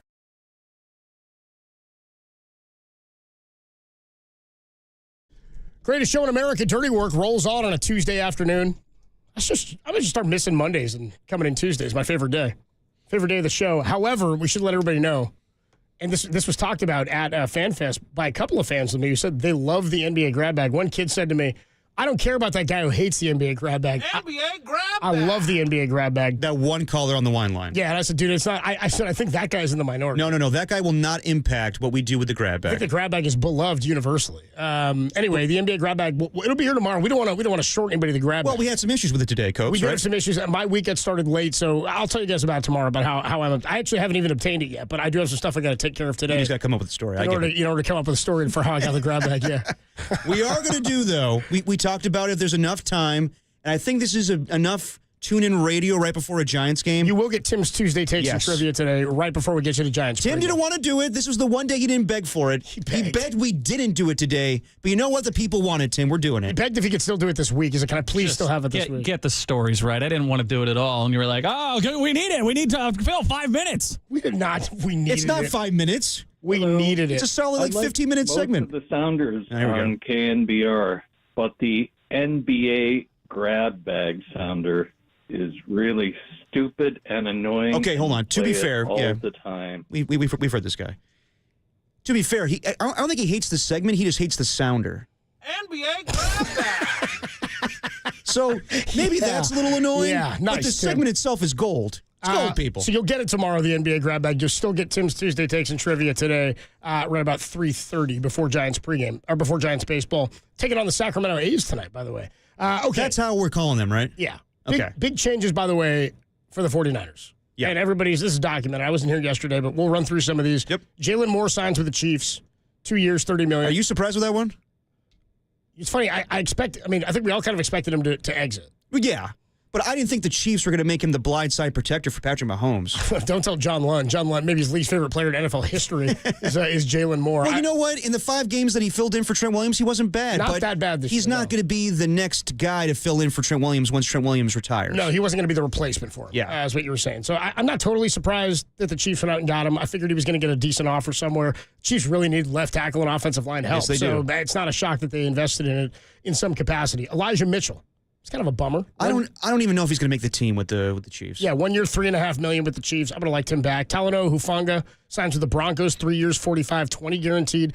Aaron Banks got a nice contract, 3 years, $77 million with the Green Bay Packers. Yeah, but we can all say that he did not have a good season this year with the 49ers. Did not have a great year. No. Dre Greenlaw signs with the Broncos. We all expected that one. 3 years, $35 million. 3 years kind of surprised me. Yeah. Did that surprise you? The money didn't, the exit didn't. I kind of thought the Niners wouldn't bring him back unless it was a 1 year and it was really, really team friendly. But good for him for getting a deal, especially coming off of an Achilles tear where he's played 1.5 in the last season. It sounds like he had a big market. I think like 5 teams were rumored to be in on him. It sounds like most teams are offering him maybe a 1 year deal, 2 year deal, and the Broncos put it over the top with 3 years. So that's what happens in free agency. You go crazy. Like look at what Justin Fields got yesterday to be the starter of the Jets. 2 years, $40 million. Right? Yeah, I know. Like the free agency gets a little crazy. That's what's going to happen sometimes. I think we were all in agreement. At least I thought this towards the end of the season. There was no way the Niners were going to bring back Dre Greenlaw unless it was a 1 year prove-it deal. He got something better. He got a bigger market. He got that defense that he can run now as his own shop, as Matt Barrows put it. So I'm not surprised that Dre Greenlaw left. He will be a big loss to them going forward with their defense, but it's not surprising that he left. No, I'm not surprised either. And then the other one is Javon Hargrave, who we knew would probably exit after the torn tricep muscles he had. He already has a new team. With the Vikings is where he's gone. The 49ers have also released Kyle Juszczyk, Leonard Floyd, Malik Collins. Again, none of this kind of surprises to me. The biggest one, I think, because it's the biggest name and has been here for so long, longest tenured 49er, one of them, is Kyle Juszczyk. Yes. Right? And one of my buddies said to me yesterday, he goes, I just felt like they kind of did him dirty. They did him wrong. And they said they did wrong by him. And I said, based on the fact that his position doesn't really exist anymore. Exactly. That's my thing. I kind of think they did right by him for quite some time. Like, they probably could have got by without him. I'm not going to say he wasn't impactful. He was a fantastic player, and he's a great 49er. I think we all liked having Kyle Juszczyk. But he's sort of a unicorn in that he's the only guy left really at that position. Is Alex Ingold still around? Alec Ingold? I think so. With Miami? Yeah, he may still be around. But again, it's specific. Or Patrick Ricard? Yeah, it's specific offenses that will use him. But I think a lot of times now teams will find other guys that can slot into those spots, tight ends and running backs. Well, that makes me think maybe a little bit with the Luke Farrell signing yesterday. That's kind of what that is. He may be your fullback going forward. Like, I know he was beloved by the fans, but as you said, Copes, let's be real here. He was a fullback. He was beloved, and he definitely was a difference maker. He was more than a fullback. He went out and did, wheel routes to get open in the end zone. He was a offensive playmaker, but that's a guy you can replace, and that's a guy that you could definitely save money by letting him go. I think a lot of his scoring, was dependent upon what else was going on around him, too. Having Christian McCaffrey there made it easier for everybody, and I think 2 years ago he had a bigger impact, obviously, than he had this past season. Niners, you say miss out here. They did miss out. They didn't sign Jonathan Allen, we talked about. He re-signed with the Commanders, didn't he? No, he went to the Vikings as well. Vikings, excuse me. I saw that. Jonathan Allen the Vikings got and Javon Hargrave. Yeah, both of those guys in the middle right now for their DJ defense. Jones re-signed with the Denver Broncos. Yep. They were not going to let him leave the building. We thought maybe the Niners might go after him, but Matt Maiocco was never really high on that, as there weren't a lot of options out there at the D-tackle, at the interior D-tackle position. So, all the moves tell you, and this has sort of been the speculation, you brought it up last week, that are they going into a soft rebuild? Mm-hmm. It is a bit of a rebuild, but it's also just, you've got to relieve some of the bloating on the roster. You've got to get younger. They've got to get more talented, and they've got to get cheaper. And this is the nature of having an NFL team that is this successful while not winning a Super Bowl, this successful, and people want to say they didn't draft well. Well, they've drafted well enough to bloat the roster, whether it's not the first 3 rounds or not, or first 2 rounds. Fred Warner's an expensive guy, Nick Bosa. The one that gets me with Bosa is, you talk about big contracts, and I've been frustrated with his production since he signed that deal. And you could say the same about Deebo Samuel. The decline continued beyond signing that contract. The weird one with Bosa is every position, we were talking about this off air, when guys in free agency sign their contracts and become the highest paid at their position, we always joke, the big line is, well, he's the highest paid in his position for about 10 minutes or about 15 minutes. Happened with Jimmy G, happened with Fred Warner, happened with Nick Bosa, except he wasn't the highest paid at his position for 15 minutes. He's been the highest paid at his position for 3 years. Yeah. Before what's his name? Max Crosby. Excuse me, with the Raiders. And then Myles Garrett signs his contract for the richest non-quarterback in the NFL at $40 a year. But the guaranteed money that Nick Bosa got, I think it's $122 guaranteed. That wasn't topped until this weekend when Myles Garrett got his guaranteed money. So it's taken years for guys to match what Nick Bosa made without getting the production that Nick Bosa put up when he was Defensive Player of the Year. That's what I think, I'm sure you read Mike Silver's article where, basically they don't want to be bent over a barrel anymore when it comes to these contracts. They were happy to pay Nick Bosa, but not what they ended up with. They had to establish themselves, too, right? They were given big 6-year contracts or whatever to get things done in a window, and they might have been even ahead of schedule in doing it 3 years in 2019, then going again to the NFC title game in 21, and again in 23, and then the Super Bowl again in 23, Super Bowl 22, NFC title game. All of that level of success leads to continuing to pay your players. Think about when the Giants won the World Series in 2010. Mm-hmm. It's different in baseball because you oftentimes end up paying guys in baseball for what they previously did. Right. In football, it's sort of the same thing, but you're also competing with other players at that skill level, at that position across the league. Baseball, pitchers generally or hitters generally, I don't think, are I'm the best left fielder, so I have to be paid as the highest left fielder. It's not really how it works. But when you win a World Series in baseball or you find success, teams don't usually tear down. The Marlins did in 97 and in 03. Yeah. A little bit different. In 2010, the Giants brought back all these veterans on bigger contracts to pay them for the success that they'd had. DeRosa comes back, and Aubrey Huff comes back on a different deal. In 2013, they bring back Marco Scutaro after they probably shouldn't have paid him, but he got hurt and then wasn't good for the rest of the deal. Freddie Sanchez is there and then done. They handed all these guys new contracts to keep them around, but they weren't paying the starting pitchers yet. Tim Lincecum won multiple Cy Youngs, wasn't paid yet. Had won a championship, wasn't paid yet. Bumgarner, same thing. Matt Cain got a big deal, but that was a little bit, I think it was right before that. They didn't have a bunch of high-priced talent on the roster. They'd kind of spread it around. Then, of course, they give Buster the big deal. There's also no salary cap. There's just the luxury tax threshold. But it feels to me like that's apples to oranges, but it's kind of where you're at right now with the 49ers. They've got to relieve some of the bloating so that they can pay Brock Purdy. They weren't paying the most expensive position in sports. Now you have to. Mm-hmm. When you're like the Broncos, it's why people are going, the Broncos had a big free agent day. They're not paying a quarterback. So why not invest when you were a playoff team already in what you can do around the quarterback and try to find success while you're still on that rookie deal? Vikings, the same thing could be said. Investing in the defensive line. You have a good offensive line. You have a second-year quarterback now in J.J. McCarthy. Commanders are doing the same thing right now. He's the guy of the future. You have to invest in your roster around the quarterback until it's time to pay. Yes. And that's when, unfortunately, you tear it down. And now, and you may, by the way, also end up, we'll see what happens with Seattle and the Rams, but Seattle didn't overpay to get Sam Darnold. They gave him a pretty good contract. $55 million guaranteed. Yeah. It's only $36 a year. And that's manageable. As far as the Niners, I know people are freaking out, and I know the national perspective is, well, they're resetting, they're rebuilding. Yeah, I guess they are, but it's also kind of, I love when NFL teams say this, we're doing a competitive rebuild. So they still have a lot of key guys on this team. But yeah, they're making big changes, but it's a lot of guys that you can replace, as I said before. But the big thing is they are changing their roster in the kind of the same way that the Rams did a couple years ago. And what the Rams did is they hit on a lot of young defensive players. They got Kobe Turner. They got Jared Verse. They got Brandon Fursk. All those guys are, arguably, we're in contention for Defensive Rookie of the Year. Jared Verse won it. They hit on a running back and they hit on a receiver. Yeah. The Niners have to do the same thing. You can't have every single position of need filled by a rookie, but you do need, good rookies to have, fill those positions. So, we'll see what happens with Joey Bosa. They cut Leonard Floyd today. I think that's a little bit of an upgrade, but I think Joey Bosa is still a rotational pass rusher. They still need to get younger at that position. They need to get younger at defensive tackle. We talked about it yesterday with Dieter. There's plenty of guys in this draft class, defensive tackle-wise.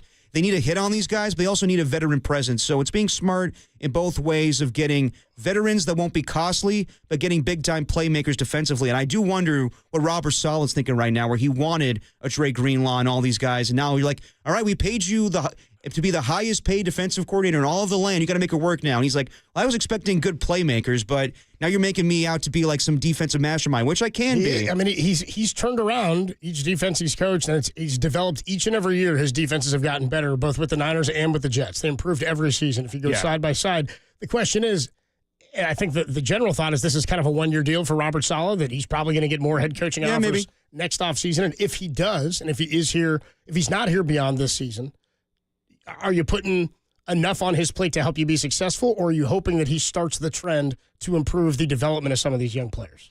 Yeah, I mean, that you draft. Yeah, no, I mean that hopefully that happens. But just real quick, I know that people are freaking out about the Niners because they had a terrible season last year and they didn't win the Super Bowl. Had they won the Super Bowl and they run it back, it looks a little bit better. The Eagles are getting a pass right now. It's kind of the same deal because they won the Super Bowl. Howie Roseman's doing the same thing right now. He's keeping the playmakers that are costly. Jalen Hurts, Saquon Barkley, A.J. Brown, Devontae Smith, all those guys make big money. Dallas Goedert, yep. Yeah, but now they have to get away from other big-time contracts defensively because down the line... Johnson? Yeah, they traded C.J. Gardner-Johnson today to the Texans, a guy that they really liked. They gave a big-time contract, but they had to trade him away because you got one more Jalen Carter before next year he's going to start making a fit. After this next season, Jalen Carter 3 years in is going to be like, but not only that, what up? They let Josh Sweat go yesterday. They let Milton Williams go, and those are guys you can replace. It's the same thing that's going on with the Niners right now. Just people are upset because the Niners didn't do what the Eagles did. They actually won a championship. Well, yeah, if you invest in the roster and then it wins, then you get a little bit more leeway. You get more leash. I mean, Kyle got his new contract, as did John, after 2019. They got the extension going to the Super Bowl, right? Here's the latest from Mike Silver on Joey Bosa. The Niners and the Dolphins have each made offers to free agent edge rusher Joey Bosa in the same relative price range. He'd get less than $10 million in 2025 in either scenario. My thing is, if he's making less than $10 million, does he want to go back home to Florida, or does he want to come play on the West Coast? I'm sure if it's a low number, he doesn't want any state income tax, and I think he kind of likes the idea of playing for his dad's team. I could see it going either way. I mean, if I was Joey Bosa, I'd probably lean in the direction of the Dolphins. But if he's making less than $10 million, I'm sure he wants every penny. So I would lean in the direction of going to Florida. Those are both sort of prove-it contracts. We'll see what happens with Joey Bosa. 808 KNBR, do you want him? I mean, is this the guy that you're – I mean, if the Niners landed him, would you feel like this gave you any reprieve on what's happened in day 1 and 2 of free agency? By the way, I should let you know the $1 Million Bracket Challenge, now that March is here, is back. Visit KNBR.com for your chance to win $1 million and see how you match up with me. Probably pretty well. I've actually fared decently in brackets in the past, in my head-to-head bracket challenges. All right. Jacob Violante will tell you I once won his bracket and then was not crowned the winner because when you got to a certain round, they decided, oh, no. There's a different point scoring system that I wasn't aware of. I got hosed. Sounds like Jacob. Tell him it wasn't him. I think we're out of that bracket that we've been doing. Anyway, you should get in on the KNBR bracket challenge. KNBR.com for your chance to win $1 million. See how you match up with me. Go to KNBR.com to pre-register today. This is all brought to you by Xfinity. Stream live sports from the best seat in the house with Xfinity. All right, we'll take a quick break. When we come on back, that was a bunch of 49er news, more of what's going on around the NFL. And Derek, who was here for 4 hours yesterday, didn't give any takes on these, I guess? I gave takes. Doesn't sound like it. Devontae Adams is a Ram. I don't like it. I don't like that one. You shouldn't like it. I don't like that one at all. DK Metcalf to the Steelers. I am a fan of that. We'll talk more about how some of these moves affect the 49ers in the NFC West next, only here on the Sports Leader.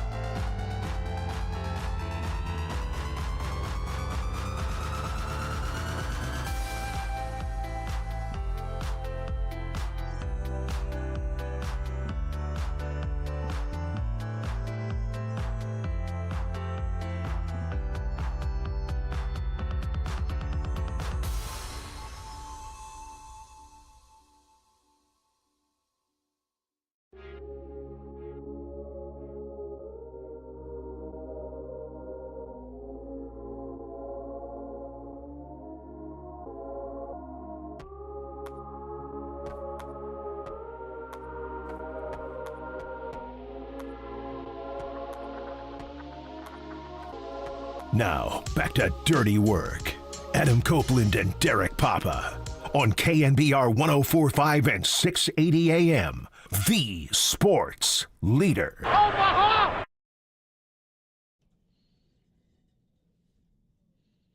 Dirty Work, greatest show in America, rolls on. NFL free agency and the new league year starts tomorrow officially, but of course, it's already happened. I mean, like I said, it's basically over when it starts tomorrow. Tomorrow's the end. It's pretty funny how that works. It starts on Wednesday, but it's done on Tuesday. Yeah, by that point, all the cute girls at the dance are already picked.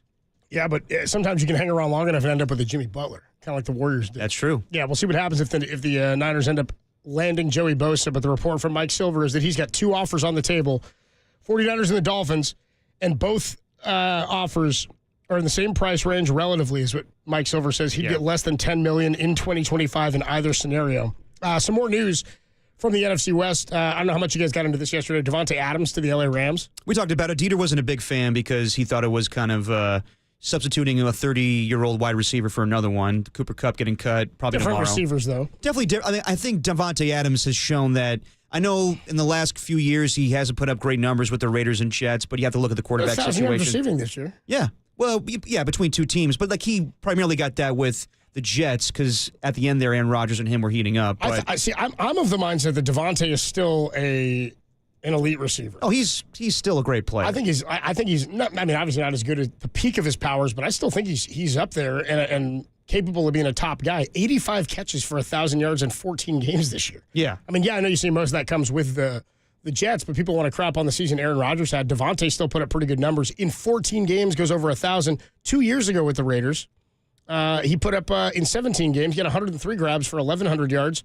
And in 2022, his first year with the Raiders, 1,500 yards, 14 touchdowns, led the league. So that first year was pretty good. Yeah, the first year was pretty good. And then even the last 2 where he had questionable quarterback play, questionables being nice, didn't know who was throwing to him week to week, he still put up pretty damn good numbers. I think going to the Rams is a perfect spot for him. He's kind of a similar wide receiver to that of Puka Nacua, and just a better one for longevity of how long he's been playing. But no, I mean, I think that's a perfect move. I think that for Devontae, he was either going to be he wanted to play on the West Coast. We heard rumors with the Niners. We heard rumors with the Chargers.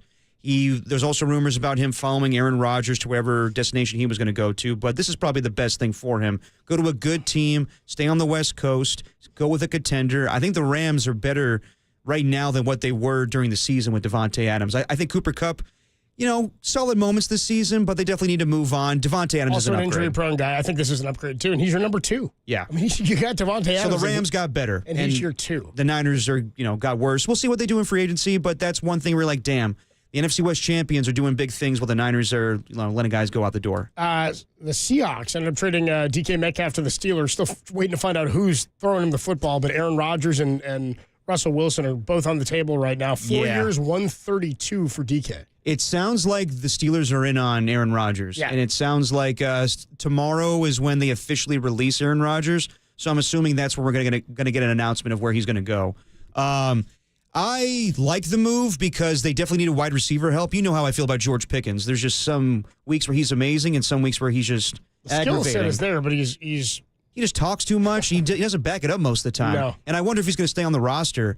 My thing is, you trade a second-round pick for DK Metcalf. Okay, I can live with that. You give him a 33-year contract or a contract that makes him get paid $33 million a year. That's a little too pricey. I think that he's a good player. I don't like if Brandon Ayuk's worth 30. I don't think those two guys are worth 30 a year. I think there's certain wide receivers that enter that threshold. I think that probably Jamar Chase is going to get $40 million a year now because that's what Myles Garrett got with a non-quarterback contract. I think that now? Is that where we're going? They're not even asking for the highest of their position. They're asking to be the highest paid non-quarterback. Dude, that's the conversation now. That's the market of where you rank amongst defensive ends. Like is Jamar but Chase? I'm saying for a receiver to now argue that? That's insane. Oh, dude, that's going to happen now. Like Jamar Chase is going to go to the Bengals and be like, you see what Myles Garrett got? I'm like, yeah, Myles Garrett hits the quarterback, wins Defensive Player of the Year. Yeah, but I catch touchdowns from Joe Burrow. Yeah, if he throws it to you. Like, more stuff has to happen. He's going to make that argument. More thing, of course, and he probably should.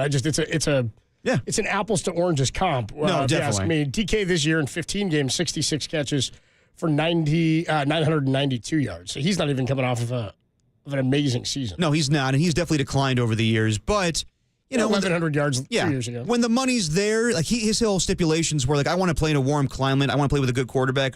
He's playing in a cold climate. He has no idea whose quarterback's going to be. But hey, $33 million a year, he'll play for the Steelers. And then Sam Darnold signs the deal. 3 years, $100 million, $55 million guaranteed. When you saw the guaranteed money, did it make you think that he lost out?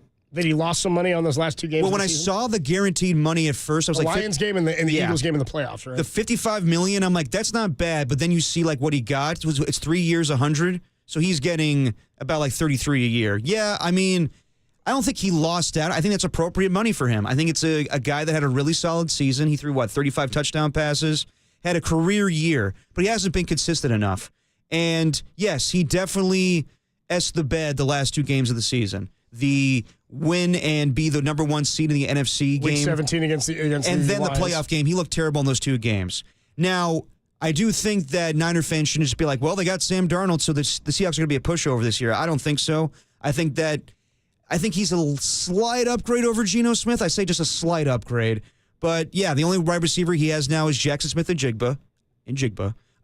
And, yeah, I think that the Seahawks, you can make the debate if Geno Smith and him are, comparable as far as quarterbacks. But I think the Seahawks are going to be a good team this year. I think it's an appropriate contract for Sam Darnold. I think we all kind of knew that was the direction it was going, and I think Seahawks did pretty well in getting I think it's an upgrade over Geno. I like Geno, but I think it's an upgrade over him. Yeah. And they set themselves up to maybe try to find somebody else if Darnold is in fact not the guy. Yeah, I mean, down the line, they'll probably draft somebody too. I mean, contract-wise, they didn't kill themselves financially at all. He got less than I thought he would get. And it's all the connection from the 49ers, Clint Kubiak being the quarterback coach or passing game coordinator with Sam Darnold. That's why they're paired up. That was the OC there as well. Yeah. How about this one? Super Bowl hero Josh Sweat, 8 sacks last year for the Eagles. He's coming in the division. He joins the Cardinals. Yeah, I mean, that makes sense with Jonathan Gannon being his former defensive coordinator with the Eagles. Josh Sweat had a great Super Bowl. I think it was 2.5 sacks, along with Milton Williams. Both guys cashed in. The Cardinals are going to be a problem. I think that with their receiving core, last Friday we said that we thought the Cardinals may have the best receiving core in the NFC West. Yeah, but it was by default the best of a group that wasn't all that scary. Exactly, but now the Eagles or now the Rams do now. No, you definitely with Devontae and Puka, but no, I mean the Cardinals have some young players. They're definitely on the rise. Yeah, I mean right now I would say all the NFC West teams made big moves. We'll see what the Seahawks do. Except for the 49ers. And if the big move is going to be Joey Bosa, I don't think that's enough. I think that obviously they need to get younger. Basically where they're going to make big changes this offseason is in the draft. It's not going to be in free agency. We talked about all these guys, like what's his name? Like the linebacker for the Jets, Jamian Sherwood was a possible replacement for Dre Greenlaw. He already signed. We talked about DJ Jones. He already signed back with the Broncos. Everybody that we were thinking that could be possibilities for the Niners of free agency, DJ Reed, he signed with the Lions.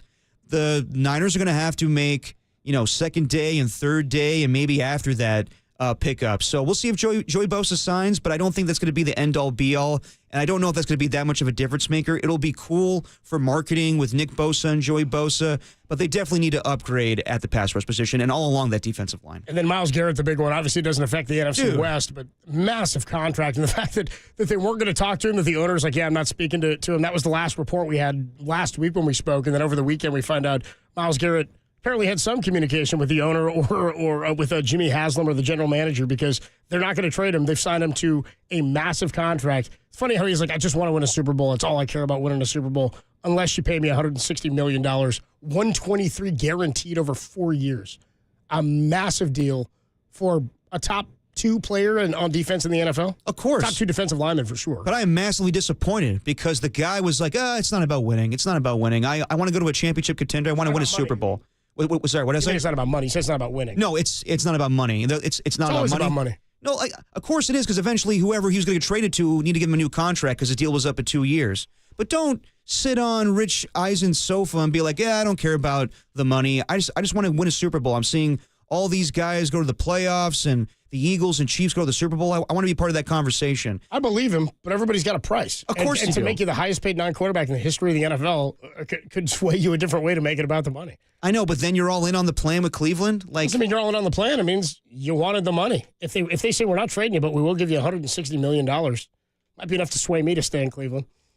It's a lot of money. I also don't believe it's a lot of money. I also never believe it's not about the money, but I do believe that he just wanted out to a better organization and then was going to figure that part out later. I think that was the initial thought for him. No, definitely. But I do think that they probably would have made this a living hell for him. Like, he was probably not going to show up to games or training camp, and they were not going to budge. It was going to be a whole thing. They weren't going to move him at the draft, so it was going to be a prolonged thing this whole offseason. They avoid that. And I know Niner fans were talking about this as a possibility. I don't think it ever was going to happen because the Niners just put too much value right now on their draft capital. They need to make all those draft picks work. But yeah, I think that Myles Garrett, it was just disappointing. I understand it in the end. Yeah, you got the biggest contract in defensive player history, and the guarantee money's ridiculous too. But me personally as a fan, I would have liked to see him go to a different team. But in the end, I get it. It is all about the money in the end. I reminded you earlier, I'm going to remind you again, that the $1 Million Bracket Challenge is back. Visit KNBR.com for your chance to win $1 million and see how you match up in your brackets with me. Go to KNBR.com to pre-register today. It's all brought to you by Xfinity. Stream live sports from the best seat in the house. Adam Copeland, Depop, Tim Webb with you. We have a short show today. We'll be done in about an hour because we're throwing over you to the Giants and the Sacramento A's from Scottsdale.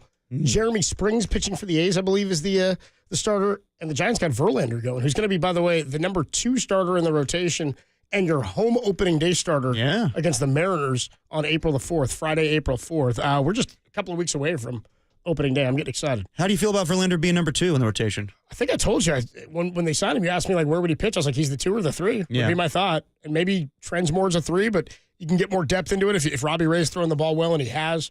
Still want to see what happens with Kyle Harrison. Landon Roop, I hope, ends up in the rotation, at least to start the year. Yeah, but you see Landon Roop had a little rough outing over the weekend. He had a little rough patch this weekend, too. Giants looked pretty good on Saturday when they were showing the game at FanFest. I wasn't at FanFest because I was watching the game, Coach. Yeah, right, yeah. A couple more home runs for Matt Chapman. Looking good. And he had Yaz went yard in that one, too. Yep. So, all right, we'll get to more Giants baseball a little bit later. Joe Rizzo joins us at 3:15 in about 25 minutes or so. When we come on back, my Golden State Warriors, man, staying hot against the Portland Trail Blazers. They are now 12-2 since they traded for Jimmy Butler. When they got him, there were 31 games remaining. They've played 14 of them, and they're 12-2. I asked you for a 25-6.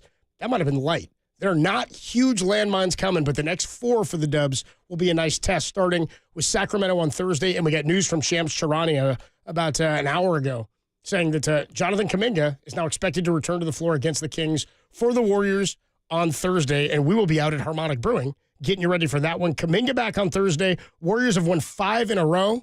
Are they on their way to the 5? Maybe the 4 seed. We'll talk about it next, only here on the Sports Leader.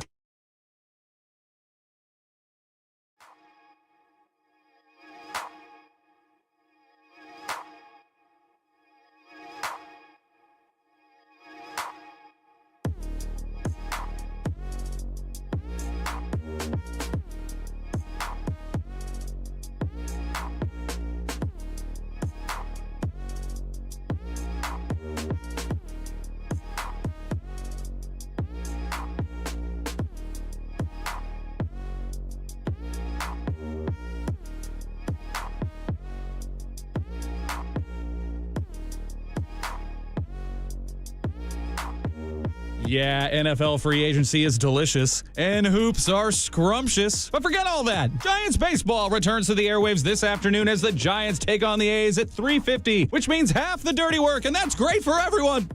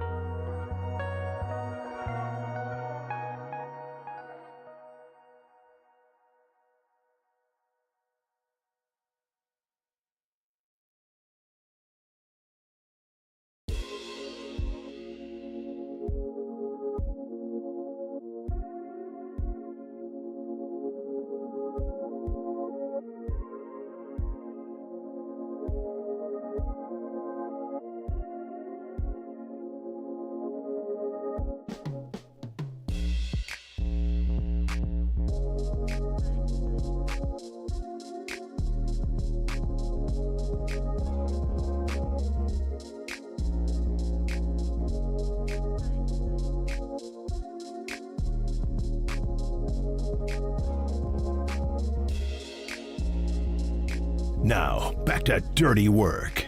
Adam Copeland and Derek Papa on KNBR 104.5 and 680 AM, the sports leader. Moody with a steal. 3 seconds to work with. Moses, big striding to put it up. Moses Moody. He plays beat the clock, and that will do it for the half. Buddy Hield runs to the three-point line. Wait a minute. Buddy. What has gotten into Buddy Hield? He just pickpocketed Anthony Simons, their best ball handler, their hottest player right now. Buddy needed a day off. That was it. With 5 threes. 2 away from 4,000. The Draymond Express pulling in. GP2. He's one off his career high. GP2 has a new career high. 26 for Gary. That's what it sounded last night. Like last night at Chase Center as the Warriors got a victory over the Portland Trailblazers, their 5th consecutive win. They're 12-2 now with Jimmy Butler. I don't even want to keep saying that. I wish I could just say they're 12-2. Like that's their record. I think they're 12-1 with Jimmy Butler. Excuse me, 12-1 when he plays. Yes. 12-2 since they've traded for him. Yeah. Because he did miss the one game in Philly where they lost. Gave that game away on the road in that 5-game road trip. You know that game. Pisses me off, that game. Could have had a 5-0 roadie. It's all good. It's all good. I'd like baby. to be 13-1. That would look so good. Anyway, how about this? They've won 10 straight games in which Jimmy Butler plays. Well, that's good. We can give you that one. In the time that they've traded for Jimmy Butler, you ready for this? Sure. 10 straight in games that he plays and is in the lineup. Yep. 12-2 overall in their last 14. 5 in a row in the 14 games. And they won, by the way, 130-120 last night. In the 14 games Jimmy Butler's played, they have the 5th best offense in the NBA. Don't forget, they were averaging like 111 points a game when he showed up. They're now averaging 120 and a half. They averaged 111 points before he got here? Yes. When did we see that? They were like 19th in the league or something in scoring. That seems high. Isn't that wild? Yeah. Maybe they were even low. It might have been like 20, 21st. Because I remember thinking I was even surprised that they were that I just remember them scoring 111. They were struggling to get to 100. Lakers were averaging like 111 a game. Like it was something like, and they just, remember how many games I was like, dude, they can't score 100 points? Nah, I know, dude. They were not good. They were bad against the Miami Heat without Jimmy Butler. They were bad against the Toronto Raptors, the Utah Jazz. They were in games like 102-99. I was like, what is it, 2003? What the hell is this? This might be the biggest in-season pickup they've ever had. I'm thinking about, like, obviously Andrew Wiggins led to a championship, but just the night and day effect of where they were to, like, in the same damn season. In the same season, they kicked that game to Toronto. I mean, I mean, they picked up. It's certainly up there because of what you're saying. In season, impactful. I mean, trading for Andrew Bogut. Monte Ellis is obviously another crucial one. But he was hurt that year. It wasn't. That was more of like a Freddie Sanchez pickup, where that was for the following season. Exactly. Like they grabbed him to have him. He was there with the cast on. Right. Exactly. So I think you're absolutely right in terms of in season, specifically in this run. Yep. It wasn't Calderon, I'll tell you that. Was not Jose. He got a ring. 5th best offense since Jimmy showed up. 2nd best defense, 108.9 in the NBA over the last stretch. Yeah, man. That's pretty damn good. 7 of their 12 wins, though, we should point out, in that span against lottery teams. Yes. Which to me means they're beating teams that they should beat. I don't want to scoff at the record and say, well, they're beating bad teams and they're handing teams that are a lot. Like they weren't doing this before. That's my point. Is they couldn't. They blew a 20-point lead or whatever to the Spurs after DeAnthony Melton went down. Yeah, they were coughing games left and right. They couldn't score 100 points. I've said this for months. They did nothing consistently well to have a calling card. No. Now their calling card, and Jimmy Butler had a great comment. I don't know if you read it or saw it after the game, where he said, the game's pretty easy. He said it's take good shots all the time. Unless somebody around you has a great one, then you find them. Right. He's like, find the good shot, rebound the ball, pass the ball to the open man, try not to make mental mistakes, and you're going to be in pretty good shape. And he says, we're on a roll right now, and I have no reason to believe it's not going to keep going. I mean, dude, Jimmy Butler's been the consummate pro since he's been here. Like, I definitely had my trepidation about him coming over, but any worry I had is definitely out the door right now because he's been selfless. He's been great. He's been clutch in those non-Steph minutes. Like that game against Detroit, they wouldn't have won that game without him. Like Steph came through in the fourth quarter, but it was Jimmy Butler putting in work, having his highest offensive output of the season, or as a Golden State Warrior in that game. As far as last night, like I know Steph Curry is 2 threes away from getting 4,000 in his career, and he had a great performance last night. He was kind of doing air balls at the end there to get the record, but mainly last night was Jimmy Butler getting a triple-double, but it was the guys coming off the bench. It was GP2 having his best not his best performance as a Golden State Warrior, but his highest offensive output. Yep. Going 4 of 6 from 3. That's incredible for GP2. How about Buddy Hield last night, too? And we're calling him Buddy Hield now. Like when he goes 0-4, he's Bud Hield, but when you score 20 points last night and go 6 of 9 from 3, you're Buddy Hield again. He had a great play where he had a steal. 59. He had a steal and then right away just hit a 3. But Buddy Hield was playing well last night. They finally found rhythm with their rotation, with their bench. Like at the beginning of the year, what it was like a 15-man rotation? And we're like, how's that going to work? We're like, man, he's doing it every night. He's got a different starting lineup, and they're playing deep. We were enamored with him being 12-3 and playing every guy on the roster. They were the basketball giants. Yeah, we couldn't believe that. Yeah, they had like a platoon going at different positions, but and half the guys weren't even here at that point. I mean, Guy Santos wasn't on the roster playing. And now they have consistency when it comes to their lineup. Quentin Post, no, it wasn't on the roster playing. Yeah, and even when Quentin Post starts, when Brandon Pajemski's out and they have to start Quentin Post, everything works out well. So last night was about the bench, in my opinion, getting 46 from Buddy Hield and Gary Payton. No, I mean, and, I would like to see a little more defense than last night, but you're playing the Portland Trailblazers. You're not going to, play up for every opponent you have. It's going to be a true test, these next 3 games here against the Sacramento Kings. That's 4, really. It's Kings, Knicks, Denver, and Milwaukee. And you best believe that Karl Anthony Towns is going to come for Draymond's ass this weekend. Now, is Jalen Brunson playing in that game? He is not. He's not. He's been banged up. He rolled his ankle last week after the Warriors played him. We should point out, too, I don't want to, again, I'm not writing off anything here. 7 of those wins in the 12 with Jimmy Butler, 12-2 in that span, have come against lottery teams. But the other 5 wins come against some quality opponents: Kings, Knicks, Pistons, Rockets, and Mavs. Yeah, man. And their 2 losses are the one they kicked in Philadelphia when they didn't have Jimmy playing, and the one where Kyrie went for 42 in Dallas before the All-Star game. I don't think you can scoff at anything when it comes to the Warriors right now because, as we were saying before, without Jimmy Butler, they were losing to the likes of the Raptors, the Miami Heat without Jimmy Butler. When he's currently on the Miami Heat, they lost to the Utah Jazz. They're beating the teams they should right now with dominance. I want to see how they play against, the upper echelon teams, the Western Conference and the Eastern Conference. They handled their business against the New York Knicks. I thought the game against the Detroit Pistons was telling. That's a playoff team. That's probably a team you're not going to see in the finals, but that was a physical, gritty win. So, yeah, I'm very impressed with the Golden State Warriors. As we said an hour ago, we announced the news of Jonathan Kuminga. He's going to play Thursday. And we'll see how much playing time he gets because Steve Kerr, after the win against the Detroit Pistons, says that he's going to play in short bursts. But he also said he's not going to take away minutes from Guy Santos. So I said yesterday, be prepared. Steve Kerr is going to treat Guy Santos like Anthony Lamb when it comes to Jonathan Kuminga. Just because Jonathan Kuminga is back and everybody loves him, I don't think that means that Steve Kerr is going to sacrifice wins or the way that he's constructed this lineup or rotation with Jonathan Kuminga. Well, we have the Kuminga Wars kind of like we have the Belt Wars when Brandon Belt was here. Like everybody seems to be on a different side of who Jonathan Kuminga is, what he's capable of, what he may be. I wonder how much of that narrative or that thought goes away. Now, they still have to worry about signing him this offseason. Yes. That's still going to be a factor. But so much of this season was spent, you and I talking about it, how they evaluate Jonathan Kuminga and what the league will think of him, and also that they're going to have a little bit of leverage in that it's a restricted free agency. So he can go out and look around and see what people want to give him. Maybe they have a little bit less of a book on him now. Maybe teams don't want to hand him that massive contract after he missed this much time. He's been out for over 2 months, right? He has 31 games. 31 games he's missed. Biden was president the last time he played. It's a great. Frankly, I've been waiting for Kuminga to play while I've been in office. Basketball. No, but he's coming back Thursday. I love saying Kuminga. We love it. My thing is, what are fans really expecting from Jonathan Kuminga is going to be that much of an X factor? My thing is he's going to play in short bursts. I don't care.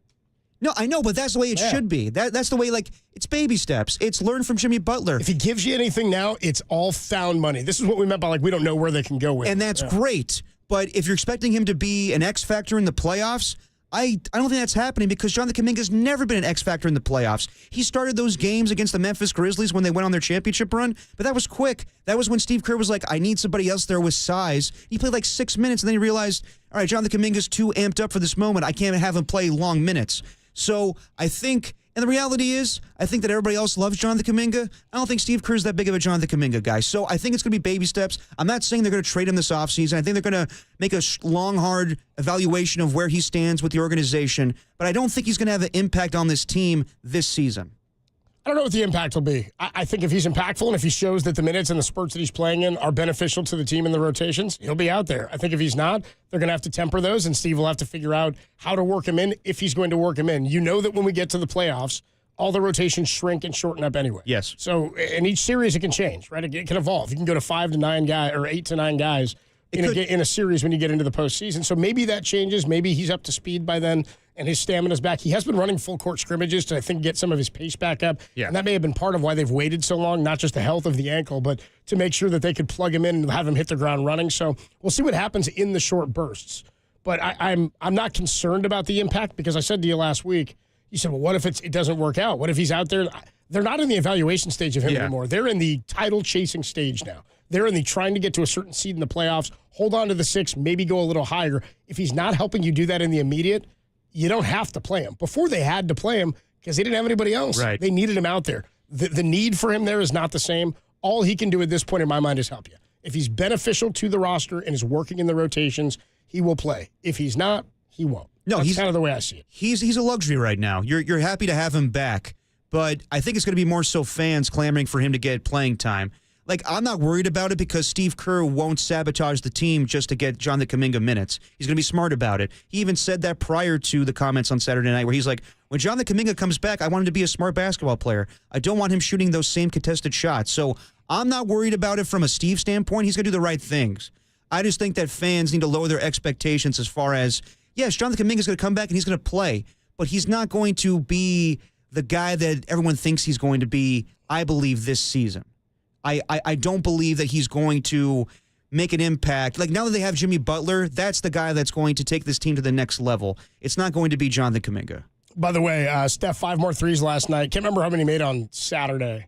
He's up to 251 on the season. He's behind Malik Beasley and he's behind Anthony Edwards. Mine and Marcus Thompson's dream of Steph making 400 threes this year. It's going to be tough. Yeah. Still needs 149. Well, you guys were saying 8 threes a game, and I was like, it was like more like 8.5. So he's got 17 games left? Yeah. He needs 100. He had 4 threes on Saturday night. He needs 149 3-pointers in the next 17. It's going to be tough. It's an uphill battle. May not even lead the league in 3-pointers. I'm not even worried about that. Yeah, it's not my biggest issue. But if Jimmy were on the floor the entire year, I think it would have been on the table. Oh, no question. Adam Copeland, Depop, Tim Webb with you. Let's take a quick break. Our guy Joe Rizzo is going to join us next. We're only with you until about 3:45 today. Giants and the Sacramento A's playing from Scottsdale Stadium in Arizona, where Justin Verlander will be on the hill for your Cactus League leading 11-3 San Francisco Giants. And we'll have it all for you right here on the Sports Leader. The guy who's on the call, Joe Rizzo, joins the greatest show in America next. It's Dirty Work, Adam Copeland, Depop, Tim Webb, only here on the Sports Leader.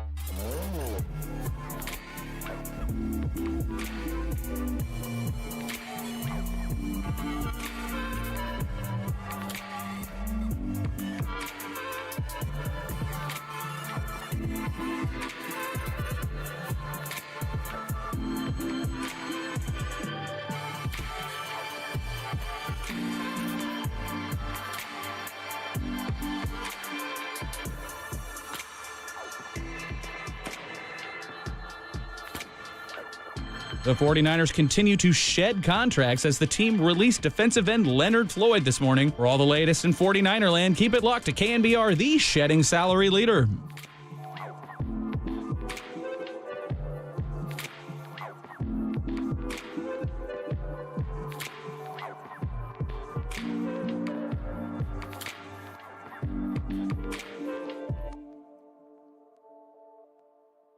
Hey, what's going on, everybody? Adam Copeland here. My good friend Steve Moskowitz is hanging out on the line. Steve, I just did my taxes the other day, and I know tax season is stressful for a lot of people. You're frequently telling us about the ERC. What do we need to know this tax season? There's an awful lot of people that are waiting and growing long white beards and turning into skeletons with cobwebs grown over for their checks. There's 3 different ways to hurry them up. That's what we want to talk to you about. And a lot of people are very concerned. Will President Trump, who's promised to cut $2 trillion with a T, $2 trillion off the federal spending, will he take his pen, do an executive order, and do away with ERC? Who knows? But I don't want your listeners to take that chance. We want to get the money now, and there's 3 different ways to hurry them up. What if you got a letter from the IRS that you don't qualify? Right now, the IRS is being sued, saying that they're disallowing a lot of people. They don't even know if you qualify or not, or if you're being audited on the ERC. The bottom line, that's the big 3 of ERC. 1, you're waiting for your check and you haven't been paid. 2, the government said you don't qualify. You need to appeal that. Or 3, being audited. The bottom line is, anything to do with ERC, you haven't gotten your check, you were denied, or you're being audited, call us for your free consultation. We'll explain everything and say, hey, Steve, I want my ERC money. Steve can help. Give him a call, 1-88-TAX-DEAL, or you can find him online at MoskowitzLLP.com.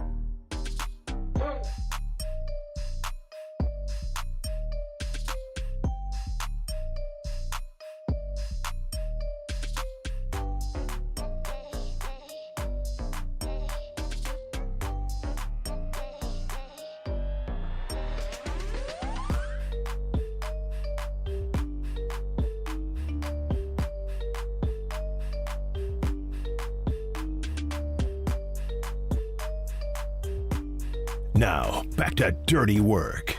Adam Copeland and Derek Papa on KNBR 104.5 and 680 AM, the sports leader.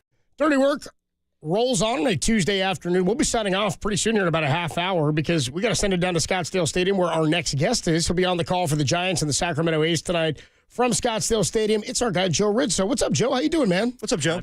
I'm doing well, guys. How are you today? We're doing well. Good to have you on with us, man. We're getting excited. Just a couple of weeks away from opening day. Giants opening in Cincinnati. And one of the guys we're excited to see, one of the newest Giants, will be pitching tonight, Justin Verlander, on the hill. And I personally, I think there's reason to be excited about him. Tell me why you think Giants fans should be excited about Verlander on the field this year. Well, I think first and foremost, he's healthy. He wasn't healthy much of last season. He actually got off to a pretty good start last year with Houston. Those first handful of outings were good, and what you would expect out of Justin Verlander. And then the shoulder issue cropped up, and then he had the neck problem, and he was trying to pitch through it, and his numbers got all inflated and out of whack. So I think Justin Verlander at age 42, and somebody who debuted in the major leagues 20 years ago now, is really pitching this year with a chip on his shoulder. I think he believes, first and foremost, he still has a lot left in the tank.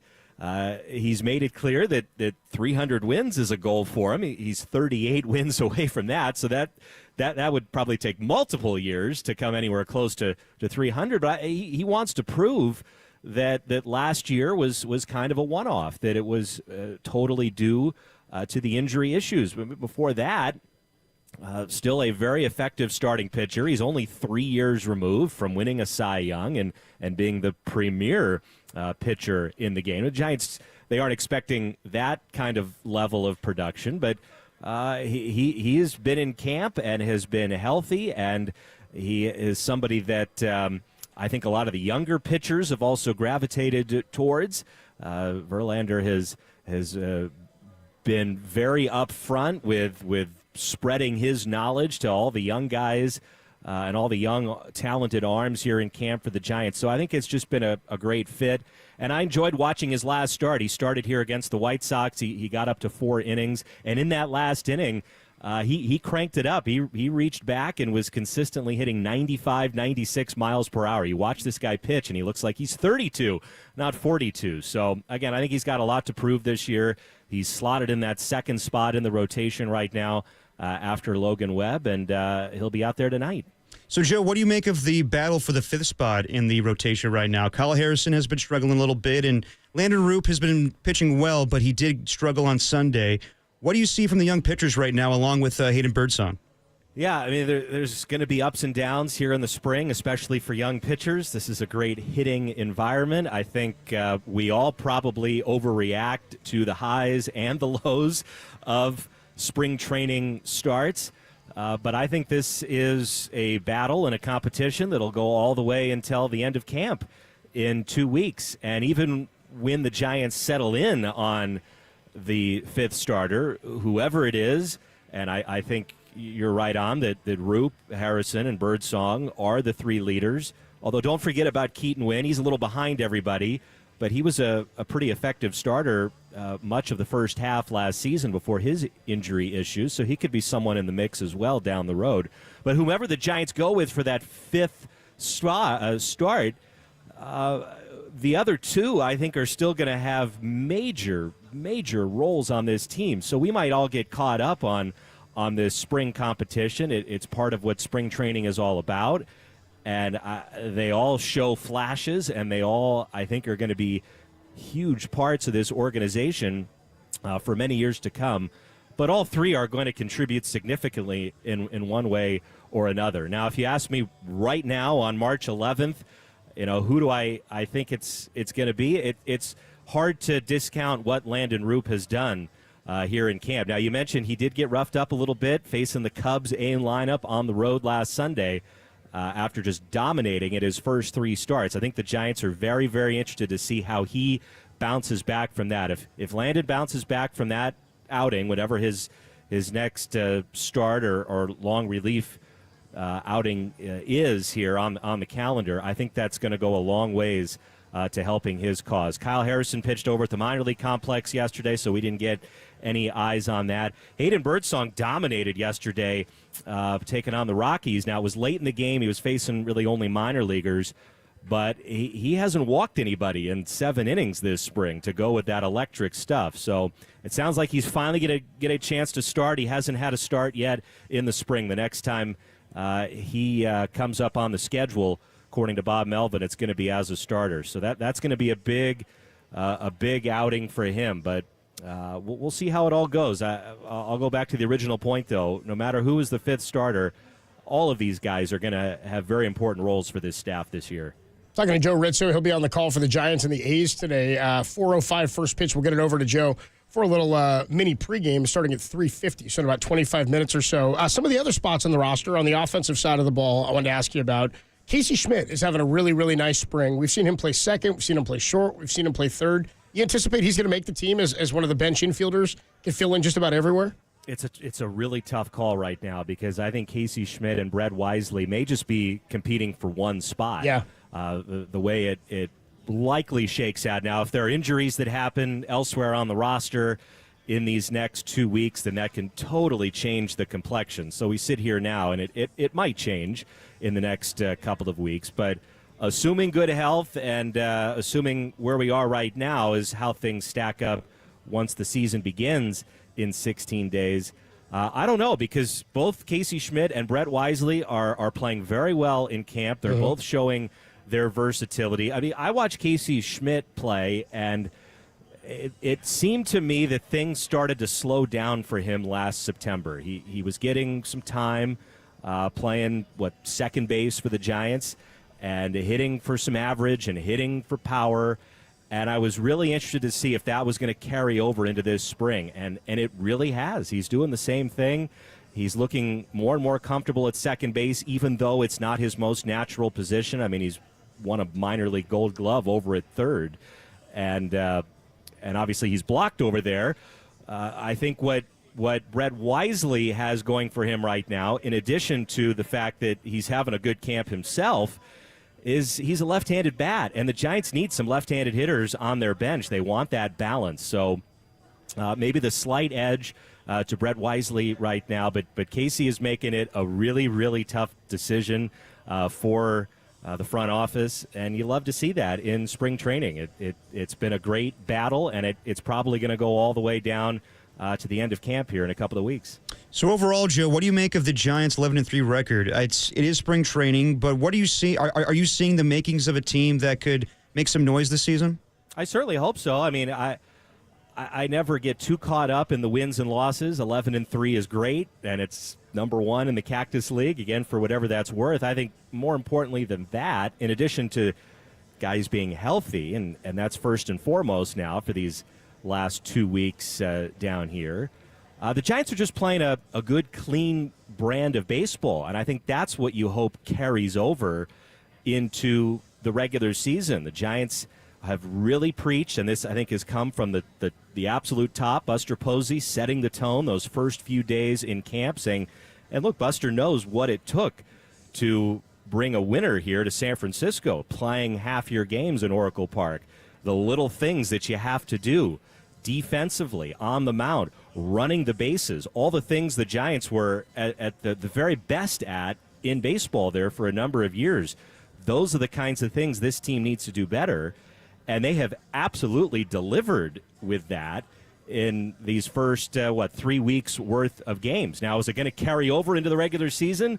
Only time will tell, but they're running the bases, they're catching the ball, they're making smart decisions, and on the mound, I mean, fewest walks in baseball as a pitching staff by far and away this spring. So that's something I think Bob Melvin and pitching coach J.P. Martinez, they're hanging their hat on and are very hopeful and optimistic that it's going to carry over into the regular season. If the Giants play this brand of baseball that we're seeing right now in the spring, then there's no reason they can't be a contender in the National League. Now, the problem with that, of course, is, as you all know, there are a lot of really, really good teams in the NL. I mean, there are 6, 7 teams, whatever you want to call it, that have realistic, I think, aspirations to go deep in the playoffs and maybe even win a World Series. So it might take 89, 90 wins again to make the playoffs. But there's a lot of optimism with the way the club is playing right now this spring.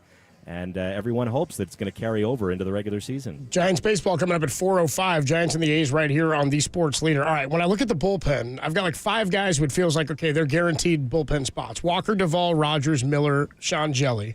Figure Jordan Hicks mixes in there somewhere as a starter or a reliever. That could be a 6th guy just based on how they shape up the rotation. But where do you see the rest of these spots going? I mean, Lou Trevino's thrown well. He's played for Bob Melvin in the past. Is Joey Lucchesi an option since they've only got really projected one lefty out of the bullpen right now? How do you see this thing shaping up, and how many spots are up for grabs in that bullpen? Yeah, I think you're right on. Hicks will be a starter at the beginning of the year. Trevino's put himself very much in a spot to make this team, and obviously having played for Bob Melvin helps his cause, and there were several years where he was a high-leverage go-to arm out of the bullpen for Bob Melvin. He's going to pitch today, Trevino, at some point after Verlander. So every outing for him will be important here in the spring, but that's a veteran arm. I don't think it's a guarantee the Giants are going to carry 2 lefties. I know it's something that you expect in every bullpen to have that kind of versatility and flexibility with a second left-hander. But there hasn't been one of those non-roster lefties that has really just kind of taken hold of that spot, and that's what you want to see here in spring. Now, I think the Giants believe that they can get through this season, at least part of the season, with only one lefty for a few reasons. One, Eric Miller, the lefty who's guaranteed to be on the roster, so many times last year, especially later in the season, was used as an opener. That's not going to happen anymore. The Giants feel like they're done with using those openers. They've got enough starting pitching depth. So you're always going to have an Eric Miller at the back end of the bullpen to get a couple of lefties out. And you've got some right-handers, whether it's Sean Jelly, whether maybe it's Landon Roop, if that's his role out of the bullpen, right-handed relievers that can get left-handed hitters out. So I think the Giants, they aren't married to the idea of 2 left-handers. If a second lefty steps up here in these last 2 weeks, then that'd be great, and it could make the decision tough. But I don't know if we're necessarily going down that road here once the season begins.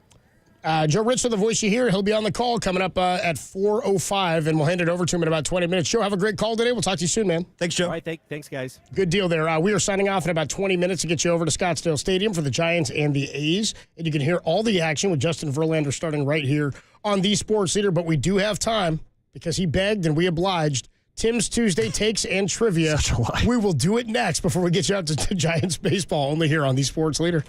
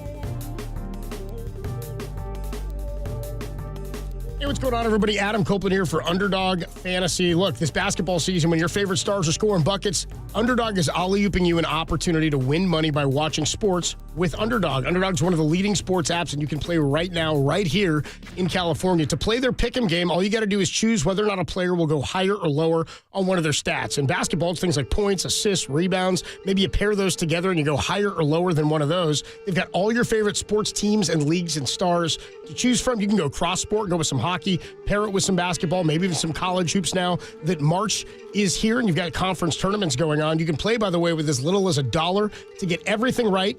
Well, if you get everything right, you can win up to 1,000 times your money. That's turning $1 into $1,000 with just your hoops knowledge. All you have to do to play is download the Underdog app and sign up using promo code KNBR, and you'll unlock a special offer of up to $1,000 in bonus cash when you make your first deposit. Join in on the fun when you sign up with promo code KNBR. Claim your special offer today and get up to $1,000 in bonus cash instantly upon your first deposit. You must be 18 or older and in a state where Underdog Fantasy operates. Terms apply. Concerned with your play? Call 1-800-GAMBLER or visit www.ncpgambling.org.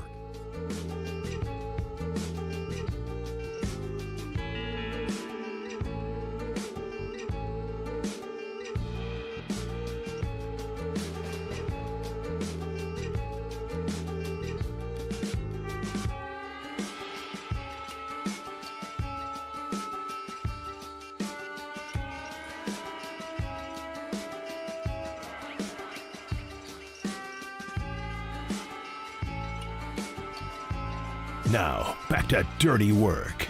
Adam Copeland and Derek Papa on KNBR 104.5 and 680 AM, the sports leader. All right, Tuesday is one of the best days of the show, one of my favorite days because we do the NBA grab bag, which you'll get tomorrow. We had to forego it today, but we'll get to the grab bag tomorrow. But the other thing we do is Tim, who begged for years for his own segment, we finally obliged. Tim's Tuesday Takes and Trivia. He hosts trivia, one of the best things going in San Francisco at the bitter end on Tuesday nights. And you'll hear one of his trivia questions. He'll give us a sports take, a gripe or a slice of life take that he's got. And then he'll give us his trivia question that you'll hear tonight. So you got one in the bag. Can't wait. At trivia at the bitter end. Tim, why don't we open up Tim's Tuesday Takes and Trivia? It's time for Tim's Tuesday Takes and Trivia on KNBR, the Takes leader. So bad. The Takes leader. I love it. All right, Tim, what you got for us on a sports take today? All right, well, this is going to be bandwagging a little bit what we had talked about with the 49ers. But since we have a short show, let's keep it to the 49ers, okay? All right. I understand why 49er fans are up in arms about free agency. You've seen about 54 of your favorite players either leave via free agency or been released by the team. But ask yourselves, are you really surprised by this? The team itself, all reputable reporters, hell, even on this show, everyone telegraphed that the team would be reevaluating the roster as a whole, which is exactly what is happening. Call it a reset, call it a reboot, call it the darkest day in Bay Area sports, whatever.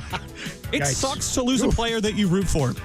It sucks for the team. It sucks for the players. But there should be no surprise that the 49ers are revamping their roster or going about business the way they are. What do we know? The team is going to have to pay Brock Purdy. They were able to sign the compilation of talent on the roster specifically because they were cheap at the most expensive position in football.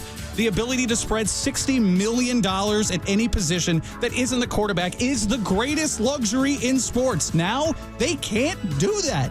Look at the teams that are making massive moves. The Commanders, rookie QB deal. By the way, they signed Javon Kinlaw. Holy Lord. Yeah. The Vikings, rookie QB deal. The Broncos, rookie QB deal. And it goes on and on and on. It's okay to lament losing players that you like, but being angry about the offseason today is like being pissed at a movie 27 minutes into it. Nice. There's no way the 49ers are done. There are simply too many holes to just depend on the draft. And the team looks, at least by my estimation, to have drafted recently for the absences we are now seeing. Deebo Samuel, you went and got Ricky Pearsall. Charvarius Ward, I raise you a Renardo Green. Aaron Banks, who cares? But really, it's Dominic Pruny. It sucks to lose Kyle Juszczyk. But for a team that struggled in short yardage runs, how can you justify the contract he was having? Yep. And yes, it sucks to lose Dre Greenlaw. But there's no way in God's green earth they were going to give him a 3-year deal coming off a lost season to injury. It was never going to happen in any universe. So the flashiest names are off the board. That's a bummer. The good news is the team is still loaded with flashy names. And there are a ton of offseason remaining. So take a breath. Let the movie play out. Then you can log onto the YouTube chat and scream at Greg Papa because if this goes bad, it's his fault.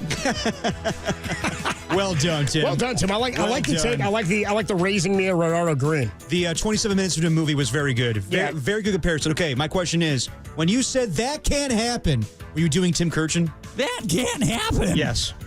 I know when Tim drops his own drops. He's dropping his own drop in his own phrase, in his own take. That can't happen. Nicely done. All right, Tim, you got a slice of life take for us? Oh, well, this is probably the dumbest take I'm going to give. This is even dumber than the fun-size candy bar take. I love this dumb. Is dumb. We always talk about here on the show restaurants, bars, breweries that we love on Dirty Work. Showdown, we love that spot. Love the Showdown, yeah. Bear Bottle, we love you. Tony's Pizza Napolitana, I will never forget about the spicy bucatini or the fresh pizza. One of my all-time favorites. However, let me tell you about my least favorite restaurant of all time. Tim's taking down a restaurant? Holy crap. It is the saddest, most depressing place in the history of existence. It's this sponsor, the worst experience I've ever had dining anywhere was at Margaritaville. Have you ever been to a Margaritaville? There is no place that screams sadness like a Margaritaville. Literally, no one wants to be there. The staff does not want to be there watching Jimmy Buffett videos from 1987, singing about a cheeseburger in Bahrain or wherever. That line you hear in Yamo, be there one more time, I'm going to burn this place to the ground, I'm convinced is about Margaritaville. Hell, you don't even want to be there. Be honest. You settled because TGI Fridays was closed and Chili's felt fancy. Margaritaville is decorated with dusty paint chip parrots and schlocky pieces of flair. Schlocky, 2 nice. decades in a dank basement next to Rusty the Mechanical Man and all those AJ Brzezinski bobbleheads that never saw the light of day. And if you're wolfing down a Jimmy's Jammin' Jambalaya and chasing it with a fins to the left margarita, these are actual menu items. If that's not enough, did you know that you can go on a Margaritaville cruise and be depressed 24 hours a day, 7 days a week? No. It doesn't stop there. You can purchase yourself a Margaritaville bicycle for $350 or load up on any of the 6 Margaritaville bobbleheads that go for $30 a hit. You'll never forget that Margaritaville meal when you take home the official Margaritaville cornhole set.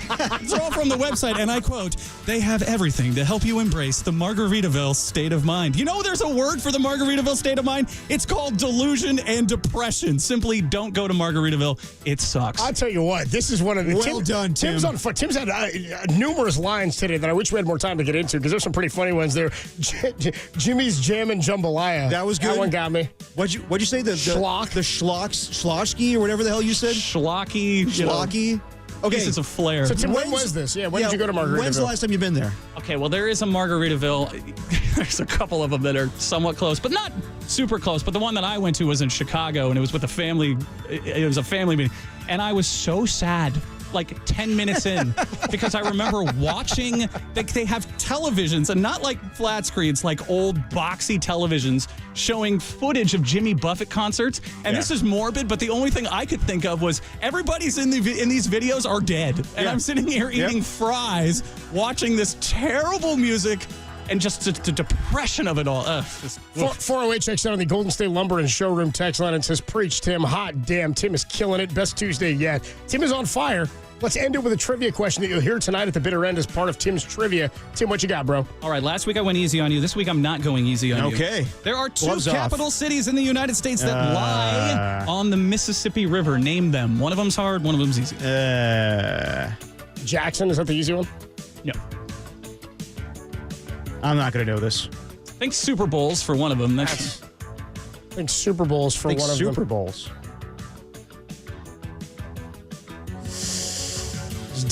We're gonna take this all the way up to Giants baseball here.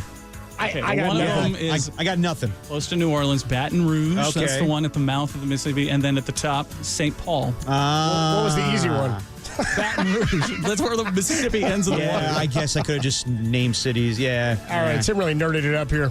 All right, I'll give you a sports one. The phrase "sticky wicket," meaning a difficult situation, originates in what sport? Sticky wicket. Tennis. Baseball. Tim's not even looking at us anymore.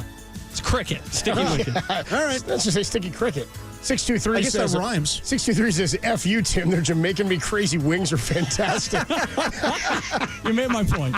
Okay, but we can all agree, good song, bad restaurant. Nope. I want a cheeseburger in paradise? Yeah. No, I'm out on. Tim, you with me? I'm out on everything burgers. Jimmy Buffett sucks. Everything. Don't you love a good douchebag that's playing the guitar and plays a little Margaritaville? Come on. 530 says, Tim, did you just mention Yamo be there? Yes, he did. Yamo burn this place to the ground. 209 says, sorry, Tim, but Jimmy Buffett and Margaritaville are always way better than you are. You really zinged me. You got me. We're a 707 just says, Tim, some all-time Tim's Tuesday takes and trivia. That's going to do it basically for Dirty Work. We will put the show to bed when we come on back and hand you over to Giants baseball, only here on The Sports Leader.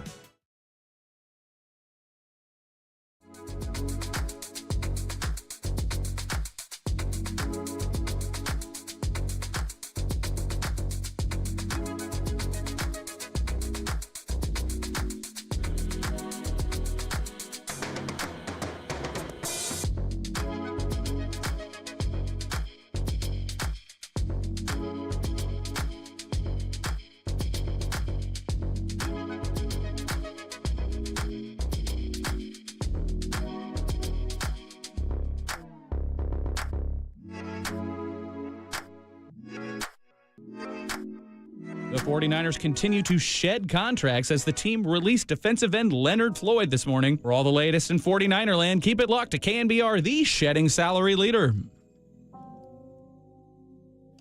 Hey, what's going on, everybody? Adam Copeland here for O'Donnell Financial Group. Look, making the transition from work life to retirement can be jarring, can be disorienting, but it doesn't have to be that way. Greg O'Donnell and the team at O'Donnell Financial Group are dedicated to achieving a smooth transition into retirement life, and they can help you prepare to retire at a time that works for you. Sooner than you think, you may have an entirely different lifestyle, but it doesn't have to be in one giant leap. The experts at O'Donnell Financial Group will help you craft a plan tailored to your desired timeline where you can transition into retirement confidently and on your own terms. So don't wait. Contact my guy, Greg O'Donnell, CEO and founder of O'Donnell Financial Group, for a complimentary review of your financial situation today. That number is 866-496-2300. Again, 866-496-2300, or you can visit them online at odfigroup.com. That's odfigroup.com.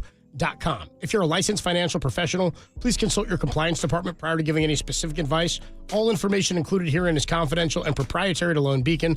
All associated content or any portion thereof may not be reproduced or used in any manner whatsoever without the express written permission of Lone Beacon.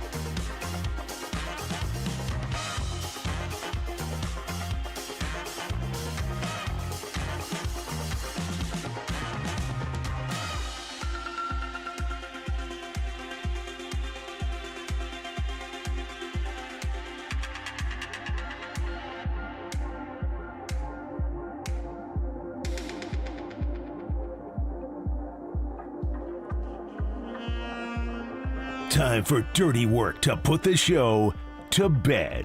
Are you crazy? I don't need a bed. On the sports leader. Now you will go to sleep, or I will put you to sleep. Putting the show to bed here on Dirty Work, the greatest show in America, on a Tuesday afternoon. Giants baseball coming up at 4:05. We'll hand it over to Joe Rizzo to take you up to and through first pitch, where Justin Verlander is pitching today against the Sacramento A's. Let's get a note to self before we get out and put this one to bed. Tim, what you got for us today? Note to self. Yeah, note to self. Don't go to Margaritaville. People get mad at Noted. Tim. Somebody checked in on the text line, the Golden State Lumber and Showroom text line, and said, Tim, you have there's a new Margaritaville hotel in San Diego. Hotel? I'm going down to San Diego next weekend. Or this weekend. I'll tell you guys how it is. What you got? Note to self? Note to self. I love Giants baseball. I love Giants baseball when they play in the day. Any excuse not to work, I'll take it. I love Giants day games. Yeah, we're cutting the hell out of that. I love Giants baseball. Nice one. I like that. Note to self. Note to self. Derek blew my doors off when he announced earlier that Jonathan Kuminga has not played. Well, the last time that he played, Joe Biden was in office. It's true. Frankly, I heard it's from the Congo. I always thought the Congo was just a line dance. Anyway, Jonathan Kuminga going to debut again for the Warriors on Thursday, where we'll be out at Harmonic Brewing. We will. Outside of Chase Center. Come on by, Pat H. especially. Say what's up. By the way, real quick, Dieter called out the way we close out the show. I did the BoJack Horseman thing. He's like, "What? We're doing BoJack to end the show? Yeah, we are. Quoting a cartoon show? What the hell are we doing We here?" are. It has a little meaning. Thanks, and the fact you remembered it, Dieter, it means it hits you a little. Exactly. It means something touched you. And that is how we end the show. Thanks to Tim. Great work today. Thanks to Joe Rizzo, who you hear on the Giants broadcast. For anybody who needs to hear it, it gets easier every day. It gets a little easier. Just got to do it every day. That's the dirty work. But it does get easier. Giants baseball is next, only here on the Sports Leader.